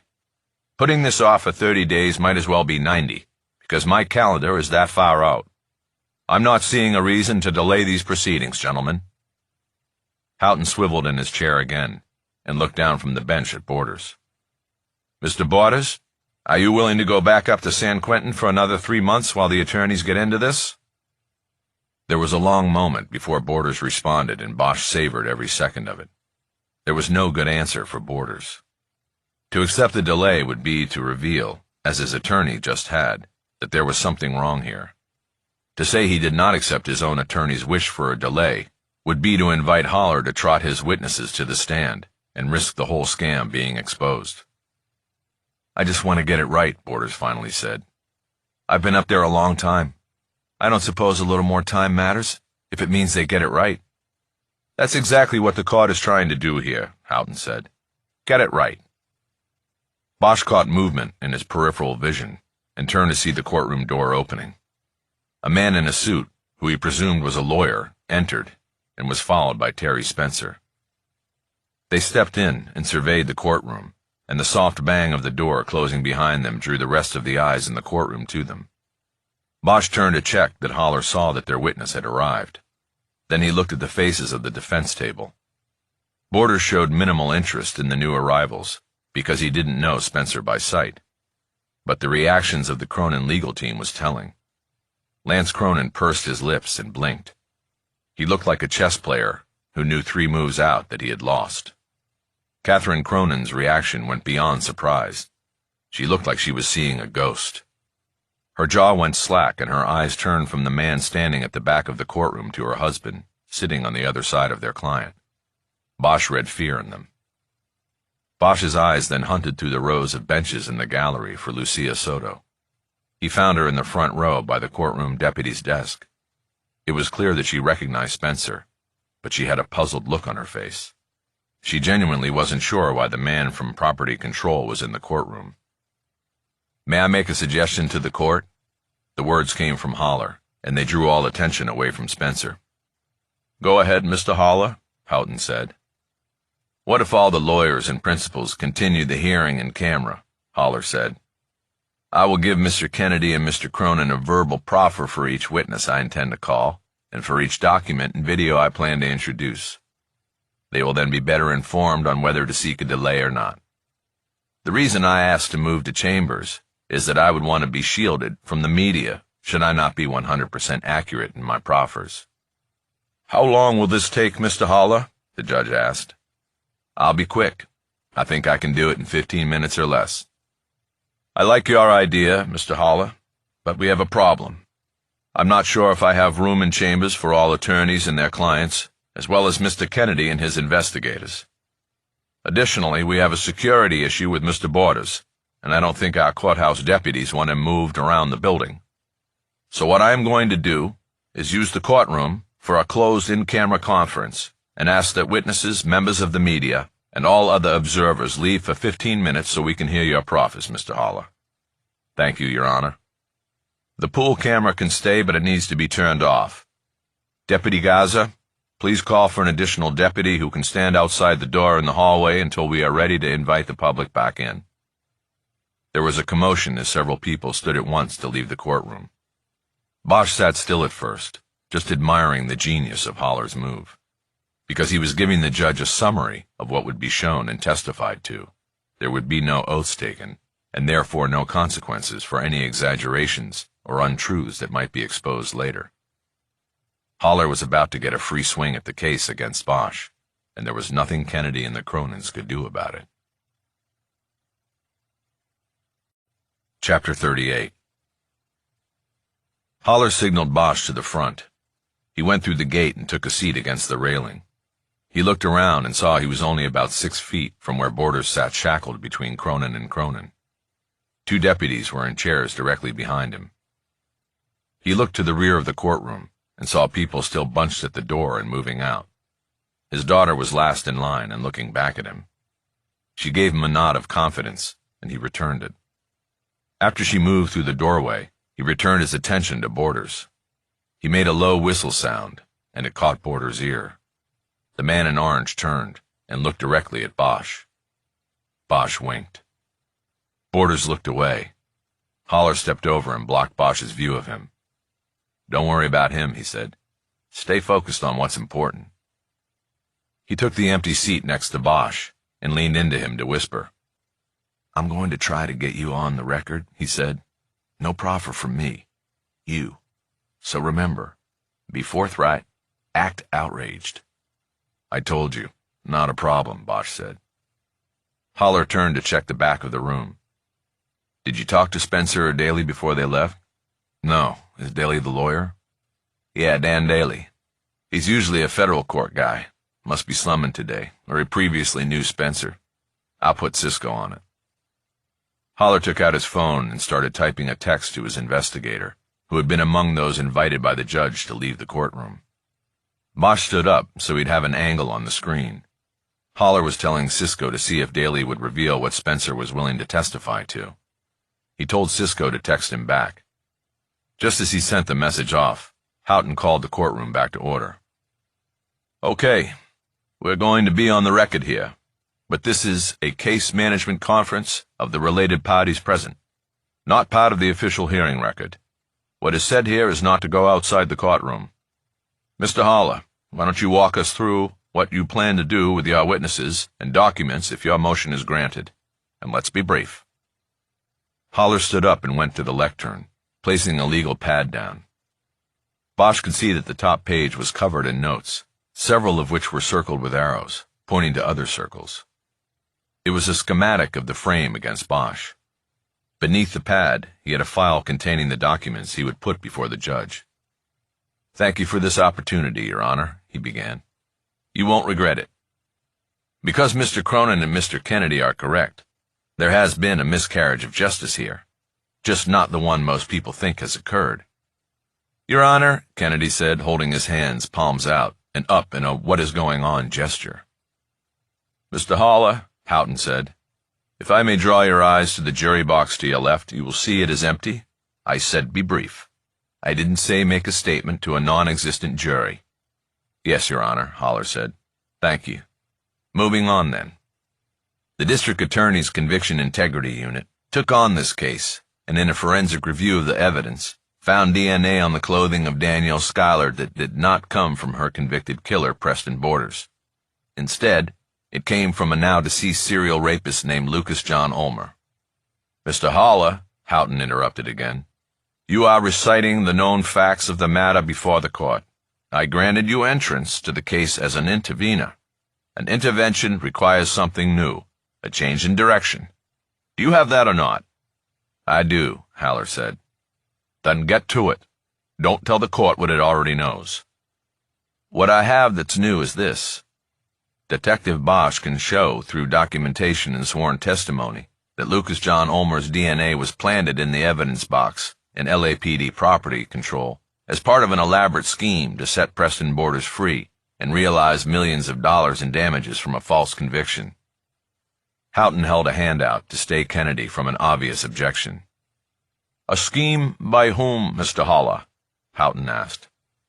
Are you saying that Preston Borders on death row at San Quentin orchestrated this? No, Your Honor, Haller said. I'm saying Preston Borders bought into it because he had no other shot left at freedom.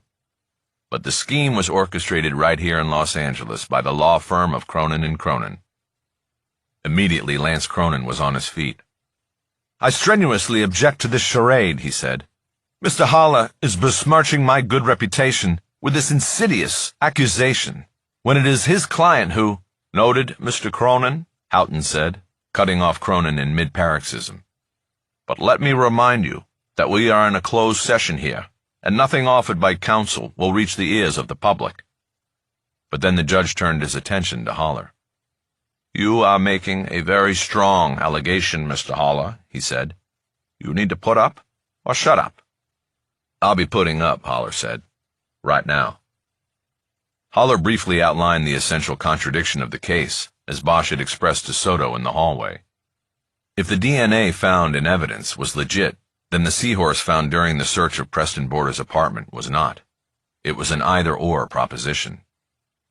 Our position is that the seahorse pennant was, and always has been, the true evidence of the case, Haller said. It is the DNA from Lucas John Ulmer that was planted. And before outlining how that occurred, I would ask the court to indulge me and allow my client to speak to this matter of planting evidence. He has spent more than 40 years in law enforcement, and it is his good name and reputation that are at stake here. Both Kennedy and Cronin stood and objected to Bosch's being allowed to enter testimony without cross-examination. Houghton quickly made a decision. We are not going to go down that road in this conference, he said. If we get back in open court, and on the record, the court will entertain that. I will say this, however. Detective Bosch has appeared in this courtroom many times over the years, while I have had the honor to serve on the bench, and his integrity has never been called into question, until now. Bosch nodded his thanks for the slim measure of support from the judge. Proceed, Mr. Haller, Houghton said. Moving on, then, Haller said as he opened the file he had on the lectern. It is known to the court and all parties here that Mr. Cronin represented Lucas John Ulmer in the case that resulted in his imprisonment until the time of his death 16 months ago. Key evidence in that case was DNA evidence connecting Ulmer to a series of sexual assaults for which he was charged. I submit to the court now a copy of a court order taken from the record of that case requiring prosecutors to split DNA evidence with the defense for private testing. Kennedy stood to object. Your Honor, if counsel is trying to insinuate that Ulmer's DNA was handed to Cronin so that he could secrete some of it for himself to use years later in a scheme to free a man from death row, then that is ridiculously offensive. As Mr. Haller certainly knows, Mr. Cronin would not have come near that material. Chain of evidence protocol would require a secure lab-to-lab transfer. Mr. Haller is blowing smoke and wasting the court's time. Haller shook his head and smiled before defending himself. Blowing smoke, Your Honor? We will see who is blowing smoke. I am not suggesting that there was anything untoward in the lab-to-lab transfer before Ulmer's trial. But at trial, the DNA was not ultimately challenged, as the defense chose to claim that the sex acts were consensual. The DNA matching was even stipulated to by the defense. The evidentiary record, however, is not complete post-trial. According to Mr. Kennedy's vaunted protocol, all genetic materials not used in the private lab's analysis were to be returned after trial to the custody of the LAPD lab. There is no record of any material being returned.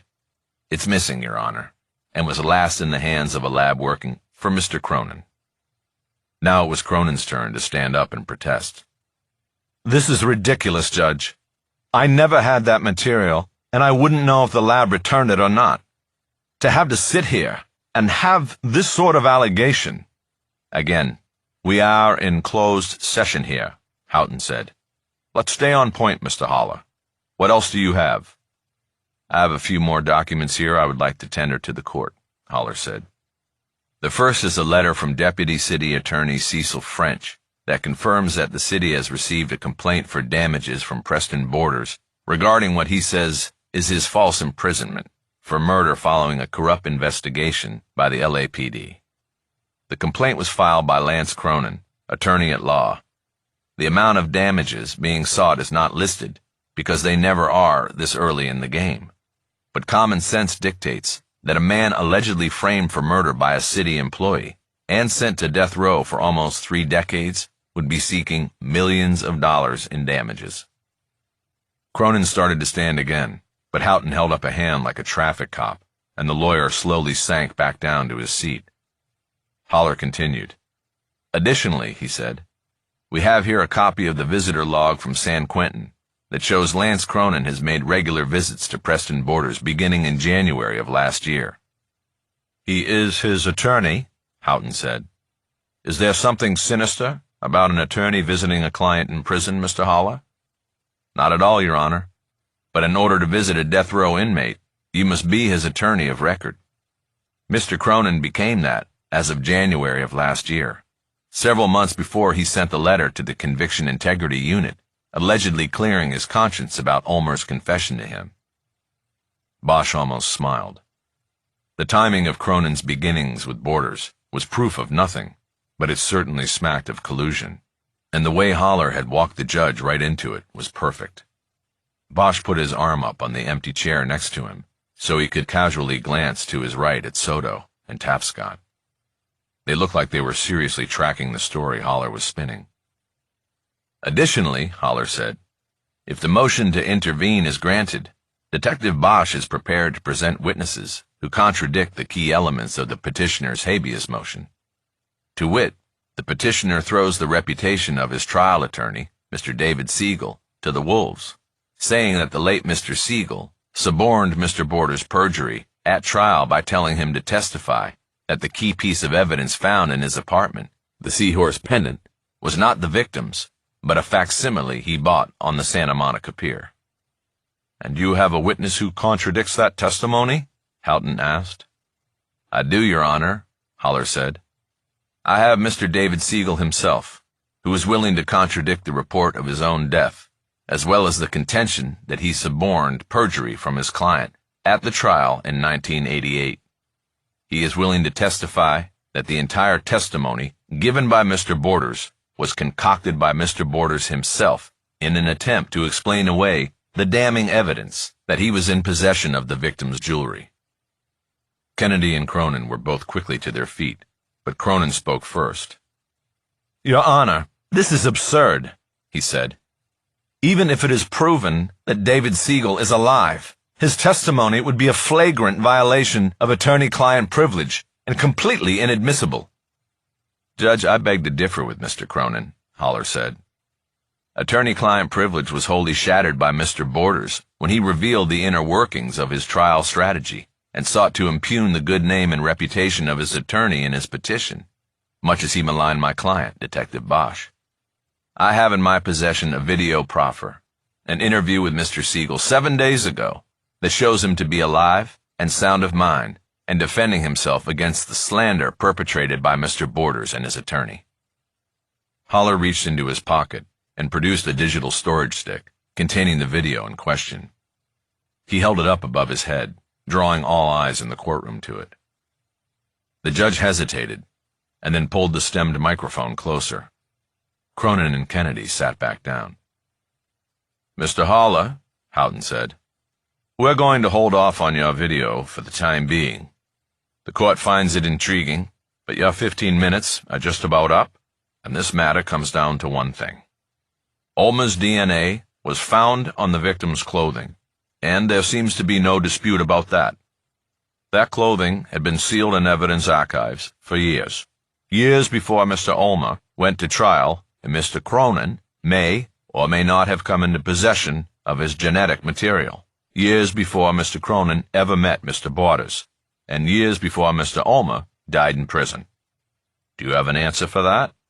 Because if you don't, then it's time to move on to a ruling on this matter." Haller nodded and looked down at his legal pad. Bosch caught a glimpse of Kennedy in profile and thought he was smirking, no doubt because he believed Haller had no answer for the DNA's being in the archive box. "The court is correct," Haller then began.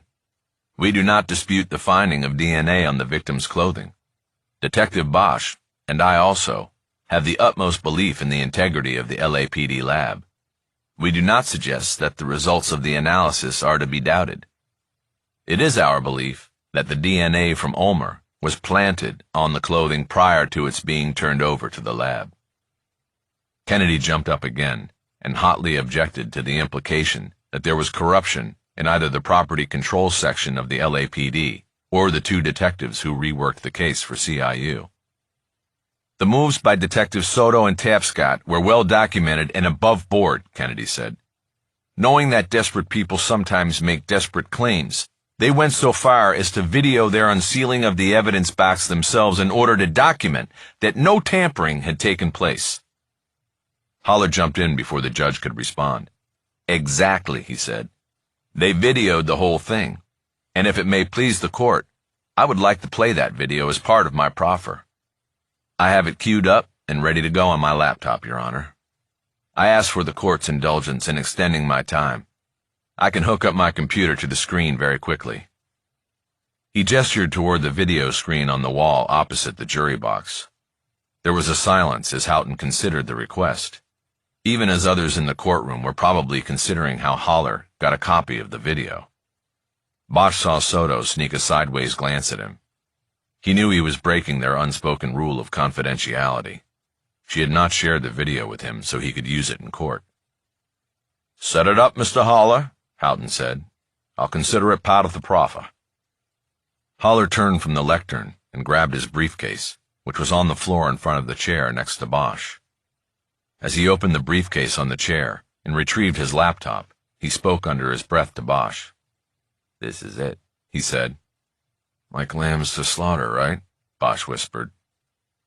5 minutes later, Haller had the video playing on the wall screen. Everyone in the courtroom, including those who had already seen the video multiple times, watched with rapt attention. It ended without reaction from the judge or anyone else. Haller then passed out copies of an 8x10 screen grab from the video to all the parties and the judge, then returned to the lectern. "I'm going to play the video again, but what you have in front of you is a screen grab from the 1 minute, 11-second mark," he said. He started replaying the video and then stopped it, freezing the screen on the moment that Terrence Spencer could be seen watching the two detectives from the next room. Haller now pulled a pen-sized laser pointer from the inside pocket of his suit jacket and circled the image of Spencer with a glowing red dot. "This man, what is he doing? Just watching? Or does he have an interest that goes beyond curiosity?" Kennedy stood once again. "Your Honor, counsel's flights of fancy are getting ridiculous. The video clearly shows the box was not tampered with. So what does he do? He tries to draw the eye away from what is obvious to something and someone who clearly works in the property control unit and would have a vested interest in monitoring the unsealing of evidence. Can we please move on from this charade and get to the sad business of correcting a severe miscarriage of justice?" "Mr. Haller," Houghton said, "my patience is also wearing thin. Your Honor, if allowed to continue, my proffer will be completed in the next 5 minutes, Haller said. Very well, Houghton said. Continue. With speed. Thank you. As I was asking before being interrupted, what is this man doing? Well, we got curious and tried to find out. As it happens, Detective Bosch recognized this man as a long-time employee of the Property Control Unit. His name is Terrence Spencer.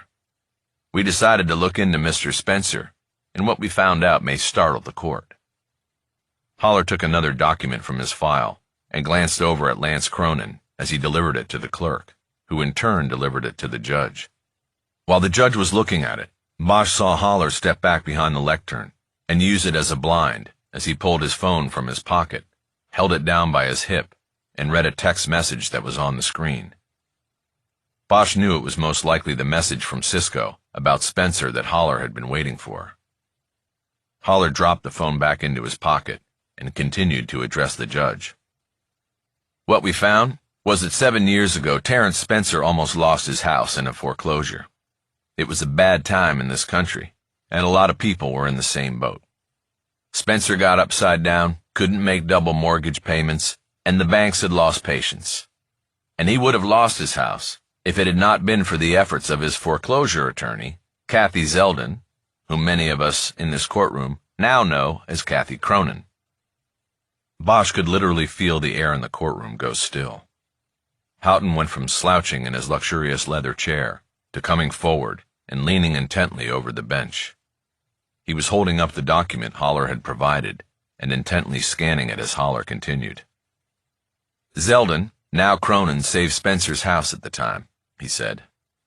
But all she really did was put off the inevitable. She put Spencer into a hard money refi that carried a massive $500,000 balloon payment due in 7 years. Due, I should say, to a privately held investment fund that controlled whether or not Spencer could sell his property in an effort to get out from beneath the balloon. They chose to prevent the house's sale because they knew it would come to them in foreclosure this summer. Well, poor Terry Spencer had no way out. He didn't have a $500,000 and had no way to get it. He couldn't even sell his house because the mortgage holder wouldn't allow it. So what does he do? He calls up his old lawyer, now a full partner in Cronin & Cronin, and says, "What am I going to do?" And, Your Honor, from that point on, a conspiracy began. A conspiracy to defraud the district attorney's office and frame my client for planting evidence, all in an effort to free Preston Borders and collect a multi-million-dollar settlement from the city of Los Angeles. Lance Cronin stood up, ready to argue. Kennedy was hesitantly rising, but the judge held up his hand to stop all from speaking and looked squarely at Haller. "Mr. Haller," he intoned, "those are very significant allegations. Do you plan to offer any evidence to go with them if I allow you to present this in open court?" "Yes, Your Honor," Haller said. "The last witness I would present is Terrence Spencer himself. We were able to locate him over the weekend hiding out at a home down in Laguna Beach that happens to be owned by the Cronins. I had him served with a subpoena. And at this moment, he's out in the hallway with my investigator and ready to take the stand."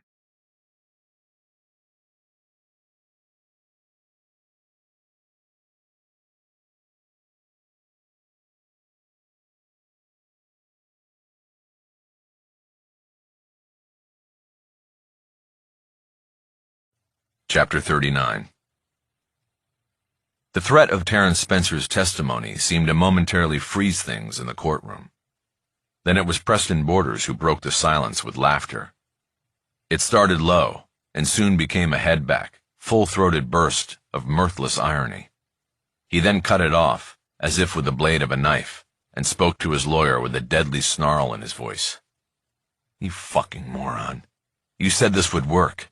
You said it was foolproof." Borders tried to stand, but forgot that the lead chain between his legs had been clamped to his seat. He rose with the seat still awkwardly attached to him, and then dropped back down. "Get me out of here. Just take me back." Cronin tried to huddle in close in order to silence his client. Get the fuck away from me, asshole. I'm gonna tell them everything, your whole fucking plan. Kennedy rose then, seeing the only path he could take. There was a stunned look on his face. Your Honor, at this time the state wishes to withdraw its motions in this matter, he said. The state now opposes the habeas petition. I'm sure it does, the judge said. But you can take your seat for the moment, Mr. Kennedy. Houghton turned his attention to the other table, specifically to Borders, instead of the two lawyers who flanked him. Mr. Borders, he said, as you have seen, your petition for habeas corpus is no longer uncontested. It is opposed now by the district attorney and the lead detective on the case. Furthermore, you have just expressed what I take as a desire to discharge your lawyer and abandon these proceedings. Is it in fact your desire to withdraw your petition? Might as well, Borders said. It ain't fucking going anywhere. Very well, the judge said. The matter before the court is withdrawn. Deputy Garza, you can take Mr. Borders out of here, but keep him in holding. I believe the detectives here may want to talk to him. The judge gestured toward Soto and Tapscott. Garza nodded to the two deputies seated behind Borders, and they moved in on the convict to unlock the lead chain and remove him. As he was stood up, Borders took a last look down at Lance Cronin. Thanks for the road trip, he said. Better than 3 days in the cage.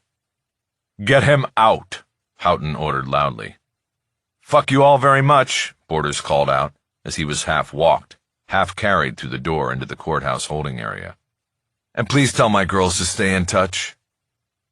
The door banged closed and the sharp metal-on-metal reverb rolled through the courtroom like an earthquake. Cronin stood slowly to address the court, but Houghton cut him off as well. Counselor, I advise you not to speak, he said. Anything you say here could be used against you later in another court of law. But, Your Honor, if I may, Cronin insisted, I need to put on the record how my client threatened me and my family and— Enough, Mr. Cronin. Enough. I've heard more than I need in order to know that you, your co-counsel, and your client came in this courtroom today with the clear intent of manipulating the court for financial gain, not to mention gaining the release into society of what appears to have been a rightfully convicted murderer and tarnishing the reputation of a veteran police detective. I'm not speaking to hear myself talk, Mr. Cronin. I told you to be quiet. One more interruption, and I will have you silenced. Houghton surveyed the entire court before bringing his eyes back to Cronin and continuing. Now I am assuming that the Los Angeles Police Department will have an interest in talking to you as well as to Terrence Spencer. Criminal charges may arise from that. I don't know. I can't control that. But what I can control is what happens in this courtroom, and I have to say that never, in my 21 years on the bench, have I seen such a concerted effort to undermine the rule of law by attorneys appearing before me. Therefore, I find Lance Cronin and Catherine Cronin in criminal contempt of this court and order them taken into custody forthwith. Deputy Garza, you need to call a female court deputy in here as soon as possible to take custody of Ms. Cronin. Catherine Cronin immediately collapsed onto her husband's shoulder in tears. As Bosch watched, her emotions shifted, and soon she was pounding a fist into her husband's chest. He corralled her with his arms and pulled her into an embrace that stopped the pummeling and only left the tears. Deputy Garza walked up behind him, handcuffs dangling from one hand, ready to take him back into the jail. Now, Mr. Kennedy, Houghton said, I don't know what you plan to do with the information Mr. Haller has brought to light, but I know what I am going to do. I'm going to call members of the media and the public back into the courtroom and tell them exactly what happened in here today. You're not going to like it, because you and your agency are not going to come off too well, considering it was a defense lawyer and his investigators who put this together under the nose of the LAPD and assorted other agencies. But I'll say this. Your office owes Detective Bosch a big, fat apology, and I will be watching to make sure you give it on a big stage, in a timely manner, and without any buts or becauses are asterisks attached. Nothing short of full exoneration of the suspicions and allegations that were published in Sunday's newspaper will suffice. Do I make myself clear on that, Mr. Kennedy?" "Yes, Your Honor," Kennedy said. "We would be doing that even if you had not ordered it." Houghton frowned. "Knowing what I know about politics and the justice system, I find that highly unlikely." The judge scanned the room again, found Bosch, and asked him to stand. "Detective, I imagine you have been put through the ringer in recent days," he said. "I want to apologize on behalf of the court for this needless torment. I wish you the best of luck, sir, and you are welcome in my courtroom any time." "Thank you, Your Honor," Bosch said. 2 deputies, including a female, entered through the holding area door and joined Garza in taking the Cronins into custody. The judge instructed his clerk to go out into the hallway to tell those waiting that they could return to the courtroom. An hour later, Houghton adjourned his court for the day, and Kennedy was left to wade through the gaggle of reporters who demanded his comments in reaction to what the judge had just announced.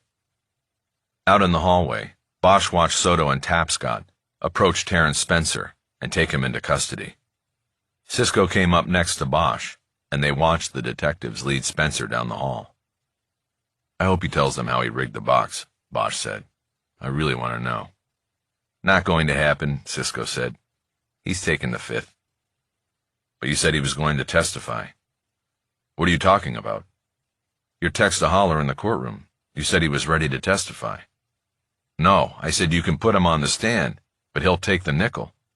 "Why? What did Mick say?" Bosch stared across the hallway at Holler, who was talking one-on-one with a reporter writing in a notebook. There was no camera, so Bosch assumed it was a print reporter, which most likely meant he was from the Times. "Son of a gun," he said. "What?" Cisco asked. "I saw him read your text, and then he told the judge that Spencer was ready to go on the stand. He didn't exactly say he would testify, only that he'd go on the stand. He tipped the whole thing with that bluff. Borders took the bait and blew a gasket. That was it. Smooth move. Dangerous move." Bosch continued to stare at Holler, and he started to put things into place. Chapter 40. After all the interviews were over, Team Bosch decided to get out of the courthouse and walk over to Tracks in Union Station to celebrate the across-the-board victory. While Holler and Cisco went into the restaurant to get a table, Bosch walked his daughter down to the ramp to the Metrolink train she was due to board. She had bought a return ticket on her app. "I'm so glad I was here, Dad," Maddie said. "I'm glad you were here too," Bosch said. "And I'm sorry if it sounded like I ever doubted you." "Nothing to be sorry about, Mads. You didn't." He pulled her into a long embrace and looked up the tunnel to the sunlight, waiting at the boarding platform. He kissed the top of her forehead and let her go. "I still want to come down for dinner when you get back to your house. I'll get the app and take the train." "Definitely. Bye, Dad." "Bye, sweetie." He watched her walk up the ramp to the light. She knew he would, and she returned at the top to wave. She was entirely in silhouette, and then she was gone. Bosch joined his lawyer and his investigator in a booth next to a window that looked out on the train station's waiting area of mixed Art Deco and Moorish designs. Holler had already ordered martinis all around. They clinked glasses and toasted. The Three Musketeers, all for one and one for all. Bosch caught Holler's eyes and nodded. His attorney apparently didn't interpret it as the thank you he felt he deserved. "What?" Holler asked. "Nothing," Bosch said. "No, what? What was that look you gave me?" "What look?" "Don't bullshit me." Cisco watched them silently, knowing better than to get in the middle. "All right," Bosch said. "I saw you talking to that reporter in the hallway, after court. He was from the Times, wasn't he?" "Yeah, that's right," Holler said. "They have a major skin back to write. That's what he called it, when they have to set the record straight. It's not a correction because what they went with Sunday came out of court documents. but it was one-sided. It will be the full story tomorrow. What was his name?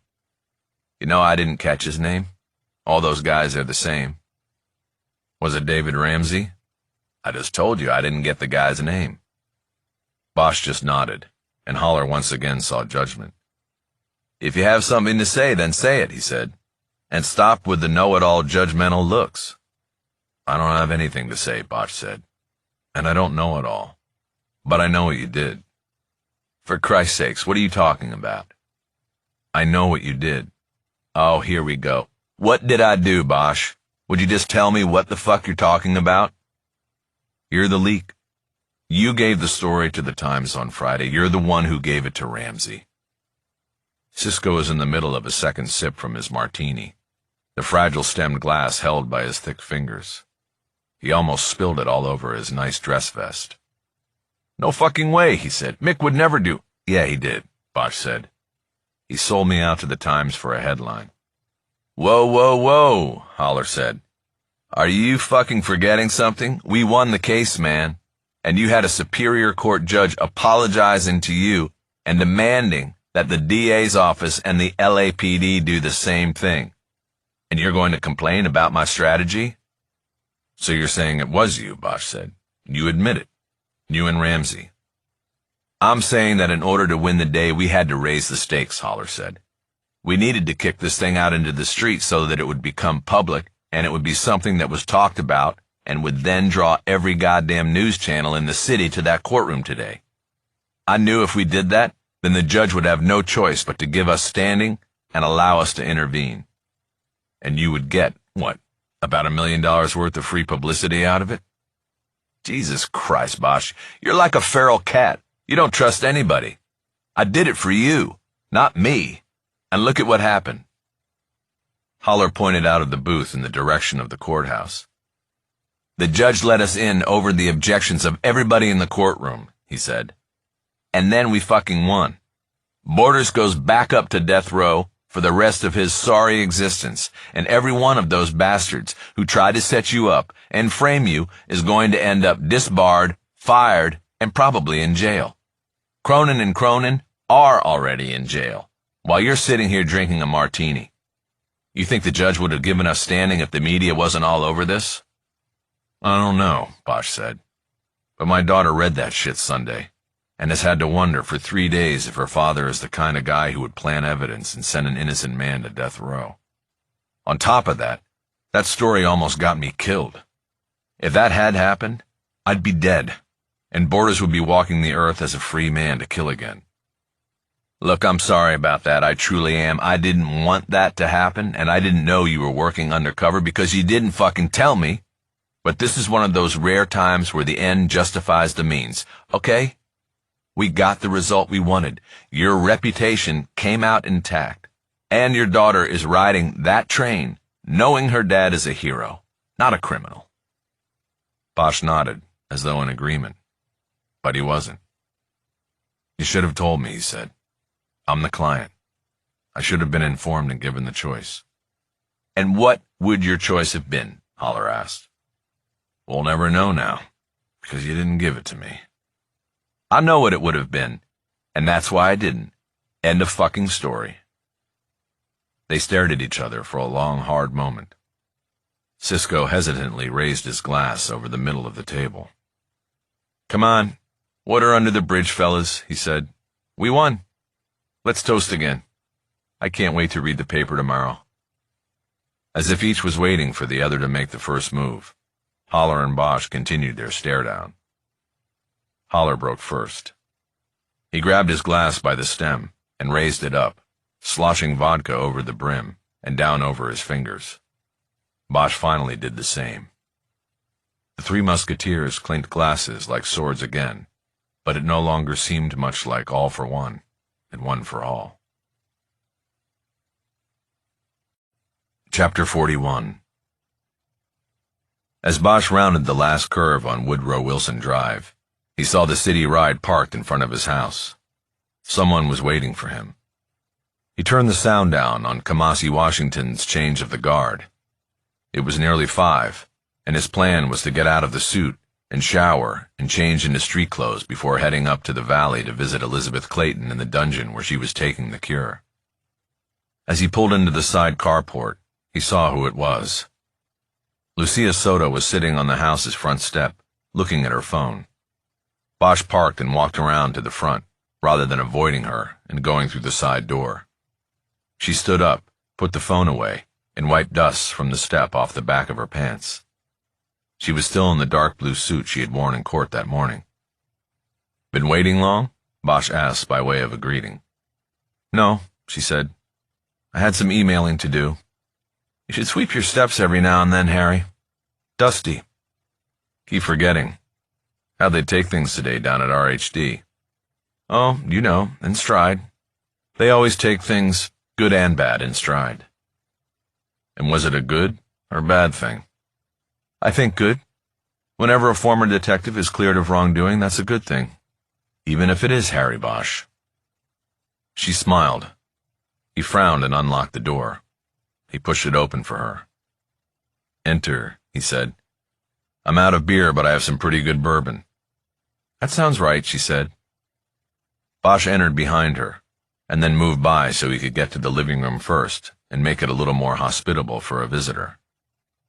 The past 2 nights he had fallen asleep on the couch, watching television and trying to clear his mind of all things related to his cases. He squared up the couch pillows and grabbed the shirt draped over the arm. He headed back toward the kitchen with it. "Have a seat and I'll get the glasses." "Can we go out on the deck? I like it out there and it's been a while." "Sure, there's a broomstick in the slider track." "That's new." He put the shirt in the washer, which was located by the kitchen's side door to the carport.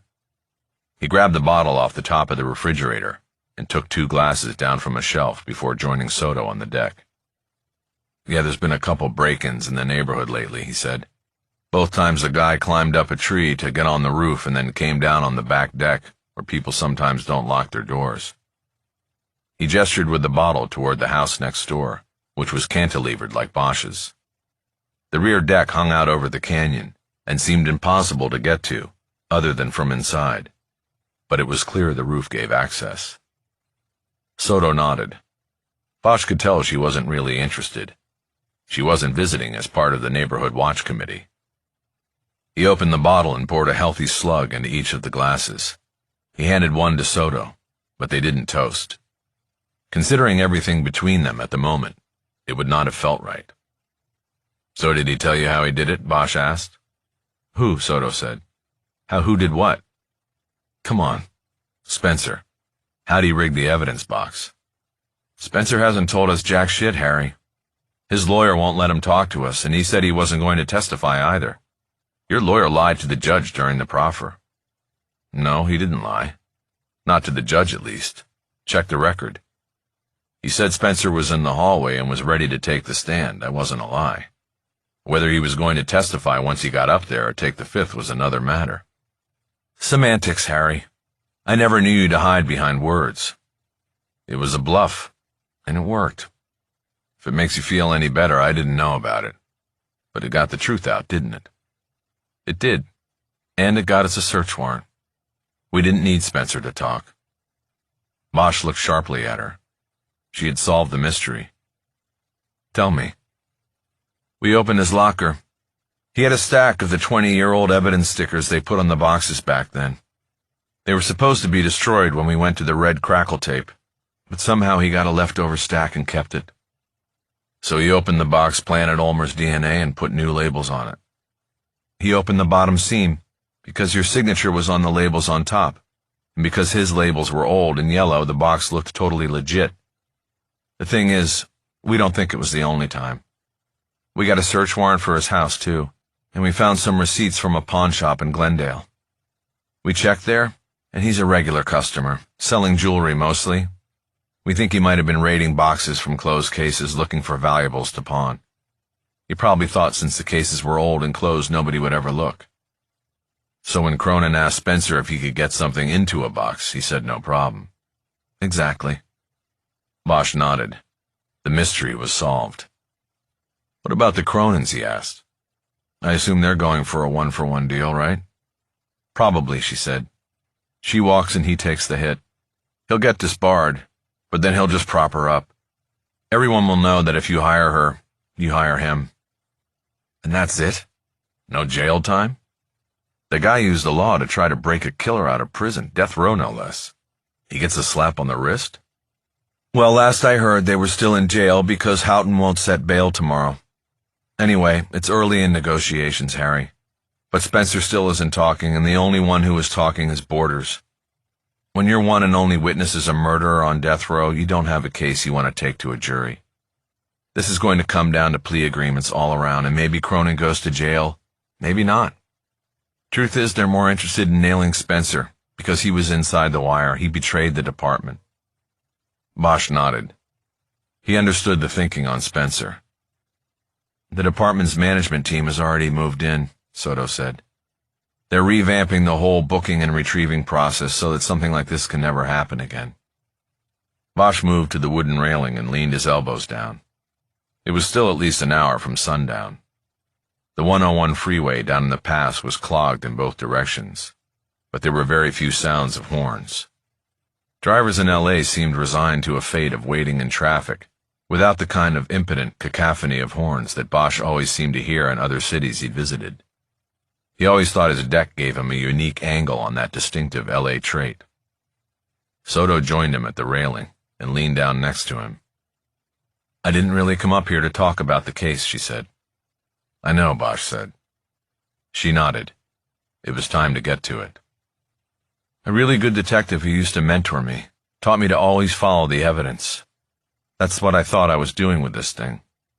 But somewhere I got manipulated, or I took a wrong turn, and I ended up where the evidence told me something my heart should have known was flat out wrong. For that I'm truly sorry, Harry, and I always will be. Thank you, Lucia. Bosch nodded. He knew she could have easily blamed it all on Tapscott. He was the senior detective in the partnership, and he called the final shots on case decisions. Instead, she put it all on herself. She took the weight. That took guts, and that took a true detective. Bosch had to admire her for that. Besides, how could he hold anything against Soto, when he had heard in his own daughter's voice a worry that it all might be true, that Harry had fixed a case against an innocent man? So, Lucia asked, are we good again, Harry? We're good, Bosch said, but I sure hope people read the paper tomorrow. Fuck anybody who still has a doubt after today. I'll go with that. Soto straightened up. She had said what she'd come to say, and was ready to go home. Soon she would be in the iron ribbon of traffic he was staring down at. She poured the remainder of her bourbon into Bosch's glass. I gotta go. Okay. Thanks for coming here to talk. It means a lot, Lucia. Harry, if you need anything or there's anything I can do for you, I owe you. Thanks for the booze. She headed for the open slider. Bosch turned and leaned back against the railing. There is, actually, he said. Something you could do. She stopped and turned around. Daisy Clayton, he said. She shook her head, not getting it. Am I supposed to know that name? Bosch shook his head and stood straight. No. She was a murder victim from before you ever made it to homicide. But you're on cold cases. I want you to pull the file and work it. Who was she? She was a nobody, and nobody cared. That's why her case is still open. I mean, who was she to you? I never knew her. She was only 15 years old. But there's somebody out there who took her, then used her, and then threw her away like trash.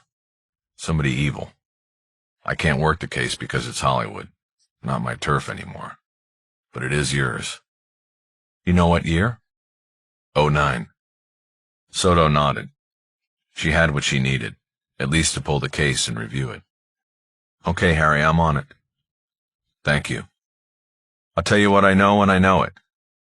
Good. See you, Harry. See you, Lucia.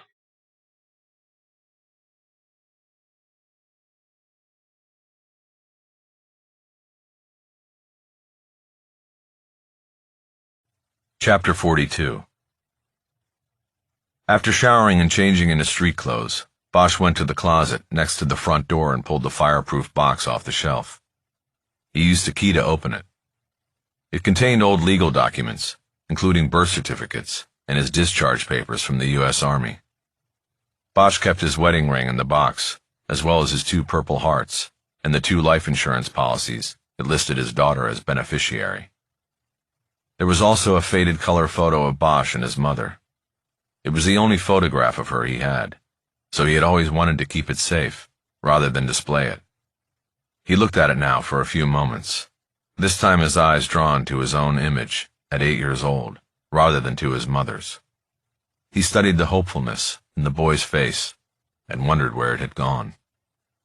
He put the photo to the side and dug further into the strongbox until he found what he was looking for. It was an old sock stuffed with a rubber-banded roll of money. Without pulling it out of the sock now, or counting it, Bosch shoved it into the side pocket of his jacket. The roll of money was the earthquake fund, mostly large bills he had been accumulating slowly, a 20 here and a 50 there, since the last big earthquake in 1994. In LA, nobody wanted to be stuck without cash when the big one hit. ATMs would be knocked offline, and banks would be closed in a time of civic catastrophe. Cash would be king, and Bosch had been planning accordingly for over 20 years. By his estimate, there was close to $10,000 in the sock. He put the other items back into the box, taking one last look at the mother and son photo. He had no recollection of posing for the shot, or where it had been taken. It was a professional shot, with a white, now yellowed background. Maybe young Harry had tagged along with her when she had gotten headshots for her efforts to be cast as a movie extra.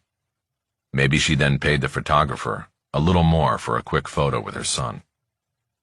Bosch drove up the hill to Mulholland, and then followed the snake to Laurel Canyon Boulevard, which dropped him down the north side into the valley. As soon as he got bars on his phone, he called Bella Lourdes on her cell. He expected she would be off duty and home by now. Still, she answered right away. "Harry, I was going to call you, but I thought maybe you'd be out celebrating." "Oh, you mean the case?" No celebration. Just glad it's over." "I'll say. Well, I was going to call you to tell you they ID'd the other Russian off his prints. You know how you were calling him Igor for the sake of keeping all the parties straight when you were telling the story?" "Yeah." "Well, the guy's name actually was Igor. I mean, what are the chances?" "Probably pretty good if you're Russian." "Anyway, Igor Golz, Golz, age 31. Interpol had him as another member of the Bratva and longtime associate of Sluchek's. They met in a Russian prison and probably came over here together." "Well, I guess that wraps things up on the Farmacia case, huh?" "I was nailing down the paperwork today. You back in tomorrow, now that your court thing is over?" "Yeah, my thingy's over, and I'll be in tomorrow." "Sorry. You know what I mean. It'll be nice to have you back around."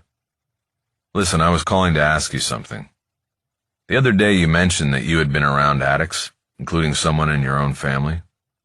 Do you mind if I ask who that was?" "Yeah, my sister. Why do you want to know?" "Is she all right now? I mean, not addicted?" "As far as we know, we don't see her that much. Once she got clean, she didn't really want to be around the people who saw her at her low points. You know what I mean?" "I think so. She stole like crazy from my parents. Me too." "That's what happens." "So we saved her, but consequently we lost her, at least in a good way. She lives up in the Bay Area, and like I said, she's supposedly 4 years sober and clean." "That part's great. How did you get her clean?" "Well, we didn't actually do it. It was rehab." "Which one did you use? That's why I'm calling. I need to get somebody into a place, and I don't know where to start." "Well, there's the fancy ones that cost a fortune and those that don't. You get what you pay for as far as creature comforts, but my sister was basically on the streets, so the place we got her into was like heaven. A room and a bed, you know. It was a mixture of circle jerks and private sessions with the shrinks, a piss test every day." "Where was it? What was it called?" "It was called The Start. It was over there in Canoga Park. 4 years ago, it was like $1,200 a week. There was no insurance, so we all chipped in. It's got to be more now. The opioid thing has made it hard to find a bed in some of these places." "Thanks, Bella. I'm going to check it out." See you tomorrow at the station? I'll be there. Bosch was on the 101, transitioning north to the 405. He could see the plume of smoke from the brewery up ahead. He called directory assistance and was connected to the start. After being put on hold twice, he was finally speaking to someone called the director of placement. She explained that the facility specialized in treating opioid addiction and that they did not reserve beds, choosing to work strictly on a first-come, first-served basis. At the moment, there were 3 beds open in the 42-bed facility. Bosch asked about pricing and learned that the weekly all-inclusive fee had jumped more than 50% in 4 years to $1,880, paid in advance with a recommended 4-week minimum of treatment. Bosch was reminded of Jerry Edgar's sermon about the crisis being too big to shut down because everybody was making money on it. Bosch thanked the director of placement and disconnected. 5 minutes later, he was pulling into the Road Saints compound. This time there were several motorcycles parked about the front yard, and he wondered if he had stumbled into the monthly membership meeting. Before getting out of the Jeep, he called Cisco to see if he had arrived at the wrong time. "No, man. I'll come out and bring you in. Wednesdays are always big here for some reason. I don't even know why." Bosch was leaning against the Jeep when Cisco came out.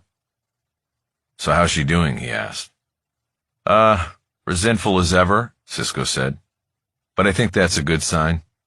I remember Mick Haller came to visit me when I was in a day 4 or 5.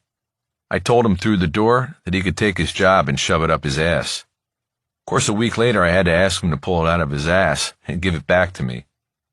Bosch laughed.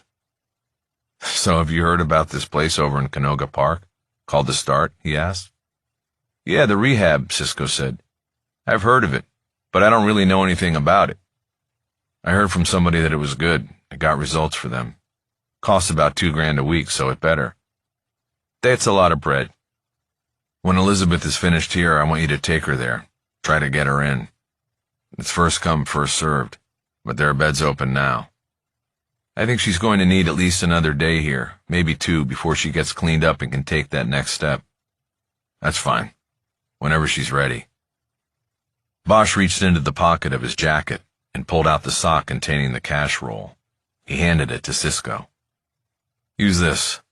It should get a month at that place, maybe longer if she needs it." Cisco reluctantly took it. "This is cash? You just want to give it to me?" Cisco looked around the yard and through the fencing to the outside streets. Bosch realized how it might look to anyone watching. "Shit. I'm sorry, I wasn't thinking." Now Bosch looked around. He saw no signs of surveillance, but he probably wouldn't have. "No worries," Cisco said. "For a good cause." "So you'll handle that?" Bosch asked. "You've been paying forward, backward, and sideways with this." "I don't mind. We're doing a good thing." "You want to go in now?" "You know what? I was thinking maybe I shouldn't. If she's going to get agitated, then she doesn't need to see me. I don't want to set her off." "You sure?" "Yeah, if she's doing good, keep her doing good. I'm happy with that." Cisco tossed the sock up and then caught it. "Let me guess," he said. "Earthquake money." "Yeah," Bosch said. "I thought, what the hell? Put it to good use." "Yeah, but you know you just jinxed the whole city. As soon as you spend the earthquake money, the big one hits. Everybody knows that." "Yeah, well, we'll just have to see. I'll let you get back to it.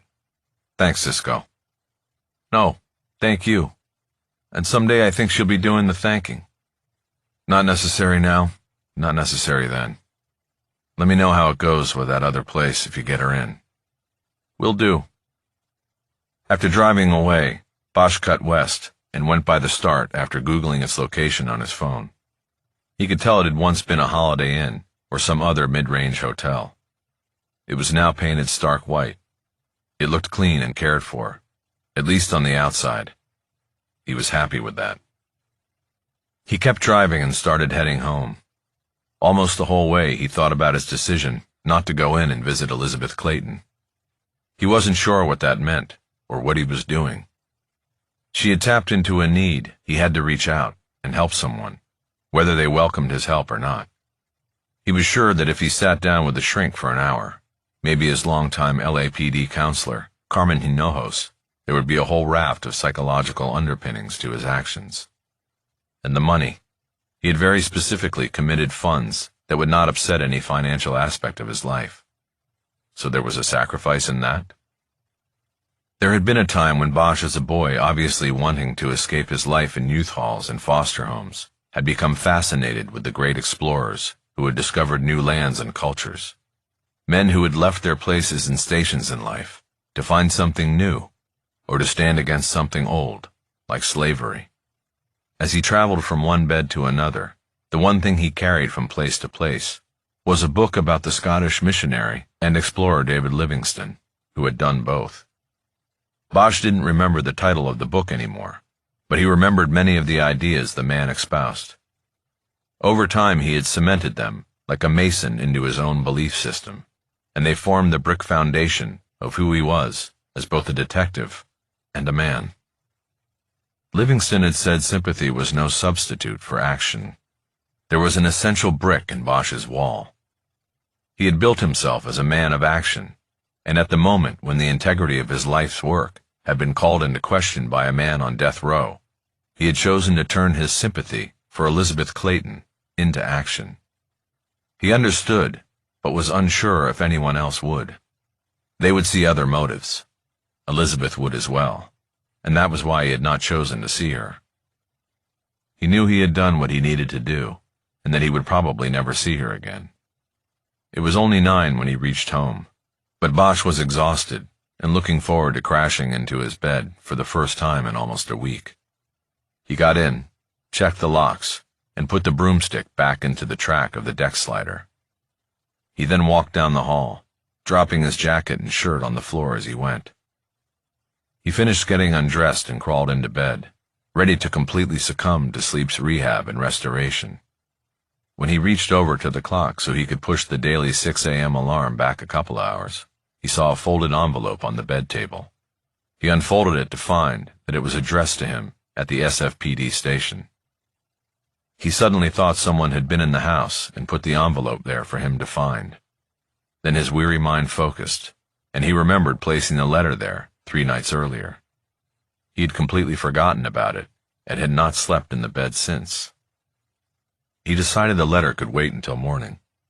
He adjusted the alarm, turned off the lights, and put his head between 2 pillows. He lasted no more than 30 seconds. He pulled the top pillow away, reached up, and turned the light back on. He opened the envelope.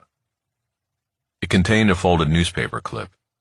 It was a San Fernando Valley Sun story from almost a year earlier, reporting on the department's renewed effort to find out what had happened to Esmeralda Tavares. Bosch had given the interview to a reporter for the local weekly, hoping to spawn feedback and possible information from the public. A few tips had come in, but nothing of merit, nothing that panned out. And now, a year later, this letter. The clip was accompanied by a piece of white paper, folded 3 times. In a handwritten scrawl, it said, "I know what happened to Esme Tavares." The note included the name Angela and a phone number with an 818 area code. The Valley. Bosch got up and reached for his phone. Chapter 43. Angela Martinez, the author of the note to Bosch, turned out to know exactly what had happened to Esmeralda Tavares, because she was Esmeralda Tavares. On Wednesday night, Bosch called the number on the letter he had received, and the woman who identified herself as Angela said she would meet him at 9 the next morning at her home in Woodland Hills. The woman who answered the door of the condo on Topanga Canyon Boulevard was blonde and in her mid-30s.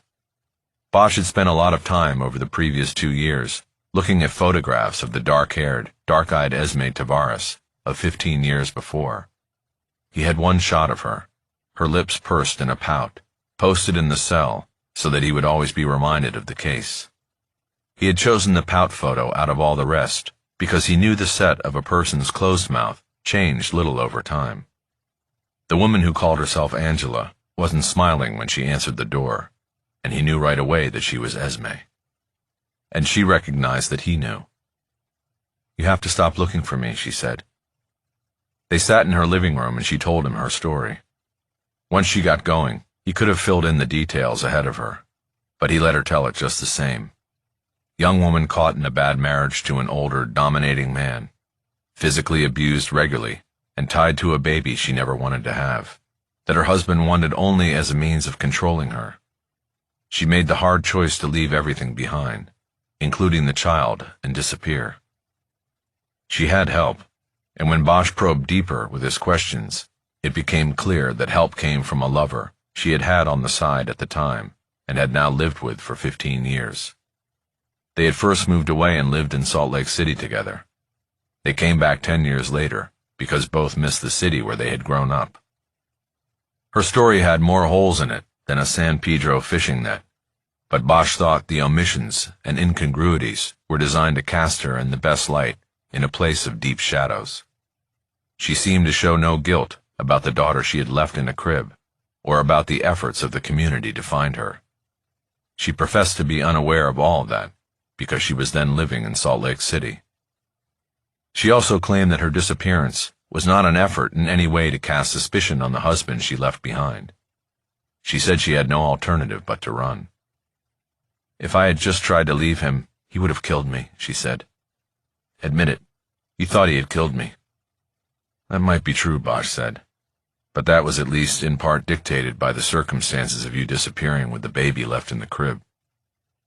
In the end, Angela Martinez, née Esmeralda Tavares, was singularly unapologetic for what she had done. Not to Bosch, the police, or the community, and most of all, not to her baby daughter, whom her husband gave up for adoption a year after his wife was gone. "Do you even know where she is?" Bosch asked, the dispassionate detective pose, not working at the moment. "Wherever it is, I'm sure she's in a better place than if I had stayed in that house of horrors," Martinez said. "She might not have survived it. I know I wouldn't have. But how'd you know he would give her up once you were gone? She could still be in that house of horrors as far as you knew back then." "No, I knew he would give her up. He only wanted her so I would be tied to him. I proved him very wrong."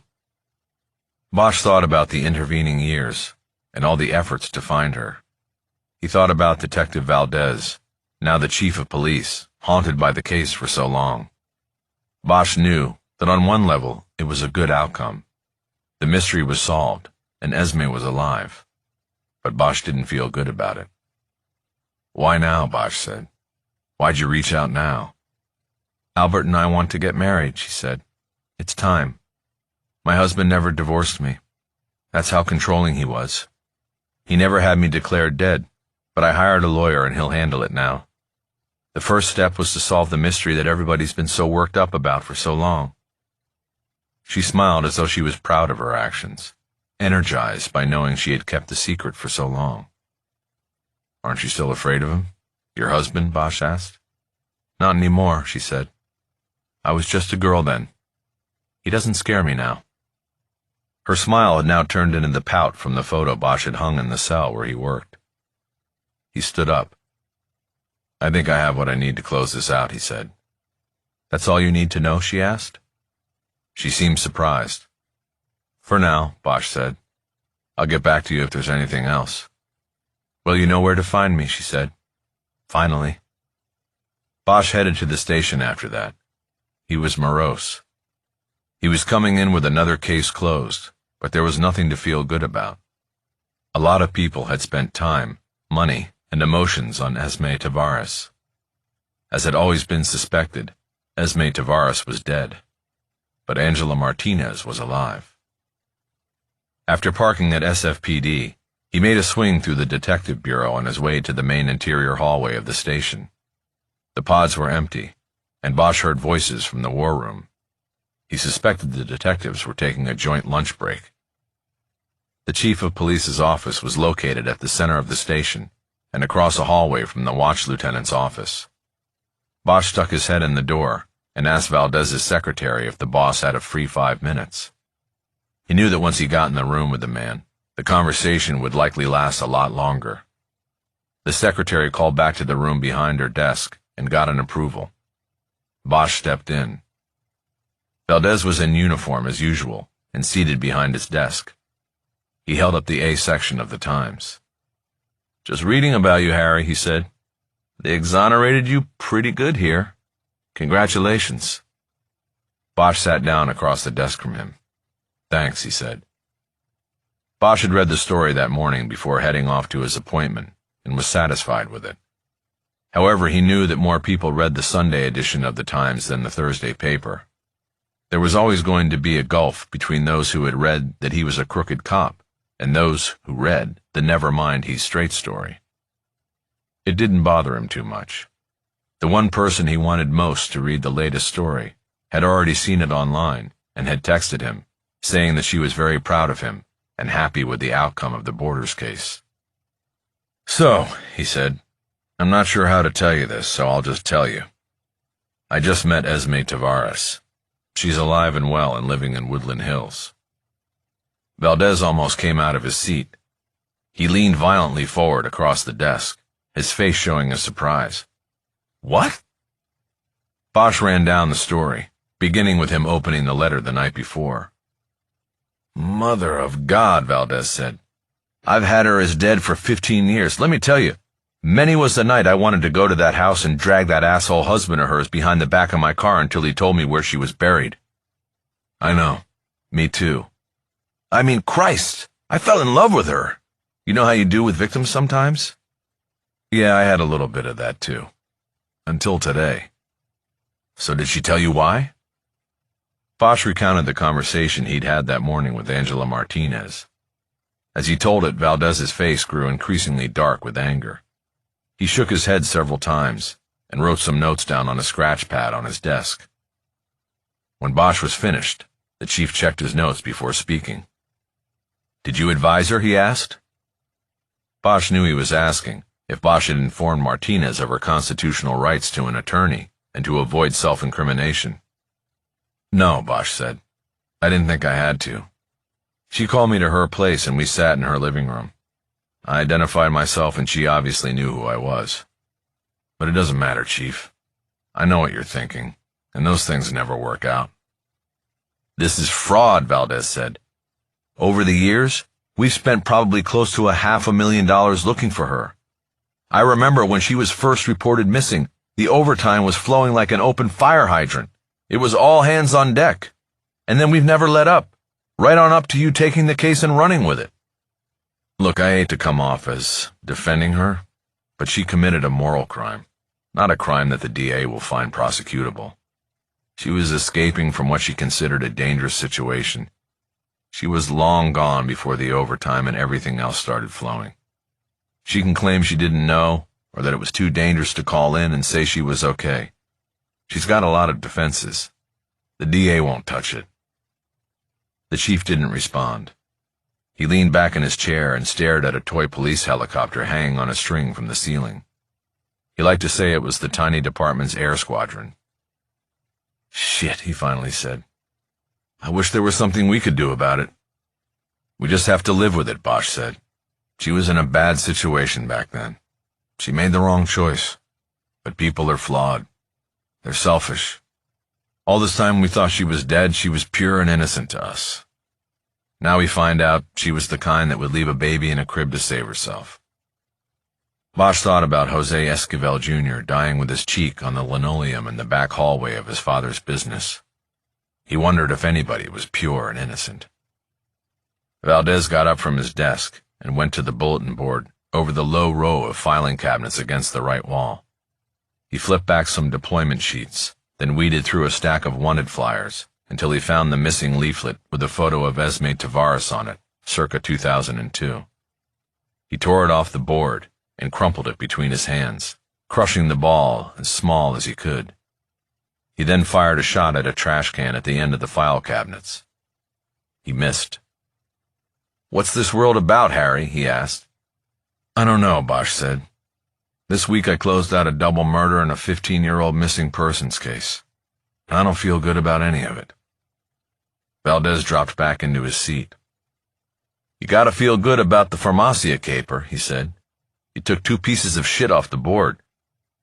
Bosch nodded, but the truth was it felt to him like he was walking in circles. True justice was the brass ring just out of reach. Bosch stood up. "You going to call up Carlos and tell him he's off the hook?" he asked.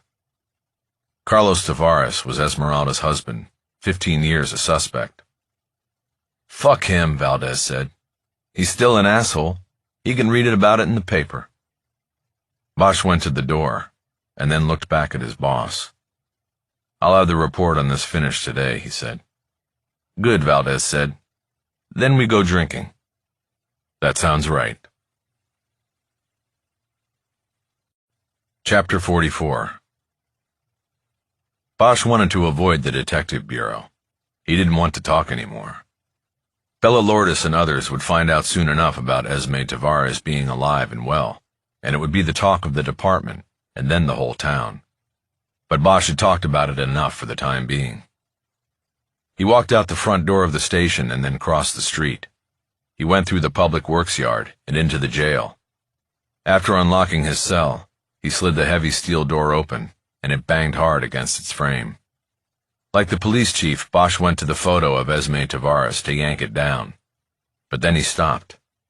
He decided to leave it in place, so he would always see it, and it would remind him about how wrong he had been about the case. It was the child in the crib that had misled him.